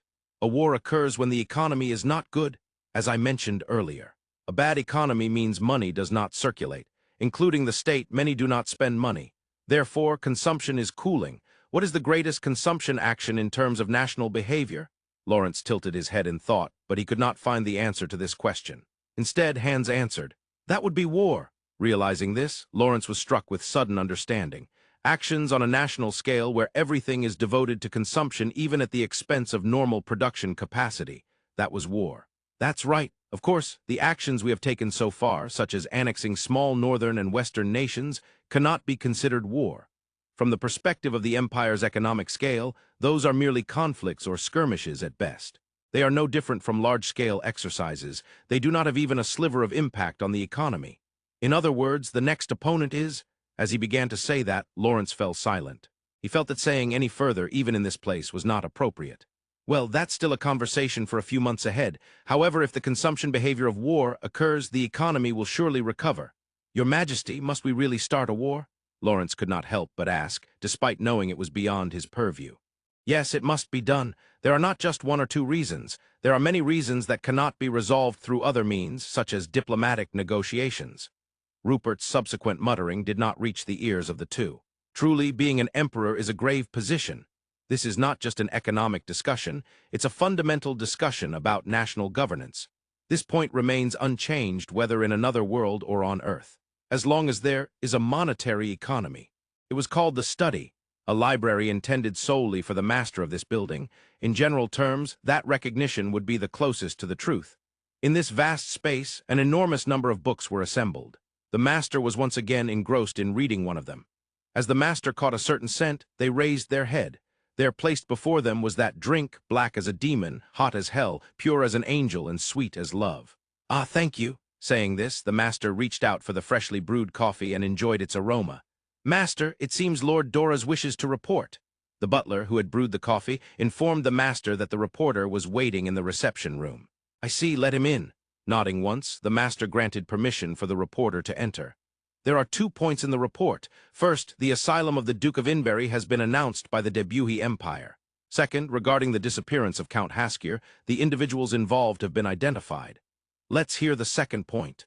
Yes, it has been confirmed that Count Haskier Kalinikos disappeared in the southern region of the Natore Kingdom, in lands directly governed by the royal family. At the time of his disappearance, those present included the guild master of the Run Adventurers Guild, Hugh McGrath, and 4 members of a D-rank party. Additionally, Hero Ramen and his party were also there. Upon receiving this report, the master tilted their head slightly in question. Not only Master McGrath, but Hero Ramen as well? That's quite a luxurious lineup. I find it hard to believe it was just a coincidence. Yes, at that time the hero party was staying in the city of Run and had appeared in Kona village alongside Master McGrath. I see. So it was near Kona village. Saying this, the master gazed lovingly at the coffee in their hands. What they were drinking was Kona coffee. Blue Mountain is good, but Kona is good too. If the hero's holy sword Astalt was involved, it could indeed have the power to eliminate Kalinikos. Moreover, Master McGrath's sword is the holy sword Galahad, which is said to seal regeneration abilities. Either way, it was not a normal opponent. Perhaps Kalinikos was overmatched alone. The master muttered to themselves without any particular expression. Yes, however, the priest of the hero party. At that point, the reporter hesitated for the first time. Now that you mention it, there is always a priest in the hero party. Who is it now? At present, it is Archbishop Graham. Upon saying this, the reporter clenched their teeth in frustration. Archbishop Graham.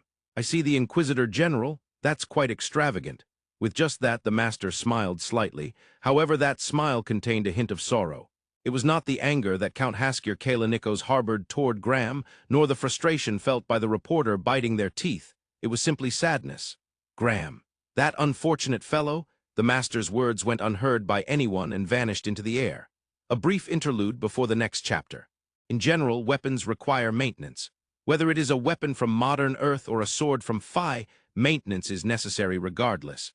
Of course, whether one is an adventurer or a knight, they take care of their own weapons. However, it is common to have proper maintenance done by a familiar blacksmith about once a month or once every 2 months. In Run, the largest town in the borderlands, there are many such blacksmiths.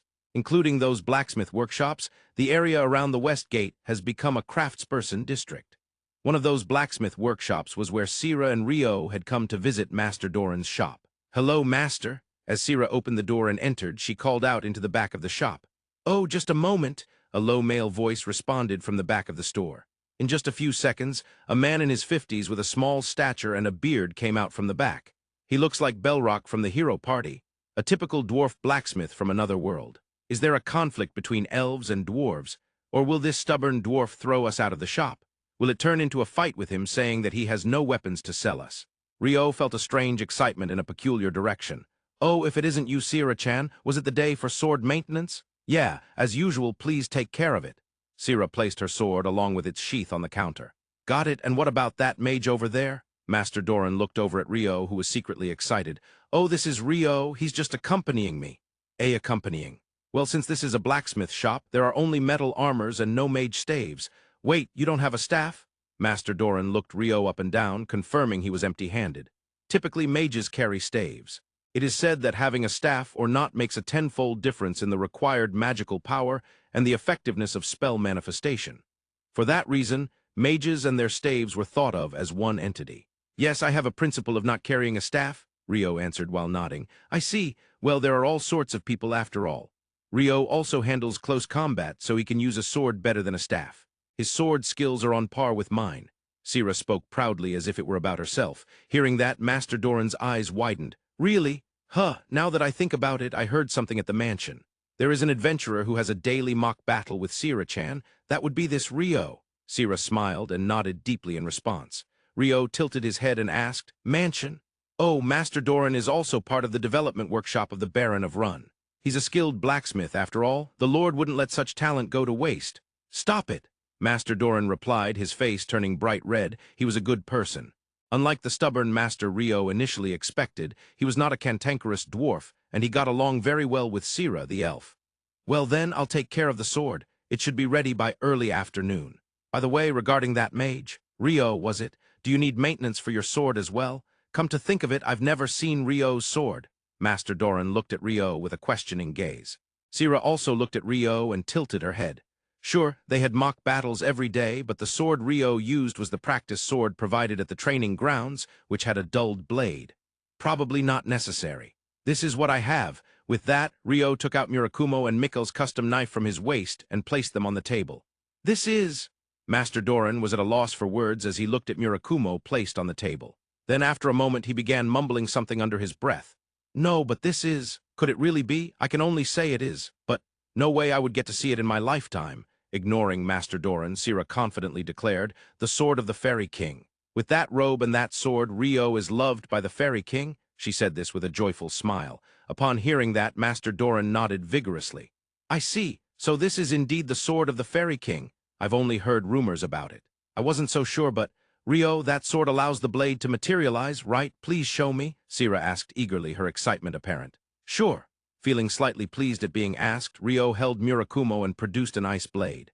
Ooh, this is beautiful. Sira gazed at the blue, sparkling ice blade, half entranced. Seeing Sira's expression, Rio also felt a bit enchanted. Master Doran watched the two with a hum sound. Then Master Doran's gaze suddenly fell on the table. There lay Mikkel's custom knife. Seeing it left him speechless, completely frozen in place. However, neither Rio nor Sira noticed Master Doran's abnormal reaction.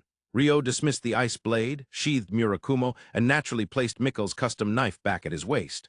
What a fine sight I've been shown. All right, Rio, let's have lunch around the West Gate today. So, Master Doran, I'll leave the maintenance to you. Master Doran remained frozen, but the two walked out of the workshop without noticing him. Outside, their voices could be heard. I heard that after the royal capital turmoil, a place called Hamburg that serves delicious food opened near the West Gate. Hamburg? Does that mean it's about hamburgers? I'm not really sure, but shall we go check it out? It should be just around the corner from the workshop. It's a precursor to the next chapter, or maybe not. It has been a month since Rio and the Southern Army returned to the city of Run. Rio's life has been quite regular. He wakes up at sunrise, stretches, and practices his sword techniques. After breakfast, he spends the morning doing something related to alchemy and magic, and takes lunch at one of the shops near the East Gate, centered around the Feast Pavilion. In the afternoon, he engages in mock battles with Sira at the Night Order Training Ground, and occasionally stops by the library or the Gecko Merchant Association. On his way home, he has dinner, and before it gets too late, he returns home, takes a bath, and goes to sleep. There are two main forces disrupting Rio's orderly life. One is his former roommates from Room 10. The other is Abel, who has earned points from his expedition to the Duchy of Inbury and has finally been promoted to a rank. As a result, the party led by Abel, the Red Sword, has become an A-rank party. By the way, until now, there had only been one A-rank party affiliated with the royal capital, so the Red Sword has become the second active A-rank party. Rio watched Abel's promotion ceremony along with the members of Room 10. Nils was deeply moved and in tears. Ito comforted him from beside him. Ammon made a firm resolution to also achieve something someday. Each had their own reactions. As for Rio, he stood with his arms crossed, nodding repeatedly. For some reason, he felt like a parent joyfully observing the growth of their child. I raised Abel. he might have thought in his heart. However, Abel likely didn't think about such things at all. A few days after the promotion ceremony, a swordsman visited Rio's house in the morning. Was it too early? When Abel took out his pocket watch to check, it was still 8 in the morning. He figured Rio was awake but hesitated outside his house, unsure of what to do. At that moment, the right back door opened and someone stepped out. Abel. You're early. It was Sira, the elf swordsman instructor of the Run Knight Order. Oh, Sira, good morning. Congratulations on your rank promotion. The Lord was particularly pleased. Oh, thank you. Now I must hurry. As Sira said this, she created a whirlwind and disappeared. It took Abel a moment to realize that she had used wind attribute magic for high-speed movement. As soon as Abel regained his senses, the back door that Sira had exited opened again, and this time Rio came out. I thought I heard some voices. It was you, Abel. That's unusual, being up this early. Why, yeah, no, I wasn't planning to be here, Abel answered, somewhat flustered for some reason. What is it? If you have something to say, you should say it clearly, right? Well, I just met Sira, who just came out. You met her. Did she stay overnight? Abel asked with a bright red face. He didn't seem to have much immunity to such topics. He was a good adult in his mid-20s, after all. Ha! Rio sighed and entered the house without answering. W8? Abel hurriedly followed Rio inside through the back door. Inside, a pleasant cooking smell wafted through the air. On the table, there were no dishes but a stack of papers. On top of the stack was the seal of the Baron of Run. Sira brought that stack of papers for me. We also had a meal together. It seems there's an impromptu monster combat training with the Knight Order today, and the swordsmanship instructors will be evaluated during the training. So I came to tell you that we won't be able to have mock battles in the afternoon. As Rio said this, he quickly ground coffee beans with a grinder. The grinder was made by the Gecko Merchant Association and was much better than the mortar and pestle he had been using for alchemy tools, making it his recent favorite. Oh, I see. Knowing that Sira hadn't stayed over made Abel's flushed face return to normal. So, what's this stack of papers? Can I look at it? Ah, you probably won't understand it. It's something related to alchemy. Hey, don't underestimate me. While I can't handle alchemy, I do have knowledge. Abel was answering while trying to read through the stack of papers, but his voice gradually became quieter. He could hardly understand the written content. The only words he managed to decipher were Baron Kenneth Hayward and Vedra. While he was engrossed in reading, Rio poured the freshly brewed coffee into ice cups and placed them in front of Abel and himself. That's the information regarding the magical weapons from the Duchy of Inberry. Magical weapons? The green light shot from the tower. Abel seemed to recall something. The Southern Army had witnessed everything from the cliff at the Narrow Pass. Yes, that's it. It seems that was a copy, and the original is something called Vedra, created by Kenneth at the kingdom's alchemy workshop. Ah, I thought so. But why is it in the Duchy of Inberry? Could it be? It seems that the technology was stolen. Of course, not directly from Kenneth. He's not so foolish. It appears it was done through the Ministry of Internal Affairs that oversees the alchemy workshop. There was also a report about the circumstances in that stack. Rio took a sip of Kona coffee and savored the taste. The gap between what he was saying and his expression was quite significant. By the way, how come Rio can see such a report? Didn't the golem intercept that Vedra imposter? I submitted a report about the principles of the interception to the Lord's Manor. Of course, I had it turned into a request through the guild. Then, as a return, I asked for information about the green light to the extent they could share, and that got delivered to me. That shockwave was based on the same principle as the mantis shrimp incident that had knocked Rio unconscious underwater. Rio understood a considerable portion of it due to the humiliating memory. They called it a small thunder, didn't they? Abel seemed to only recall a fragment of what Rio had explained. At that time he had said, I see, but he hadn't truly understood. Abel, it's okay, you have your sword. Even if you can't do anything else, you'll be fine with your sword. Yeah, Rio, you're definitely mocking me. Rio looked astonished at the pointed remark. How did you know? I will make you cry someday. By the way, I had a question I really wanted to ask an rank swordsman. After just mocking me, how can you say something like that? Rio clapped his hands dramatically and said in a deliberately cheerful tone, contrasting with Abel's deadpan stare. Abel, it's important to switch gears. Whose fault do you think it is? Of course it's your fault. They say it all depends on your mindset. Everything is up to how you feel, Abel. Let's leave it at that, so. What's your question? Giving up on various things, Abel prompted Rio to ask. Actually, it's about combat techniques. I heard that only those who cannot use magic can learn combat techniques. Upon hearing Rio's question, Abel raised one eyebrow slightly. That's a rare thing to hear. Who told you that? Sira and Phelps. Sira of Wind and Phelps of the White Brigade. Both are representative B-rank adventurers of the city of Run. That's probably the case. Probably? Yeah. First of all, for a physical job to be able to learn combat techniques, they need to be quite strong. Therefore, there isn't much information available. Besides, combat techniques were established only about 100 years ago. We talked about that before, right? Yeah, it was when my arm got chopped off. On the way back to run from the royal capital, Rio had recounted that experience when Leonor had severed his arm. I'm impressed by your courage to talk about such an experience while laughing, Abel said, shaking his head. Then he continued. After that, I got curious and did some research, and it seems combat techniques spread from the west. The west? To the west of the kingdom lies the Forest of the West, where elves reside. Beyond that, there are mountains, and no humans pass through. Yeah, I can guess what you're thinking. The elves are likely not involved. For instance, Cira wields that extraordinary skill with a sword, but apparently hasn't learned combat techniques. There are many mysteries. The mystery only deepened. Today, 2 chapters are being posted. The next chapter, Chapter 11, Twilight Land, will be posted at 9 p.m. as 187. Chapter 11, Twilight Land. On that day, a carriage bearing the crest of the Adventurers Guild, with a shield at the front, stopped in front of the Run Adventurers Guild. Descending from the carriage was a man, approximately 180 centimeters tall, with a sturdy build. His hair and beard were white and long, and he held a staff larger than himself in his hands. He was clearly a mage. However, he possessed an additional characteristic, an intimidating presence. The moment the man opened the door and entered the guild, the atmosphere inside changed. Most of the adventurers and staff present did not know who the man was. Even so, they could not help but feel the overwhelming sense of intimidation radiating from him. Ignoring the gazes of the adventurers, the man approached the front counter. Behind the counter stood the receptionist, Nina. As soon as the man entered the guild, Nina stood up immediately. She knew who he was. When the man stood before her, Nina bowed deeply and spoke. "Grand Master." The words, though not loud, reached the ears of everyone in the guild. However, even after the words reached their ears and they understood the meaning, they remained silent. In the absence of sound, a tense atmosphere spread. They wanted to voice their surprise. They wanted to, but no one opened their mouth. Only one person did, the man who was called Grand Master. "Please guide me to Master McGrath." "Understood." Nina responded and led Grand Master Finley Forsyth deeper into the guild. The sounds returned to the guild only after the two had disappeared for a while. "Grand Master, Master McGrath, I apologize for my sudden visit." "No, please, this way." Hugh indicated the upper seat of the reception set, sitting himself in a lower position. Due to his position, Finley was the superior. As soon as the two were seated, Grand Master Finley spoke up. "Elsie has returned from Twilight Land. It seems she has gathered various insights and has retreated to her laboratory again." Elsie was Grand Master Finley's daughter, and she was the woman with whom a marriage proposal had once been considered for Hugh.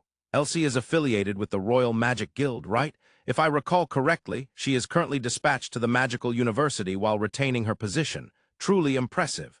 Hugh engaged in the conversation, deliberately keeping his emotions in check. His back was damp with cold sweat. "It seems she is burying the pain of heartbreak in her work." Hugh had been the one to turn down the marriage proposal with Elsie.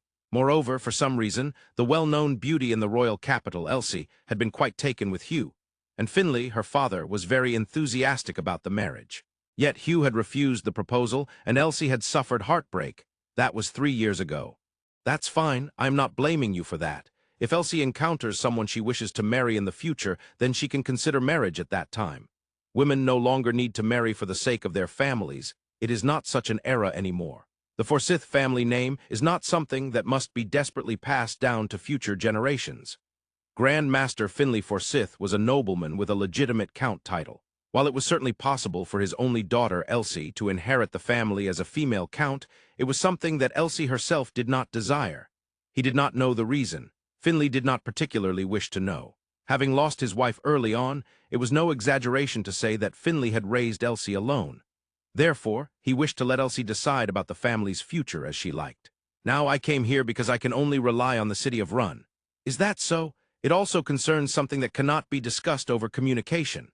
In the office of the Run Adventurers Guild Master, there were alchemy tools for communication that could connect to the Royal Castle and the Royal Capital Adventurers Guild. However, it was not perfect in terms of security. Indeed, the truth is the rank party 5 dragons affiliated with the Royal Capital has gone missing.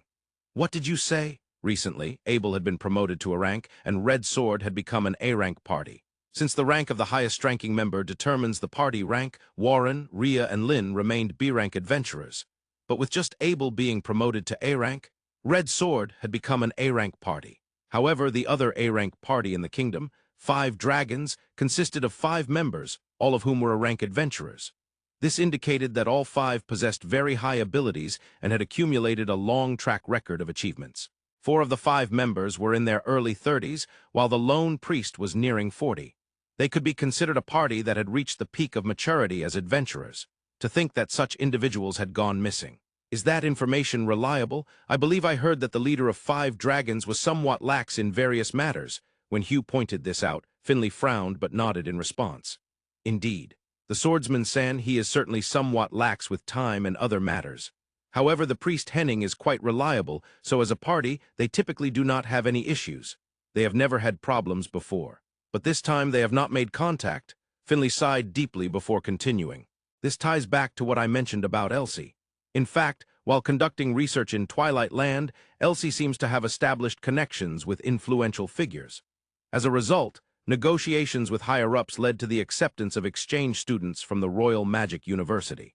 Furthermore, it appears they are considering sending a delegation to ultimately establish an embassy.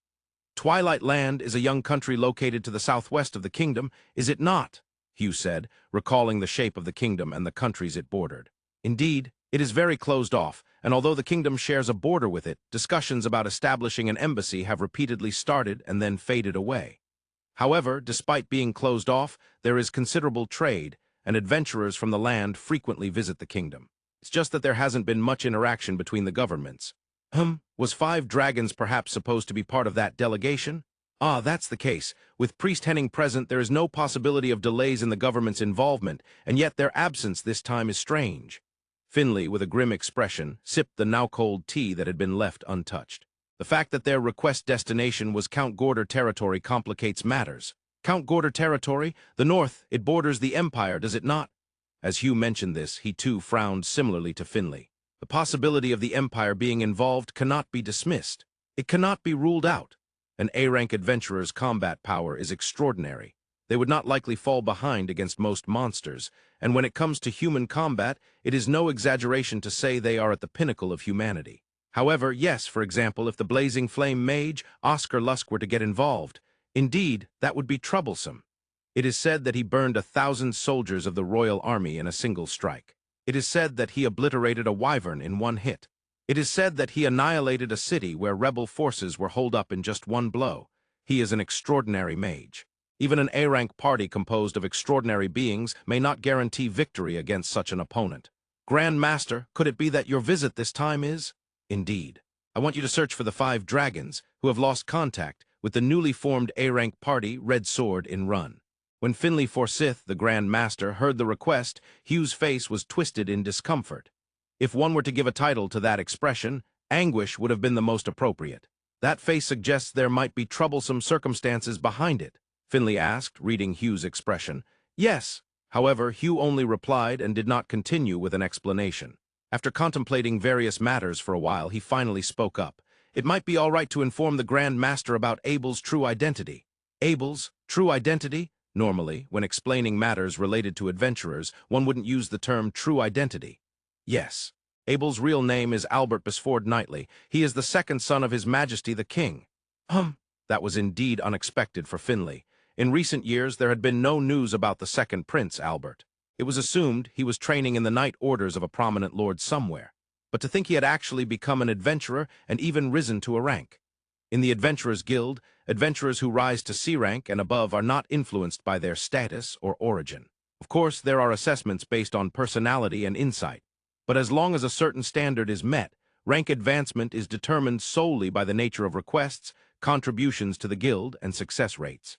Thus, even for the Grand Master, he was unaware of Abel's origins, who had ascended to a rank. In a sense, it might serve as proof of the guild's fair assessment system. It may be so, but I would have liked to have been informed of such matters as the Grand Master. Finley's expression became even more furrowed than before. I am sorry, Hugh scratched his head in apology, but in that case, various circumstances will change. We cannot send Abel to the Empire's borders to search for the 5 Dragons. Currently, the Crown Prince resides in the Natore Kingdom.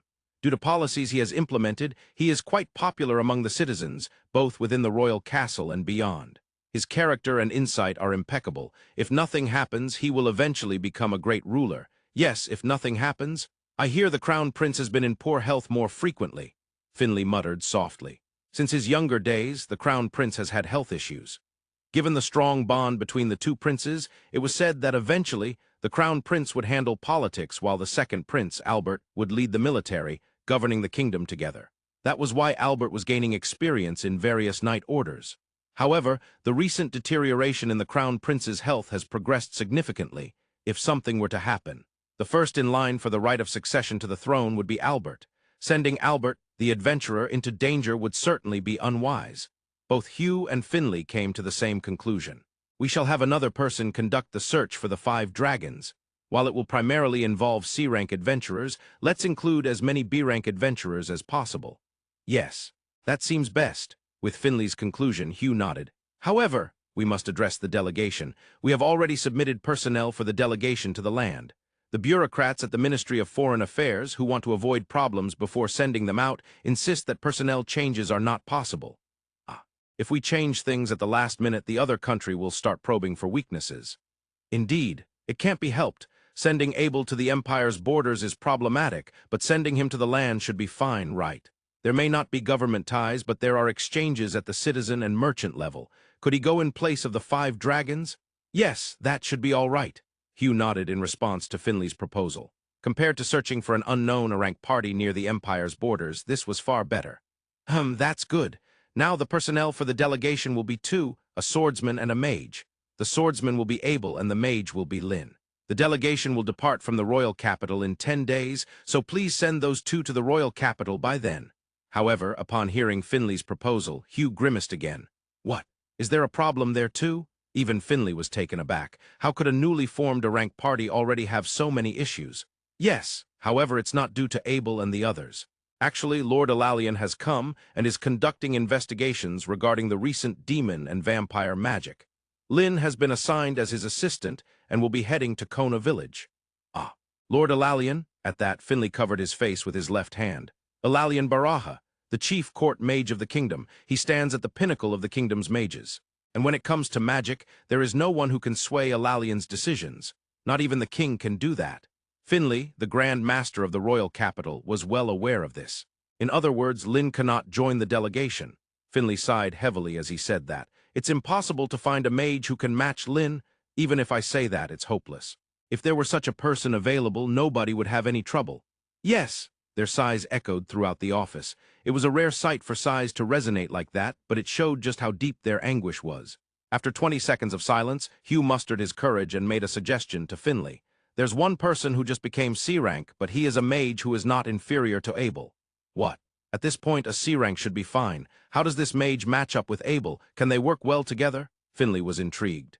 During those 20 seconds of silence, he had been thinking about how to explain everything to the Ministry of Foreign Affairs, and no matter how he approached it, he could only foresee a terrible future. That shouldn't be a problem. Abel openly declares him as a friend, and he is also the one who saved his life. His combat ability is very high, and there are no issues with his character. Oh, that's great. So then what's with that dark expression of yours? While Finley beamed with joy, Hugh's expression remained dark as he explained, which made Finley suspicious. The issue is getting him to accept the request. There are those types of adventurers. Finley nodded gravely, recalling similar adventurers from his past experiences. He has plenty of money. Moreover, he is completely indifferent to raising his adventurer rank. That's troublesome. Can't you tempt him with something? I've been thinking about that for a long time, but it's not easy. Hugh shook his head repeatedly. For a normal adventurer, if you raise the reward, they usually bite. But, by the way, what is the name of that mage? His name is Rio. Tempting him with something Rio desires would be the best approach. So, when was the last time you saw Rio? Well, the last time we met was during the expedition to the Duchy of Inberry. He was incredibly eager for something back then. What? What was it? What did he want? Finley was once again eager to know. However, Hugh's expression remained dark. He knew very well it was something unattainable. The golem of the Alliance, he wanted even a broken one. He seemed really eager to bring it back. That's a bit tough. Even for the Grand Master, acquiring another country's new weapon was impossible. Rio seems to be into alchemy. There's a famous alchemist in the royal capital. Yes, Baron Kenneth Hayward. It seems he has a close relationship with him. Wait. Finley raised a hand to interrupt Hugh's continued explanation. Did you say alchemy, Baron Hayward? Yes, I did. After confirming with Hugh, Finley stroked his chin and began to think, and after a full minute he started to speak. We might be able to work with this. That day, Rio was grappling with the water jet from the morning. It wasn't an aggressive water jet, but a type designed to assist movement, shooting out from his body. For convenience, Rio had named it the water jet thruster. It just sounded cooler that way. The practice location was his yard. A yard measuring 400 meters by 400 meters, spacious enough for 3 soccer fields to fit comfortably. At that moment it was covered in water, an improvised pool. However, it was not a pool made by digging into the ground, but rather one made above the ground. From outside the yard, it was a bizarre sight with a 5-meter wall of water towering in front of him. Of course, Rio had prepared it so that even if there were failures during the flight experiments with the water jet thruster, it would be fine. Truly, he was a water attribute magician in all his glory. Rio was already soaking wet. Of course, he could control the wetness and dry himself in an instant. Initially, he had done just that, but it became tedious, and now he was letting himself get wet. With sounds like whoosh and splash, it almost seemed he was diving into the pool himself. But that was fine. Having fun was the most important thing. Doing things while enjoying them was the best way to learn. No matter how hard one frowned and strained, it wouldn't really stick. At that moment, a carriage bearing the emblem of the Adventurers Guild arrived, and a stern-looking man with a frown stepped out. He had a frown when he stepped down, but upon seeing the towering wall of water in front of him, his expression turned to one of bewilderment. "Oh, Hugh!" During one of his 100 jumps with the water jet thruster, Rio confirmed the arrival of the guild master, Hugh McGrath, as he stepped out from the carriage. In an instant, Rio erased the massive pool and landed in front of Hugh. "It's rare for you to come here." That's right. When there was business, Rio was summoned to the guild. "Well, please come over to the house. I'll prepare some coffee." "Okay." Saying just that, Rio quickly headed towards the house. While using the water jet thruster, he still couldn't control it as well as Sira's wind attribute magic, but he had become quite adept at it. From a distance, one might have seen Rio bouncing toward the house. When Hugh came to his senses, he hopped back into the carriage and instructed the driver to take him to Rio's house. After all, it was still 400 meters away from where they were. Walking would take more than 5 minutes. Farmers generally have large yards. The carriage waited in front of the house, and Hugh politely entered through the double doors at the front. That was how it usually was. Those accustomed to room 10, like Abel or Sira, would use the side entrance. Inside the house, a pleasant aroma of coffee wafted through the air. "Hugh, this way." From the back of the right-hand side, Rio's voice called out to Hugh, who then made his way over.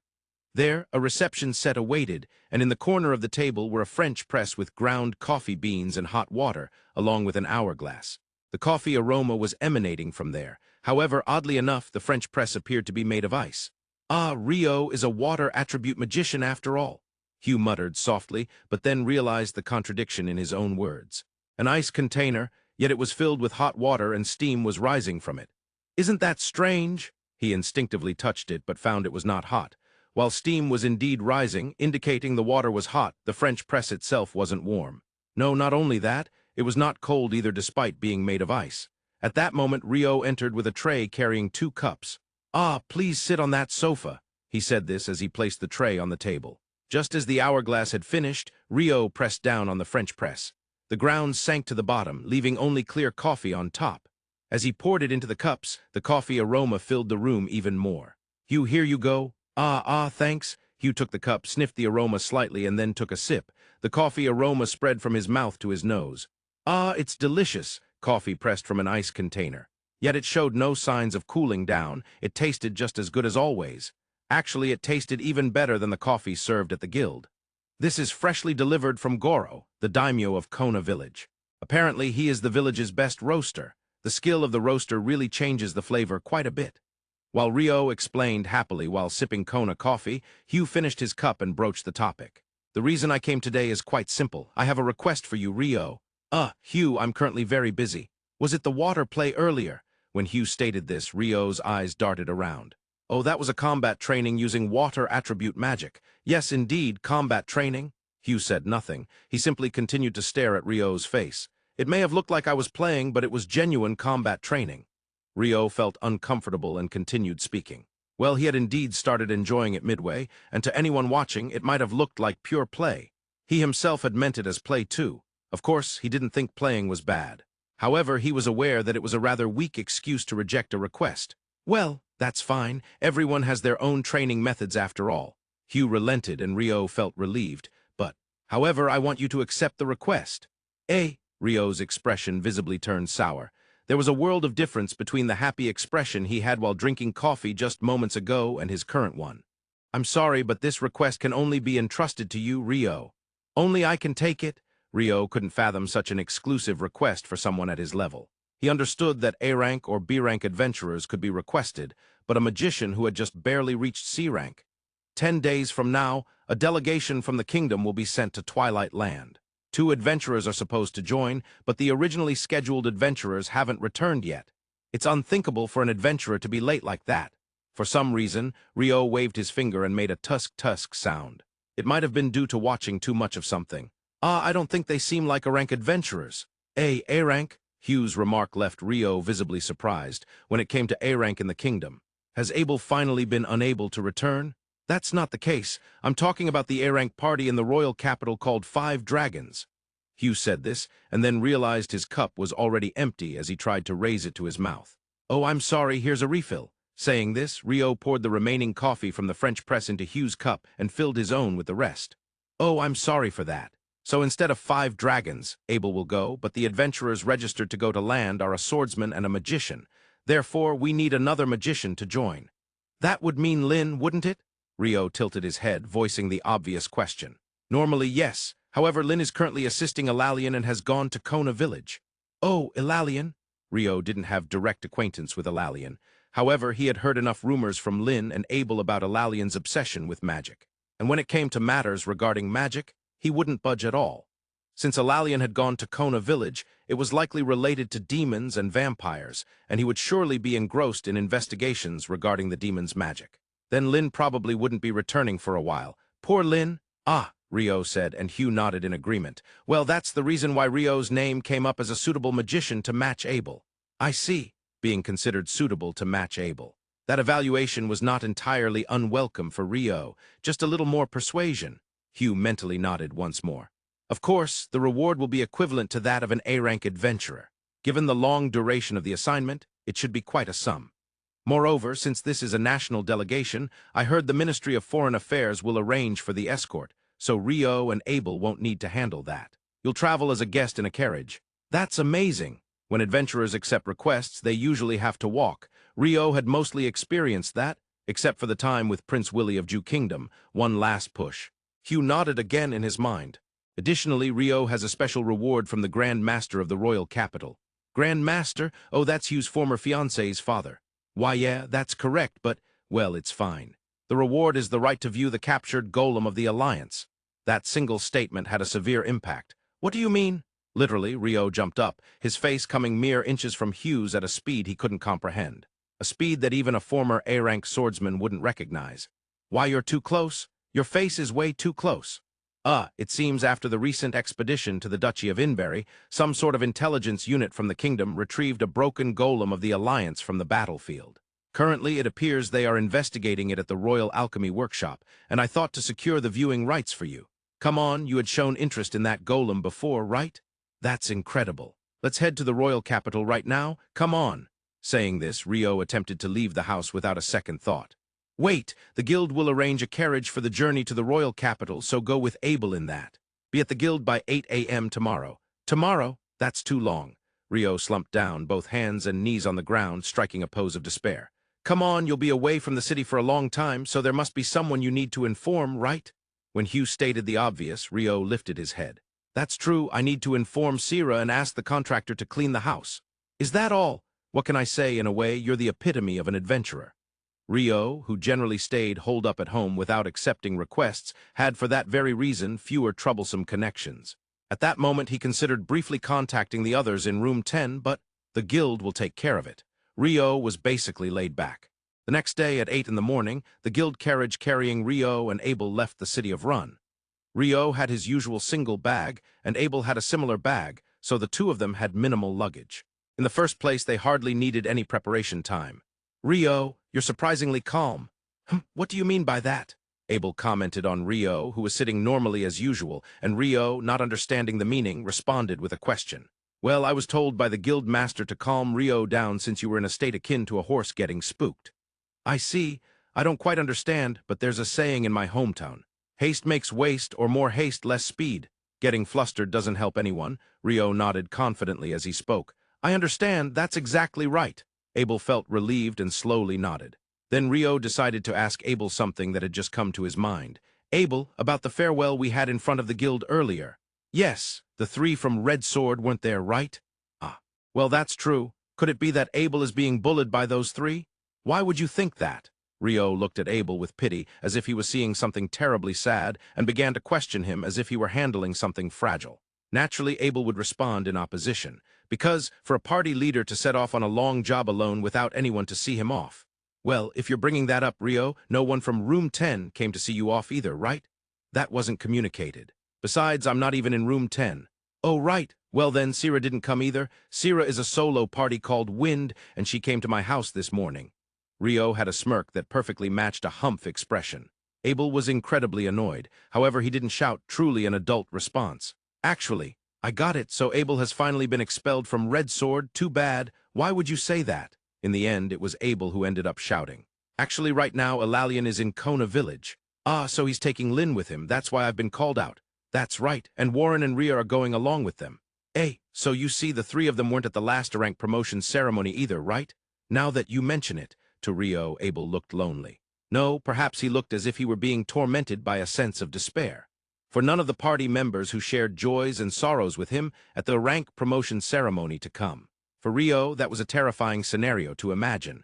The joints of the world have come undone, Rio said in a small voice. Huh! When the world you believed in is shattered and you fall into a desperate situation, those are the words spoken by a prince of a certain kingdom. It suits you well, Abel, who claims to be a prince. No, claiming, you still don't believe me. Of course, the joints of the world have come undone. Oh, what a cursed fate that I was born to fix it. That's what he cried out. Inside the carriage, Rio was reenacting a scene from Hamlet. Okay. Now continue saying it.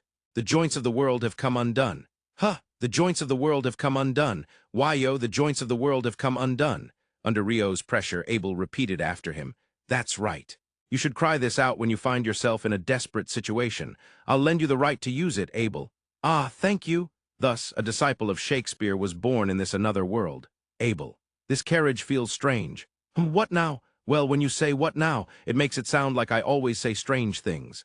Rio shrugged, displaying a face of exasperation or perhaps disbelief. You're not self-aware, are you? Abel sighed and shook his head. Well, this time I'll allow your nonsense. I won't mind. Nonsense? In any case, this carriage feels strange. Is that so? It's running properly on the road to the royal capital. Yes, the path is correct, but it seems to be running at full speed almost all the time. Carriages are typically supposed to move quite slowly for long-distance travel. However, the guild carriage they were riding in was remarkably fast. The sensation was comparable to riding in a car on modern Earth. It felt like it was exceeding 40 kilometers per hour. Well, it's not quite at full speed, but it's definitely fast for a carriage. It's all Rio's fault. Me? Rio tilted his head in confusion. You want to hurry to the Royal Alchemy workshop, right? Yes, of course. Since the date and time for the departure from the royal capital are set, the time I can spend in the alchemy workshop is limited. I can't waste even a second. That's why. The guild master seems to have arranged to switch for a vigorous horse at the Adventurers Guild along the way to get there as fast as possible, with permission from the Grand Master of the royal capital. Oh, Hugh is a great person. Rio expressed his gratitude towards Hugh in the carriage. Normally, a journey that takes almost a week is said to be completed in just 2 days. It really makes one wonder how reckless it is, Abel said in disbelief. Rio continued to express his gratitude. However, a sudden question arose. In most another world stories or fantasy tales, the ride comfort of a fast-moving carriage is usually terrible. Without suspension, and with wheels made of wood or iron instead of rubber, it's to be expected. Yet the carriage they were currently riding in wasn't as bad as those depicted in stories. Abel, this carriage isn't too terrible in terms of ride comfort, is it? Ah, the guild carriage seems to have a mechanism for shock absorption made with magic, or rather alchemy, since such high-speed travel is a possibility. I don't know the details, though. Alchemy and magic. I see that's a possibility. Indeed, the suspension that could be fitted to carriages in the 17th century on Earth was unnecessary in this world. Because there is magic, because there is alchemy, this is fantasy. Oh, speaking of which, I heard that recently there's been talk of carriages that offer a comfortable ride without using alchemy. Oh, the advancements in technology are remarkable. I think it was made by some blacksmith. Who was it again? He was originally a well-known weaponsmith. Ah, right, it was Kalashnikov. Kalashnikov? What came to Rio's mind was, of course, the designer of the AK-47, known as the most widely used military firearm in the world in modern Earth. The AK-47 is the assault rifle that has been featured in many movies, being fired in conflict zones in the Middle East and by guerrillas. Manufactured in the former Soviet Union, sold around the world, and widely copied. However, in the Natore Kingdom, Kalashnikov has become famous as a carriage workshop that, while relatively inexpensive, offers exceptional ride comfort. Because of this, conversations like the following have become common among lower nobility and merchants recently. What kind of carriage are you riding in lately? Kalashnikov. After that, the group arrived at the royal capital as scheduled in 2 days. Rio, our accommodation is at the Baron of Run's residence, so make sure to show your face. The carriage that entered the royal capital headed straight to the royal alchemy workshop. Rio jumped out there and was about to head into the alchemy workshop. Abel called out to him at that moment, but did it reach Rio's ears? Ha! I guess I'll have to come to pick him up the night before. Abel sighed as he had the carriage directed to the Baron of Run's residence. Is Kenneth here? A man dressed in a robe resembling a mage was shouting something at the entrance of the royal alchemy workshop. After several shouts, there was finally a response from within. Ah, yes, just a moment, please. However, the person who came out was not Kenneth. The robe-wearing mage Rio felt disappointed, but the face that appeared was one he recognized. It was Raden, Baron Kenneth Hayward's subordinate. Huh, Rio-son, is that you? It's been a while. During the turmoil in the royal capital, Rio happened to be at this alchemy workshop and had led Kenneth and his subordinates to evacuate to the Baron of Run's residence. He remembered evacuating the man in front of him, Raden, along with them at that time. Wait, before that, why are you in front of the entrance? There were guards at the gate when you entered this premises, right? Raden was puzzled by Rio's sudden appearance in front of the entrance. He was sure there was no communication from the guards. Don't worry, for some reason they didn't notice me, Rio replied with a nod, looking somewhat distracted. Raden hesitated on how to respond. While he was pondering, Rio continued speaking. Raden, I came to see Kenneth. He should be investigating something. Raden's eyes widened in shock. How did this mage in front of him know about information that was supposed to be tightly held? He had been saved during the turmoil in the royal capital, and he hadn't forgotten that debt of gratitude, but that was one thing, and this was another. The Alchemy Workshop could be said to be a very sensitive organization when it comes to information leaks. This was due to its past as a royal direct organization and its significant role in producing alchemy tools commissioned by the royal family. In particular, Kenneth, who was the chief, had been quite insistent on the need to be cautious about information leaks. Yet sadly, information about Vedra had leaked from the Ministry of Internal Affairs.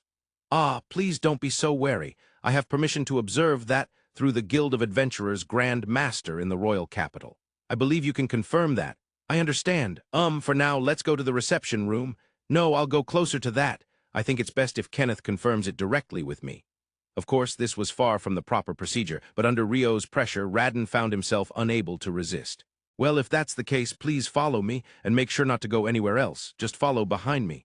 Yeah, I got it, so let's hurry, Rio smiled. However, Raden realized that day that nothing is as scary as a smile.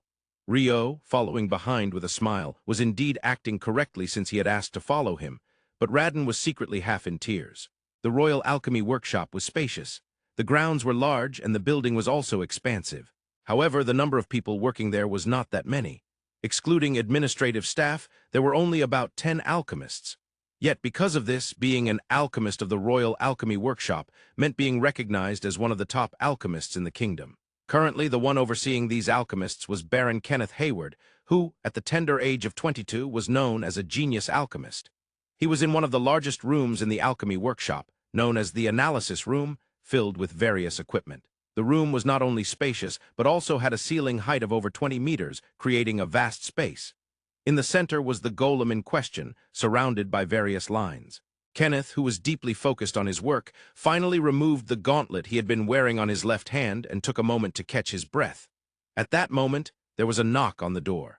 Come in. Kenneth placed the removed gauntlet on a nearby workbench and turned to face the knocked door. In walked Raden and the water attribute mage he hadn't seen in a while. Rio, son, it's been a while. Kenneth, hello. I believe I've received some prior notice. Rio, still smiling, was distractedly gazing at the golem sitting in the center of the room. Seeing this, Kenneth chuckled and said, Yes, your permission to observe has been approved through the Ministry of Internal Affairs. But it's impressive, the connections for getting permission to observe this. I agreed to take on a request starting a week from now to go to Twilight Land in exchange for being shown this. But more importantly, as Rio continued speaking, he gradually moved closer to the golem and finally touched it. Of course, nothing happened just because he touched it. However, he was overwhelmed with emotion as he was finally able to touch the golem he had longed for since seeing it on the battlefield in the Duchy of Inberry. Rio was trembling with excitement. While Rio was busy touching the golem repeatedly, Radin, who had stepped back once, returned with coffee for both Kenneth and Rio. "Rio-son, would you like some coffee? The golem won't run away." It won't run away, but my time is limited." "Was it a week?" "Actually, I just finished some preliminary analysis. I still need to cross-reference some data, but during that time, I mean for a week, you can observe as you like. Of course, just don't break anything." Kenneth smiled as he said this. The moment those words reached Rio, his head whipped around to face Kenneth. "Really?" Kenneth's smile turned into a slight grimace as he replied. "Yes, it's true." Afterward, Rio began to bounce with small victory gestures like a tennis player, moving toward the coffee. While holding the coffee, Rio's gaze remained fixed on the golem. "So what will you do? Would you like to look at it yourself first and then hear my observations, or would you prefer to hear my observations first and then fiddle around with it?" Honestly, it would be better to see it myself first, but since I'm short on time, if possible, I'd like to hear Kenneth's observations first." Rio responded after thinking for about 2 seconds. "I see.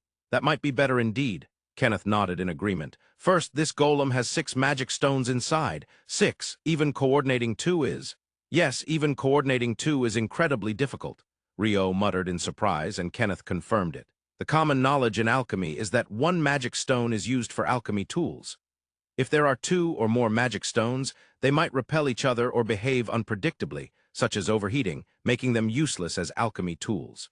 Of course, a top-tier alchemist could manage to coordinate 2 magic stones, but that only means it's possible, not that it's easy. Even with 6, it doesn't mean all 6 will be activated simultaneously."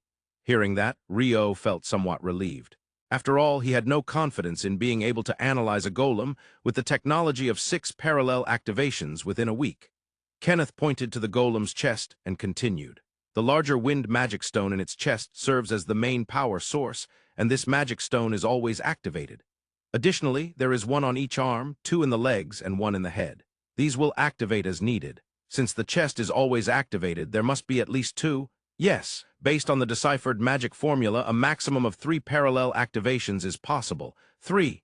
Even coordinating 2 is difficult. 3 seems impossible. It's safe to say that at Rio's current level, this was alchemy beyond his understanding." "That's amazing, the person who created this?" Rio sincerely praised the creator. "Yes," Kenneth nodded enthusiastically and continued. "Such alchemy, there are very few people in the Central Nations who can handle it, and after seeing the internal magic formula, I am certain it was created by Frank de Verde." "Frank de Verde?" "Yes. The genius alchemist whom the magical University of Natore Kingdom took great pride in. He is the one I look up to as my mentor," Kenneth explained with a frown. "Kenneth's mentor. He must be incredible." Rio's vocabulary suddenly felt extremely limited. He was overwhelmed by various thoughts. "Yes, he is incredible, a genius beyond my reach. I collaborated with him to create several alchemy tools. However, 2 years ago, Frank suddenly disappeared. Up until now, we haven't been able to find him, but, looking at this, it seems he is with the Alliance." Kenneth's expression mixed sadness, loneliness, and a hint of relief. Why are there only 2 magic stones for 4 legs? Such a question suddenly crossed Rio's mind, but before he could ask Kenneth, Kenneth asked him first. "Rio-son, you have seen this golem in battle, right?" "Yes. To be honest, it didn't move as fast as a human, but its defense and breakthrough capabilities were amazing." Rio had been lacking in vocabulary for a while, but that was his limit. "It repelled the defense, right?" Rio didn't quite catch what Kenneth had said. "It repelled Vedra." Oh, Rio-son, you didn't know about Vedra. The observation permit stated that you could see even Vedra," Kenneth said with slight urgency. I know about Vedra, that magical thing with the green light, right?" The term Vedra had been written in the report from the Baron of Run, and he had seen the phenomenon of Vedra on the battlefield, but the connection between the two had not quite registered in his mind. "That's right, in terms of type, it falls under the classification of magical weapon. But I never imagined it was already being utilized in the Duchy of Inberry." Regret seeped into Kenneth's expression. That made sense. He had designed it and could produce it if given the go-ahead, so why was it being made in another country already? "Kenneth," Do you know where that information leaked from? Yes, I heard. It was from the Ministry of Internal Affairs. Rather than anger, Kenneth responded with a sense of disbelief, shaking his head lightly. This alchemy workshop took information leaks very seriously, but if it leaked from the supervising government agency, there was no way to prevent it. Of course, those extracting the information were also aware of which areas were more likely to leak. By targeting those areas, they could obtain information with minimal expenditure. Such methods have remained unchanged throughout history in any world. Corruption or coercion. In other words, offering money or favors or hinting at threats to family. The leak from the Ministry of Internal Affairs this time was the former, and since the individuals involved were commoners, they were said to have been executed immediately. The nobility society is truly fearsome. To think it could repel even a Vedra of the converging type. But no matter how much I investigate, I can't figure out the principle behind it. The arms should only be able to use fire attribute magic or earth attribute magic, or possibly the primary wind attribute. In any case, it shouldn't be able to use attributeless magic barrier systems. If it were to repel Vedra, perhaps it could be a wall of earth, but it seems that didn't occur. Ah, that plasma, is it fire attribute or wind attribute magic? Rio half-heartedly said as he visualized the scene. From his light novel knowledge, he had unconsciously thought of lightning as wind attribute, but considering that lightning is plasma, it isn't necessarily wind. It seems plausible to generate plasma with fire attribute magic. No, it feels like it might even be possible with water attribute magic. When he was on Earth, he had seen videos of water plasma cutting through aluminum cans. However, when Kenneth heard Rio's muttering, he latched onto it. Rio-san, do you understand? Well, I don't have the confidence to explain in detail. But somehow I think it could create super high-temperature small lightning using fire or wind attribute magic, causing a change in the density of air, making shockwaves harder to transmit. Kenneth didn't quite understand the explanation. If it didn't make sense to Kenneth, it was natural that it wouldn't make sense to Abel either. Apparently, it was all Rio's responsibility. Yes, Vedra is a weapon that propagates air vibrations through wind attribute magic, right? Yes, that's right. You understood well. The biggest advantage is that, since it propagates air vibrations, there is no recoil to the body at all, and the golem's defense mechanism can disrupt those air vibrations. I see, that would be the worst compatibility. Kenneth understood and shook his head with a wry smile. Originally, the intended use of this golem's arms might have been to melt down castle walls or gates with lightning to make them easier to breach, but it seems they applied it to defense instead. Perhaps the designer had anticipated the need to intercept Vedra from the start, which I thought when I saw that. Rio answered, recalling the scene where the golem had repelled the green light of Vedra on the battlefield. I see. If the golem's designer was Frank, that seems plausible. Frank had been developing alchemy in this workshop right up until his disappearance. Kenneth's expression turned slightly melancholy as he said this. After finishing his coffee, Rio asked Kenneth, Kenneth, I've always had a question in my mind. What is it all of a sudden? Kenneth was still leisurely swirling his coffee cup. The magic formulas written on alchemy tools seem disjointed somehow. To put it extremely, it wouldn't be an exaggeration to say that alchemy tools are made up of magic stones and magic formulas. While Rio had been creating potions as an entry point into alchemy, he had rarely used magic formulas in that process. At most, he would generate potions by performing magic synthesis on paper or cloth with a magic circle drawn on it. Or he would write the magic formulas found in books onto magic stones to produce simple magical phenomena. And that was about it. However, when it came to the stage of creating alchemy tools, this magic formula couldn't be avoided. While he had learned to use many example magic formulas from books on alchemy he purchased or those found in the library, for Rio, who ultimately aimed to operate a golem, that was far from sufficient. He had thus seen various magic formulas inscribed on different alchemy tools, trying to learn from them. He was aware of those in Hassan's black notebook, those he had been taught by Kenneth before and after the turmoil in the royal capital, and those shown to him in the Gecko Merchant Association. However, while there were some common elements, common parts, and seemingly similar structures, there were also many that were completely different. Why? That's probably because magic formulas differ depending on the person who writes them. Excuse me? In other words, if there are 100 people, there are 100 different magic formulas. What? Rio couldn't keep up with the understanding, but he sensed he had been told something remarkable. Long ago, a certain alchemist said, writing a magic formula is equivalent to creating a language. In modern Earth, many languages existed. It seems that there are various languages in this Phi world as well, but the central nations have a relatively similar language system, at most a difference in dialects. The eastern nations, however, reportedly have a completely different language system from the central nations. While there are similar languages, there are also completely different ones, and magic formulas vary by person. That's troubling. Well, even if you say that, Rio expressed his feelings with a serious expression, and Kenneth responded with a wry smile. If it's alchemy tools sold at merchant associations, well-known magic formulas do circulate, and they might overlap or be included in books. But that's not the path you're aiming for, is it? Yeah, I want to create my own golem. Come to think of it, you did say that. During the turmoil in the royal capital, Kenneth had asked Rio where he was aiming to go. Even upon hearing about that grand goal, Kenneth hadn't laughed. On the contrary, he had supported him. This time, Rio-san has been granted the authority to access all information regarding golems, so you can also view information related to artificial golems held by this workshop. Such things exist. Rio's eyes lit up at Kenneth's words. These are documents left behind by Frank when he was here, essentially the foundational technology for this golem. During the royal capital turmoil, you didn't have permission to view them, but this time it's fine. I'll show them to you later. Oh, Kenneth, thank you. Saying that, Rio took Kenneth's hands, nearly on the verge of tears. About the magic formulas, even though they differ from person to person, it doesn't mean just anything will do. You can't create magical phenomena by writing them haphazardly. That's true. You mentioned creating a language. What does that mean? When imagining creating a language in modern Earth, yeah, he couldn't even picture it. First, let's consider the difference between the magic you usually use and alchemy. Both create magical phenomena, such as generating a wall of earth or producing water. Do you understand that much? Yes, that's fine. Rio nodded confidently, as if he were a student in a subject he excelled at. He felt like a student attending a class on his best subject. Magic is sound, while alchemy is text that creates magical phenomena. Magic involves casting incantations, right? That sound triggers the magical phenomena, but in alchemy, it's said that the arrangement of letters causes the magical phenomena. Therefore, alchemists must discover the arrangement of letters that triggers these phenomena. That's something. Rio was speechless. It sounded like a daunting task when he thought about it. To find an arrangement of letters that triggers magical phenomena requires going through thousands and tens of thousands of trials and errors. Growing up in Japan, the land of Katadama, the explanation that words trigger magical phenomena was easy for Rio to grasp. For example, Norido, an incantation that must be recited without error, was an example of how sound can trigger phenomena. Additionally, talismans that seal various things are straightforward examples of how text can cause phenomena.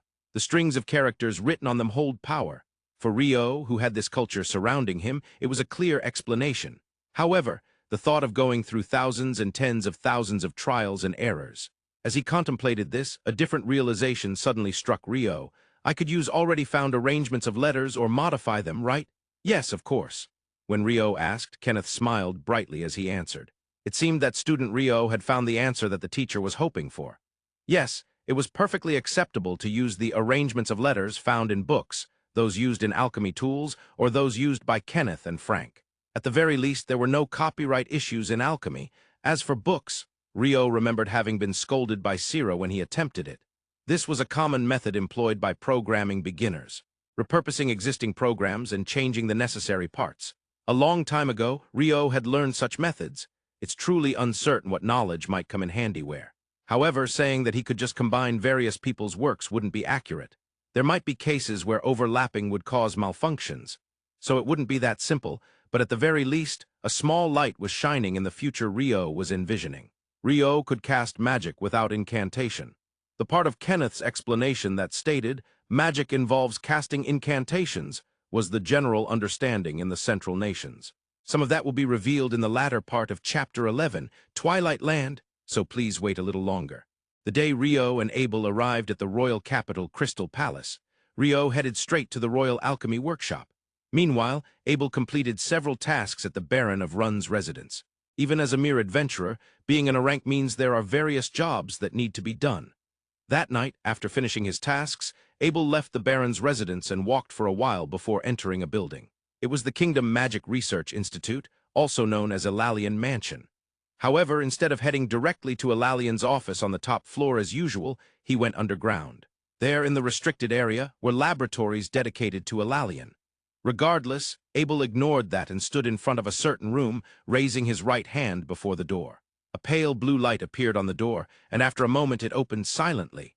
He did the same with the door inside the room. passing through a total of 3 doors, and then he descended the stairs he had appeared from, walking down a long corridor. After what seemed like about 20 minutes of walking, he reached the end, where a spiral staircase leading up was located. Without hesitation, he ascended the stairs and stood in front of a stone door.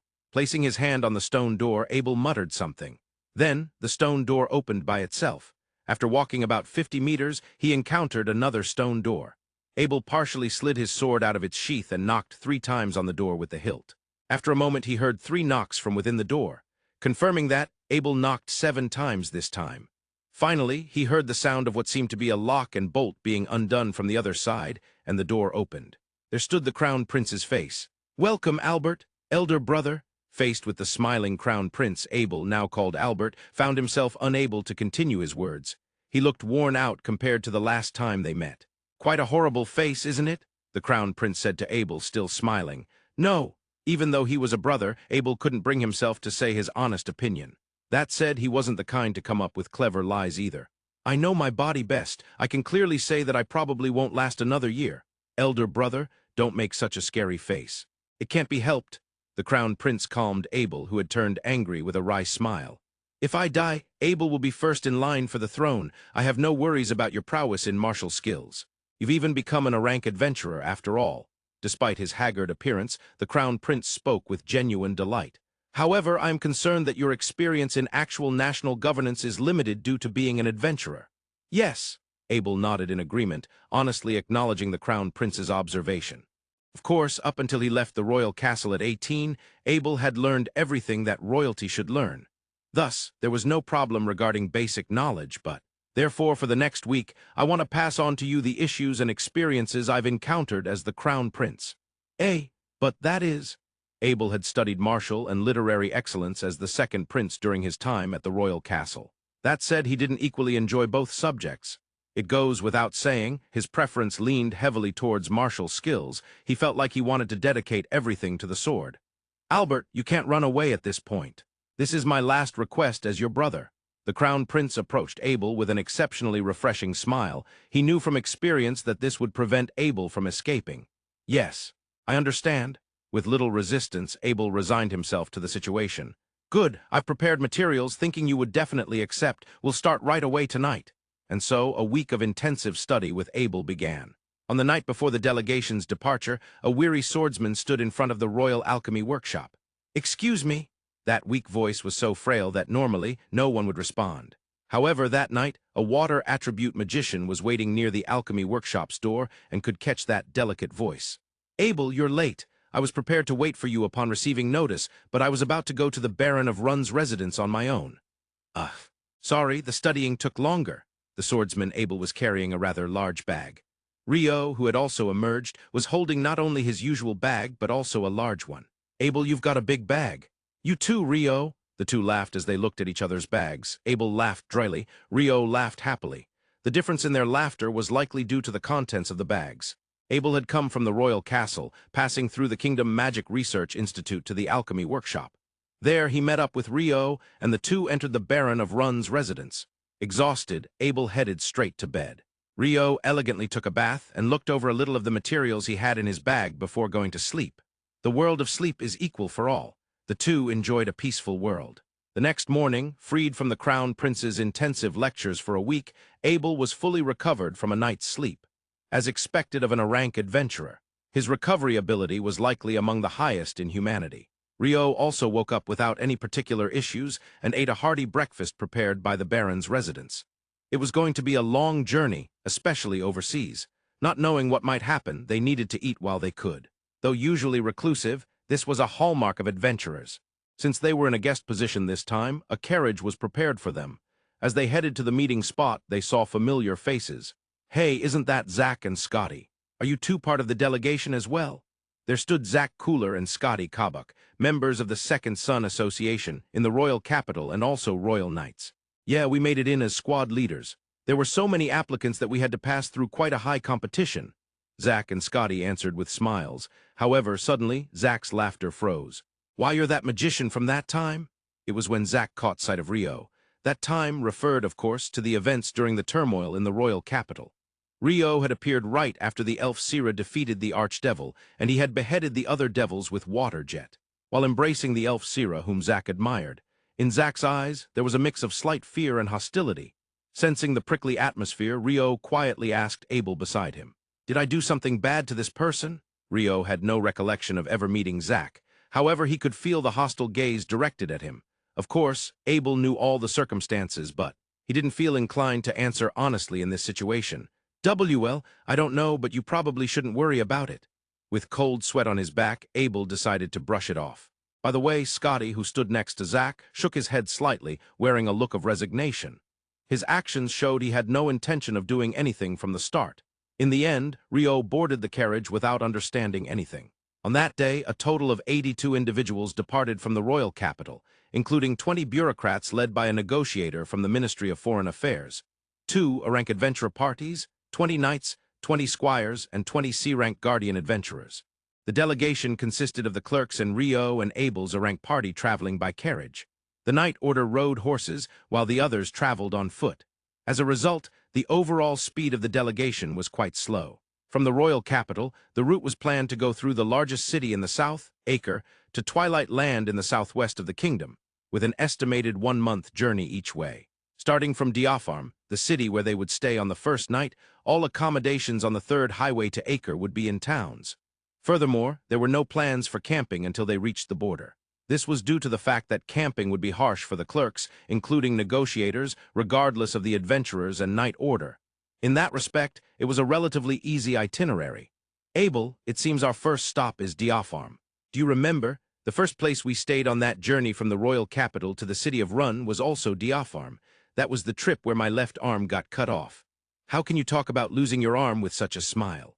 "Rio's mental strength is amazing," Abel said, looking visibly distressed. His distressed expression was not solely due to the content of Rio's story. "The materials you brought are quite a lot, aren't they?" "Yeah, I have a mountain of homework assigned by elder brother." Indeed, while Abel was relieved from the intensive lectures given by his elder brother, the Crown Prince, he had boarded the carriage with a mountain of homework that he was tasked to solve during the journey. That was likely occupying about 90% of the reason for his distressed state. The scope of the punishment concerning the Viscount family that violated the law. To what extent of the clan will be punished, and in what manner? At the royal castle, drawing a sword and attacking the head of the ceremonial house, Count A, it seems like detailed settings are written here. It's almost like a case study of an actual incident. Well, it is an actual incident. I wonder if someone said this is the court and stopped it. The story that came to Rio's mind was that of Asano Nakanoshin and Kira Yashinaka from Akko. I don't know what court means, but the Viscount family that attacked should have been dismantled. However, the circumstances leading up to that are also complex. Difficult problems are piling up. Abel sighed deeply, truly deeply. It feels like you're being made to study as if you were a real prince, doesn't it? As if, Rio, who still doesn't believe it, is. How should I put it, stubborn? Of course, because if you somehow became the king, if I became, Abel prompted Rio, wanting to hear the continuation of the answer. If you became, it would mean I could no longer casually treat you to meals. Oh yeah, I thought it might be something like that. Abel leaned over the table inside the carriage.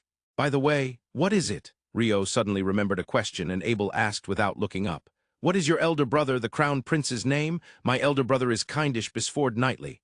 Cain. Sure, I did call him Cain sometimes when we were young. What Rio had in mind was Cain and Abel. The perpetrator of the first murder in world history on Earth, the brother Cain, and the victim, the brother Abel. It was a story from the Old Testament. Could it be that Mr. Cain is plotting to crush Abel with studies? Of course, that was not the case. Abel, who was frowning deeply, was solving the homework assigned by the Crown Prince. In contrast, Rio was almost always smiling as he read the materials and occasionally scribbled something on the side. While both were grappling with paperwork, the atmosphere in the carriage was completely different. It was the difference between homework for becoming a king and data and materials related to golems. The two were riding in a 2-person carriage with a table. Compared to the 4-person carriage with a table that others were using, it was slightly smaller, but they could spend time without worrying about anyone else, allowing their studies to progress. Before 4 in the afternoon, the delegation arrived at their first accommodation, Diapharm. Abel, that's the inn where we stayed back then, Rio said, looking up at the inn with a visibly cheerful demeanor. Rio remembered. This inn had a large public bath. Well, Diapharm is quite a high-grade inn. It's understandable why the country would choose it for the delegation. It seems they've rented out the entire in this time. Abel looked visibly tired, perhaps from studying all day. Then a certain word escaped from Abel's mouth directed at Rio. "Rio, as you might remember, we're invited to dinner in the negotiator's room tonight. We'll go to the room at 6. Rio froze. His right foot stopped as it was about to step forward, and his left hand halted as it tried to reach out. Everything about Rio, including his expression, came to a complete stop. Then, with a look that seemed like it could produce a creaking sound, he turned to Abel with a frozen expression. Abel, I'm feeling unwell, so I'll skip dinner." "There's no way that's allowed. That is part of this request, too." With a shrug, Abel cruelly stated the words. "Well, you see, you're a rank adventurer, and I'm just a C rank. Rio, give it up." "But surely the negotiator is a high-ranking noble and would look down on commoner adventurers like me, saying there's no way I'm sitting at the same table as this guy, and would probably spill wine on my precious robe, right?" Rio's expression melted, and now he was pleading with teary eyes. "That's quite a bias." "Well, there are nobles like that. The negotiator is the second son of the great noble, Marquis Hope. He should still be under 30. "Great noble?" Rio's face was filled with a look of despair while still having teary eyes. "Well, give it up. They said ordinary clothes were fine. See you later." Saying this, Abel quickly entered the inn following the delegation. Left behind, Rio walked into the inn with a heavy heart, devoid of any trace of the cheer he had when they arrived in Diapharm. Welcome. Thank you for coming. I am Ignis Hagrit, the negotiator for this time. Nice to meet you." With that, the negotiator Ignis extended his hand for a handshake to the two. The negotiator who welcomed Rio and Abel was surprisingly easygoing, making Rio feel somewhat relieved. "You are the swordsman, Mr. Abel. I truly appreciate you taking on the arrangements at the expense of our Ministry of Foreign Affairs. And you must be the mage, Mr. Rio. I heard you were a sacrifice to Elalian. My condolences." While smiling, negotiator Ignis quickly made the two feel that he was a good person. After all, he was a negotiator from the Ministry of Foreign Affairs. His face wasn't particularly handsome, nor was he ugly. He gave a soft, gentle impression, and his constant smile further strengthened that softness. "Now, please have a seat. The dishes are said to be ready, so they'll be out shortly. For now, let's talk while we eat. It's polite to have warm dishes while they're still warm." The first dinner with negotiator Ignis, serving as an introduction, ended in a friendly atmosphere. Rio's preconceived notions about great nobles, which he held before entering the inn, were completely shattered, allowing him to enjoy a pleasant time. Delicious food, enjoyable conversation, Rio was satisfied with the dinner that encapsulated the good aspects of the upper class. Mr. Ignis was a good person. Yeah. His father, Marquis Hope, keeps his distance from the kingdom's politics, but is reputed to manage his territory excellently. Taxes are low, commerce thrives, and security is good. Originally, Marquis Hope's territory excelled in agriculture, but recently it seems they're doing fantastic in commerce as well. I'd like to visit once. Abel provided such detailed information. In fact, it was something that came up during the intensive lectures with the Crown Prince. Well, Ignis must have had his worries. He set off without meeting us. Exactly. Why didn't we attend the delegation formation ceremony in the royal capital? While Rio was holed up in the alchemy workshop, and Abel was attending intensive lectures, there was apparently a formation ceremony and unveiling event. Well, logically speaking, such things would exist. Apparently, it was because if I attended, I would run into acquaintances from my time in the royal castle.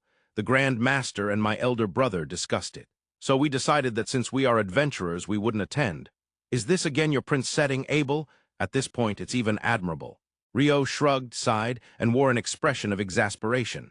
Actually, it's rather impressive that Rio still doesn't believe it up to this point. With a deep sigh that was incomparable to Rio's, Abel grumbled. Because if you somehow became the king, you're going to say you won't be treated to meals, right? If I owe you a favor, it would be nullified by the king's power. How much of a cruel king would that be? Abel shouted as usual. However, a moment later, he realized something. Wait a second, do I actually owe Rio anything? Your very existence is a debt to me. I don't get it. Today's Abel's sharpness was somewhat lacking. The next morning, in the inn's courtyard, knights and adventurers were wielding swords. Among the knights, Zach Cooler from the Royal Knight Order was leading the way, swinging his sword.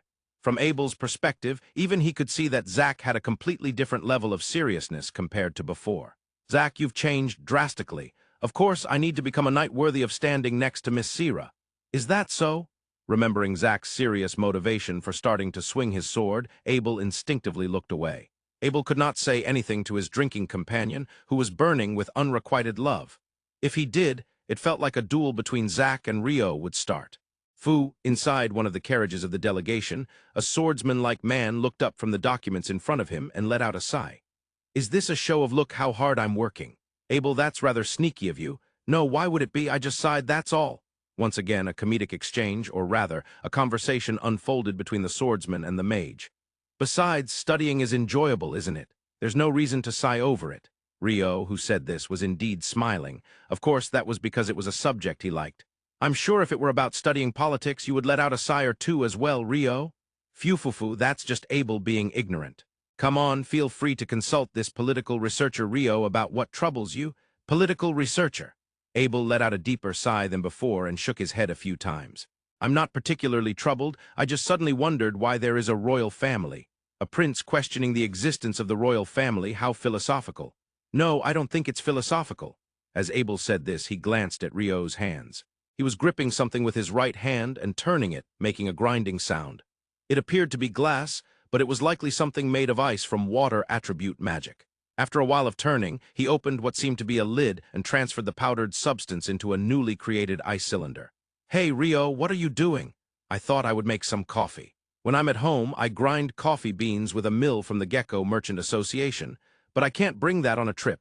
It takes up too much space. The structure of the mill is quite simple, so I made one using water attribute magic. Saying this, Rio handed the coffee mill, now containing the powdered coffee beans, to Abel and poured hot water into his ice French press, of course, using water attribute magic. The versatility of water attribute magic is amazing. With this, as long as I have roasted beans, I can enjoy freshly brewed coffee even while traveling. Ooh. Usually, Abel would find Rio's actions quite exasperating, but this time he was genuinely impressed. A rich aroma of Kona coffee wafted from the French press. On the table, there was an ice French press and an ice hourglass. Presumably, the sand was made of tiny ice particles, too.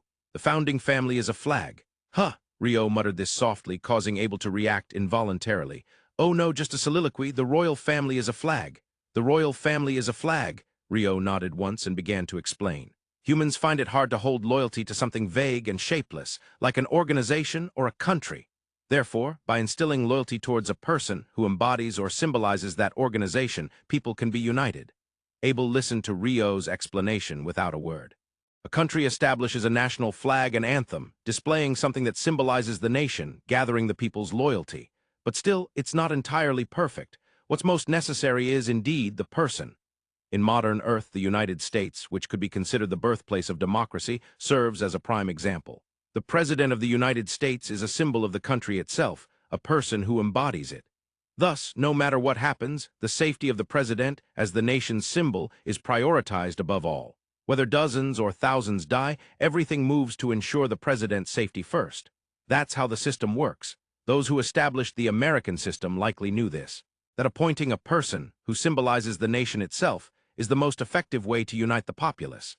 That's precisely why such a mosaic nation, one mixed with various races, religions, and ideologies, can endure at the pinnacle of the world after experiencing only one large-scale civil war. Throughout history, there have been many charismatic leaders. Under them, racial and religious conflicts didn't become major issues, and the country continued to function. However, when they died, those conflicts surfaced, shaking the nation and, most importantly, causing suffering for the people. That's why having just a single generation is problematic. For people to unite, there needs to be a symbol. In other words, the king or the royal family is a necessary existence as a symbol for the nation and its people to unite. No, to put it more clearly, it's the most effective mechanism, right? Well, that's about it. I do think it's somewhat inhumane, though. A king can no longer enjoy things like an ordinary person can. Rio's father was the one who referred to the founding family as a flag. Using the founding family as a symbol to run the company is one of the most effective mechanisms to unite employees. In reality, what happens to companies that become large and eliminate the founding family decades later? In Japan, there are thousands of companies that have lasted over centuries, and almost all of them had a founding family. If they didn't, they wouldn't last. History doesn't lie. History proves it. History can be cruel at times. There's certainly a possibility that members of the founding family could become trapped in the house. Saying there's no freedom of occupational choice isn't very humanitarian. However, history doesn't take such things into account. The flag itself isn't necessarily excellent. Well, since it's a flag, it's fine as long as there are capable individuals around it and they operate properly. There's that aspect too. In fact, throughout history, there have been plenty of foolish kings. It'd be best if the flag itself were excellent, but even if it isn't, there's no need to be too disheartened. I feel like that means I'm being told I'm not excellent. Abel shot Rio a sidelong glance. Oh, the hourglass has finished dropping. Come on, let's drink some coffee and take a breather. With that, Rio pressed down the French press and poured freshly brewed coffee into a not-cold iced coffee cup, handing it to Abel. Oh, thanks. Abel received it and couldn't help but smile at the aroma. I never imagined I'd be able to drink freshly brewed coffee inside a traveling carriage. Phew. Behold the greatness of water attribute magic, Rio dramatically declared, smiling at the aroma of the coffee himself. At the same time, at a certain location within the kingdom. My Lord Black, all preparations are complete. Before the man referred to as Black, more than 10 men and women knelt, bowing their heads, waiting for orders. The executives of the newly revived assassination cult. Based on the new contract, I permit an attack on the delegation. Natalia, take command. Yes, sir. With the order given, Black's figure vanished. However, the executives remained still for a while. After Black disappeared, more than 2 full minutes passed before Natalia stood up. In response, the other executives also rose. I feel more pressure from her than I did from the previous leader, an elder among the executives muttered. Natalia shot him a sharp glare, yet she didn't say anything. All of the executives were of the same rank. However, because of that, a man who had long belonged to the cult held a considerable position. Even though Natalia had been favored by Black and entrusted with the command of a significant operation like this one, she was still just one of the executives. One day, in her heart, she made a silent vow to someday stand above these men before leaving the room. Her destination was the largest city in the south, Acre. 10 days after the delegation departed from the royal capital, they traveled south along the kingdom's 3rd highway and entered Acre, the largest city in the south. Acre is the capital of the Marquisate of Heinlein and can be said to be one of the largest cities in the kingdom alongside the city of Run. The Lord Marquis Heinlein is a former royal knight commander and the real father of the B-rank adventurer Phelps from the city of Run. In such a city as Acre, the bureaucrats and knights, along with their squires, were staying at the Lord's manor, while adventurers were to stay at a luxury inn adjacent to the manor. On the surface, welcoming ceremonies were held for the bureaucrats and knights, and adventurers would feel out of place if they participated, so it was decided that they would stay outside the manor to freely enjoy themselves. In reality, this arrangement was primarily for Abel, the second prince who had become an A-rank adventurer. It had become common knowledge among those in the know that they should avoid drawing Abel into ceremonial events within the kingdom as much as possible. Phelps, who is the father of Phelps A. Heinlein and also a member of the Marquisate of Heinlein, was naturally aware of Abel's status, making him one of those in the know. The lodging for the 22 adventurers, including Abel and Rio, was a super luxury inn, given its proximity to the Lord's manor. Normally, this inn would be reserved for high-ranking merchants who served the Marquisate or the attendants of nobles visiting the Marquisate. Starting from the lobby, there was an unmistakable difference. The vast lobby, laid with marble, was not just spacious but grand, with a perfect balance of luxury and sophistication, creating an incredibly comfortable atmosphere despite its size. Abel, this place is amazing. Yeah, of course, it's the best in the south, but it competes for the top spot across the entire kingdom. The staff's demeanor was truly professional. Even when dealing with raucous adventurers, they always greeted them with smiles, eliciting smiles from even the tough-looking adventurers. While Rio and Abel were taken in by this atmosphere, 2 staff members approached them. Lord Abel and Rio, correct? Your check-in is complete and we will guide you to your rooms. We'll carry your luggage. Following the 2 staff members, the 2 were led to the last room at the end of the 2nd floor and the room in front of it. Rio's room featured a spacious living area with a luxurious-looking sofa and a stylish rocking chair. There was a separate bedroom with a fluffy king-sized bed. Furthermore, there was even an outdoor bath in the guest room. Wow, Rio couldn't help but exclaim in admiration, prompting the guiding staff member to smile and bow with a thank you. For the first time, Rio recognized the greatness of an inn operated seriously by a great noble. After leisurely enjoying the outdoor bath, Rio changed into the provided loungewear and descended to the dining hall on the 1st floor. There he found several adventurers already halfway into their drinks. Spotting a menacing A-rank swordsman among them, Rio attempted to move to a corner to avoid detection, or so he tried. But hey, Rio, don't just run away. It's not what you think. Of course it isn't. Rio was caught by the drunken Abel and forced into the group of inebriated adventurers. A forced spiral of eating and drinking ensued. And for some reason, he found himself flanked by female adventurers who were cooing over him with chants of "so cute." It seemed that female adventurers were fond of Rio. Perhaps the eastern features made him look youthful, regardless of the world. Usually in Run, he only interacted with specific adventurers, so he had never experienced a situation like this before. As the surrounding crowd sank into a sea of booze, Rio, though quite tipsy himself, was unconsciously consuming meat dishes when he spotted someone outside the window who shouldn't have been there. What's more, that person was beckoning him over. Upon checking around and confirming that everyone else was fast asleep, he stepped out of the inn. "Phelps! Hey, Rio!" There stood Phelps, the leader of the B-rank party, White Brigade from the city of Run. "What are you doing here?" This is my home after all." "Oh, right, I forgot. Phelps A. Heinlein is the heir of the Marquisate of Heinlein, and this was Acre, the capital of the Marquisate. By the way, Abel is inside, you know." "No, I thought it was better to tell you something this time." Phelps took a seat in the open terrace, and Rio sat across from him. "To get straight to the point, you know about the assassination cult, right?" Of course, Rio knew about it, but he hesitated over whether to answer truthfully. In the end, he stammered, What are you talking about?" "Yeah, you're not fooling anyone." Phelps chuckled as he pointed it out. "I know you wiped out the village of the assassination cult. That was just a coincidence." Rio was taken aback that Phelps was aware of that, and he flustered as he tried to explain. "Not that I'm blaming you for it." "Oh, is that so?" Rio visibly relaxed. "It's just that the assassination cult has begun to move again." But the leader is already—" That's right, the leader, Hassan, had perished right before Rio's eyes, and Rio had taken over his alchemical materials. "Yeah, it seems a different person has taken on the role of the new leader, and there's a possibility that the current delegation is one of their targets." Why would they target the delegation? "I don't know the reason. It's just that for some time now there have been people in this city gathering information about the delegation. When I captured one and asked, that was what I was told." Phelps's expression remained unchanged.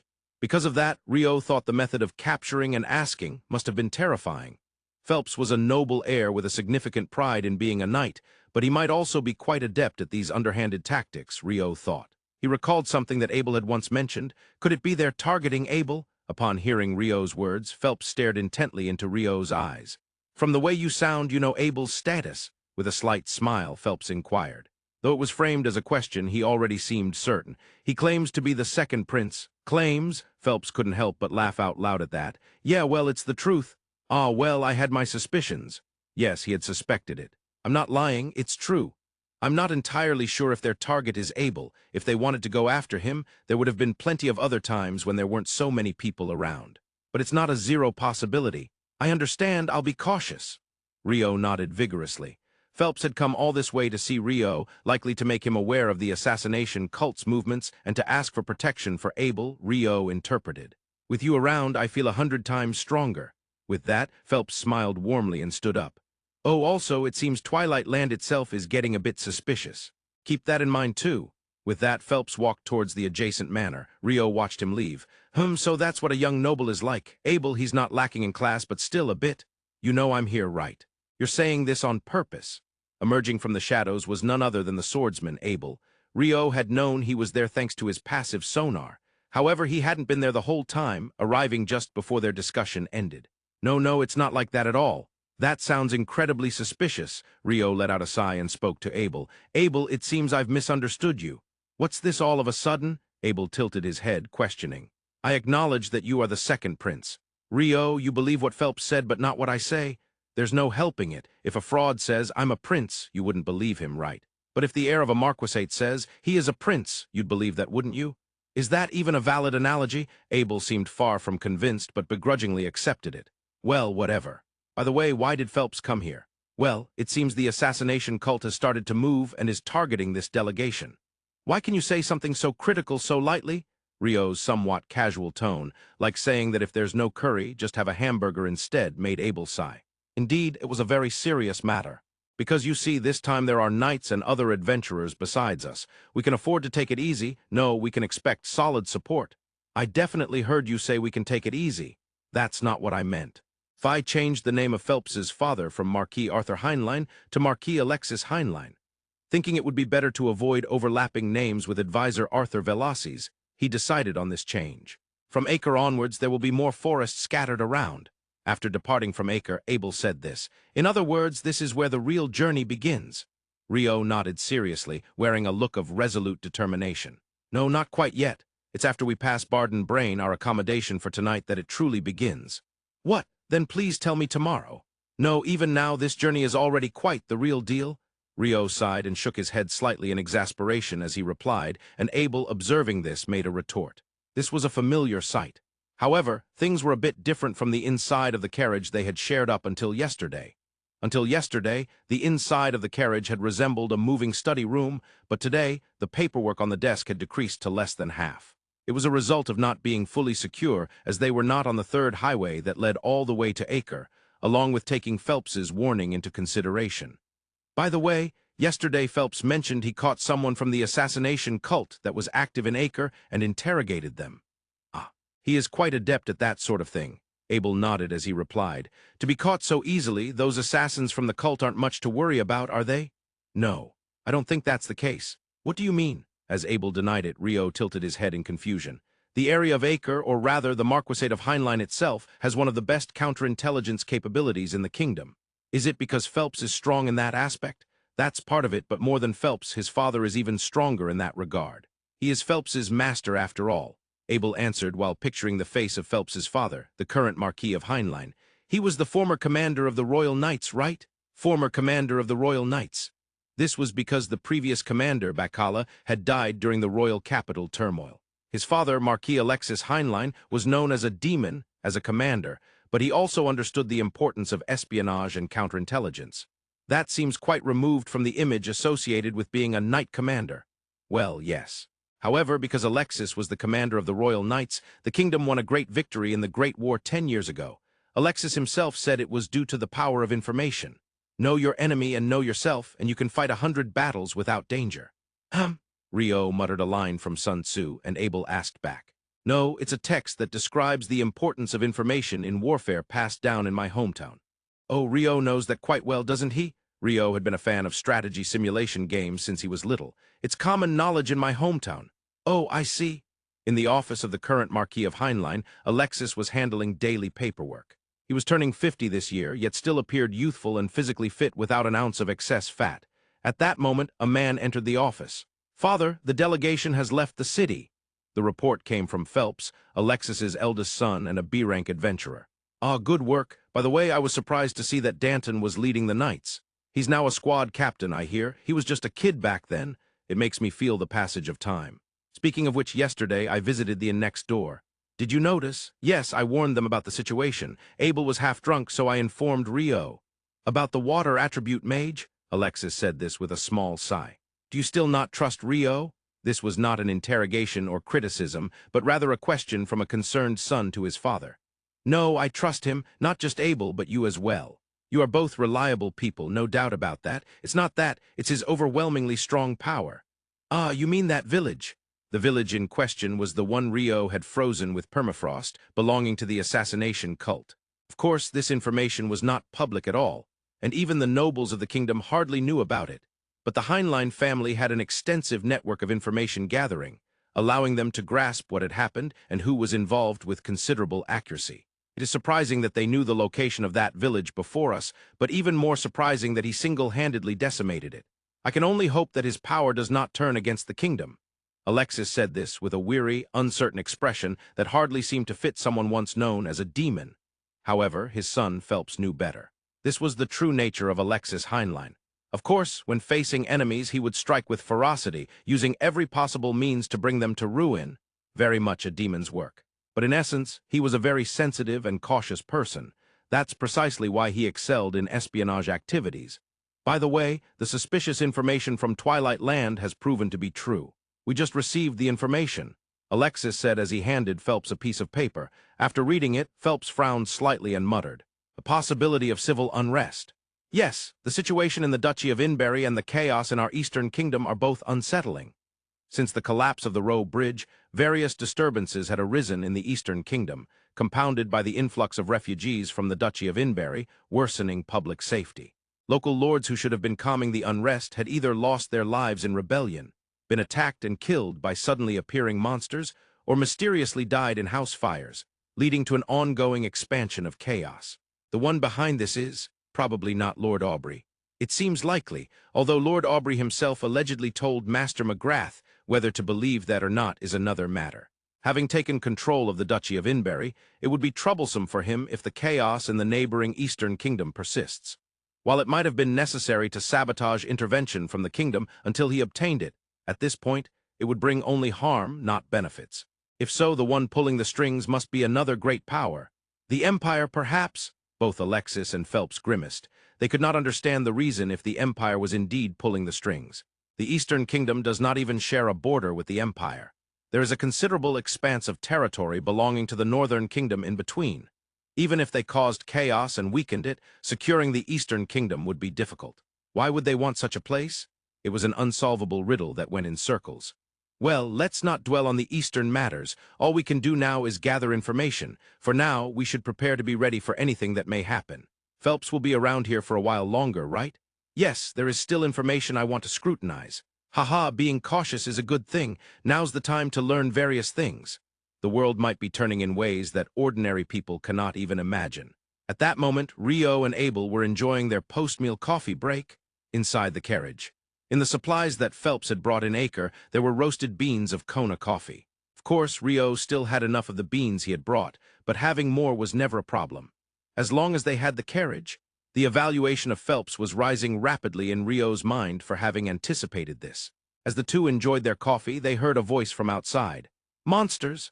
As the voice reached the delegation, the carriages were gathered, and some knights with shields surrounded them. Outside, it seemed that the adventurers and the remaining knights were preparing to take down the monsters. Finally, a monster encounter event. Since moving to the city of Run, I realized that I hadn't had such an opportunity even once. I thought we had moved quite a bit on the highways. But finally, here it is, Rio thought to himself.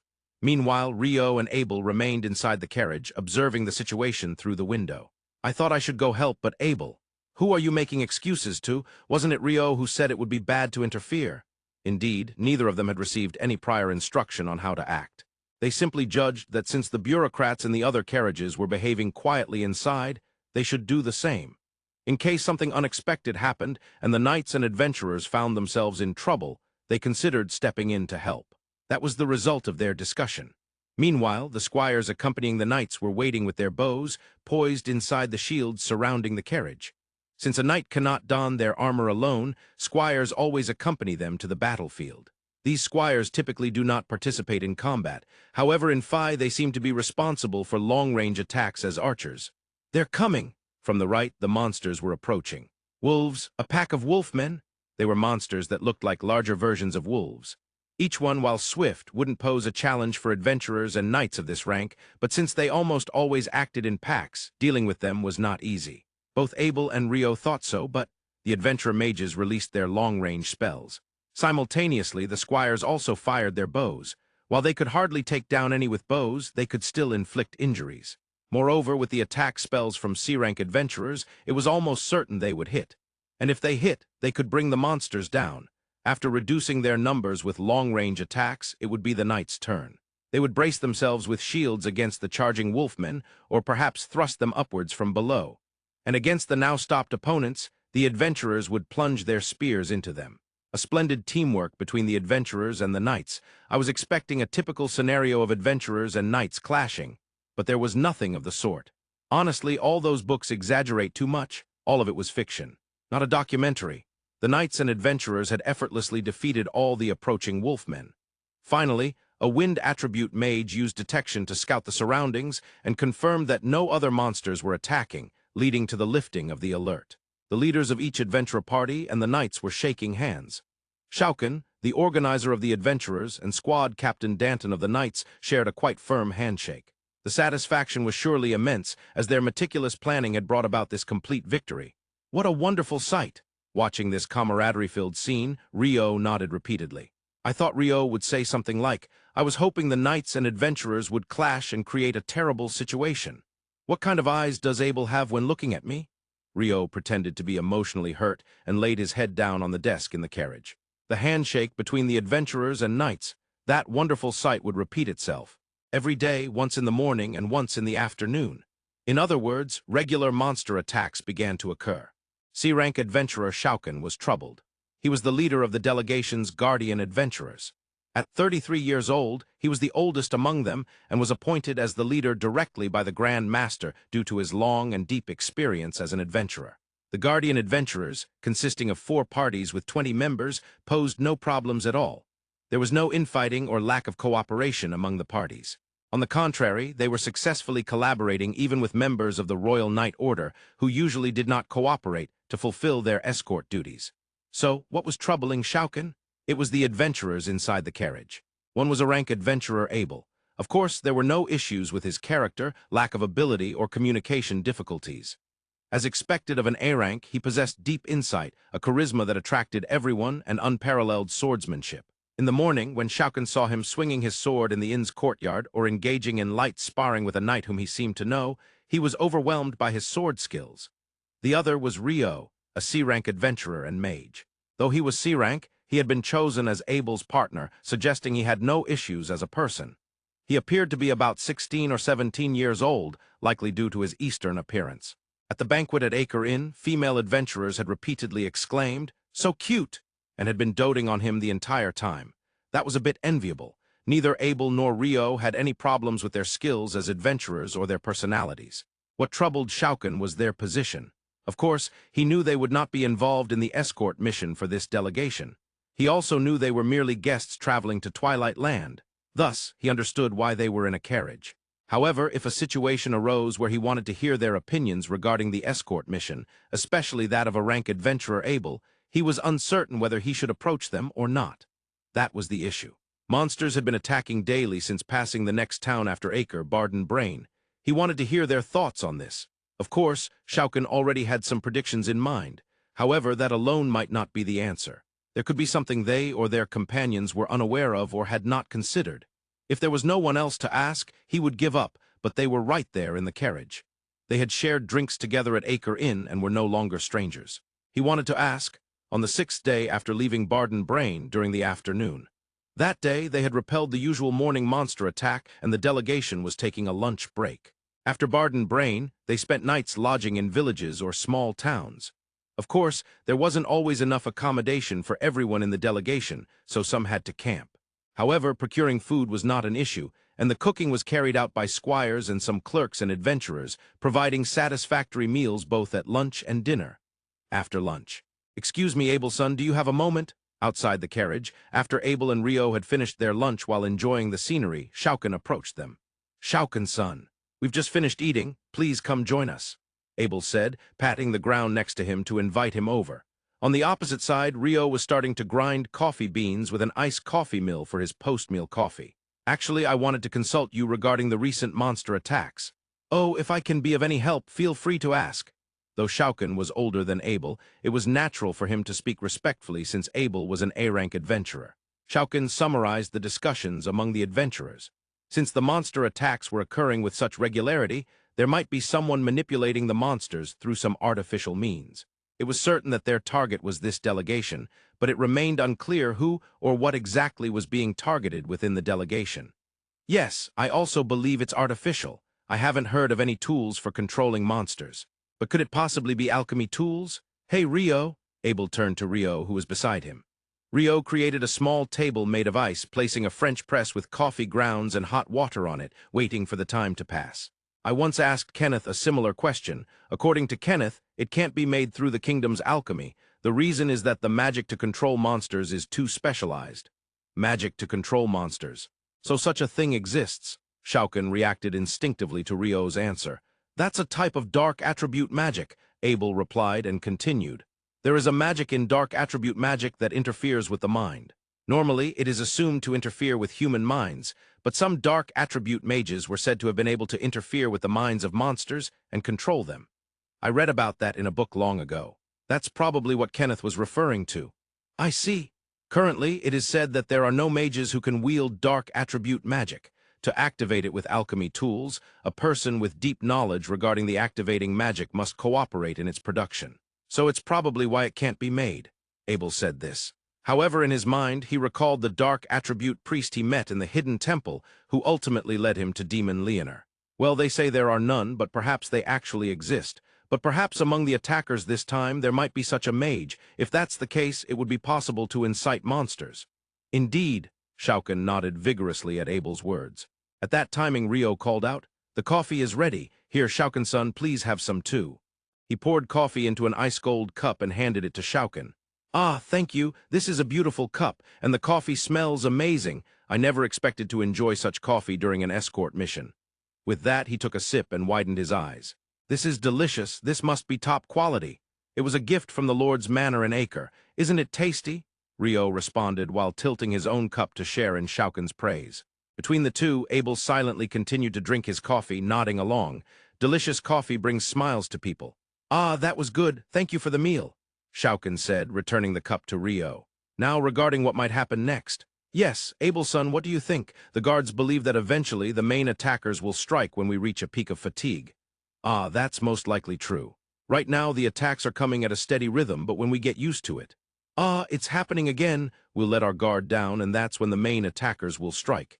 It's a classic setup, but making us think that while keeping us tense about when it will actually happen also accelerates fatigue. Truly troublesome.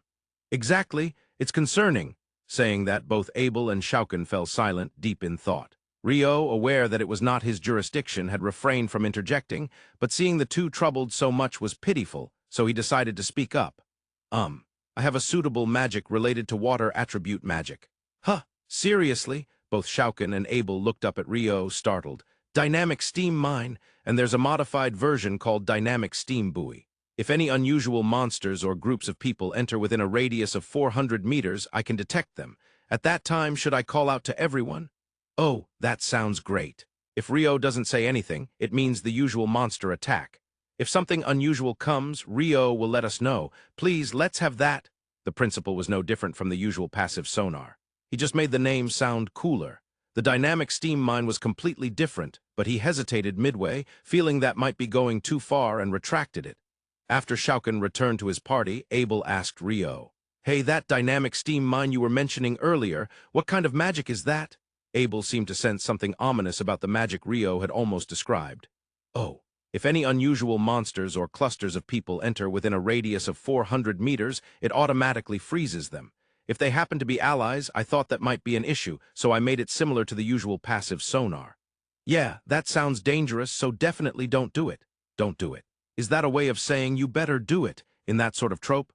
"That's not it." Such light banter from Rio always had Abel feeling anxious. 8 days after leaving Acre in the morning, the delegation finally reached the border. They left the Natore Kingdom's border office after only a document check. Then they proceeded to the border office of the Twilight Land, which was 100 meters ahead. It seemed that the authorities on the land side were already informed of the delegation's arrival today, and they were allowed to pass through with just a brief document verification. Thus, 18 days after leaving the royal capital, the delegation finally entered the Twilight Land. "Finally, we are in Twilight Land. The sun is shining normally." Rio had unconsciously formed an image in his mind that the place named Twilight Land must be a land of eternal dusk. However, in this the association of twilight with the name does not hold true. Thinking about it again, Rio became curious about the person who named Twilight Land. It's only natural that the sun is out. It's not the land of eternal night from the legends.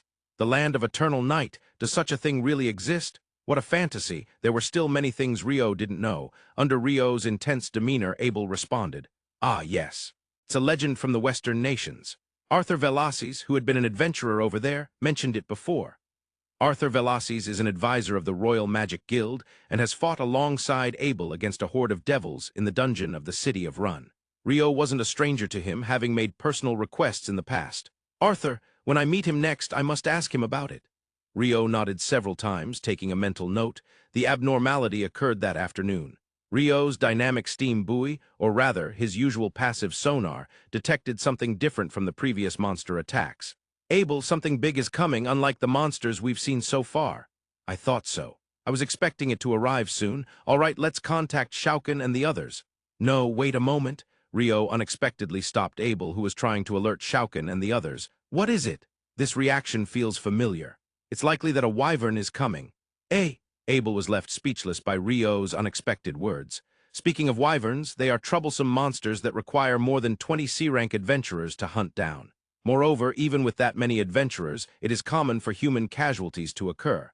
If such a monster is approaching the delegation, the casualties could be substantial. For now, let's bring it down to the ground. We can hunt it there." Yes, that's true. Yes, while wyverns are generally troublesome to hunt, Rio and Abel had experience hunting dozens of them on their way back from the forest of Rondo. For some reason, Rio could pierce through the wind defense membrane that wyverns are said to possess, allowing him to shoot them down. Shouken, a wyvern is approaching from the left. Abel shouted loudly to Shouken outside the carriage. A wyvern? The term wyvern registered in Shouken's ears, but it hadn't fully processed in his brain as he looked toward the left side of their group. Only then did he finally recognize it as the troublesome monster, the wyvern. What's it doing here? Of course, like the previous monsters, it was caused by human intervention. Rio also spotted the approaching wyvern from inside the carriage. I'm going, icicle lance too. In that instant, two transparent, thick ice spears were generated above the wyvern, piercing its wings and pinning its body to the ground. Shouken stabbed the fallen wyvern with the spear squad. Yes, you guys, let's go. Following Abel's orders, Shouken and the adventurers armed with spears approached the wyvern and aimed for its head. However, they struggled to break through. After a brief struggle, one spear finally succeeded in delivering a fatal blow as it pierced through the eye and reached the brain, causing the wyvern to stop moving. Even though it took a little effort, given that no casualties were sustained compared to the usual wyvern subjugation, it could be considered a great success. Meanwhile, the knights were standing around the carriage, watching in astonishment. The response has disappeared. Could it be? It was defeated. The delegation is surprisingly capable. However, facing a wyvern, they surely have not come out unscathed. We shall seize this opportunity to attack. A woman's voice echoed among the group clad in black. It was Natalia, an executive of the assassination cult. Accompanying her were 30 skilled assassins. Given the right conditions, they had the power to completely overwhelm even 100 knights. Therefore, it was a mission that absolutely could not fail, and of course, Natalia had no intention of failing. I dedicate this victory to Kuro, Natalia murmured softly. She fought for the sake of her devotion to Kuro. The delegation had come to a halt. Adventurers extracted magic stones from the slain wyvern, while the clerks took the opportunity to rest. Knights and the negotiator Ignis observed the wyvern from a distance. Wow, it's my first time seeing a wyvern, but it's huge. The natural world is amazing, isn't it? Something that big can fly in the sky. Absolutely. Next to Ignis Rio, a water attribute mage nodded with a knowing look. A little distance away, Abel was being bombarded with questions from the knights Zack and Scotty. Abel, what on earth happened? We saw a wyvern come in and suddenly crash. Well, it was good that the adventurers took it down quickly, but everyone in the Knight Order is confused. Explain it clearly. But even if you ask me to explain. Abel stumbled over his words, trying to deflect the inquiries, his gaze occasionally shooting towards Rio, who had quickly fled to a safe spot next to Ignis, the highest-ranking negotiator present. Of course, it was a resentful gaze. He felt resentful towards Rio for escaping to safety alone, but he couldn't say that Rio did it here. Doing so would lead to chaos, and it was impossible to hide such information. Eventually, it would reach the nobles of the royal capital, and problems involving the nobles would inevitably arise. What would happen then? Rio would certainly not comply with the whims of the nobles. Abel knew better than anyone how frightening Rio could be when angered, despite his seemingly kind demeanor. Yes, that image of Rio and Whitnash was burned into his mind, whether he liked it or not. If that were the case, Abel felt it was his duty to act as a bulwark. So Abel thought. Abel was truly a good guy. Just as he was contemplating what excuse to make, the situation would not wait. Suddenly Rio, who had been beside Ignis, shouted, 30 people are approaching from the north, 500 meters away. The adventurers and knights reacted immediately. Quickly, get on the carriage. They urged the sluggish clerks to board the carriage. At the same time, knights with shields formed a wall on the northern side of the carriage, while the squires prepared their bows within that formation. Adventurers, along with mages and priests, readied their attacks from inside the wall, while swordsmen and spear warriors took positions at both ends of the shield wall. This was the formation that the Knight Order and the adventurers had devised to counter a human assault. Despite having little training, the smooth execution of the formation was a testament to the high skill of both the knights and adventurers, as well as the efforts of the captains and leaders who prioritized communication. Watching this unfold, Abel ran towards Rio. Is it a human attack? Yes, it's not a monster. I can't definitively say it's an attack, but given the timing. Somehow their running style feels like those of the assassins from the cult. You can even tell that much. I'm growing day by day, you know? Previously, Rio's passive sonar couldn't discern that much, but perhaps due to increased proficiency with water attribute magic, it seemed he could understand even more now. Indeed, effort does not betray you. Rio entered the carriage and poked his head out of the window. Rio, Why are you in the carriage? Well, we are guests after all. Rio had shouted this because he had promised Shouken to alert them if anything other than regular monsters appeared, and he never intended to infringe upon their territory. Moreover, if Rio and his friends, who weren't listening at all, were to join in on such a well-coordinated effort, it would likely result in chaotic movements. I can still assist from inside the carriage, you know. Abel should stay outside. That feels extremely unfair. Grumbling, Abel decided to stay outside and watch. In reality, it was true that as a swordsman, Abel would be more agile if he were outside, even in an emergency. He was completely different from a mage who could cast spells from inside the carriage. It was a matter of occupational traits. The world is always unfair. At a distance of about 200 meters, the attackers released a volley of arrows all at once. Some arrows struck the wagon, but there were no casualties. Moreover, the shields of the knights perfectly defended against them, resulting in no damage. However, the aim was not to inflict damage with the arrows. From the arrowheads, which were about the size of a clenched fist, white smoke billowed out vigorously. Using the cover of the white smoke, the assassination cult executed their signature tactic of closing in on the target and taking them down. But is it that again? Rio murmured softly and chanted in his mind. Downpourous binding the moment he chanted, a dense barrage of raindrops flooded the area, washing away the white smoke that had enveloped everything. Then the arrows that were spewing out white smoke froze completely, halting the release of smoke. As with the incident with Shafi and when they infiltrated the cult's village, this was a familiar tactic for Rio. Rather, it made him think, is that all they have? However, considering the nature of assassins, it was indeed a very effective tactic. In the first place, top-tier mages like Rio, who could wash away smoke with rain or blow it away with wind, were extremely rare. By the time the downpour washed away the white smoke, the attackers had already closed the distance to less than 100 meters. Suddenly, the smoke vanished. It was not surprising that they were thrown into confusion. But that was where the trained assassins stood strong. They hesitated for only a brief moment before charging headlong into the fray. It was already too late to turn back. There was no option but to defeat the enemy in front of them and achieve victory. Almost everyone made that judgment, and Natalia did as well. Only one person, the female assassin following behind Natalia, clearly seemed to falter. Noticing this hesitation, Natalia quickly urged her on. "Rosalia, there's no turning back now. We're going in." "Yes, Lady Natalia."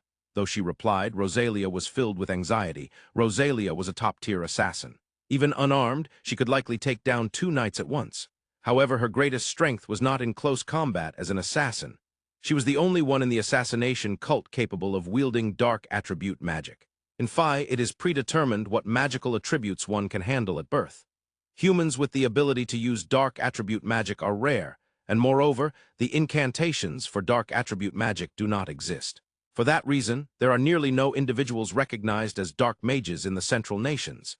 Without any incantations and with no mentors to guide her, she could only improve through trial and error. In that sense, Rosalia, who had even managed to command wyverns, was nothing short of a genius with dark attribute magic. However, she was terrified. Even the wyverns she commanded were taken down with little resistance. She had no idea why or how or who had defeated them. Wyvern subjugation occurred a few times a year, but there was still no established method for it. Each time many sacrifices were made, and it took considerable time. Yet this time they had been defeated far too quickly. That was what frightened Rosalia. There's something truly terrifying here, with that conviction. If she had to charge directly into the fray from the front, it would be enough to freeze her in her tracks. But there was no turning back now.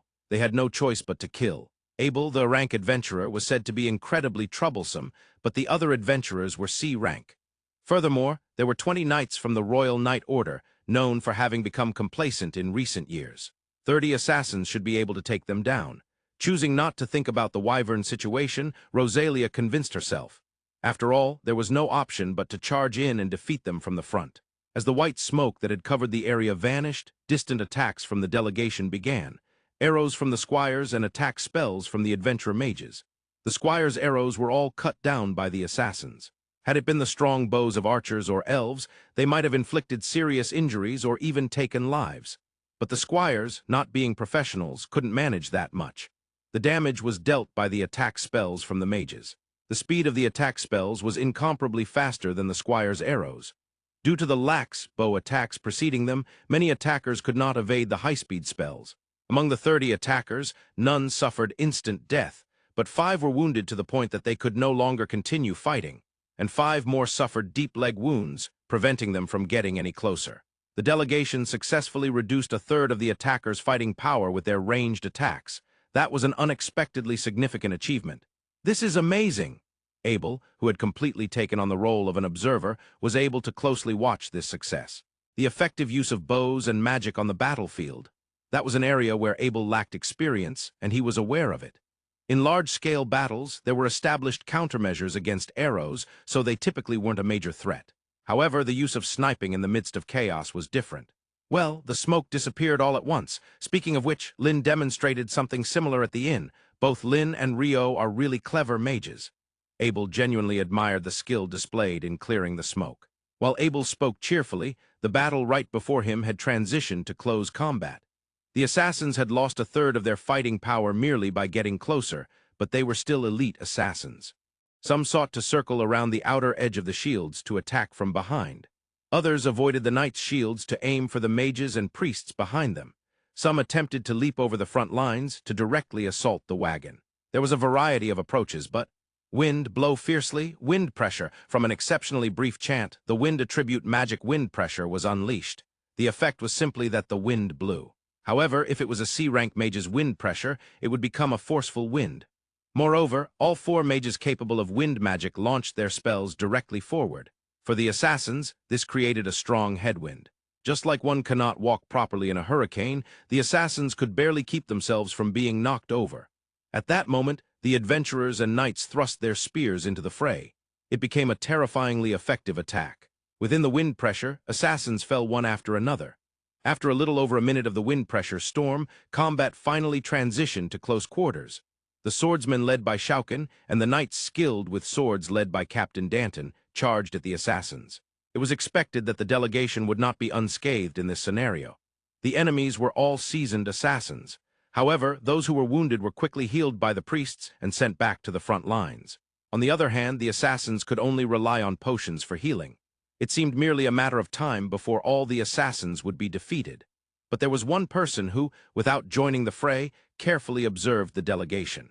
It was Natalia. "If I can land a hit on the target is a mage, female, with brunette hair, short in height, found her." At that moment, a smile of joy twisted Natalia's expression.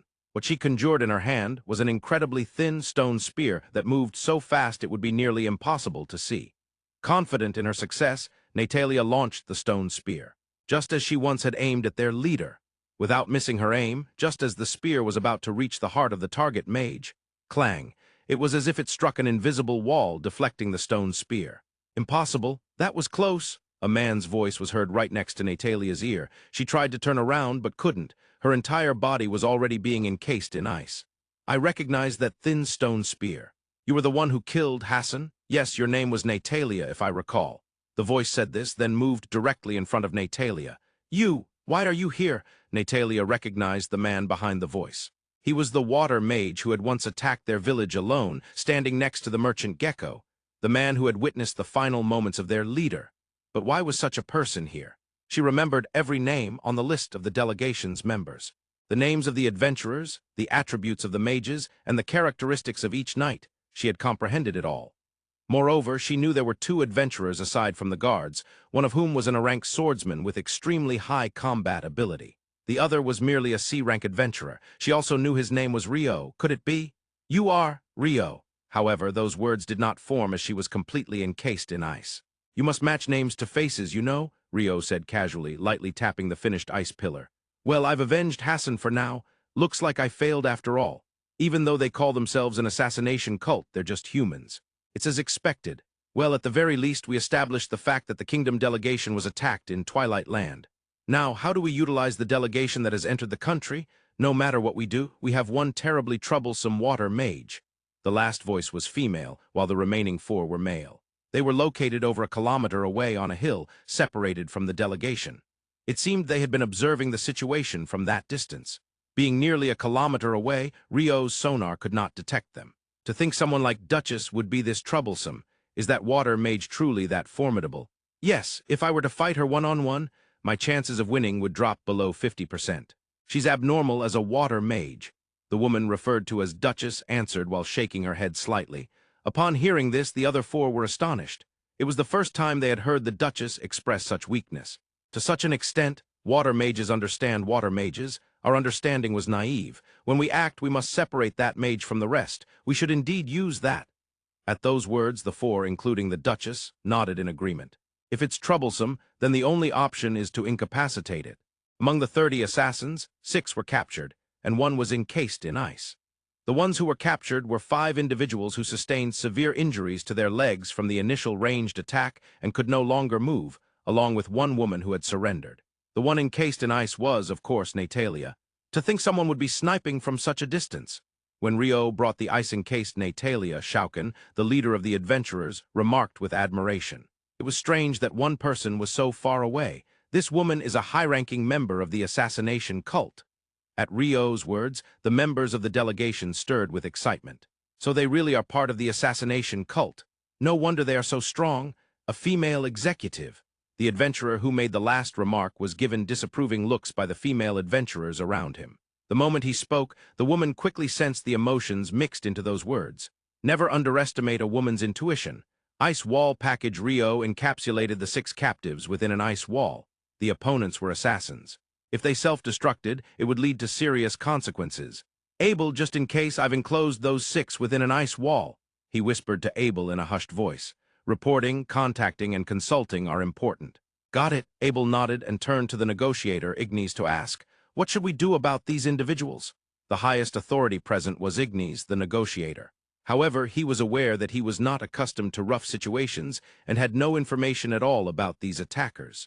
I'm sorry, Mr. Abel, but I have no knowledge about them. Even if we were to interrogate them, I wouldn't know how to judge their answers. If everyone agrees, I would like you, as an A-rank adventurer, to take the lead. I agree. The first to agree was Shouken, the leader of the adventurers. I also believe it would be appropriate to leave this to Mr. Abel, added Danton, the squad captain leading the night order. Behind him, Zack and Scotty nodded in agreement. Thus, with the core members' approval, Abel was designated to lead the interrogation. And as was natural, Rio stood by Abel's side. But before the interrogation began, Rio, what is the name of that female executive? Rio quietly confirmed with a small voice. It's Natalia. The person who previously led this assassination cult was referred to as the leader. It seems she killed the leader, being influenced by the executive known as Kuro. Seriously. Upon hearing this, Abel shook his head slightly. After exchanging some information, Abel turned to the 6 individuals and began speaking. I'm going to interrogate you, but I don't expect you to answer honestly. So I'll just talk unilaterally, and you can listen in silence. The members of the delegation exchanged glances in surprise at his unexpected words, but refrained from speaking. After all, they were assassins. It might indeed be true that they wouldn't answer even if questioned. First of all, I know that you are what is referred to as the assassination cult. He stated this firmly. The 5 individuals showed no change in expression. However, the surrendered woman's expression wavered just a little. Rio, can we encircle just that woman separately? Yes, we can. In a quiet conversation, and without anyone noticing, the female assassin was encased separately in an ice wall. If it became known that information was leaking from the female assassin during the interrogation, the 5 might attempt to silence her, knowing the risks involved. It was a likely scenario. Next, it is also clear that this woman encased in ice is the executive, Natalia. This statement could not leave the 5 men unresponsive. Why would an outsider know such information? They had been informed that Abel was an A-rank adventurer, but still, knowing the name of the cult's executive was clearly strange. That's right, your village used to exist in the kingdom, didn't it? The village that perished encased in ice. Your leader must have died there. All 6 faces stiffened even more than before as they listened. Do you know, the one who killed that leader was this Natalia? Finally, the 6 widened their eyes. They had completely lost any semblance of composure. Don't lie, one of the men raised his voice. I'm not lying, she killed him for Kuro. The expressions of the 6 turned pale. The man before them knew even about Kuro? Ridiculous. How could this be possible? Yet it was happening right before their eyes, and the female assassin was on the verge of tears, her face turning even paler. Oh, by the way, you all have tattoos on your chests, right? The ones with a 2-headed bird pierced by a sword. The 6 were on the brink of complete submission. Everything was known. It was pointless to hide anything from them. Does that tattoo still function after the leader's death? Huh! The A-rank adventurer, Abel, was asking something that the men couldn't understand. Well, if you try to remove that tattoo, a stone spear will come out and stab your heart, right? I'm asking if that function is still active. What kind of function is that? one man muttered involuntarily. Abel and the others knew about that function because the former executive, Shafi, had mentioned it, and a spear had appeared when they ripped the tattoo from Shafi's chest. However, it seemed the 6 before them had never witnessed that scene. Their reactions were sluggish. You didn't know? That tattoo has such a function. It seems to be incorporated through alchemy, but now that the leader is dead, I'm wondering how it works. This was, in a sense, decisive. The man before them knew more about their bodies than they did themselves, despite being members of the cult. They didn't know why, but they were forcibly convinced this was an opponent they could not defeat. Now, as for your objective, Abel, Rio interrupted Abel's words from the side. He leaned closer and spoke in an even smaller voice than before. I know what that is, so please don't ask about it here. Rio understood that part of the reason the delegation was attacked was because they had blocked Natalia's strike. Disguising all of their attacks, Natalia's stone spear had accurately targeted the heart of a certain adventurer. In other words, the goal was to kill that person. It might not be the only objective, but it was one of the main ones, and he thought it would be best not to make that public here. Because the woman targeted had remained silent even up to this point, she had a reason for wanting to keep it secret, so Rio could just ask her later, and then convey what he learned to Abel. There was no need to make everyone hear it. By the way, among you, there is a dark attribute mage, isn't there? The female assassin's reaction to those words was intense. It was clear to anyone that she was not calm. So you are the dark attribute mage? Abel confidently asked the female assassin. The female assassin nodded weakly. At that moment, 2 of the men's hands suddenly moved. From there, something accurately flew toward the woman, but clang, clang, the 2 throwing knives were deflected by the ice wall that had been erected between the men and the woman. The moment that happened, Abel smirked. How scary! Your comrades were willing to kill you without hesitation. The female assassin looked at the 5 men who were supposed to be her allies. Her eyes wide, teeth clenched. Her expression was a complex mix of anger, frustration, and a fear that was hard to describe. Now then, dark attribute mage, what is your name? Rosalia. That was the moment Rosalia distanced herself from the assassination cult. With the preliminary interrogation over, while the leaders of the delegation discussed what to do next, Rio approached a certain woman. A mage, female, with brunette hair and a short adventurer. She was the target that Natalia had aimed at, even at the cost of her subordinates. As Rio approached, the woman bowed her head. Ah, Rio-san, thank you for earlier. No. It was only natural to protect my allies. Throughout the banquet in Acre, Rio had memorized the names of all the Guardian adventurers. So, if possible, I was hoping you could tell me why you were targeted.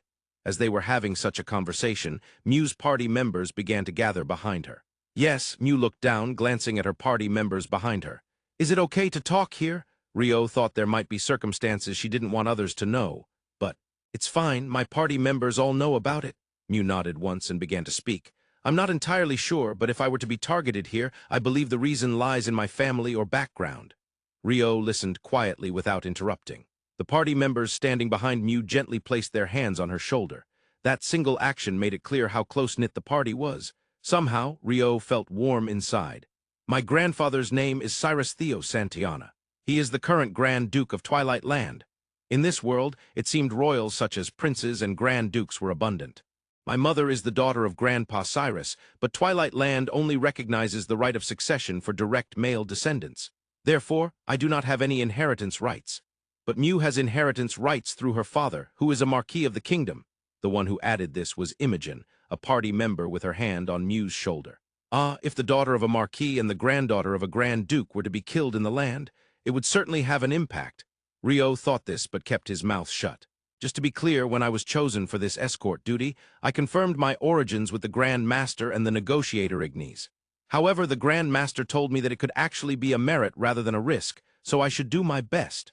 Mew pointed out the possibility of risk correctly, and still, the higher-ups gave their approval.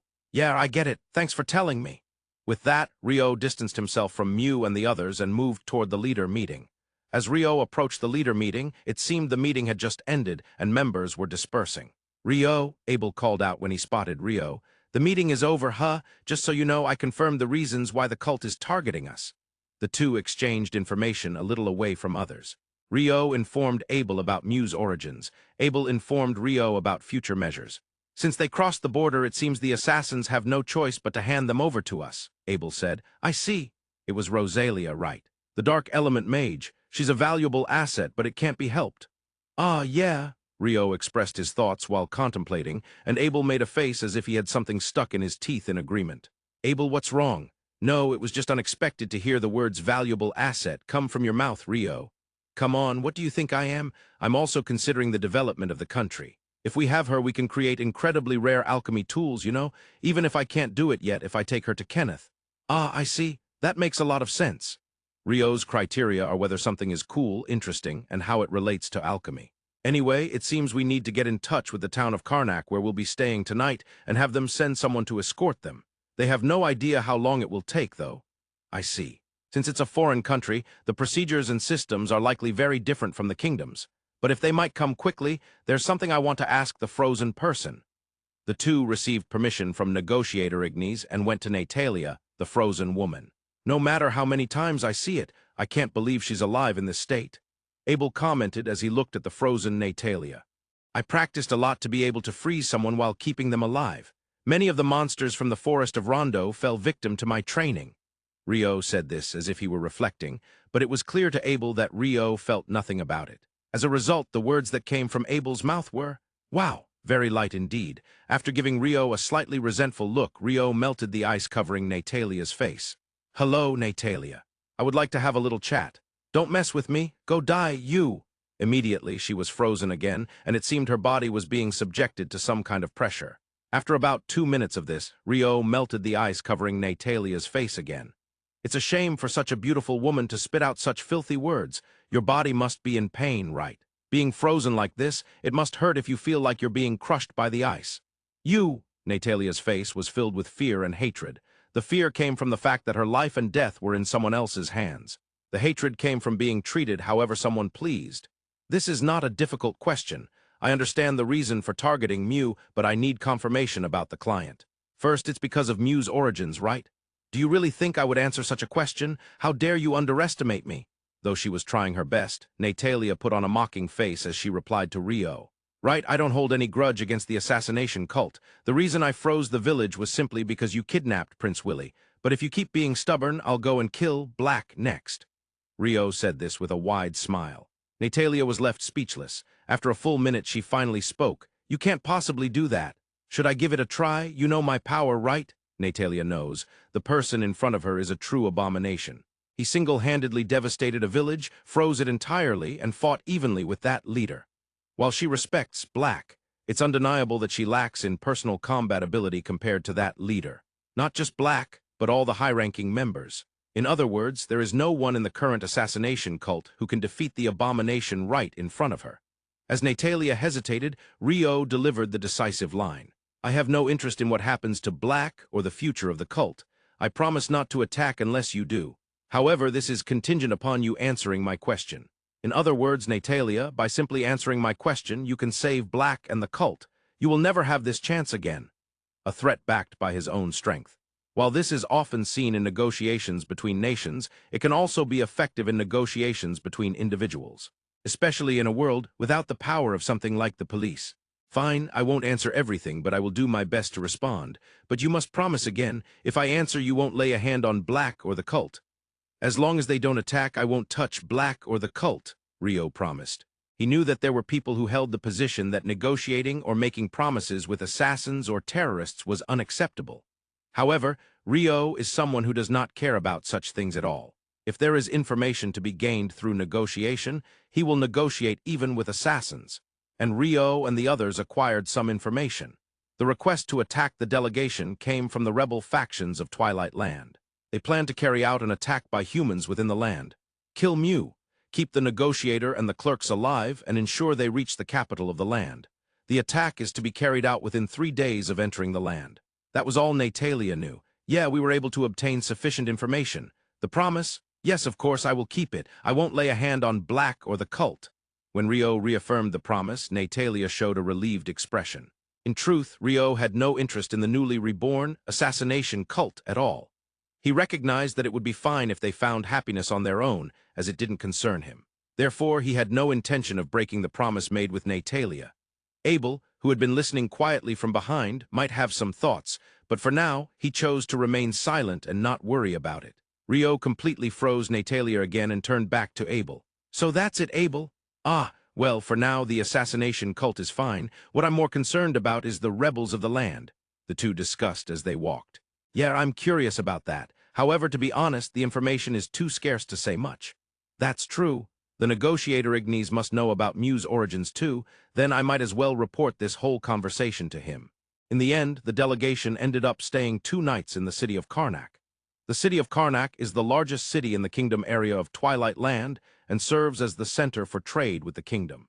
Therefore, it was a blessing that the entire delegation could stay properly at an inn. As for the captives, Rosalia, who had clearly sided with them, was allowed to stay in a room under supervision.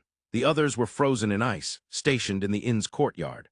Of course, Natalia was among them. 5 days after handing over the captives, the delegation finally arrived at the capital of Twilight Land, Thebes. As they passed through the gates and entered the capital, citizens lined both sides of the main street. They were there to welcome the delegation from the kingdom. In their hands, they waved small versions of the land flag and the kingdom flag, happily cheering. What a spectacular sight! Indeed, Rio's impression and Abel's impression were probably completely different. For Rio it was, I never imagined I would see such a common sight from Earth here. For Abel it was, I can't believe they would welcome a delegation from another country so warmly. In any case, neither of them felt bad about being welcomed. Right after their arrival, an audience with the Grand Duke was scheduled. The chief negotiator of the delegation, Ignis, along with the officials, and Abel and Rio were to participate. Oh, I'm just an adventurer, so I don't think I need to go. How could you not? The reason we traveled by carriage all this way was for work like this. The kingdom even prepared formal attire for you, so it's impossible for you to not go. Abel explained his reasoning with solid logic. Rio, unable to argue back, felt dejected. As expected, Rio ended up attending the audience as well. The audience itself concluded without any incidents. Since Ignis handled all the responses from their side, Abel and Rio merely knelt and listened to the Grand Duke's words. Rio's thought was, he's Mew's grandfather, but he doesn't really look like him. The audience ceremony went smoothly, and the subsequent welcome banquet was a standing buffet attended by the officials and nobles of land. Having never experienced a standing buffet in the kingdom, Rio found it to be a very nostalgic feeling, reminiscent of his time on Earth. Well, he didn't actually have any memories of attending a banquet in the kingdom at all. Led by the chief negotiator Ignis, the officials of the delegation were mingling with the people of land in various places. For them, this banquet was also part of their work, and the only rank adventurer, Abel, was surrounded by many of land's military officers and nobles. Rio could see that he was desperately trying to hide his fatigue with a smile. Abel, fight on! With those outsider-like thoughts, Rio had taken a position in front of the table laden with food. He was enjoying the meal. Normally, Rio was not a glutton and could get by with just dried meat during busy times, but with such delicious food laid out before him and many participants engrossed in conversation. No, it wasn't that he was being greedy. He was driven by a sense of righteous indignation to save the food that was being neglected. Of course, since it was a banquet venue, he had to eat gracefully and standing. However, Rio managed to uphold the extremely challenging combination of refined gluttony, continuously devouring the food before him. The sight of this led the nobles of land to keep their distance. While Rio continued to eat, such a scene unfolded. The adventurers of the kingdom are quite the epicures, aren't they? A woman approached Rio with a cheerful voice. At that voice, Rio turned to the side. The woman was truly a stunning beauty. Rio had the impression that there were many handsome men and beautiful women among the nobles of land, but the woman before him stood out among the rest. Yes, she was an unparalleled beauty. Lacking confidence in his vocabulary, Rio could think of no other words. The only two he had ever thought of as unparalleled beauties were Sira and Elizabeth. Both, coincidentally, were elves. However, the woman before him was not an elf, and she was different from the two mentioned. If Sira had a dignified beauty and Elizabeth had a delicate beauty, then the woman before him perfectly embodied an enchanting beauty. Rio remembered he was about to respond, but realized he had food in his mouth. "Oh, you don't need to rush. I only spoke up because you looked like you were enjoying your meal so much," she said, smiling as she watched him. "I'm humbled." Finally finishing what was in his mouth, Rio was able to speak. The woman, who appeared to be in her mid-20s, thoughtfully placed her hand on her chin for a moment before speaking. "You are Lord Rio the Mage, aren't you? My name is Agnes. Lady Agnes. I am Rio, an adventurer from the kingdom." Rio felt she must be a high-ranking noble, but since he had a plate in his left hand and a fork in his right, he couldn't kneel for a proper greeting. He merely bowed his head. "Do you enjoy pasta, Lord Rio?" Seeing the abundance of pasta on Rio's plate and the large plate of pasta right in front of him, Agnes commented, "Ah, I like pasta as well." He wasn't only eating pasta. It just happened that, as he continued to eat, he had collected more plates of pasta in front of him. However, this brought Rio some good fortune. "If so, I would like to invite you to my residence. I'd love to hear your thoughts on ramen." "Excuse me, what?" The delegation, along with the guarding knight order and adventurers, was scheduled to stay at the guest house of the duchy castle. And there was, indeed, a large public bath at the guest house. Wonderful, a public bath is a sign that the people of land truly understand. Rio really loves baths, doesn't he? While the audience had only added to their fatigue, Rio found unexpected fortune at the banquet. And when he confirmed the existence of the public bath, his excitement soared even higher.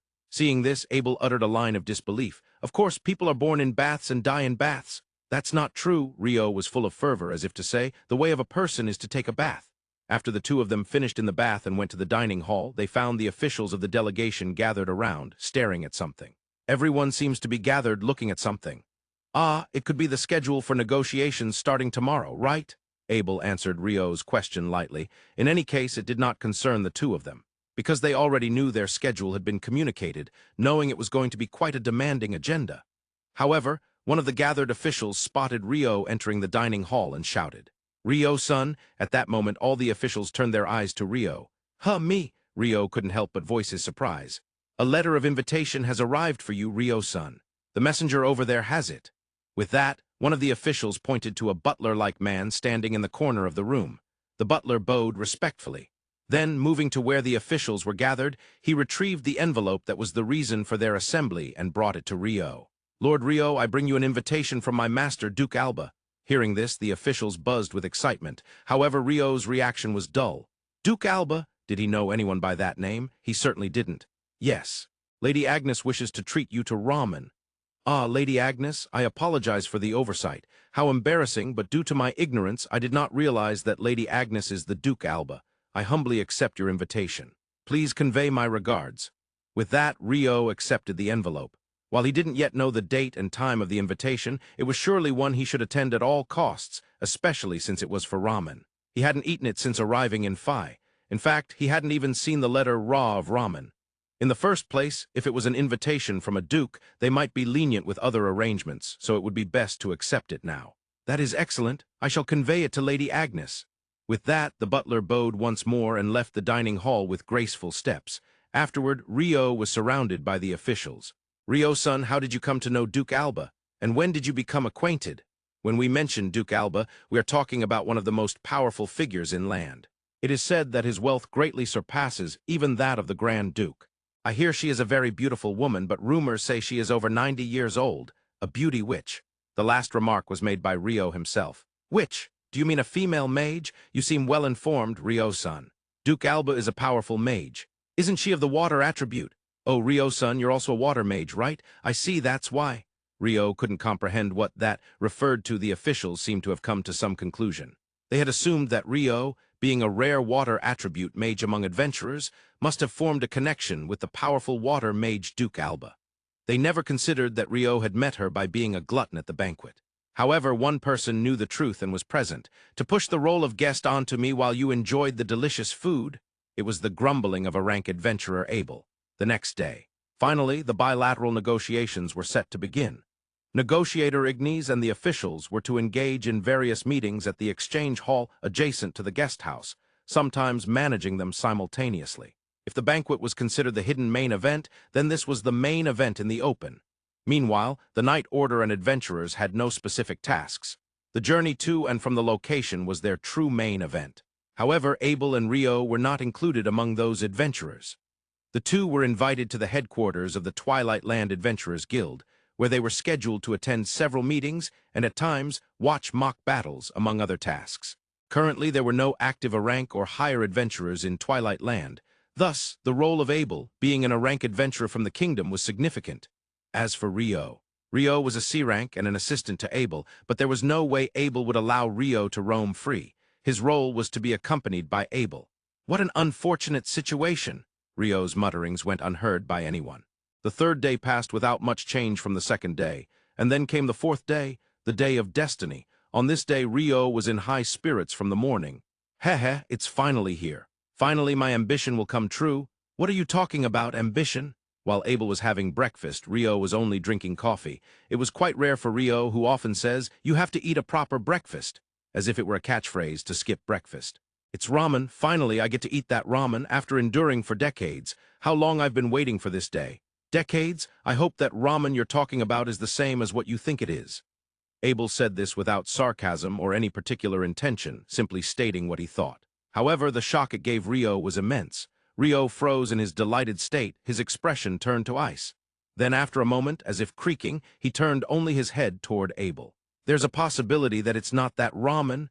No, it's just a possibility, only a possibility." Seeing Rio's extreme change, Abel felt scared and tried to calm him down. "If that were to happen, I'm sorry, I would freeze the entire land." "Hey, wait, stop that!" To continue negotiations with the desperate officials, Abel prayed for the ramen Rio wished for to appear. In the morning of this day, Abel himself was attending a simulation battle organized by the Knight Orders of the land's nobles. He didn't particularly dislike watching the simulation battle since it didn't require flattery. But the problem was the nobles' Knight Orders. Dealing with nobles is such a hassle. Fortunately, the second prince of the Natore kingdom's mutterings went unheard. Once the negotiations with the officials began, Abel headed to the simulated battlefield by carriage. And after Rio left the guest house in a carriage to meet Duke Alba, the adventurers were guided to the duchy castle. They were taken to the Duke's reception room. The group that was brought in consisted of Mew and her party, a total of 5 people. Due to the compatibility with close combat specialists in the Knight Orders, a C-rank party with many mages was selected for this delegation escort. It is said that women have a higher affinity for magic than men, so among adventurers, there are often more female mages than male ones. The party that Mew belongs to, Valkyrie, is a rare group with 3 mages, and all 5 members are female. Perhaps because of that, the camaraderie among the party was very good, and they basically went everywhere together. When Mew was called by her grandfather, the Grand Duke of Land, the other 4 naturally followed her from behind. Of course, Mew had obtained permission from the Grand Duke in advance. Upon entering, they found Grand Duke Cyrus Theo Santiana of Twilight Land already waiting. "Grandfather!" "Oh, Mew, it's been a while." What stood before them was not the face of a lord governing a country, but simply a grandfather who was happy to see his granddaughter.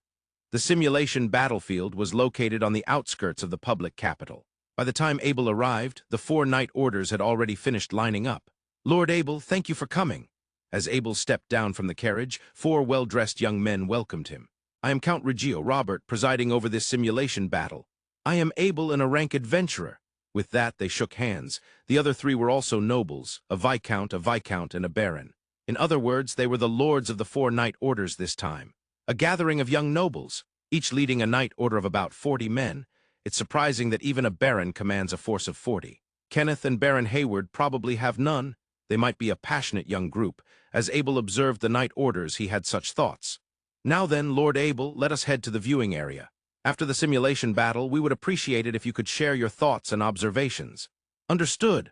Prompted by Count Reggio Robert, Abel moved toward the viewing area at Duke Alba's residence.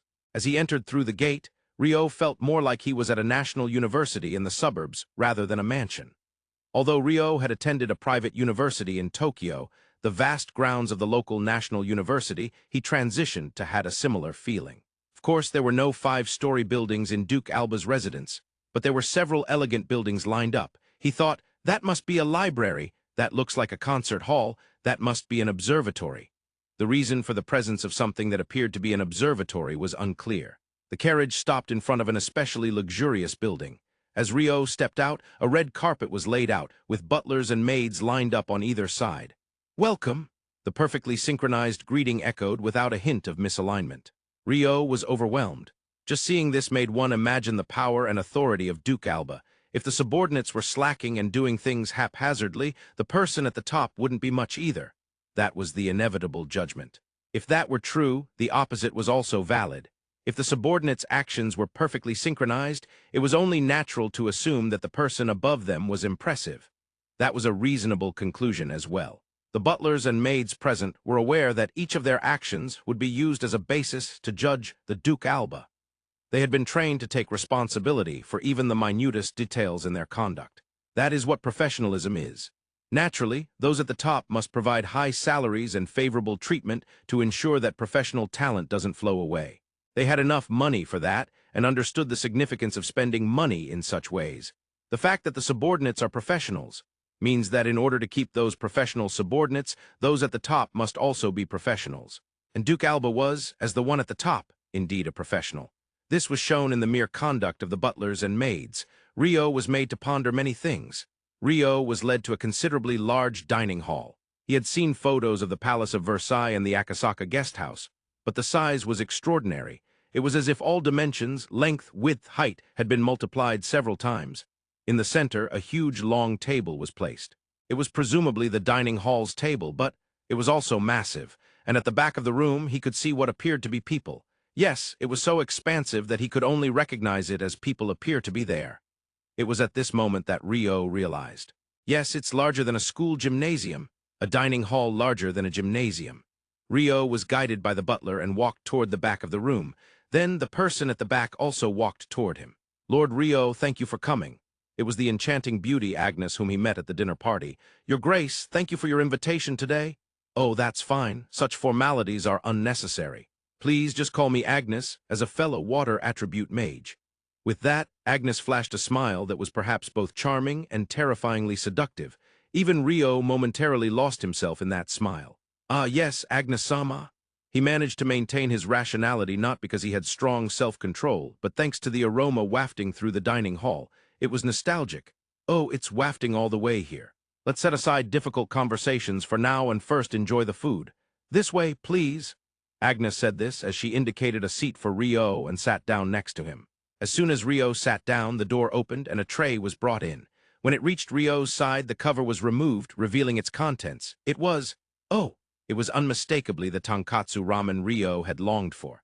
Then 2 bowls of tonkatsu ramen were respectfully placed before the two by the butler. It was at that moment that Rio finally noticed. Next to the ramen, there were already set items.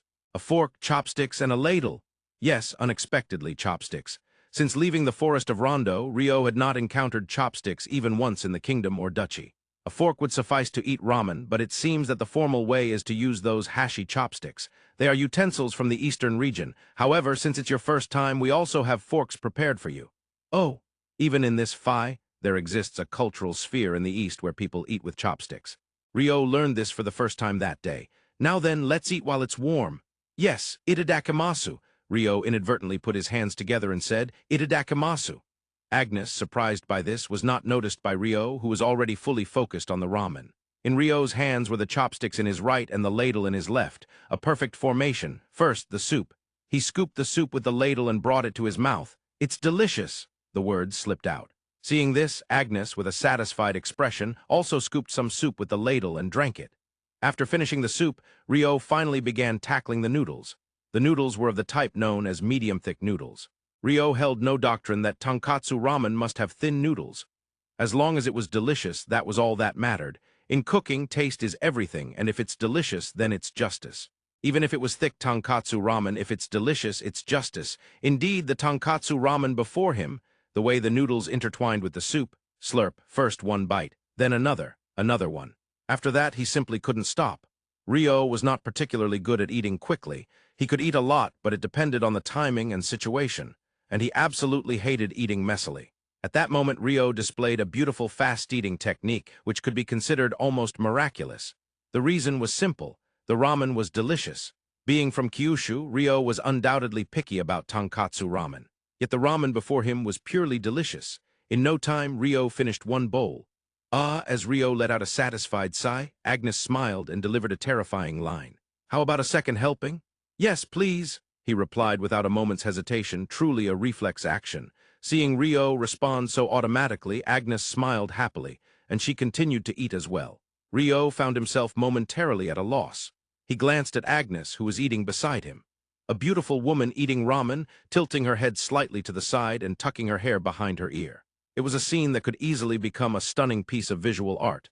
Rio felt happy, and after that happiness, indeed, tomorrow would be just like this. The happy times were suddenly shattered. Just as a loud noise came from the hallway, the door to the Duke's reception room burst open, and armed soldiers flooded in. At first glance, it was clear they were not the guards of the duchy castle. However, they were not merely rogues or adventurers either. It was evident from their unified weaponry and seamless movements.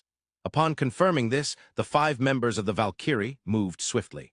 They positioned themselves in front of the most important person in the room, Grand Duke Cyrus, ready to protect him with their bodies. As expected of C-rank adventurers, their reactions were impressive. "What is the meaning of this?" Cyrus raised his voice towards the soldiers who had entered, no, specifically towards the person at the center.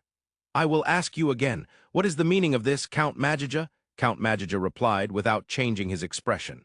"Cyrus Theo Santiana, you are under arrest for treason against the state." "What did you say?" Cyrus widened his eyes in disbelief and muttered. "It has been confirmed that you attempted to sell the national treasures through the visiting delegation, and furthermore, you tried to sell the nation itself. Your actions can indeed be called treasonous. At this moment, all of your privileges as a Grand Duke are frozen. I advise you to accept your judgment quietly." "Ridiculous! Why are you doing this? There is no need for this. If you desire it, I am always ready to abdicate my position as Grand Duke. You know that?" It was not just the Count and his associates who were surprised by Grand Duke Cyrus's words. It was the members of the Valkyrie, including Mew. However, they too did not interject. They understood that this was not an issue for them to intervene in. And then, that would be problematic, Cyrus. The words came from deeper inside the door, from the hallway. Then the owner of the voice appeared. "It seems it was indeed you, Marquis Espiel. Why must you do this? You should understand that there is no need for this." However, the man called Marquis Espiel did not answer that question and addressed the Valkyrie instead. "Adventurers of the kingdom, we have already detained 20 members of the delegation. It would be wise not to resist." At those words, the 5 exchanged glances. Representing them, Mew asked Cyrus with her eyes. "Ah, that is probably true. Resisting them would be futile. They are the true rulers of this country." "Grandfather, I'm sorry, Mew, for dragging you into this." Grand Duke Cyrus Theo Santiana slumped his shoulders and declared that he would not resist. Mock battlefield. From Abel's perspective, it was honestly progressing without much excitement. If asked for my impressions now, it would be troublesome. While letting out a deep sigh in his heart, he did not show it on his face. In the midst of his trouble, a swift horse arrived, and Count Reggio Robert listened to a report from a distance. Once he finished listening to the report, Robert nodded to the soldiers in the viewing area. A trumpet sounded and the soldier's voice echoed across the mock battlefield. "Mock battle concluded." Abel was surprised. "So it's over here? What a timing to end it." I'm really troubled about impressions in his heart, his face twisted in agony. Ignoring Abel's predicament, Robert called out, "Now, Abel, let's go down." Leading the way, Robert, followed by Abel and the remaining 3 nobles, descended to the mock battlefield. During this time, Abel was desperately thinking in his mind about the impressions of the mock battle. Not that he was supposed to, but as he followed Robert, he found himself led right into the center of the Knight Order. It was then that he finally noticed the oddity.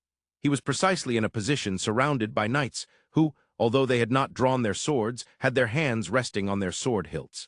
"Now, Abel, I apologize for the suddenness, but I would like you to surrender without resistance." Count Reggio Robert's voice contained a slight hint of mockery compared to before. "I don't understand what you mean, Count Reggio." Abel feigned calmness while keeping an eye on his surroundings. He was already surrounded, and there was no spot he could break through unscathed. "Then let me explain in a way you can understand. Just now, Grand Duke Cyrus has been arrested for treason. Evidence has emerged that he sold national treasures to the Natore kingdom and attempted to sell the nation itself. It seems those treasures were discovered among the delegation's belongings. Of course, this was orchestrated. It was obvious without thinking. The issue lay in the safety of the members of the delegation and the scale of this rebellion. In other words, would they be able to reach the kingdom's borders after leaving the capital? He needed to extract more information. Conveniently, Count Reggio Robert continued his explanation. "We have already detained all the civil officials of that delegation. Additionally, the knights and adventurers at the guest house have also complied with us without resistance. If they took the civil officials hostage, that would be expected." In his heart he cursed bitterly, but he did not show it on his face. "I see, so there should have been adventurers visiting the Duke. Where are they?" "Ah, they are the Grand Duke's granddaughters. They will serve as witnesses to the Grand Duke's betrayal. Surely the treasures were sold through them, therefore they will face execution." At this point, Robert's words contained clear mockery. Perhaps as a warning, the members of the delegation too. In that instant, Robert's head was severed. Abel had drawn his sword and dashed forward, decapitating Robert. Continuing without break, he charged at the knights in front of him, so unexpectedly fast that even the knights, who should have been on guard, were slow to react. In that time, he slipped between the knights, stabbing through the gaps in their armor and helmets, taking them down. Without a moment of delay, he kept moving and defeating them continuously. However, after taking down about 20, the knights began to prepare for a counterattack. Yet what was peculiar was that not a single one of them uttered a sound. They remained silent. "Just a moment ago in the mock battle you were all talking normally." Abel muttered softly, continuing his movements. It had become difficult to deal a fatal blow with a single strike, but he continued to attack the gaps in their armor. The gaps in armor are generally at the joints, where there are no hard bones but tendons. If the tendons are severed, the creature can no longer move. That was Abel's aim. Of course, for an ordinary swordsman, this would be impossible. But Abel was a genius swordsman. Little by little, he racked up achievements. However, he had not anticipated an attack from below. He had not anticipated an attack from a defeated foe. He had not anticipated an attack from the one he had decapitated. Damn it! The sword held by the decapitated Count Regio Robert, who lay on the ground, slashed deeply into the hamstring of Abel's left leg. Abel suddenly became unable to move. Once he lost mobility, even Abel could not maneuver against nearly 100 knights. He was stabbed in several places, disarmed, and pinned to the ground. What the hell? Not that his words prompted a reaction, but Robert's corpse stood up and picked up its severed head, placing it back where it had been. To think I'd be decapitated by a mere human. The previous tone, filled with composure or perhaps mockery, was nowhere to be found. Only a deep-seated hatred for the swordsman who had severed his head remained. "I see, you are a vampire." Abel arrived at a single conclusion. Abel's beloved sword was a magic sword. There are not many beings that can survive a decapitation by a magic sword. Moreover, if they are humanoid, it almost exclusively limits it to vampires. Indeed, we are vampires. We, the four nobles, including Count Regio Robert, they were vampires, at the dining hall of Duke Alba's residence. There sat a water attribute mage who had just finished a battle sipping coffee with a satisfied expression. However, Rio was left with a big question. It was the ramen noodles. In many stories about reincarnation in another world, the reproduction of ramen is quite rare. The reason lies solely in the lye used for ramen noodles. Ramen noodles are made by mixing lye into wheat flour. That is precisely what sets it apart from things like udon or soba. This lye is a synthetic chemical. Acquiring it in another world is undoubtedly overly difficult. For this reason, in otherworld stories, curry may appear, but ramen, as far as Rio knows, it has not appeared, probably, most likely, but this time it had appeared right in front of him. It was a mystery. "Lord Rio, is something the matter?" As Rio sank into such thoughts, a voice called out from the side. It was Agnes, the Duke's wife, who was also enjoying coffee. "Oh no, I was just wondering who made that ramen." Deciding to honestly voice his question, he continued. "Heh, are you curious? That dish was made from a recipe personally crafted by Lord Shinsu." Agnes responded with a joy that was even more evident than before, clearly delighted to be asked. "That Lord Shinsu is a genius. Can you tell? As expected of Lord Rio, noticing Lord Shinsu's greatness just from a single dish." Truly, Agnes looked pleased when praised about Lord Shinsu. Even to someone as oblivious as Rio, it was apparent. Agnes harbored feelings for the person known as Lord Shinsu. Even if the object of her affection was not himself, seeing a beautiful woman delighted by someone else made onlookers feel pleased too. Of course, there are times when one might feel jealousy, but as the two engaged in such conversation, a butler brought a small piece of paper to Agnes. Glancing at it, Agnes's expression darkened ever so slightly, just a little. But she quickly returned to normal and personally burned the paper in the fireplace. Then she began. "Lord Rio, I actually have a request." "Yes, what is it?" Having been treated to such ramen, Rio naturally wanted to fulfill her wishes as much as possible. "Please stay in this mansion for a little while longer." "Huh?" Rio tilted his head in confusion. "What do you mean?" It was a question born from pure curiosity, but suddenly a thought flashed in Rio's mind. It stemmed from Phelps's words that Twilight Land is becoming suspicious, along with the assassination cult hired by the rebel faction. And today, at this timing, Rio, Abel, and the others were all separated. Among other things, his brain must have subconsciously analyzed various information he had recognized. A coup d'etat. Huh. The term coup d'etat originally comes from French. It was likely that Agnes did not comprehend its meaning. However, understanding that Rio had realized something, her expression turned sad as she conveyed. "If you do not go outside, I can guarantee your complete safety, Lord Rio. Once this matter is over, I swear to release you. However, if you insist on going out, if I insist on going out, then there is no helping it." With that, Agnes snapped her fingers. At that instant, a sense of discomfort washed over Rio. Discomfort, but a type he had experienced before. Yes, first it was the one-eyed assassin Hawk, then Behemoth's Bahichan, and finally the village of the assassin Hassan. Could it be magic nullification? At Rio's murmur, Agnes displayed an obvious surprise. "This is surprising. I wonder how you figured it out." I was the one surprised. This is a magic nullification created through alchemy, correct? Could there be anyone besides Hassan who could manifest a magic nullification space through alchemy? I am very interested in this technique. If it weren't for this situation, I would very much like to see the magic formula. Unfortunately, this magic formula cannot be seen from the outside. Lord Shinsu made it especially for me, just this one. I see Lord Shinsu is indeed a genius, crafting ramen and creating a magic nullification space. What a talent! Do you understand now? Indeed, Lord Ryo is an exceptionally rare mage. In the Central Nations, it has been customary for the last 100 years to chant an incantation to activate magic, but Lord Ryo does not fit that mold. Yet in this magic nullification space, Lady Agnes, where did you see me generating magic? Agnes sighed deeply and lifted her face to answer. There's no point hiding it. It was when you defeated the assassins of the assassination cult. I see. At that time, at least within a 500-meter radius, there were no suspicious individuals. They must have been outside that range, or perhaps they had seen in a way that went unnoticed. Then Ryo's earlier words began to resonate. It has been customary to chant incantations to activate magic for the last 100 years. That is indeed true, but I feel I've heard a similar phrase somewhere. And he arrived at the correct answer. Count Haskell Kalinikos. At those words, Agnes clearly reacted. That was the final piece. Lady Agnes, this is the country of vampires, isn't it? As expected, the mention of the vampire country was something unexpected for Agnes. Why?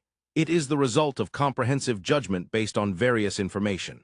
Your beauty, Agnes, was also a factor in my assessment. Such beauty at over 90 years old is certainly not human, probably. Yes, that was a matter of Ryo's subjective opinion.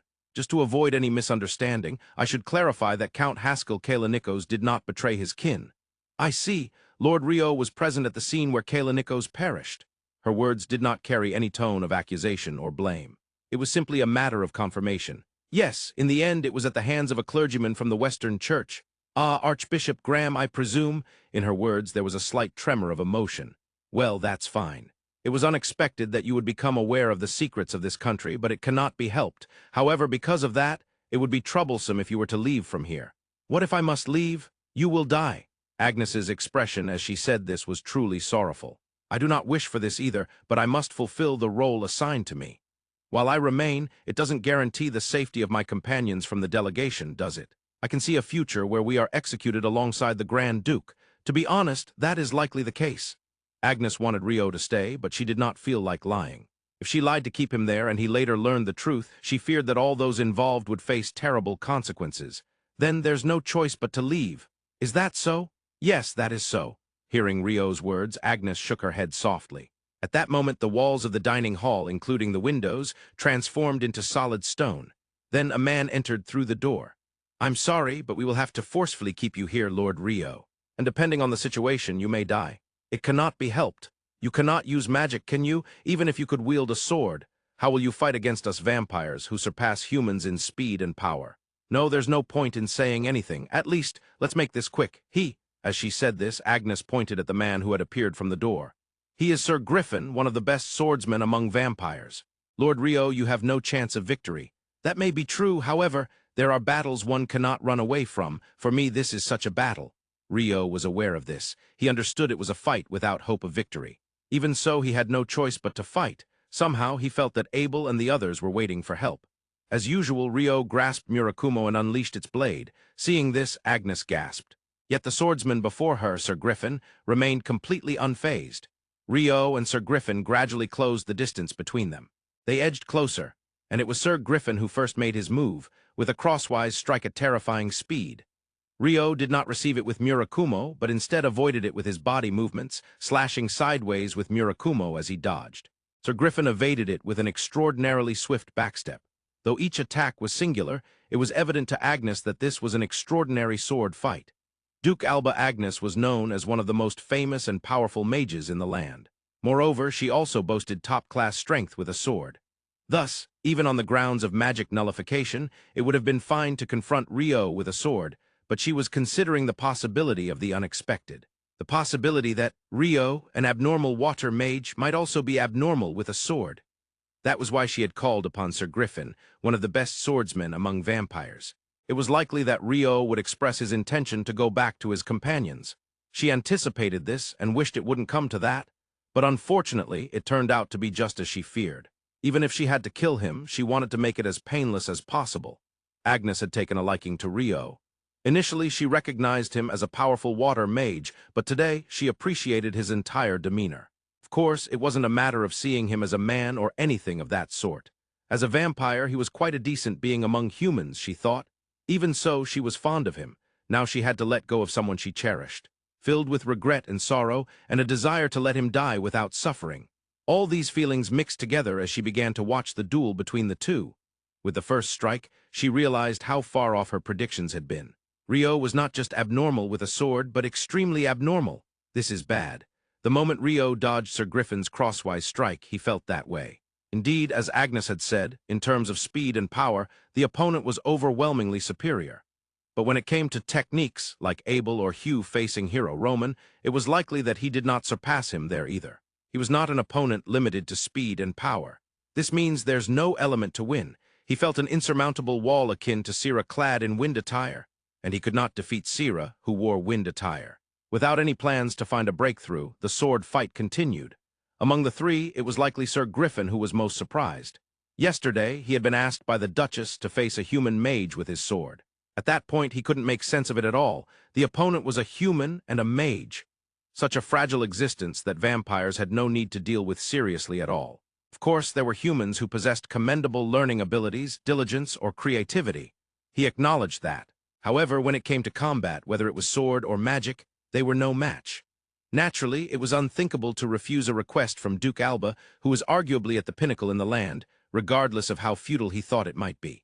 Moreover, upon listening closely, it was to be a sword fight while the magic nullification of the estate was activated. A truly pure sword fight. He would do it if instructed, but he probably wouldn't last very long. Rumor had it that even the hero or the rank adventurers visiting the land would be lucky to last 10 exchanges. Sir Griffin had straightforwardly told Duke Alba this. At that time, Duke Alba had laughed and said, "Yes, I think so too, I do think so, but you never know what might happen. That's the kind of opponent I believe it could be." A human mage who could draw such words from Duke Alba. It was those words that finally piqued Sir Griffin's interest in the opponent. And now, today, the sword fight had already exceeded 20 exchanges. His speed and power were superior. In terms of technique, they were each equally matched. Yet he could not break through the defenses before him. Is this guy truly a mage? He was a more troublesome opponent than a pure swordsman. He did not think he would lose. However, he also did not believe that a resolution would come easily. An endlessly continuing battle, a fight whose end was unknown, continued on. Deeply slashed on his left leg and wounded in several other places by swords, Abel was pinned to the ground. He had lost quite a bit of blood, but his consciousness was still clear. "To think there are 4 vampires here," Abel said, glaring at Count Reggio Robert. "You had good skills for a human, you are indeed a rank adventurer, but you are still just a human. Challenging a fight you cannot win is truly foolish. There are battles that one must not flee from, you know. A vampire wouldn't understand that, I suppose." In response to Robert's words, Abel grinned and replied, "To be able to talk back even in this situation, huh? Very well, I shall behead you here. There are many others who will serve as witnesses for this public execution." With that, the soldiers holding down Abel lifted his upper body to make it easier to behead him. Then Robert raised his sword. "Are you really going to kill that man?" The voice swept through the area, making the 4 vampires, including Robert, shiver involuntarily. They turned towards the door. A young man entered the mock battlefield. Walking neither too fast nor too slow, he moved as if this was the correct speed. His movements refined over many years. Though he was merely walking, he exuded an aura that made onlookers feel he was the embodiment of all answers. Such was his presence. "Lord Ancestor," Robert swallowed hard and finally managed to say those words. "Why are you here?" "I am an observer and a spectator, so I appear anywhere, you see." The person referred to as Lord Ancestor approached Abel, and as if to confirm something, looked at him and said, "Well, so Robert, I'll ask you again, are you really going to kill this man?" "Even if it is Lord Ancestor, I won't meddle in the politics of the country." Robert, visibly tense, seemed to be putting on a brave front, perhaps not wanting to have his duty infringed upon. "Of course, I have no intention of interfering in the politics of the country as per the established agreements." When Lord Ancestor said that, Robert clearly relaxed and let out a quiet sigh. Then, straightening his back, he stated clearly, "Yes, I will kill him." "I see," Lord Ancestor quietly replied, and then turned to Abel to continue speaking. "Adventurer Abel, Count Reggio says this. Is that acceptable to you?" Lord Ancestor seemed to know Abel's status. It was implied, wasn't it time to reveal his identity and negotiate diplomatically? I am Abel and a rank adventurer, that's all there is to it. I see, letting out a slight sigh, Lord Ancestor said. As Robert raised his sword, Lord Ancestor began to step away from Abel. At that moment, Abel's murmur reached Lord Ancestor's ears. Damn it, I guess this is when I should say that the world has gone out of joint. Lord Ancestor's reaction was swift. Wait, Robert! With lightning speed, he received and deflected Robert's descending sword. What are you doing? Wait, Robert! After deflecting Robert's sword, Lord Ancestor reiterated. The one who was equally surprised as Robert was Abel, who had anticipated the sword but found it stopped mid-swing. With his eyes open, Lord Ancestor had placed himself in front of Abel to block Robert's sword. Robert and the other vampires were astonished by that action. Lord Ancestor, I have a few questions for this man. Lord Ancestor said that and then faced Abel to ask. Adventurer Abel, what did you just say? Huh. Abel could not understand what Lord Ancestor was asking. Therefore, he simply asked for clarification. You, Lord Ancestor, is asking you, answer him. That's enough, Robert. Adventurer Abel, what did you say earlier? Recalling the words he had spoken, Abel answered. Earlier I said, damn it, I guess this is when I should say that the world has gone out of joint. Yes, what about afterward? Oh, the world has gone out of joint. Ah, what accursed fate, to have been born to mend that. Following Abel's words, Lord Ancestor continued. Why do you know the continuation? Abel was flabbergasted. He could hardly believe that such strange words would come from anyone other than Rio. Adventurer Abel, why do you know those words now? I learned them from a friend, an adventurer named Rio who is currently here in land with me. Upon hearing that, Lord Ancestor's eyes widened in astonishment, and he let out a small gasp. He is here. That's excellent. Nodding repeatedly, Lord Ancestor then said to Count Reggio Robert and the others behind him. Robert, you are forbidden to kill this man. With all due respect, even if it's Lord Ancestor's words. Robert, must I tell you twice? There was no particular emotion in his tone. He merely stated it. Just that, but at the moment those words were spoken, Robert and the other vampires clearly showed signs of distress. Their teeth chattered, cold sweat poured down like a waterfall, and eventually they even began to shed tears. I am so sorry. Finally uttering those words, Robert knelt down and bowed his head. Abel was released from his bindings, and a healer from the Night Order restored his injuries.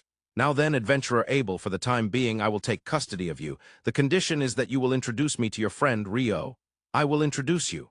Ah, don't worry about it. I promise not to harm Rio in any way. I just want to have a conversation. By the way, where is Rio right now? He's at Duke Alba's residence. Upon hearing that, Lord Ancestor's expression fell heavily. At Agnes's place. What? Is that a problem? Abel was also concerned for Rio if it was a dangerous situation. Agnes despises it when someone interrupts her once she begins. Even I cannot intervene. It's quite troublesome when she gets angry. All I can do now is hope Rio returns safely. It's quite unfortunate.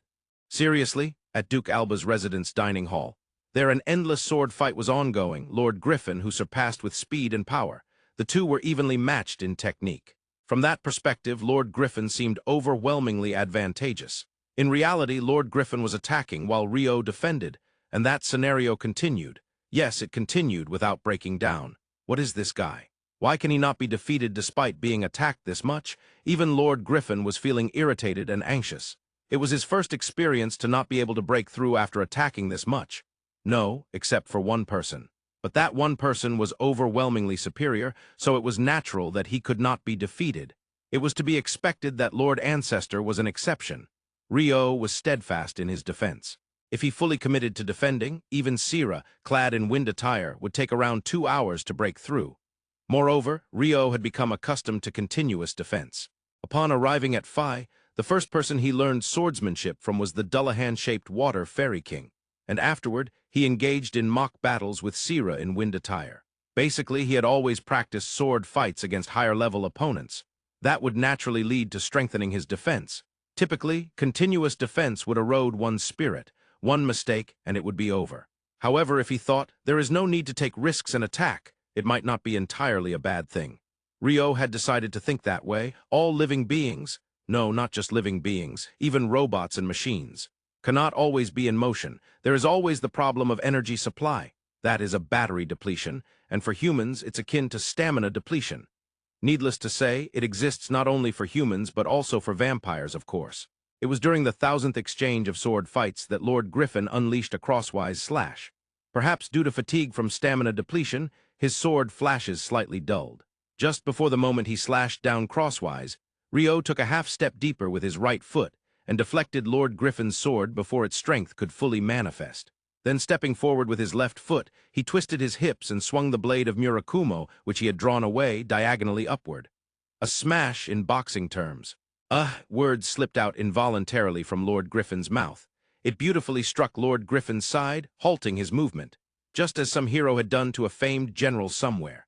At that timing, Rio erased the blade of Murakumo and used the momentum from the smash with his left hand to stab his right hand, Murakumo's blade, that is, into Lord Griffin's throat. Once plunged deep, Lord Griffin's body flew backward, and then he ceased to move. Of course, it wasn't that Lord Griffin underestimated stamina. It was just that Rio's stamina was abnormal. Stamina, endurance, is something anyone can acquire with effort, and in battle it is the one who stands until the end who wins. To keep standing until the end, endurance is essential. What distinguished the outcome of the sword fight between Lord Griffin and Rio was that endurance.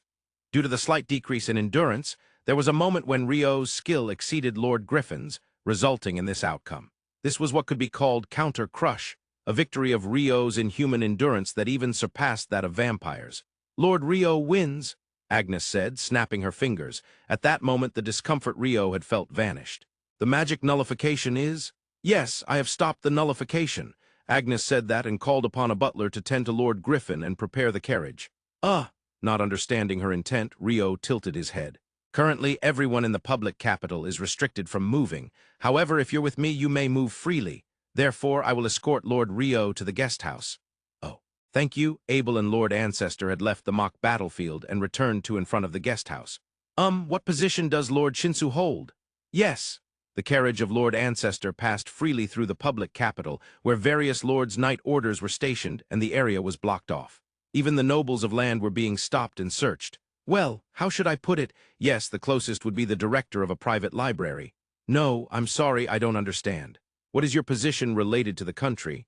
I have none of that at all. What about a public position?"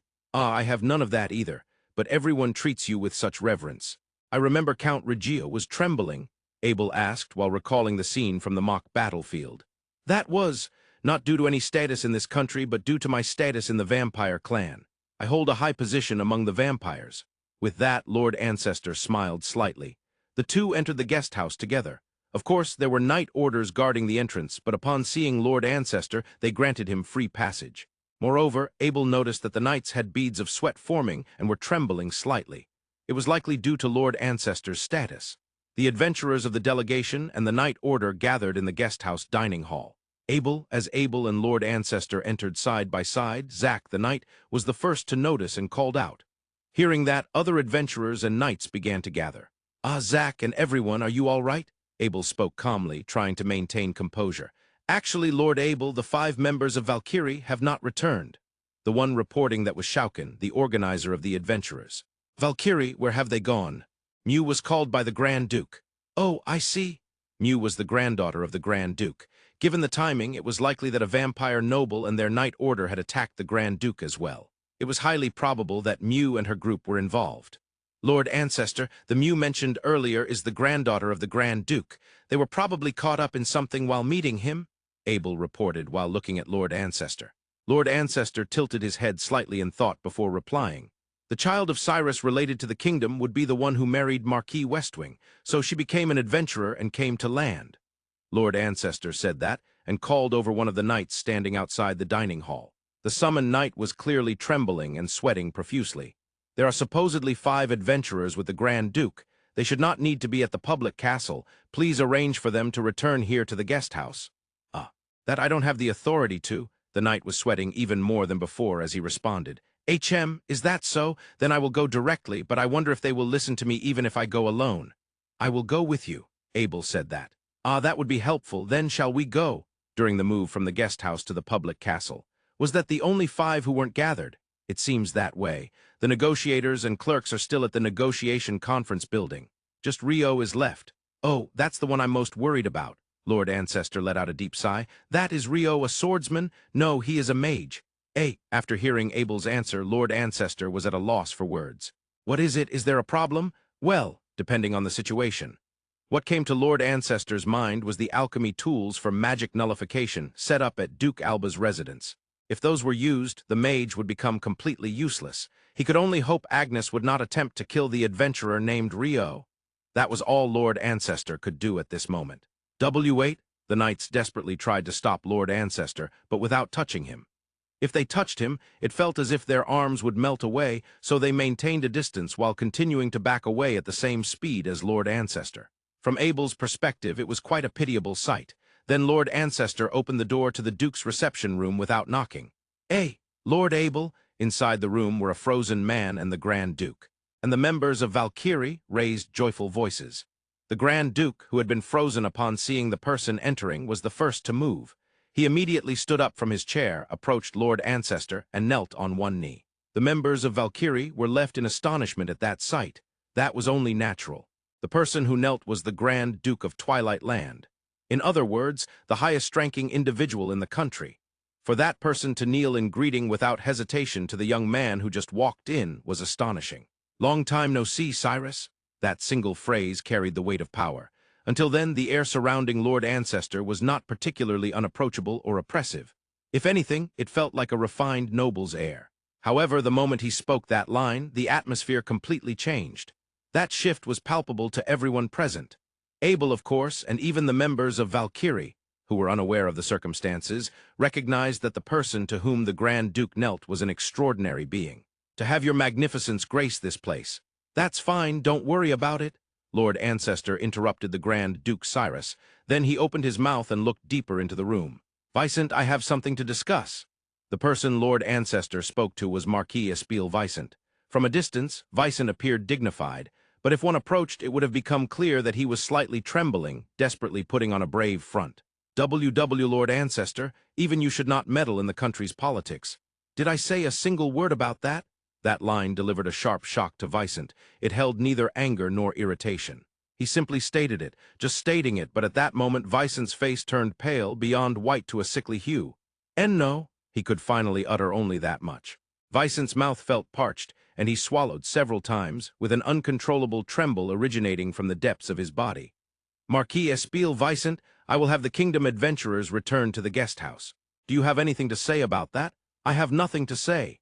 As if declaring a decision, Lord Ancestor questioned Vicent, who simply accepted it. "The kingdom's negotiators and clerks are also being detained. They will also be returned to the guest house. There is no problem with that either, is there?" "I have no objections." With that, Lord Ancestor turned back to look at Grand Duke Cyrus, who remained kneeling. Then he asked Vicent, "Vicent, what do you intend to do with Cyrus? Cyrus will be executed for treason." "No." At Vicent's answer, Mew raised her voice, small yet sharp. Lord Ancestor looked at Cyrus, Mew, and finally Vicent before declaring, "Vicent, I will take Cyrus's life for the time being. You are not permitted to execute him." Lord Ancestor, such an intervention. While the protection of the kingdom delegation could not be considered meddling in politics, Vicent could not accept a measure to halt Cyrus's execution. That was why he raised his voice. "Do you wish to carry out a coup d'etat? You've neatly seized control of the political center and the heart of the public capital. It matters not if Cyrus's life is executed." But then, Vicent, must I tell you twice?" The last words contained a clear sense of anger. Not only did those words strike Vicent, but they also caused everyone present in the room to tremble in fear. His legs gave way, he fell to his knees, and even tears began to glisten in Vicent's eyes. "I am so sorry. That's enough. If you understand, then let us proceed to the guest house. Abel, please assist those children in standing." The final words were said in the tone of a refined nobleman. The members of Valkyrie, who had been seated, managed to stand up and return to the guest house. After Abel and the others brought the Valkyrie members back, and the negotiators and clerks followed soon after to the guest house. "Phew, we finally made it back." Lord Rio, the water attribute mage, had finally returned to the guest house, and the first to notice that was Shouken, whose shout drew everyone's attention in the dining hall toward Rio. Simultaneously, a terribly alluring beauty entered behind Rio, catching everyone's gaze. "Duke Alba!" A clerk, familiar with her appearance, couldn't help but murmur. However, that small murmur was surprisingly loud, and many in the delegation recognized it. Even those not part of the delegation could hear it. "I see, Agnes has come as well." Lord Ancestor?" Lord Ancestor stood up and approached Rio and Agnes, surprising Agnes, who widened her eyes upon realizing he was there. Yet she quickly regained her composure, holding the hem of her skirt in a curtsy. The clerks were astonished to see that. In this land, even the Grand Duke was overshadowed by the authority of Duke Alba, and for such a person to bow respectfully to anyone. There had been no information about such a person. The only ones who could possibly warrant that level of respect would be the kings or emperors of other countries. Why is Lord Ancestor here? Oh, Agnes, I brought adventurer Abel here today, and also to meet with that Rio over there. Me? Rio tilted his head in confusion. He had no acquaintances who were such extraordinarily handsome men in front of him. He doesn't have any but. I see Lord Shinsu is Lord Ancestor. In relation to vampires, Lord Ancestor refers to the peak of vampires. In some cases, he is even considered the progenitor of all vampires. The extraordinarily handsome man in front of him seemed to be in his 20s, but he certainly was not the age he appeared to be. Rio concluded that. Lord Ancestor turned to Rio and smiled, then suddenly murmured a phrase. The world has gone out of joint. Ah, what accursed fate it is, to have been born to mend that. Rio inadvertently murmured the continuation, and finally Lord Ancestor added more. Why Hamlet? Rio was astonished. Could it be that Shakespeare existed in this world as well? Well, even if Hamlet existed, I don't think anyone would provide such an astonishing translation except for Professor Hidetaka Najima. Indeed, the original text was, "The time is out of joint, O cursed spite, that ever I was born to set it right." To translate that as the world has gone out of joint was an incredibly genius translation. Knowing this translation proved he was Japanese. You are? Yes, I am just like Rio. Rio had met the second reincarnator since coming to Phi. Sorry for the long text of 9,000 characters. I had a feeling about that. In the back of the dining hall, the four of them, Lord Ancestor, Agnes, Rio, and Abel, were seated on a sofa. Agnes was leaning against Lord Ancestor, looking blissful. She seemed uninterested in the conversation. Is that so? Yes. After all, it's impossible to recreate such a perfect ramen. Only someone who truly loves tonkatsu ramen and has eaten hundreds or thousands of bowls could do it. Ah, you had it at Agnes's place, right? The chef there is one of the best in the land. He perfectly recreates my recipe. It was delicious, wasn't it? Lord Ancestor said with a smile, nodding repeatedly. Yes, indeed, it was a jewel of a bowl. Rio had eaten 2 bowls, though. Is it really that impressive? Abel murmured next to Rio. Yes, it's amazing. I wish I could bring it back to the kingdom. That's probably impossible. When Rio said this, Lord Ancestor shook his head sadly. I had quite a struggle to recreate that. Is it because of the noodles, the lye? When Rio mentioned this, Lord Ancestor nodded vigorously. Exactly, you understand. Ramen noodles absolutely require kansui, but obtaining it is difficult. That's why it cannot be recreated in the kingdom. I thought you had succeeded in the chemical synthesis of kansui, but that's not the case, is it? No, it's not that I succeeded in chemical synthesis. I discovered natural kansui. Originally, ramen is said to have its roots in the discovery made on Earth about 1700 years ago, when it was found that kneading wheat flour with water from a saline lake in Mongolia creates amazing noodles in both elasticity and texture.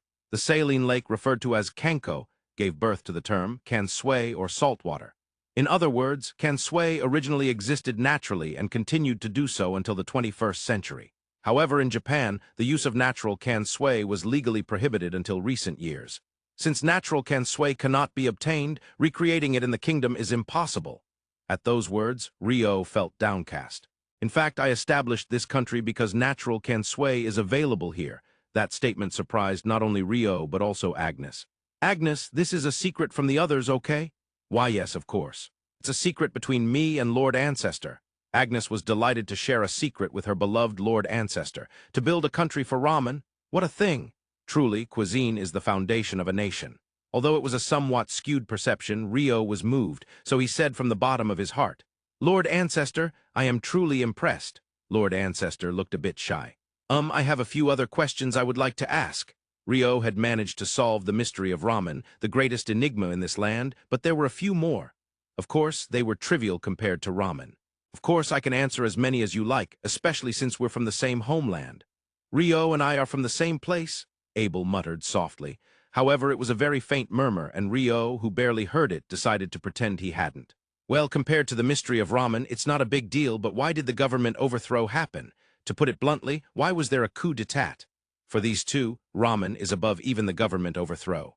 Abel was astonished and incredulous inside, but wisely suppressed it from showing on his face. He understood that both Rio and Lord Ancestor were not individuals to anger, and somehow he felt that if he mocked ramen, they might genuinely get angry. Ah, well, I think it was just to pass the time. That was an unexpected answer for Rio. Isn't that right, Agnes? Agnes, who was prompted by Lord Ancestor, blinked and opened her mouth, looking flustered. I figured it would be something like that. Lord Ancestor sighed softly before continuing. This country has existed for 100 years. The vampires who participated have grown bored of tranquility. We live for eternity. As long as we do not perish, we are immortal. Though our race is one that doesn't multiply easily, it also doesn't diminish easily. For those who live for a long time, passing the time is very important. Our lifespans differ from humans, so it's hard for them to understand. After saying that, Lord Ancestor let out a sigh. Rio felt that Lord Ancestor might be tired of leading his kind. He must have been guiding those vampires all this time. We have built countries in various places before, or contended with other races, repeating such things before arriving here. I am satisfied with this land because I obtained, can sway, and completed my long-held dream of Ramen. Immortality is enviable. It means you can create civilization in reality, doesn't it? Creating civilization? Rio had loved simulation games when he was on Earth. Of course, he was into games like The Ambition of the Sixth Demon King and Three Kingdoms, not to mention he had a fascination with a certain civilization game by a Mr. Mayor. Games where you create civilization from scratch over thousands of years. If one were immortal, that could be done in reality. Rio excitedly explained this. Then, how nostalgic. I played that game too. Lord Ancestor, lost in thought, remembered the Earth era. For him, it was a memory from thousands or tens of thousands of years ago. Indeed, being able to do such things in reality is unique to the vampire race. Lord Ancestor murmured with a smile. It seemed to Rio that something had sparked in Lord Ancestor's mind regarding the country. While continuing to chat about trivial matters, Rio remembered one thing. Lord Ancestor, about the magic nullification you created at Duke Alba's residence. It was Abel who was surprised to hear this. Could it be? Have they artificially realized magic nullification? This was astounding, more so than any talk of Ramen. Well, of course, in Abel's eyes. If magic nullification became commonplace, society would change drastically. But, that's a misunderstanding. That was just a find. A find? Agnes didn't properly explain. It seems she didn't, judging by that face. I found it at some ruins while I was out for a walk. It was before I moved to the Central Nations. What I did was merely install it and reduce its overwhelming power, and then I adjusted it so Agnes could control it. Well, if Agnes's estate becomes a magic nullification space, then no matter what happens, she can resolve it somehow. Lord Ancestor? Agnes hugged Lord Ancestor tighter. So to be clear, I can't do magic nullification myself. At those words, Abel felt relieved. Rio looked slightly disappointed. But when it comes to magic itself, I have more profound knowledge than others. After all, it was I who spread chanting magic in the Central Nations. Huh! Rio and Abel exclaimed in surprise. Discovering chanting, which acts upon the principles of this world, was quite difficult. But because of it, half of the population can now use magic, right? It's you, Rio silently screamed in his heart. Before reincarnating as Phi, he was pleased that only 20% of people could use magic, thinking they were elite, but now he was momentarily reminded of how disappointing it was that many could use magic in reality. However, Lord Ancestor's actions were for the sake of helping others, so it wasn't necessarily bad. It was indeed more advantageous for us vampires if the people of surrounding nations could use only weak magic. It is certainly better for neighboring countries to be weaker, I won't deny that. It wasn't merely about helping others. Could it be? Is combat technique included as well? Abel asked for the first time. Yes, Lord Ancestor turned to Abel and nodded, continuing his words. The knights protecting the land are humans. I thought there must be something magical they could use to strengthen them. I had been experimenting with that even before coming to the Central Nations. The general form of it was established about 100 years ago. So, the knights of the land, yes, most of them can use combat techniques. That was shocking news. Though each may not be one warrior against 1,000, compared to the knights of the kingdom, they could be considered quite strong. It's not a large country, nor did I intend to make it one. We're all about a small elite force, Lord Ancestor said with a bright smile. To Abel, that smile felt eerie. 2 days later, the delegation departed from the public capital. The main agreements were about accepting trainees from the kingdom and establishing mutual embassies in both the public capital and the royal capital. The next day, the Grand Duke Cyrus's abdication and the ascension of his son, the Crown Prince Norton, to the Grand Duke position were announced. Cyrus was granted territory near the city of Karnak, close to the kingdom, to live in seclusion. Everything else continued as before. The coup d'etat was completely concealed. There were no changes for those involved, just one thing. The exchanges between Duke Alba's residence and Lord Ancestor's study had reportedly increased more than before. End of Chapter 11, Twilight Land. After 5 installments with an interlude, the final chapter is finally coming from 213. It's peaceful, isn't it? The aroma of Kona coffee drifted through the carriage, calming the spirits of those weary from their journey. The ice-clear coffee cup in hand presented a stunning contrast to the swirling liquid inside, creating a fantastical scene. With perfect taste, an enchanting atmosphere, and a fragrance that captivates all, Rio, entranced, slowly turned the pages of the materials in front of him, surrendering himself to the landscape of coffee. What else could one call this but peace? However, the other half of the carriage was just a battlefield. The opponent was paperwork, homework assigned by his elder brother, a rank adventurer grappling with it. If I were to name that landscape, I would surely say the best title would be An Elementary School Student on the Last Day of Summer Vacation, Rio said, looking at Abel with a gaze full of pity. I don't understand what you're saying, but I can tell I'm being made fun of, Abel replied, not halting his hand as he solved the problems. Then he exclaimed softly, It can't be helped. I thought I had finished everything, but there was still a stack left at the bottom of my bag. Damn it, why is this happening? Your usual behavior. After a brief glare at Rio, Abel returned to his struggle with the homework. How difficult world peace is. Saying this, Rio brought the coffee to his mouth. After a while, Abel, who had been wearing a fierce expression, changed to one of anguish, slowing the speed of his pen, and eventually, unbelievably, came to a complete stop. Even Rio couldn't help but be concerned by his appearance. Abel, no, it's just... With that, he fell silent again, lost in thought, still wearing a troubled expression. Rio peeked at the homework in Abel's hands. About the fall of the Duchy of Inberry, quite a relevant current affairs topic, isn't it? Well, it's a problem created by my elder brother. It only includes practical problems. The fall of the Duchy of Inberry has many implications for our kingdom. Taking a breath, Abel then asked Rio. Rio, why do countries fall? Abel, that's the same question as why people die. A country and a person are different, right? Abel countered, tilting his head. They're the same, both have lifespans. However, in the case of the Duchy of Inberry, it feels more like a sudden illness rather than a natural lifespan. A sudden illness, you say? Well, normally, a country's lifespan is 200 to 300 years. Huh, is it that short? Yes, at most 500 years. Once a great historian, a politician, judge, and historian wrote so. To be precise, it should be called the lifespan of a political system rather than the lifespan of a country. In any case, the rise and fall of nations is an intricate theme that requires decades of research and could fill dozens of books, akin to peering into the depths of history. It's not something that can be easily explained in a carriage like this. Is that so? The historian Rio envisioned was, of course, Ibn Khaldun, and the rise and fall of nations was referenced from Edward Gibbon's The History of the Decline and Fall of the Roman Empire. As someone who took a leave of absence from his Western history studies at university, Rio found the rise and fall of nations to be an exceedingly intriguing topic, but he understood well that once one delved into it, it could be like a swamp from which one could not escape. Indeed, he thought that if one were to have eternal life like the Lord Ancestor of Land, diving into such research might be interesting. By the way, I used the term sudden illness, but when a large nation borders a small one, the small country has a high chance of being swallowed. A certain mathematical biologist has even formulated this historical phenomenon into equations. Huh! Abel didn't understand it at all. Rio sighed once and decided to give up explaining further. In essence, it means that the rise and fall of countries can even be expressed in formulas. That's impossible. Abel, who might become king in the future, didn't want to believe such talk. If a country's fall could be expressed in a formula, what would that mean for the lives of those living hard within it? What about the ministers and bureaucrats who worked selflessly for the nation? Of course, it's not absolute.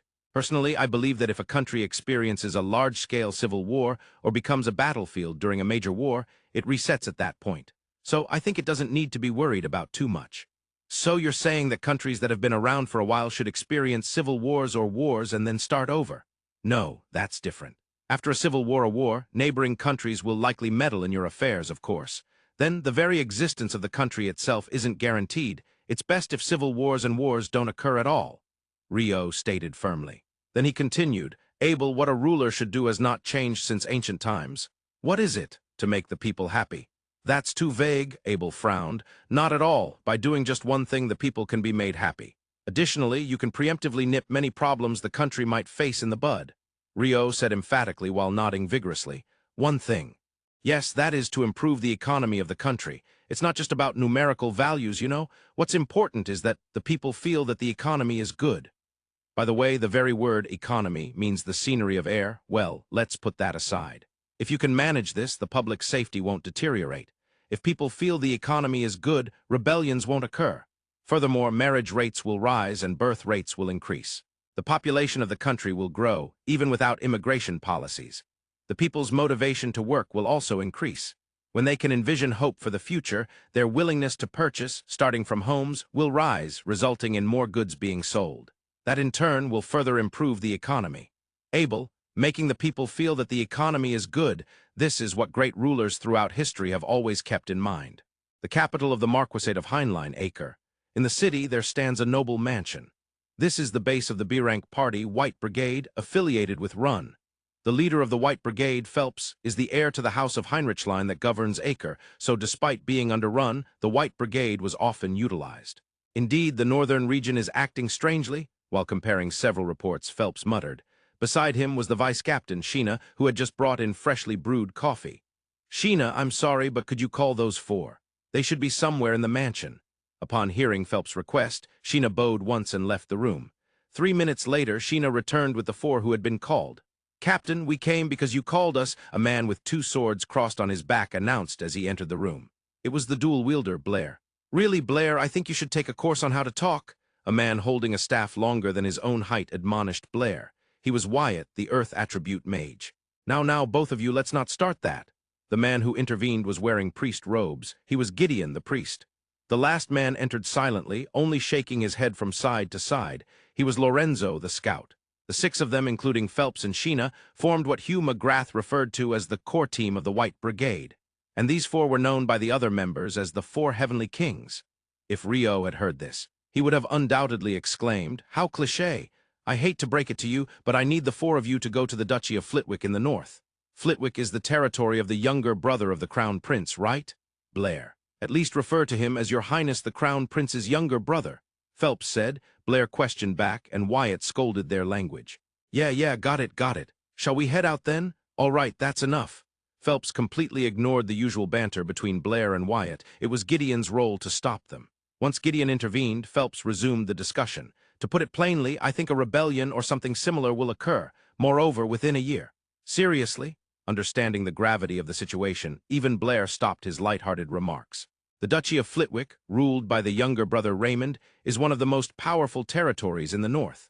With the second-largest city, Carlo, as its public capital, it is known for its fertile and vast lands that produce wheat. A rebellion in such a place, especially one led by the younger brother of the Crown Prince, would likely attract many nobles to follow. Those who could not hope for advancement under the current king might seek to join the younger brother Raymond in a desperate bid for power. If things go poorly, it could lead to a civil war that would divide the kingdom. Captain, what specific actions should we take? Gideon asked. I hope you can bring back evidence of the rebellion if possible. However, there's no need to risk your lives for it. Your strengths will be most needed afterward. There's no need to suppress the rebellion. No, there's no need. I don't think it can be easily suppressed, and it might be better to let them start the rebellion and deal with it afterward. Oh, that's frightening. The last words came from the dual-wielder, Blair.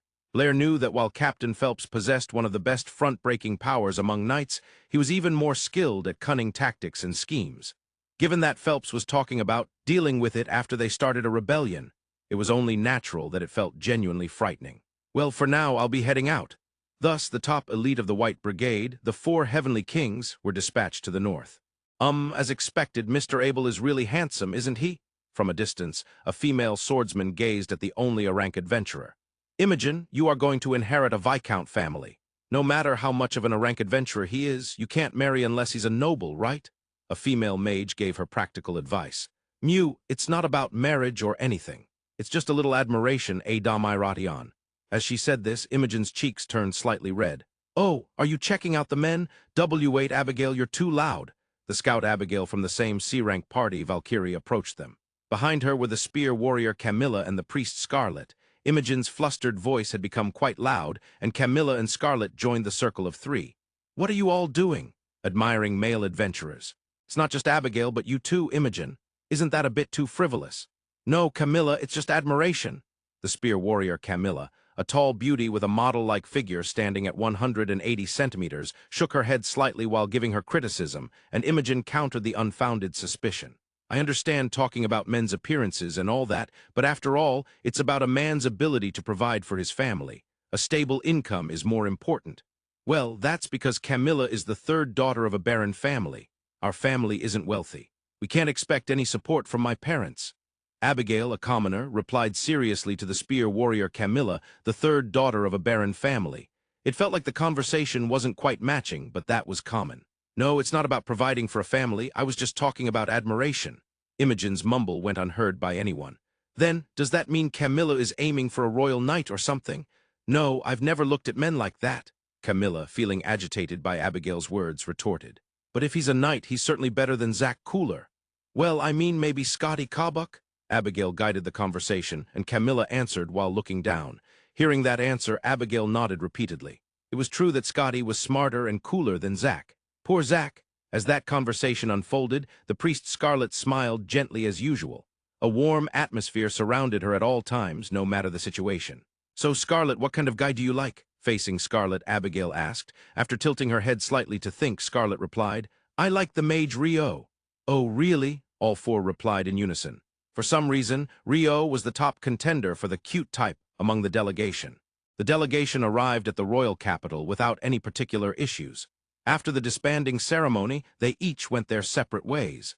The Royal Knight Order headed to their newly constructed barracks. The adventurers went to the guild. Negotiator Ignes and the officials proceeded to the Ministry of Foreign Affairs. And then, Rio went to the Alchemy workshop. Rio and Abel planned to leave the royal capital for the city of Run by guild carriage the next morning. Therefore, if they were going to do something, it had to be tonight. Thus, Rio headed straight to the Royal Alchemy workshop where Kenneth was. Meanwhile, Abel knocked on the stone door of the Crown Prince through the hidden passage from the basement of the Alalian mansion to the royal castle. As usual, the door opened, but the person there was not the Crown Prince. The face of the man who looked earnest was familiar. Surely you are Daniel, the Crown Prince's chamberlain. Indeed, Your Highness Albert. Please come inside. Abel had known from the signal before opening the door that the person on the other side was not the Crown Prince, yet he couldn't help but feel anxious. Indeed, the Crown Prince was in bed. He could no longer walk. Ah, Albert, I'm glad you came. Elder brother? Abel could not weave any more words. Albert, please don't make that face. I knew this would happen since childhood. This body has held up better than I imagined. And yes, I can no longer walk, but my mind is still sharp. Saying this, the Crown Prince smiled. Abel would never forget that smile for the rest of his life. By the way, did you bring your homework? Yes, I finished all of it. I see, as expected of you. You've always been serious about these things since we were young. The Crown Prince nodded once and picked up one of the submitted homework assignments, flipping through it casually. As expected, this is quite an interesting answer. Is it? Not good? Abel asked with a worried expression. No, not at all. It goes without saying that many of these questions have no absolute correct answer. As long as it adheres to basic principles, it ultimately comes down to your thoughts, Albert. That was, in itself, difficult. Abel thought so. A country exists because of its people, and so does the royal family. As long as you don't forget that, I believe you can become a good king. With those words from the Crown Prince, their brief meeting as brothers came to an end. You are amazing for listening to chapters 126 to 225 of Water Magician. If you are enjoying this story, please consider subscribing and supporting the channel. Today I am posting 2 chapters. At 9 p.m., I will post 213 final chapter prologue. Allied Regent Lord Aubrey was troubled. The reason was the unexpectedly low number of former citizens of the Duchy of Inberry returning after the Empire's annexation of Inberry. The primary cause was the deterioration of public safety in the Eastern Kingdom. During the war, those who fled from the duchy to the kingdom were accepted as refugees by the kingdom. Most of them initially escaped to the Eastern Kingdom. But by that time, the safety in the Eastern Kingdom was already deteriorating, leading many to continue on to the northern, southern, or the central region where the royal capital is located. For these people, even when the war in Inberry came to an end, and they were in a position to return, the poor safety in the Eastern Kingdom made it difficult to go back to their homeland. Roughly, it's about 20% of our initial estimate. Lord Aubrey sighed softly at the report from his aide, Lumber. If I were a refugee, I certainly wouldn't want to pass through that eastern region to return to Inberry. Indeed. Both Lord Aubrey and aide Lumber understood this logically. However, even so, 20% of the initial estimate was far too low. Is all of this just part of the Emperor's plan? Could it be that this is also Rupert's fault? It's reasonable to think so. At the very least, it's certain that the Empire is pulling strings behind the chaos in the Eastern Kingdom. If that's preventing the refugees from returning, then it's only natural to consider that it's within the Emperor's expectations, right? But why would the Emperor implement a strategy to keep Inberry's refugees within the kingdom? Well, even Lord Aubrey found it difficult to answer Lumber's question immediately. Lumber, what do you think is the biggest problem if a flood of refugees were to arrive? That would be the deterioration of public safety, I suppose. The increase in refugees leads to a decline in safety. This is an unavoidable problem, regardless of how well organized the governing structure is. Just as it was on Earth, it is the same in Phi. However, wouldn't the economy improve with an increase in population? I find it hard to believe that the kingdom would benefit from good economic conditions resulting from that. Lumber posed such a question. Has the kingdom's economy improved since our annexation of Inberry? Not at all. Indeed, there is no sign of such a trend. Right. Simply accepting refugees does not improve the country's economy. Unless they are properly incorporated into the country's commerce and taxation mechanisms, the economy will not improve. And with the current governing abilities of the kingdom, it seems unlikely that refugees can be smoothly integrated into the national economy. Thinking that an increase in the population would automatically lead to an improved economy is foolish. Only when those who have increased earn, spend money, and pay taxes does their contribution to the national economy begin. Unless the nation deliberately undertakes that integration, accepting refugees will not make anyone happy. The refugees will merely become cheap economic slaves. These refugees are people with families as well. They cannot keep accepting such conditions indefinitely, and if the situation does not improve through legal means, they will resort to illegal methods. Solutions through violence represented by riots. This will further deteriorate public safety. How many individuals in the government fully understand this? Unfortunately, it seems that there are not enough who do in the kingdom. Is the Emperor's aim simply to create chaos and further worsen public safety in the kingdom? If that's the case, then the obvious question arises. For what purpose? Lord Aubrey muttered, and Lumber picked up on his words to inquire further. We should move the elite unit near the border, so they can be deployed immediately if something happens. In response to Lord Aubrey's murmur, Lumber simply nodded. The deterioration of public safety is the most troublesome issue. End of the continuous interlude. At 9 p.m. today, the final chapter will finally begin with 213. It is certainly longer than any previous chapter. As previously mentioned, this is the final chapter of Part 1, Central Nations Arc, but the resumption of the next Part 2, Western Nations Arc, will be quite a while away. It is decided in my mind that I will write up to Part 2, Western Nations Arc, and Part 3, Eastern Nations Arc, but it is unclear when that will be. I have other work to attend to. Thus, I sincerely hope that all readers will enjoy this final chapter. I will report in detail about what's next in the Activity Report. The Activity Report can be accessed by tapping on Author, Chuku at the top of the page, or by tapping on Author My Page at the bottom of the page. They both lead to the same page. On the left side of that page, the Activity Report will be listed. The final chapter is now opening. Today, there will be 2 posts. At noon, the Interlude 212 will be posted in the northern part of the Natore Kingdom in the Count Gorder territory. A large-scale demonstration was taking place in the central square of the capital city, Goya. Give us food, huh? As he watched the demonstration, a swordsman who appeared to be an adventurer muttered while looking out the window from the second floor of an inn. You're lucky we got picked up by the Marquis? A man who seemed to be a mage said while sitting in a chair. The priest-like man sitting next to him nodded repeatedly at those words. That's true. Thank Alalian for that. By the way, where are Oriana and Isaiah? The swordsman took out a pocket watch and checked it while looking towards the door. Hector, you're worrying too much. Those 2 will be fine. The moment the mage said that, the door opened, and the 2 came in. Hector, we have the instructions. Oriana, the scout, handed the instructions to party leader Hector. Really? Hector's expression brightened as he received the instructions. He then read it over. The 4 party members waited for Hector's words. Then Hector read aloud the instructions. Return to the royal capital. Yes, the 4 exploded with joy. The spear warrior Isaiah made several victory poses, while the mage Kenji and the priest Tarlo embraced each other. They were part of the former C-rank party, Morning Star, affiliated with the royal capital. Previously, they had tried to abduct Abel before the royal capital turmoil. Afterward, they got caught up in an explosion meant to cover up the evidence and went missing. But they were actually protected by Alalian Baraha and had since become stationed adventurers under the House of Heinlein. For now, their survival was kept hidden due to the ongoing power struggles within the royal castle. Thus, their current mission was not processed through the Adventurers Guild and would not earn them any points, but they were receiving a significant bonus reward from the House of Heinlein, satisfying all 5 of them. However, the month-long investigation in the Count Gorder territory was not particularly enjoyable, and it was also true that the youth were starting to miss the splendor of the royal capital. Father the Morning Star has left the capital city of Goya and is heading to the royal capital. In Acre, Marquisate of Heinlein, Phelps reported to his father, Marquis Alexis Heinlein, "Good work. Once you reach the royal capital, will you turn it over to Count Lawrence for internal investigation?" "No, that person is very sharp, so we'll continue the internal investigation with dedicated professionals. The Morning Star will serve as a reserve force at the Alalian Mansion." Count Harold Lawrence, the current Minister of Internal Affairs. Among the ministers, he was regarded as the youngest and most capable, and this assessment was unanimous. However, if such an outstanding individual were to betray them, to be honest, this country is already. Alexis thought, but he barely managed to keep those words from escaping his mouth. He shook his head repeatedly. Just 10 years ago, his homeland, the Natore Kingdom, should have been at the height of prosperity. Why had it come to such a state? Was it a mistake for him to resign from the position of Knight Commander and return to his territory?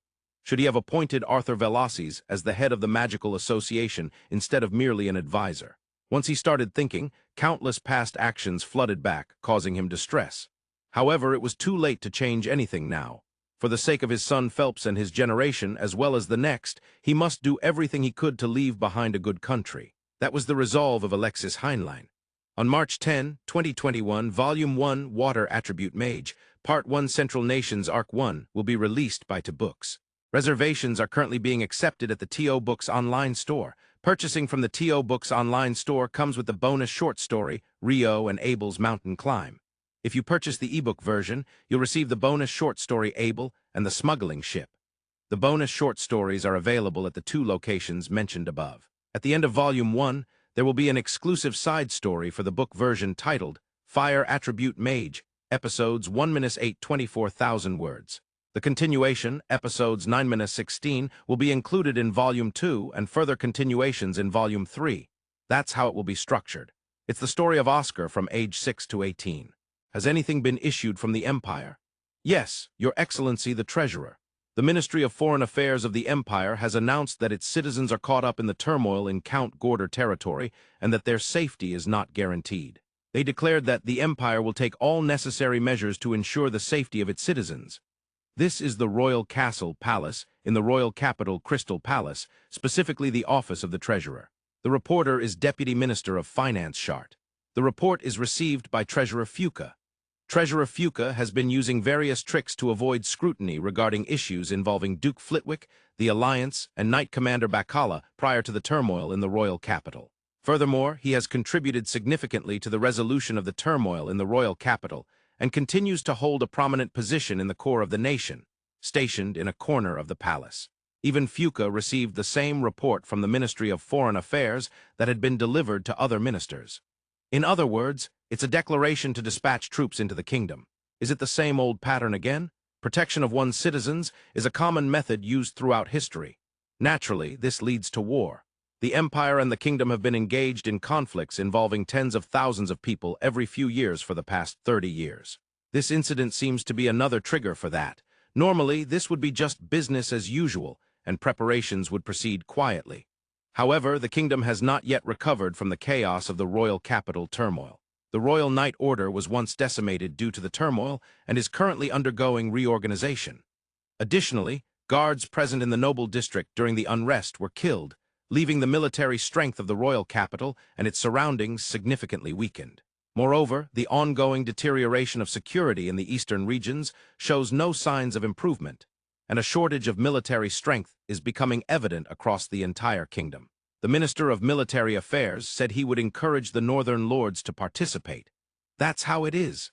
Even if it ends in a draw, we'll have to give rewards from the national treasury to the lords who participate. The financial burden will increase again. Treasurer Fuka immediately identified the problems related to his authority. Indeed, there is no state action that costs as much money as war. Well, we can think about the rewards for the lords after the war. Soldiers will come from the royal capital, right? Yes. Although they are being organized, the Royal Knight Order will participate. Also, the Royal Magic Guild and the First Army of the Kingdom, along with conscripted militia. That too, it will cost money again. Fuka sighed deeply, expressing that his feelings were gradually becoming more negative as he spoke more directly than before. In the southern city of Run, life was peaceful. Particularly around Rio, it was peaceful. It was just as peaceful as always. He woke up before sunrise, stretched intensely for 30 minutes. Then, while creating tiny Tokyo towers from ice on both hands, feet, and shoulders, he ran outside the walls of Run. He had breakfast and diligently worked on alchemy until noon. During that time, Sira sometimes came to read in the living room. For lunch, they often ate together at one of the shops near the East Gate, centered around the feast pavilion. Afterward, they usually had mock battles at the Lord's Manor. Dinner could be eaten at home, or they might grab a bite at the Adventurers Guild cafeteria or at a shop they passed by. Then he would take a bath and go to bed. An astonishingly regular life. There were two forces that disrupted this regular life. One was the three from Room 10, and the other was, "Rio, are you there?" An A-rank adventurer swordsman barged in through the side entrance without knocking. He thought Rio would be there, but if he found an elf woman reading in the living room, he would surely be surprised. Sira. Hey, Abel, Rio is reading alchemy materials in the back. Yeah, I was reading, but apparently a suspicious swordsman came in, so I came out. Surprised Abel, kind-hearted Sira pointing out where Rio was, and Rio coming out from the back. Oh, sorry about that. If you really thought that, you would have brought a gift or something, like 2 super delicious crepes sold around the city. You're right, I'd be in trouble if you didn't bring those. As expected of Rio, a good point. Rio demanded crepes, and Sira jumped on board with that. Seriously, you guys, you've really sharpened your coordination lately. Abel sighed heavily, complaining, of course. Deliciousness is justice, Rio declared proudly, and Sira nodded repeatedly. This time the guild has an emergency request for Rio and me. For me and Abel, that's rare. Well, our guys are still in Kona village. The urgent request is in Bemberton village. Bemberton, it takes about 2 days by carriage from Run. Abel pointed out the location while Sira added more information. Yeah, they want you to leave as soon as possible, and a guild carriage has already been prepared and is in front of this house. I see, it can't be helped. With that, Rio placed the materials he was holding in the back room and came out with his usual bag, Murakumo, Mikkel's custom knife, and a robe. Shall we go? Sorry, Sira, I'll be back shortly. Yeah, just be careful out there. Then Sira suddenly hugged Rio. For some reason, Abel turned beet red at that sight, but that was a secret. That was quick preparation. Inside the carriage, Abel started the conversation. His face was still a bit red. Well, it's just the things I bring for adventures like potions and preserved food, and don't worry, I've packed roasted Kona coffee beans as well. Impressive, Abel said, expressing both admiration and a bit of exasperation. So what's this emergency request for me and Abel anyway? Indeed, up until now, there had never been an emergency request for this combination or a designated request. It's for Wyvern subjugation. What? That was quite unexpected, even for Rio. It seemed that life in the city of Run wasn't as peaceful as it appeared. Since Rio came to Run, he had never seen a Wyvern, nor had there ever been a subjugation request for one. Not even once. By the way, didn't Room 10 get some buzz for subjugating a Wyvern before? Yeah, they apparently encountered the Acre C-rank party, Raka, at a different request and defeated it. There were 9 of them, and I believe the Room 10 members are still C-rank, right? That's quite impressive. Hearing Abel praise them like that made Rio nod happily. The 3 from Room 10 had been his former roommates. If they were being praised by an A-rank adventurer, he couldn't help but feel happy about it. That said, the way they defeated it was quite outrageous. Right, Ammon was flying in the air, wasn't he? Rio recalled the story of the Wyvern subjugation he had heard from the 3. They said Korokke, the shield user from Raka, launched him. It seems like it's an era where swordsmen can fly now, Abel said with a nostalgic tone. Why don't you give it a try too, Abel? Ask Warren. Yeah, I absolutely refuse. So the reason the guild master chose us this time is that, unlike the reckless methods of the Room 10 guys, he wants us to defeat it with minimal risk and as quickly as possible. It seems no harm has come to any people yet, so we should act before that. I see. While coming from the forest of Rondo to the city of Run, Rio and Abel had previously defeated dozens of wyverns and requested the guild master Hugh McGrath to sell the magic stones. Thus, Hugh recognizes that these two can safely take down wyverns. But this is an emergency request, right? If we defeat it smoothly, won't I get targeted by some strange noble? When Rio voiced such concerns, Abel thought, it feels a bit late for that, but wisely responded with different words. I hear this emergency request will also be designated as classified. This is rarely done, and only the guild master who issued it and the grand master in the royal capital can see the details. It's done using magic or alchemy, and it seems it's a high-value request done only about once a year. In that case, I feel reassured. Rio nodded once and smiled. It seemed he was genuinely worried about being targeted by some strange noble. With our concerns resolved, let's make some coffee. With that, Rio started grinding Kona coffee using the ice grinder. When Rio and Abel arrived at Bemberton village, there was chaos everywhere. It was no surprise. In these remote areas, it was rare to encounter a wyvern even once in a lifetime. So when one was spotted near their own village, it was only natural for there to be an uproar. However, with the villagers in a complete state of panic, it was impossible to gather any reliable information. As the two were at a loss, a soldier-like man came running from a distance. "You are the adventurers from Run's Adventurers Guild, right? The swordsman and the mage." The soldier approached them, asking with certainty. Given the timing, anyone would assume that an unknown adventurer had shown up because the guild had sent word that two adventurers were coming. "Yes, that's us," Abel answered on their behalf. "Good, I have been waiting for you. I am Rhines, the chief of the defense team assigned by Baron Plague at this manor.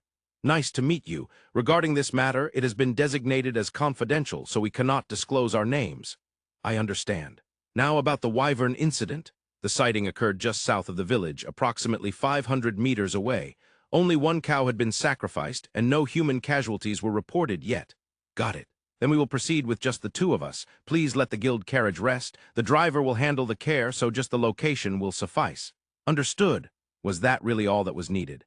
The look in Chief Rhine's eyes seemed to say otherwise. However, both Abel and Rio chose to ignore that questioning gaze. They began walking south. The defense chief was quite young, wasn't he? Probably around 20, I'd say. Yeah, probably. The defense team likely consists of just two people, or in some cases, just him alone. A one-man defense team. That phrase sounded like it could be the title of a story, but picturing that scene brought a sense of sorrow. Still, in modern Earth 2, it was common to have only one police officer or doctor assigned to an island, so it wasn't entirely strange. Rio decided to forcibly think that way. An outcast wyvern and a lone defense team. What kind of story is that? As Rio casually mentioned this, Abel quickly interjected. Abel was certainly capable. Less than 10 minutes into their walk, they spotted a wyvern flying in the sky. "It's flying normally."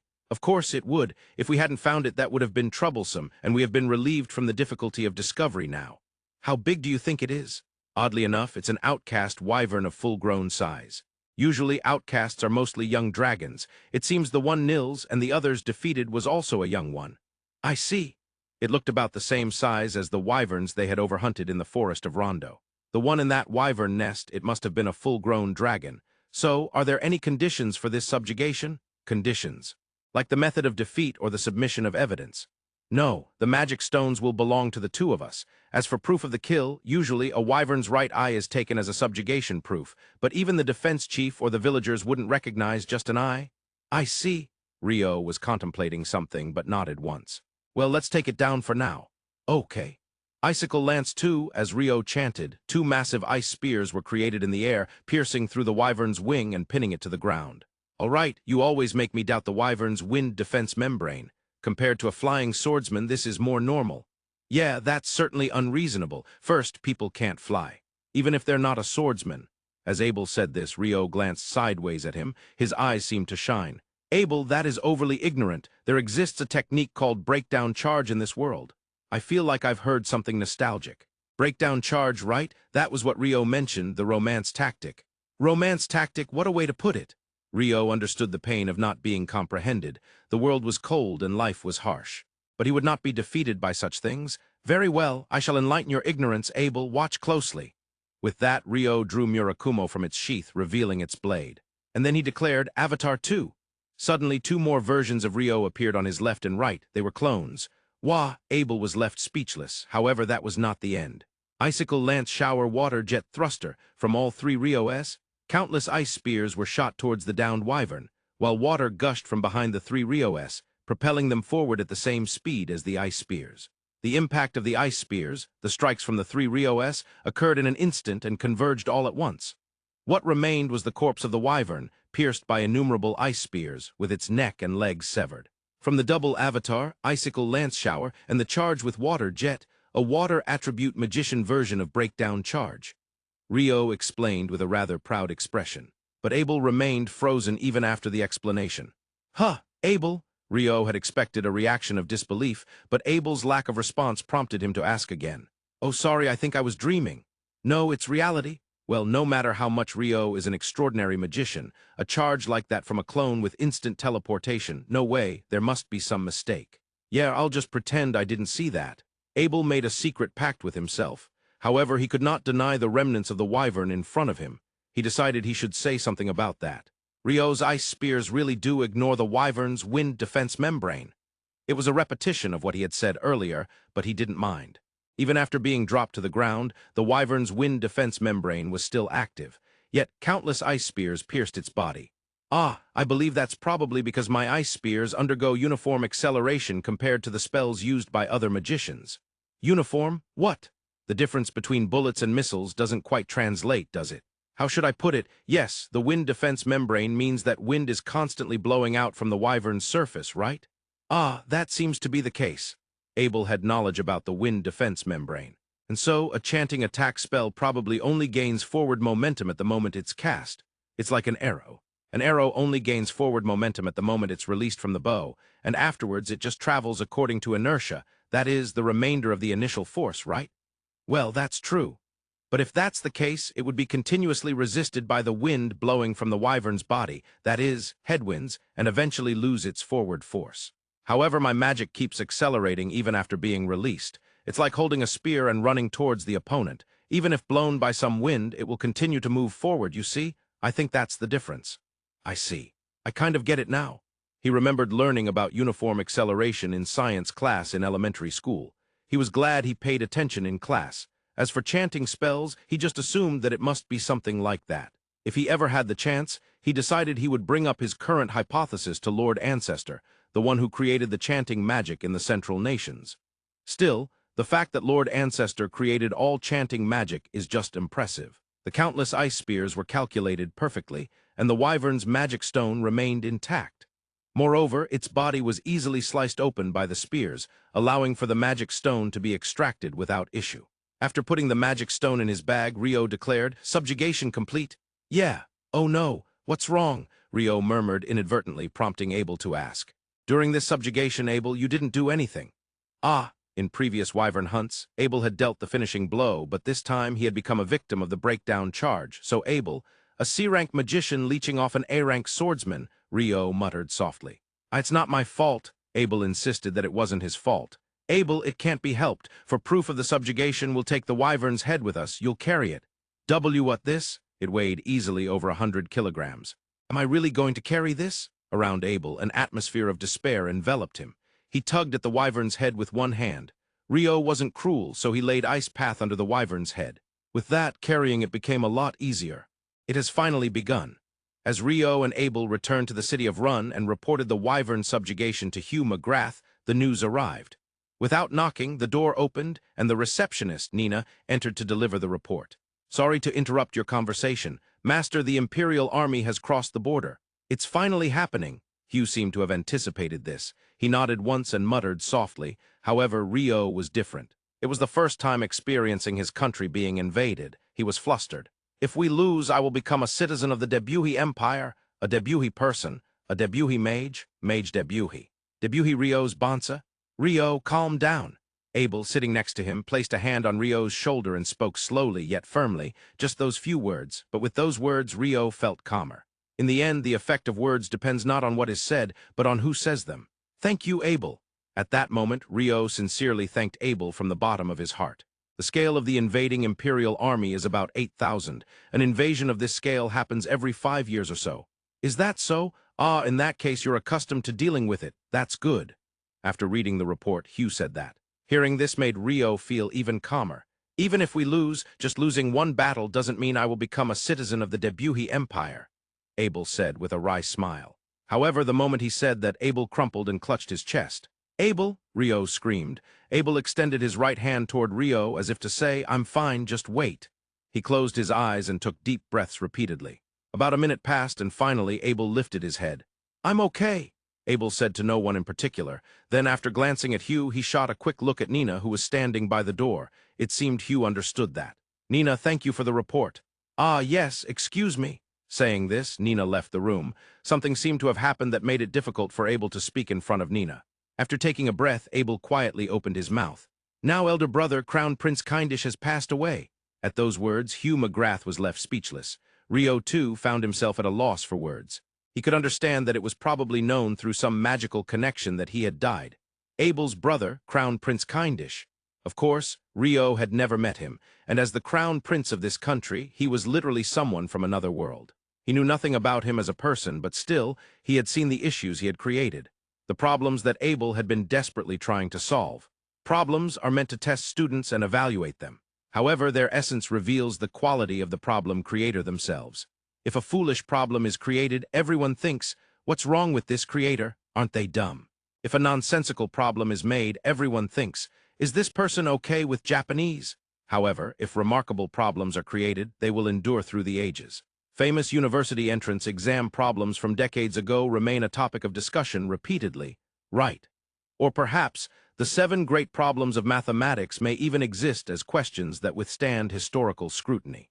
Therefore, by looking at the problems, one can also imagine the thoughts, preferences, and intellectual level of the creator. The problems that Abel had been desperately trying to solve often questioned the essence of the nation. What is the purpose of a nation? What must a king do, and what must he not do? What should the relationship between the people, the nation, and the king be? Rio thought that each question was designed to confront Abel with these essential truths. Perhaps there were no absolute answers to each question. Unless the answer is exceedingly strange, the problem creator would not say no.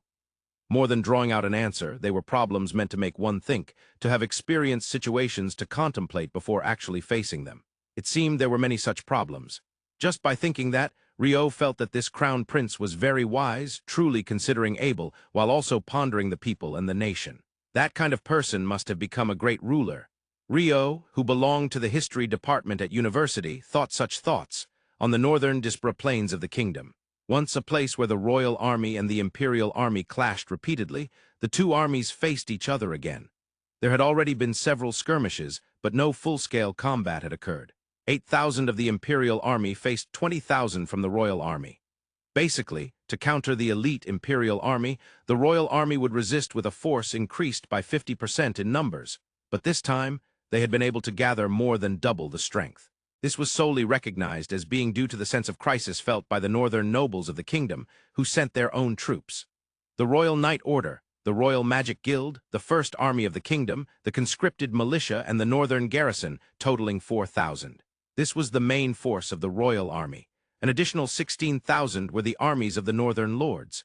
The commander of the royal army was the Minister of Military Affairs, Marquis Winston Elliot Austin. Over 60 years old, he was a man who had faced the invading imperial army multiple times like this one. However, this time, things were different from usual. "Lord Velasquez, do those guys have any motivation?" The Minister of Military Affairs, Elliot, referred to the confronting imperial army as those guys. From the outset, the rate of advance after crossing the border was extremely slow compared to usual. Furthermore, after being positioned on the Dispra plains, they had shown no movement at all. The Imperial Army has always amazed us with their swift and decisive rate of advance, but this time their movement is too slow. Indeed.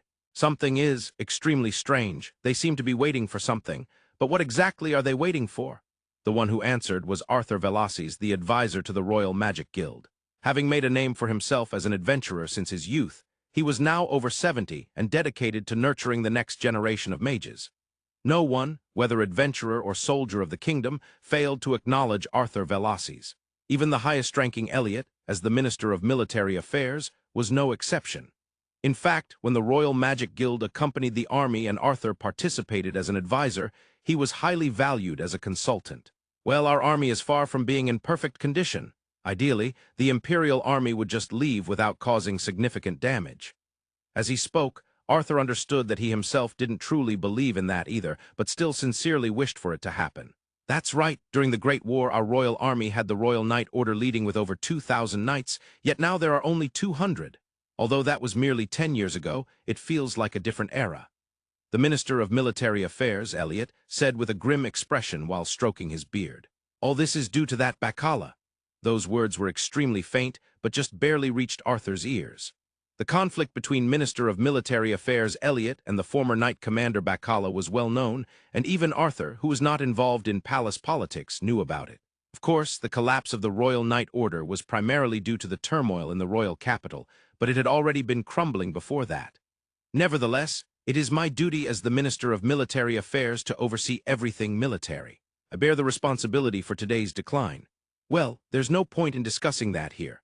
After Marquis Heinlein resigned as Knight Commander, the unfortunate event of the successor dying the day before taking office allowed Bakala to take over the position, which is known to everyone. Concerned that the overall commander appearing downcast before the actual combat was a problem, Advisor Arthur said that, but the response turned in a different direction. That's right, Heinlein, Alexis is the root of all our problems. It seems we have gone off track, Arthur Velasis muttered with a wry smile. The former Knight Commander Alexis Heinlein, known as the Demon. The Minister of Military Affairs, Elliot, held Alexis Heinlein in very high regard and was quite fond of him. It all began when Alexis abandoned the Knight Commander position and returned to his territory. Of course, I understand the sudden death of his predecessor, but with his abilities, he could have easily managed both territory management and the Knight Commander position. No, if he had taken over my position as Minister of Military Affairs, I wouldn't have to endure such troubles. It had just become mere grumbling. Compared to Alexis Heinlein, Bakala naturally seemed like a small fry. Advisor Arthur chuckled inwardly at that. Hey, Scotty, don't you think we're working too hard? Yeah, I feel that way, coming back from the land and now we have this. Knight Zach Cooler asked, and Knight Scotty Kabuk agreed. In reality, they had been given a long vacation after returning from the land. But being summoned to the battlefield within less than 6 months might make anyone want to complain. Well, knights are said to fight for noble people and beautiful ladies. It's just the way it is. Scotty, with his handsome features, spoke, sounding quite convincing. Beautiful ladies, that's right. I'll fight to protect Lady Sierra's country. Oh, Scotty had only stated a general opinion, but it seemed that a strange connection had formed in Zach's mind. Of course, there was nothing wrong with what he said, but, Mel, why aren't they moving? Inside the Imperial Army's operational tent, Chief Vice Officer Viscount Linus Warner Kruger grimaced and said, Mel, the captain of Linus's guard squad, thought for a moment before slowly responding. They're probably observing the situation. Observing? Yes, they are probably contemplating whether it is worth switching sides. The moment Captain Mel said that, a momentary flash of anger crossed Linus's face. However, it was just that, an instant. Even someone like Mel was momentarily mistaken, as if it were just a fleeting thought. I see, very well. I'll show them something worth switching sides for. Baron Oscar Lusk, I have come at your summons. Oscar Lusk, holding the title of the Blazing Flame Mage and the Deputy Commander of the Imperial Emperor Mage Brigade, arrived at the central tent where the command headquarters was located. In front sat the overall commander of this expedition, Marquis Musel, and beside him stood his son, Chief Vice Officer Viscount Linus Warner Kruger, who is said to be in charge of the operation for this expedition. Baron Oscar Lusk, thank you for coming. I actually have a request for you. Marquis Musel said this and nodded to Linus. In response, Linus began to explain. As you know, we have a strategy hidden within the enemy forces. This strategy was planted over several years by His Majesty the Emperor and the Empire Intelligence Department, but, unfortunately, it has not yet been activated. We would like you to trigger it with your magic, Linus explained with a faint smile. To be honest, Oscar disliked Linus, but he did not show it in his expression. Much less would he allow such emotions to surface in his actions. Understood. What specifically should I do? It's simple. It seems that the strategists are observing the situation, so please unleash some flashy magic to wake them up. I see. Oscar had received direct explanations from the Emperor about the strategies planted before their deployment. He understood various things, even regarding this. Taking into account the prior information, he realized that those who were observing would likely take action if they witnessed their capabilities. He also understood that Oscar had been called to this army for the purpose of such flamboyant actions. On the Dispra Plains, after several skirmishes, both armies withdrew their advancing units. At that moment, a single man emerged from the Imperial Army. The Royal Army could see this scene as well, and while some were curious about what was happening, the majority showed no concern. In contrast, the Imperial Army was completely silent. Not a single soldier among the 8,000 of the Imperial Army uttered a sound, not even a cough. An almost impossible complete silence on the battlefield. This was because everyone in the Imperial Army knew who had emerged. The Blazing Flame Mage, a living legend, a reaper among the living, and the strongest and most supreme mage. The Blazing Flame Mage muttered something softly. In that instant, the sky split open, and countless flaming rocks fell, crashing to the ground. Flames erupted from the fallen earth, trees and grass were sent flying, and the ground exploded. It was as if hell was being born accurately upon the earth. Magic is truly a terrifying thing, and mages are to be feared. Every soldier from both armies, whether they wished to or not, was made painfully aware of this. The countless flaming rocks from the true heaven and earth collapse landed exactly where calculated. There were no casualties among either the Imperial Army or the Royal Army. However, it was intentionally dropped in a location that could be clearly seen by the nobles' armies placed on the flanks of the Royal Army. It was a message saying, "Switch sides quickly." Those leading the noble armies trembled. Some nobles personally led their own armies to the battle, while in cases like the army of Duke Flitwick, the Duke's subordinates led the charge. In either case, at this moment, they had no choice or time to hesitate. There was nothing other than to command. All forces advance, target Royal Army's main force. The main force of the Royal Army was attacked from both sides by the northern noble armies. You are amazing for listening to chapters 131 to 230 of Water Magician. If you are enjoying this story, please consider subscribing and supporting the channel.